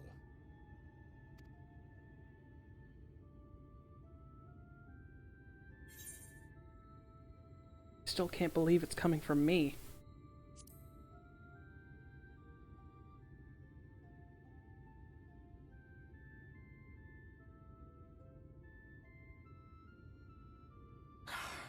Neither can I, to be honest.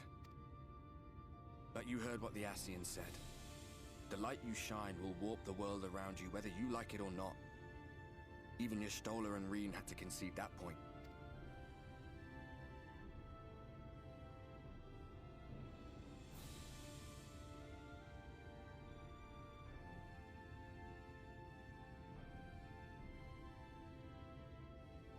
You're in a corner, and there doesn't seem to be any obvious way out.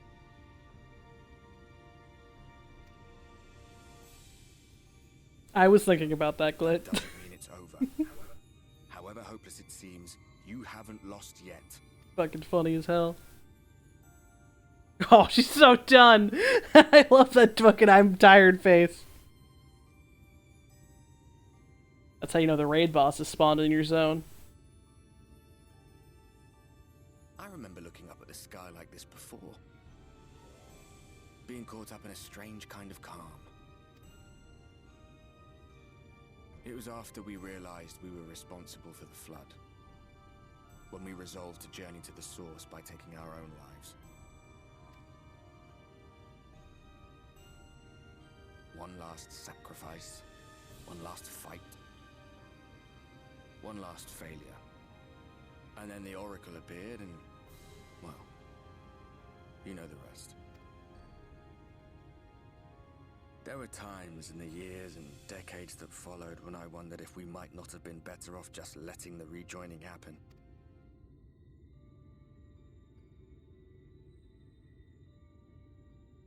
That we'd made one last mistake. But seeing that giant Talos stir to life cured me of any doubts I still had. Always we took the burden of fighting upon ourselves. That's what heroes do, isn't it? So we never had the chance to see anything like that. Our people coming together as one.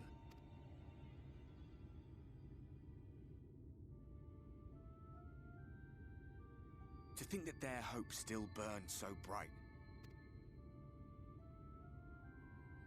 That they were still so eager to live, they would lift up their fellows, one on top of the other, till they reached the sky. Yeah, Malik as well was just a light warding hideout. No. We made the right decision. And I can finally feel proud of the part we played in helping this world survive.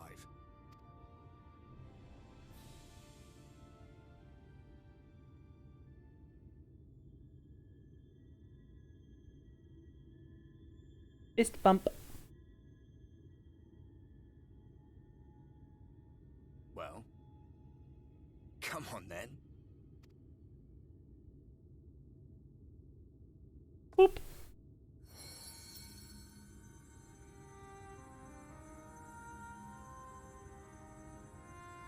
As I thought. What happened between us was no coincidence. My story may be finished, but the fates have gifted me a minor role in yours. I suspected as much the moment I realized you could hear me. But it's hard not to doubt yourself when you're the man who caused the flood. I was afraid to do anything more than watch for fear of making things even worse. But no longer. After all, the path I once walked is now yours to finish.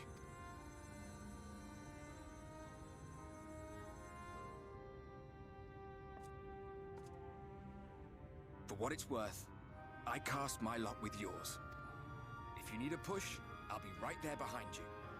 If you lose control, I'll do my best to stop you. So, let us be about it, hero.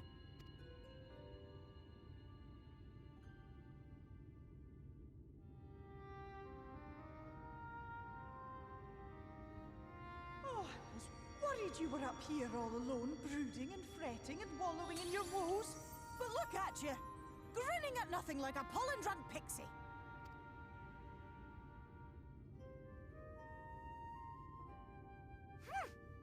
Look at what you've done to your ether. It's a mess. And you have cracks running all through that pretty soul of yours. My poor little sapling. Whatever am I to do with you?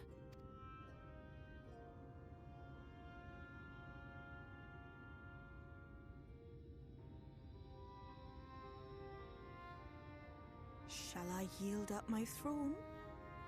You could claim it, cut ties with the mortal world, hide away in the castle.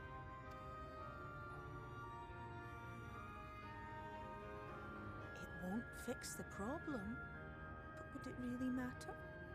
If any pesky heroes come calling with steel and magic, all of Meg will rise up in your defense. My crown and scepter are yours, if you want them.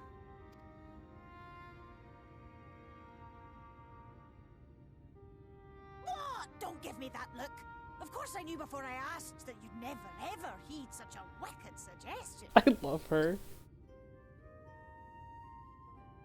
Besides, what would become of my precious and ephemeral flower?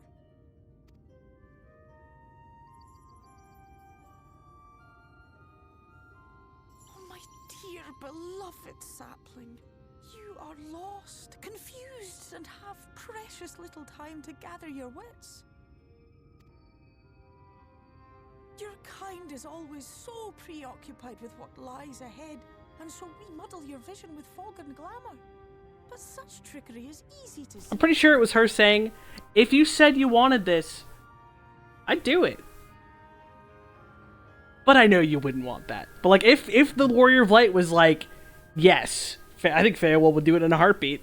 Like, I actually read a fic about it. It was very sad. It was a very sad one where you had Feywell give up her throne for her, and in the end, Alisaie was the one who had to kill her in her Titania state.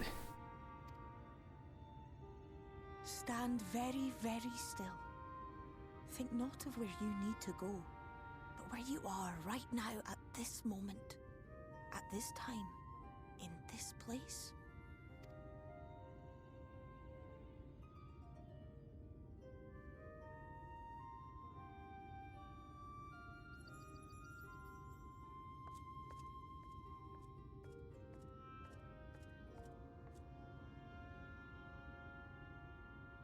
Our cairn of crystal.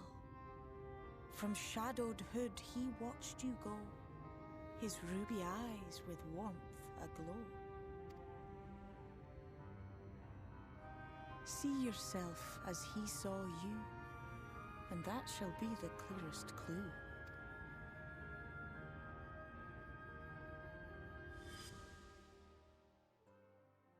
Rahatia! God, I'm so glad they made people do the Crystal Tower raids after a certain point. All the people who did this not knowing who he was, that's such a disappointment. Ask his flowers what they know, and you will surely find an answer. But what will you do with it, I wonder? I'll be watching and waiting. Waiting and watching.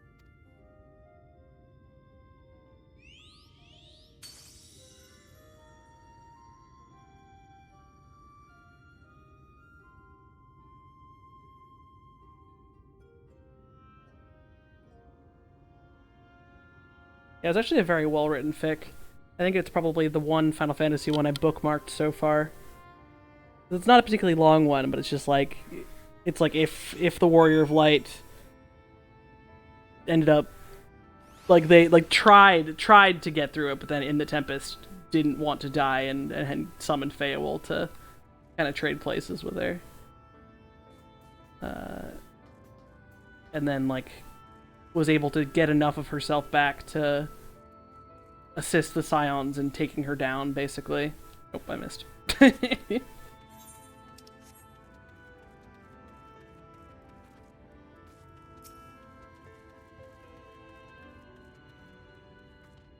Yeah, it was very cute. It was like an internal monologue where like the shard of Ardbert tried to reach through to her and like was eventually able to, so she was able to kind of hold herself back enough for Alisaie to land a blow on her. Oh, I did not expect to see you on your feet so soon. Surely you have not come in search of an Amaro. Why, what do I know of the Exarch? Well, I'm happy to share, but I fear there will be no surprising revelations. As any in the city could tell you, he's a man of wisdom and compassion, and many untold secrets. But none can doubt his generosity. When the Crystarium was being constructed, he even allowed folk to plunder the tower for resources. He has imposed no restrictions upon us, but one. No one except the Exarch is permitted to dwell within the spire. Many seasons passed. A comrade of mine was bold enough to ask a reason why. The Exarch merely smiled and said, because one day the Crystal Tower may suddenly vanish, as it arrived.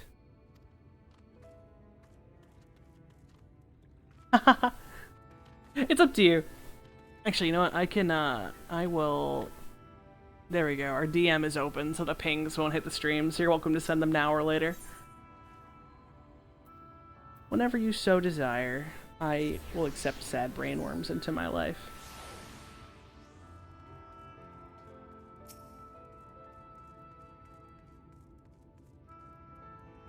Liana, it's good to see you awake and alert, my friend.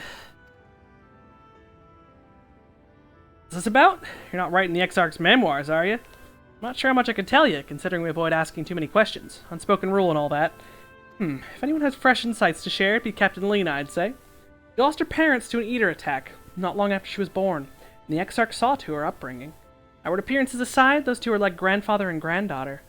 I imagine the news of his predicament hit her doubly hard, not that our proud captain would ever let it show. If you go decide to talk to Lena, she'll be at her usual post at the Censor Gate.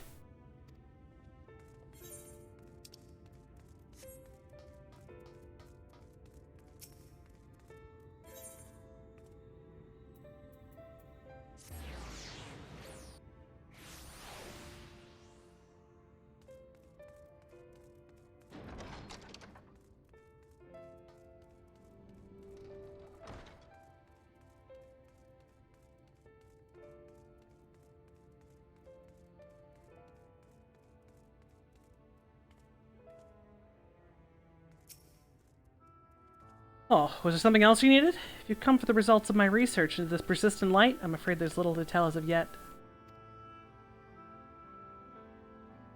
Records pertaining to the Exarch. Well, I need no documentation to relay what little I know of his history, if that's what interests you.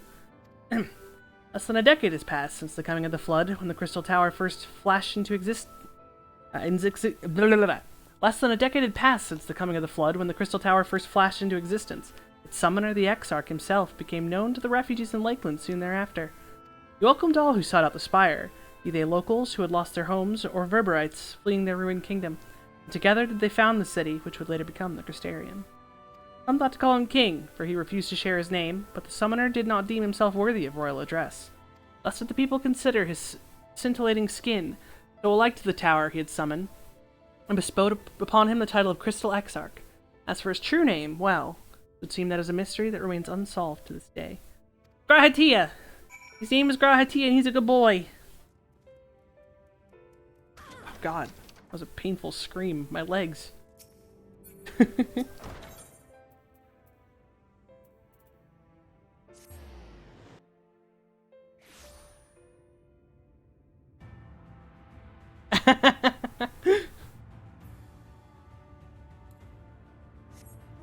It's Grahatia! That's his name! He's a good boy!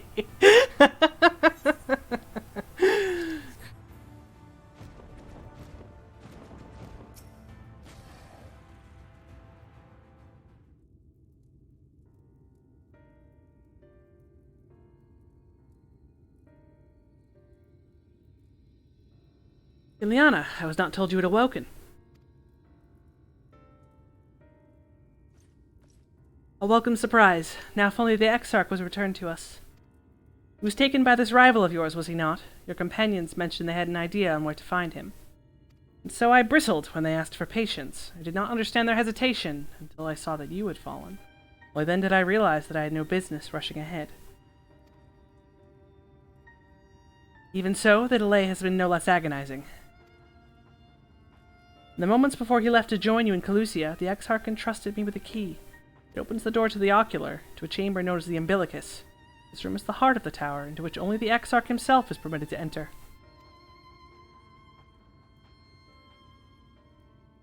He bid me allow none into the tower once he had departed. Only in the event that an army of eaters descended upon the city was I to access the umbilicus and awaken the defensive barrier.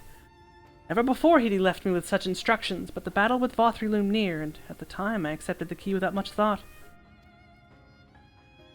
Since then, however, the moment is all that occupies my mind. When I recall the look upon his face, he knew that some terrible fate awaited him. Tell me, Kiliana, I need to know what he feared, what battle you and your companions are truly fighting.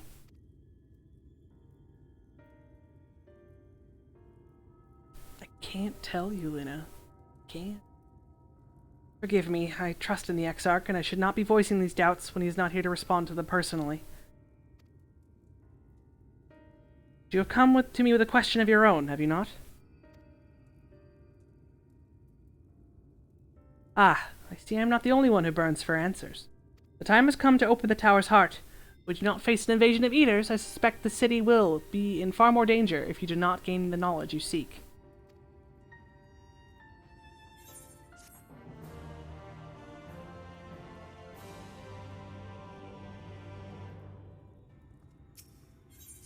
Come, meet me at the ocular, and I will unlock the door within.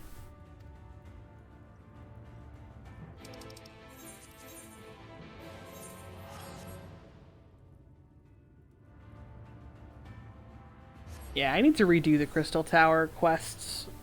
I was thinking about doing it before I started the Shadowbringer part, but then I didn't want to go back to ARR style writing. I just wanted to go to the good stuff. So we'll get to it after I finish Shadowbringers.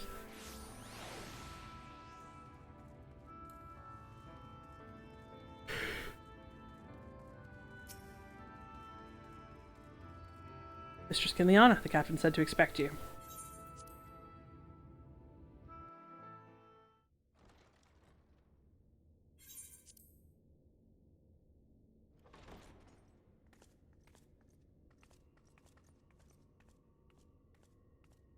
I have unlocked the door to the umbilicus. You are free to enter. Once you have what you require, I'll see it sealed once more. Until then, I will remain without.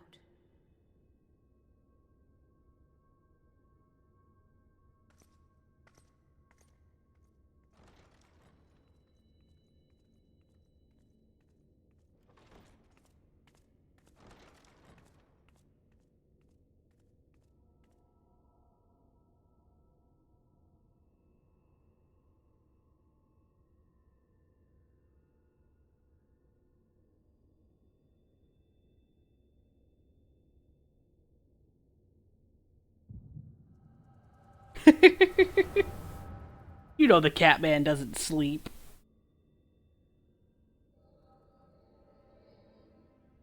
It's part tower. Towers don't sleep. A moment to collect my thoughts, I prithee. Thy true name is Grahatia, then.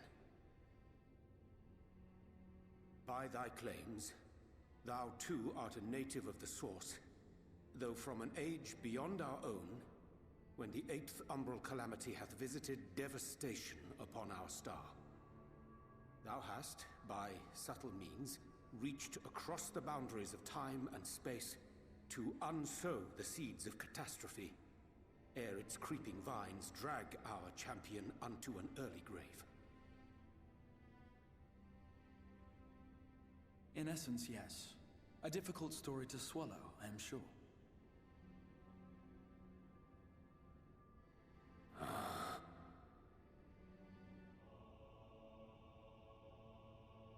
I doubt not the veracity of thy words, not the account of thy coming, nor that of the fated calamity. Yet my mind straineth still to apprehend the enormity of this tale. Wouldst thou favor me with a gradual unfolding of its chapters? Certainly. But where to begin?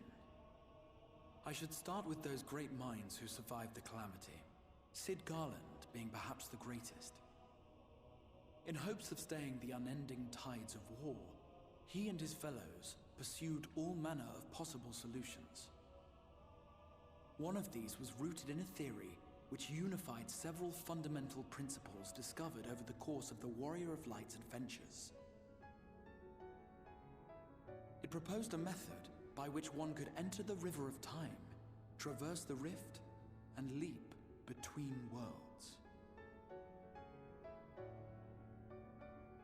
Perfecting that idea, however, was a work which consumed their lifetimes, and thus was it left to future generations to decide whether theory would be put into practice.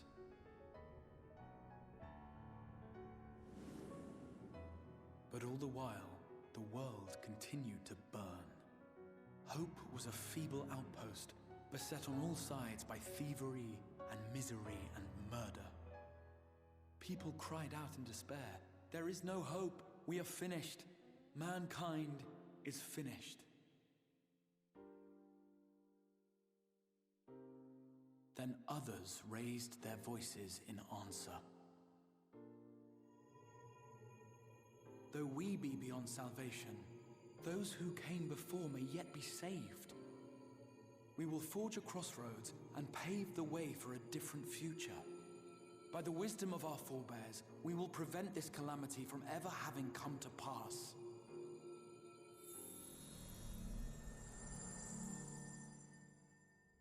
Yeah, this is our Grahatia, but from the future. The fighting went on unabated, but some few took up Sid's research and labored to realize those impossible ideas.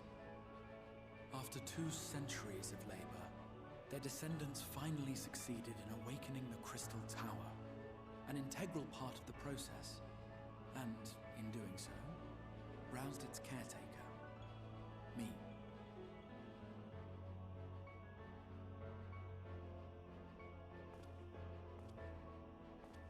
By this stage, scholars had largely established the phenomena underpinning the rejoining, and identified the first as the shard which precipitated the 8th Umbral Calamity. This grand structure was already capable of storing the energies required to attempt the translocation. All that remained was to augment some few of its functions based upon the theoretical models of Sid and his compeers. And by means of such technologies didst thou effect thine arrival in the first, to an age before this star had joined with the Source.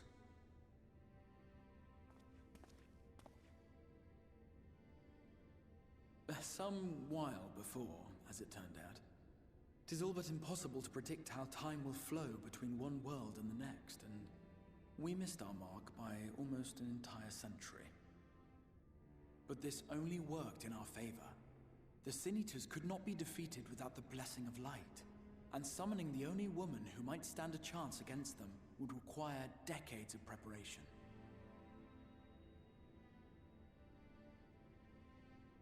An undertaking of scarce credible endurance. That thou hast kept thy plan from falling into disarray these many years bordereth on the miraculous. Yet howsoever history be rewritten, thy present self was shaped by events which followed the calamity. Should said catastrophe be averted, the very skein of thine existence will unravel. Surely thou hast foreseen this. I am aware of the consequences. 'Tis for that very reason Sid and his colleagues bequeathed their legacy as an offering, and not an edict. To give all of oneself for the happiness of others, and with no promise of reward.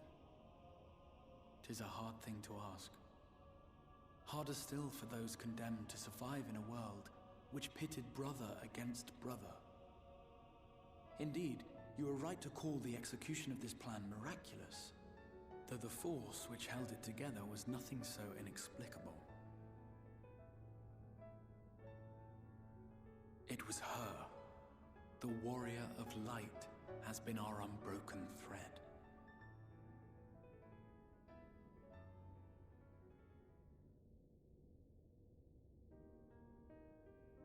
Where others would stumble and fall, she would rise above.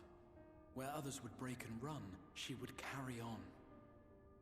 The Warrior of Light's tale is one of unyielding bravery. To tell it was to feel courage.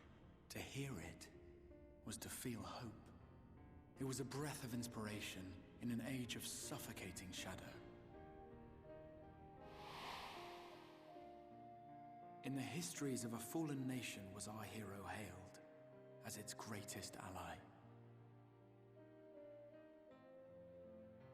In the time-worn pages of a noble's memoirs were her deeds joyously retold. For many, these stories were the flame which warmed them through the coldest of nights.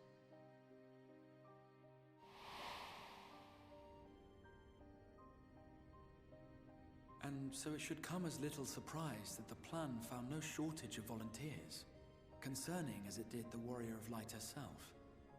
It was their chance to add their own verse to the hero's saga. She was the lodestar that brought them all together, to send their final message back through time and space to her.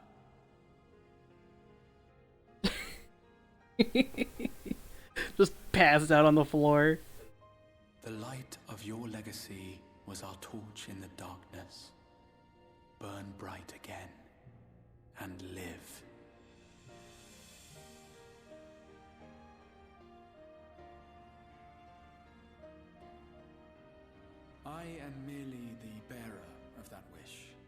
come to ensure it is safely delivered.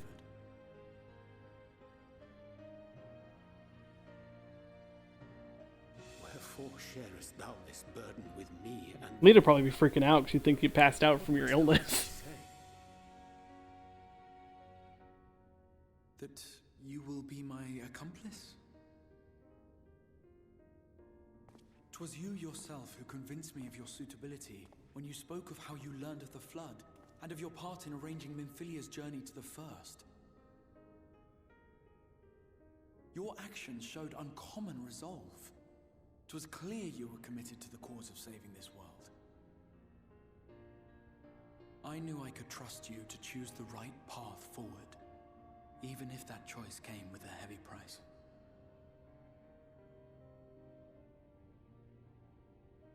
What price?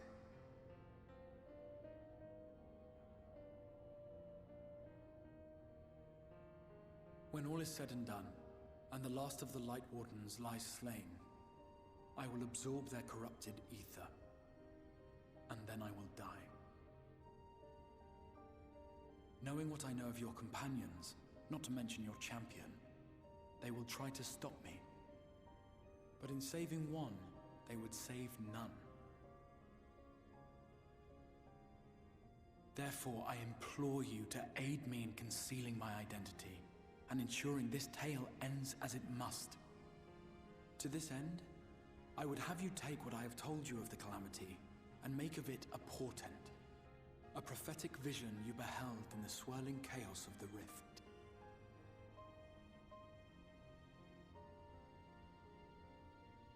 Is this truly thy wish?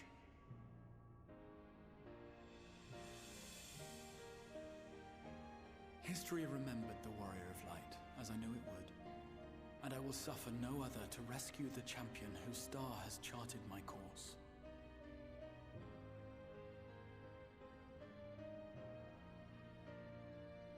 I will see this tale to a happy end, my friend. There has been enough tragedy.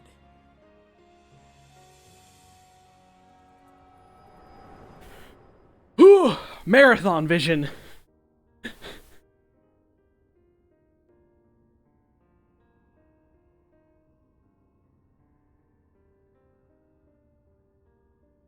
Careful now.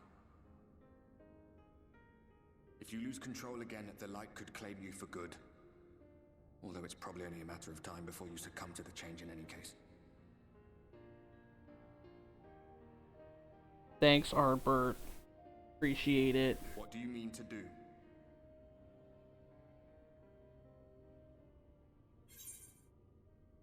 I mean to have a few words with both Emmett and the Exarch.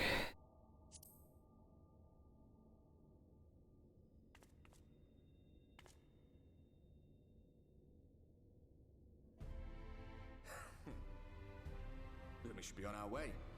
The Ascian mentioned the Tempest, did he not? That's the stormy seas around Calusia to you.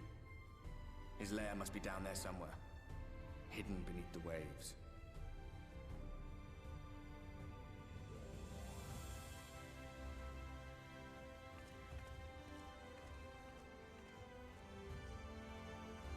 I'm gonna smack Graha upside the head, idiot.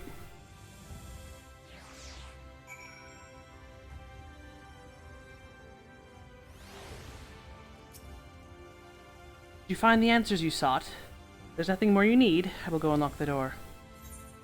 Some questions about the Tempest.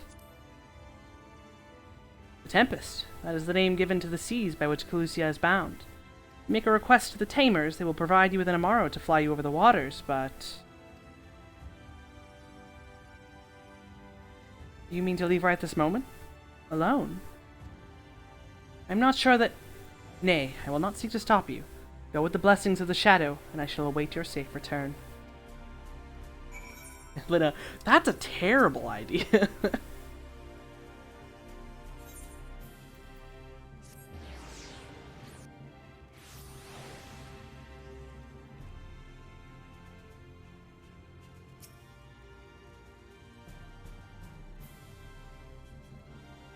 Require an Amaro. Just a moment, and I shall settle our swiftest beast to fly you to the island. The open water. To the depths of the Tempest? Oromaru can swim, yes, but to reach the ocean floor...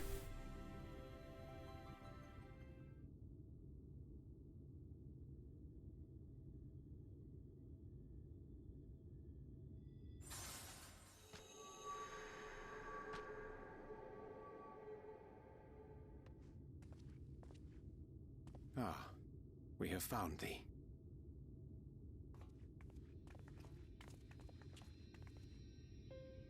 Word reached us of thy recovery, and thus did we gather with all haste.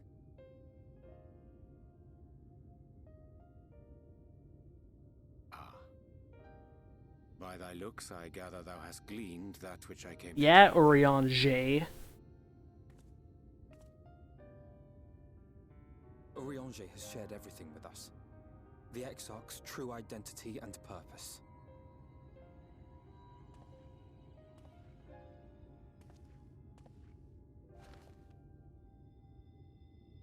I offer no excuses.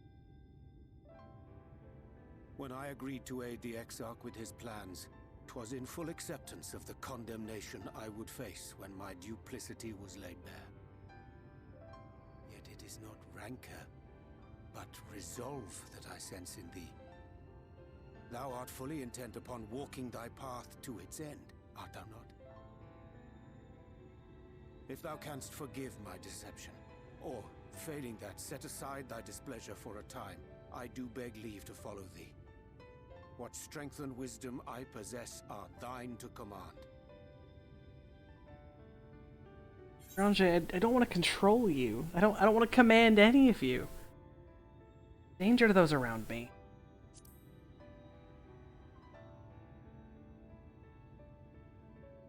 I understand the precarious nature of thy condition. Nonetheless, it is my wish to remain at thy side for as long as I am able.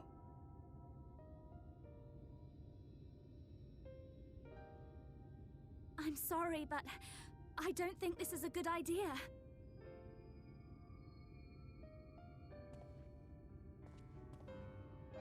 Leaving the Crystarium, I mean, with or without Urianger. What I did for you won't last forever. There's no telling when the light will break free again. Please, you must stay here, at least for a little while longer. We will find a way to cure this, I promise you. How can you make promises? We don't even know where to start. Alize, please. You know Reen was only trying to help. Of course I know! I know only too well! But making promises you have no way of keeping is not a kindness. It's a lie. Plain and simple. We've all searched high and low for an answer, and every one of us came back empty-handed. I am not about to stand in her way now. Not after failing her in her hour of need. No. The least we can do is...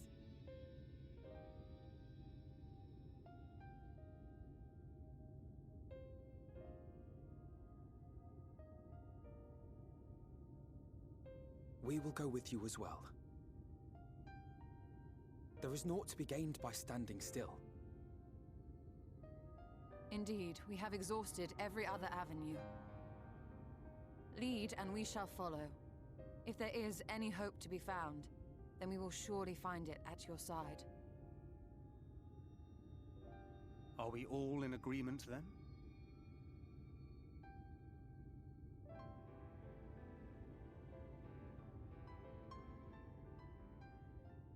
Is there aught we can do to help? You never noticed that? I always did. Oh, Alize. I love her. The whole story, we do know you're in for a fight. And while the Exarch's away, it falls to the rest of us to see the Warrior of Darkness is given a proper send-off. You told them? No. Well, not in so many words. Aye, we didn't need it spelled out for us. When the night sky appeared over whichever place you went to, it was harder not to put two and two together. From the moment I heard that you and the Exarch shared the homeland, I had my suspicions. Long had he been waiting for a certain someone to arrive, and I knew at once that it must be you. Exactly. When he went up to meet you, 'twas clear it was no ordinary visitor. That spring in his step spoke volumes. I could feel his excitement. That's right!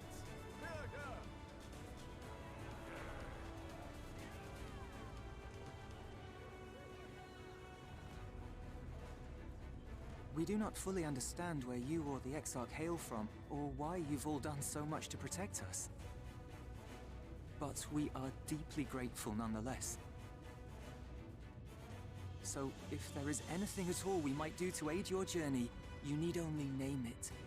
What would you have of us?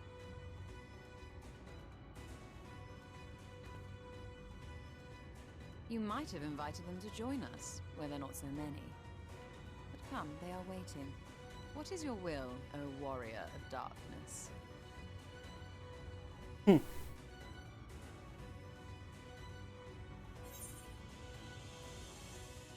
This middle one is not a what do you want from them. I mean, it kind of is. Defend the Crystarium until we return. What do you want us to do? Nothing. Leave it to us. Do nothing at all. No, fuck off, bots.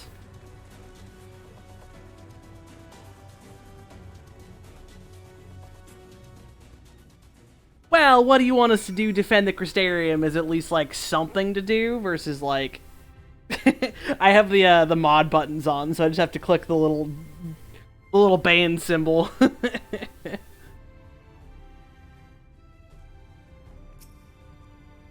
Thou didst plan to commandeer an Amaro for thy journey to the open sea. I fear the following dive down into Emmett Silk's underwater abode would have drained even thy legendary stamina. Dude, I can breathe underwater. J, I can breathe underwater! Why do you all forget this? Thus, during thy convalescence, we considered the most efficacious method for reaching the depths of the Tempest, and I believe we have arrived at an elegant solution. Yet ere we discuss this step, I suggest thou dost conclude such pressing business as remains to thee in the Crystarium. Once the sea closes above our heads, we are unlikely to surface again until our grand deed is done. I think that's where I'm going to leave it. I just wanted to get to Alize's heartfelt confession of she definitely has a crush on the Warrior of Light TM.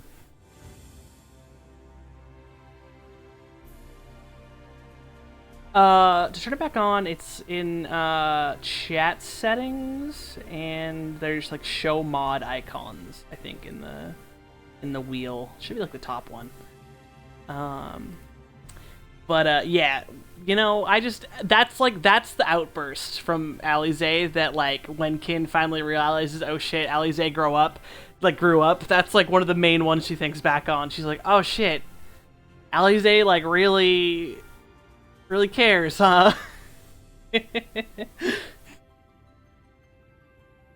But yeah, I mean, we've been schmooving for almost 12 hours now. What's 12 hours of Shadowbringers between friends? We made it all the way to the last zone, and now we have to go confront angsty Emmett McGee, and this next part's gonna be painful, because it's just, I'm curious to see it all with newfound Endwalker eyes. But, yeah, tomorrow's Tuesday, so maybe I'll stream after work before D&D, but if I do, it probably won't be New Game Plus. It'll probably be something stupid like Pokemon. We shall see. But hey, Glit, thanks for hanging out, because you've basically been here all of those 12 hours. Give or take a walk to get food. Helped it go by. And anyone else creeping, Big Preesh. Yeah. I will hopefully see y'all next time. And it's okay. I appreciate anyone's brainworms, because I have many brainworm for 14 and Fire Emblem. So, you know, there's that. Have a good night. Bye.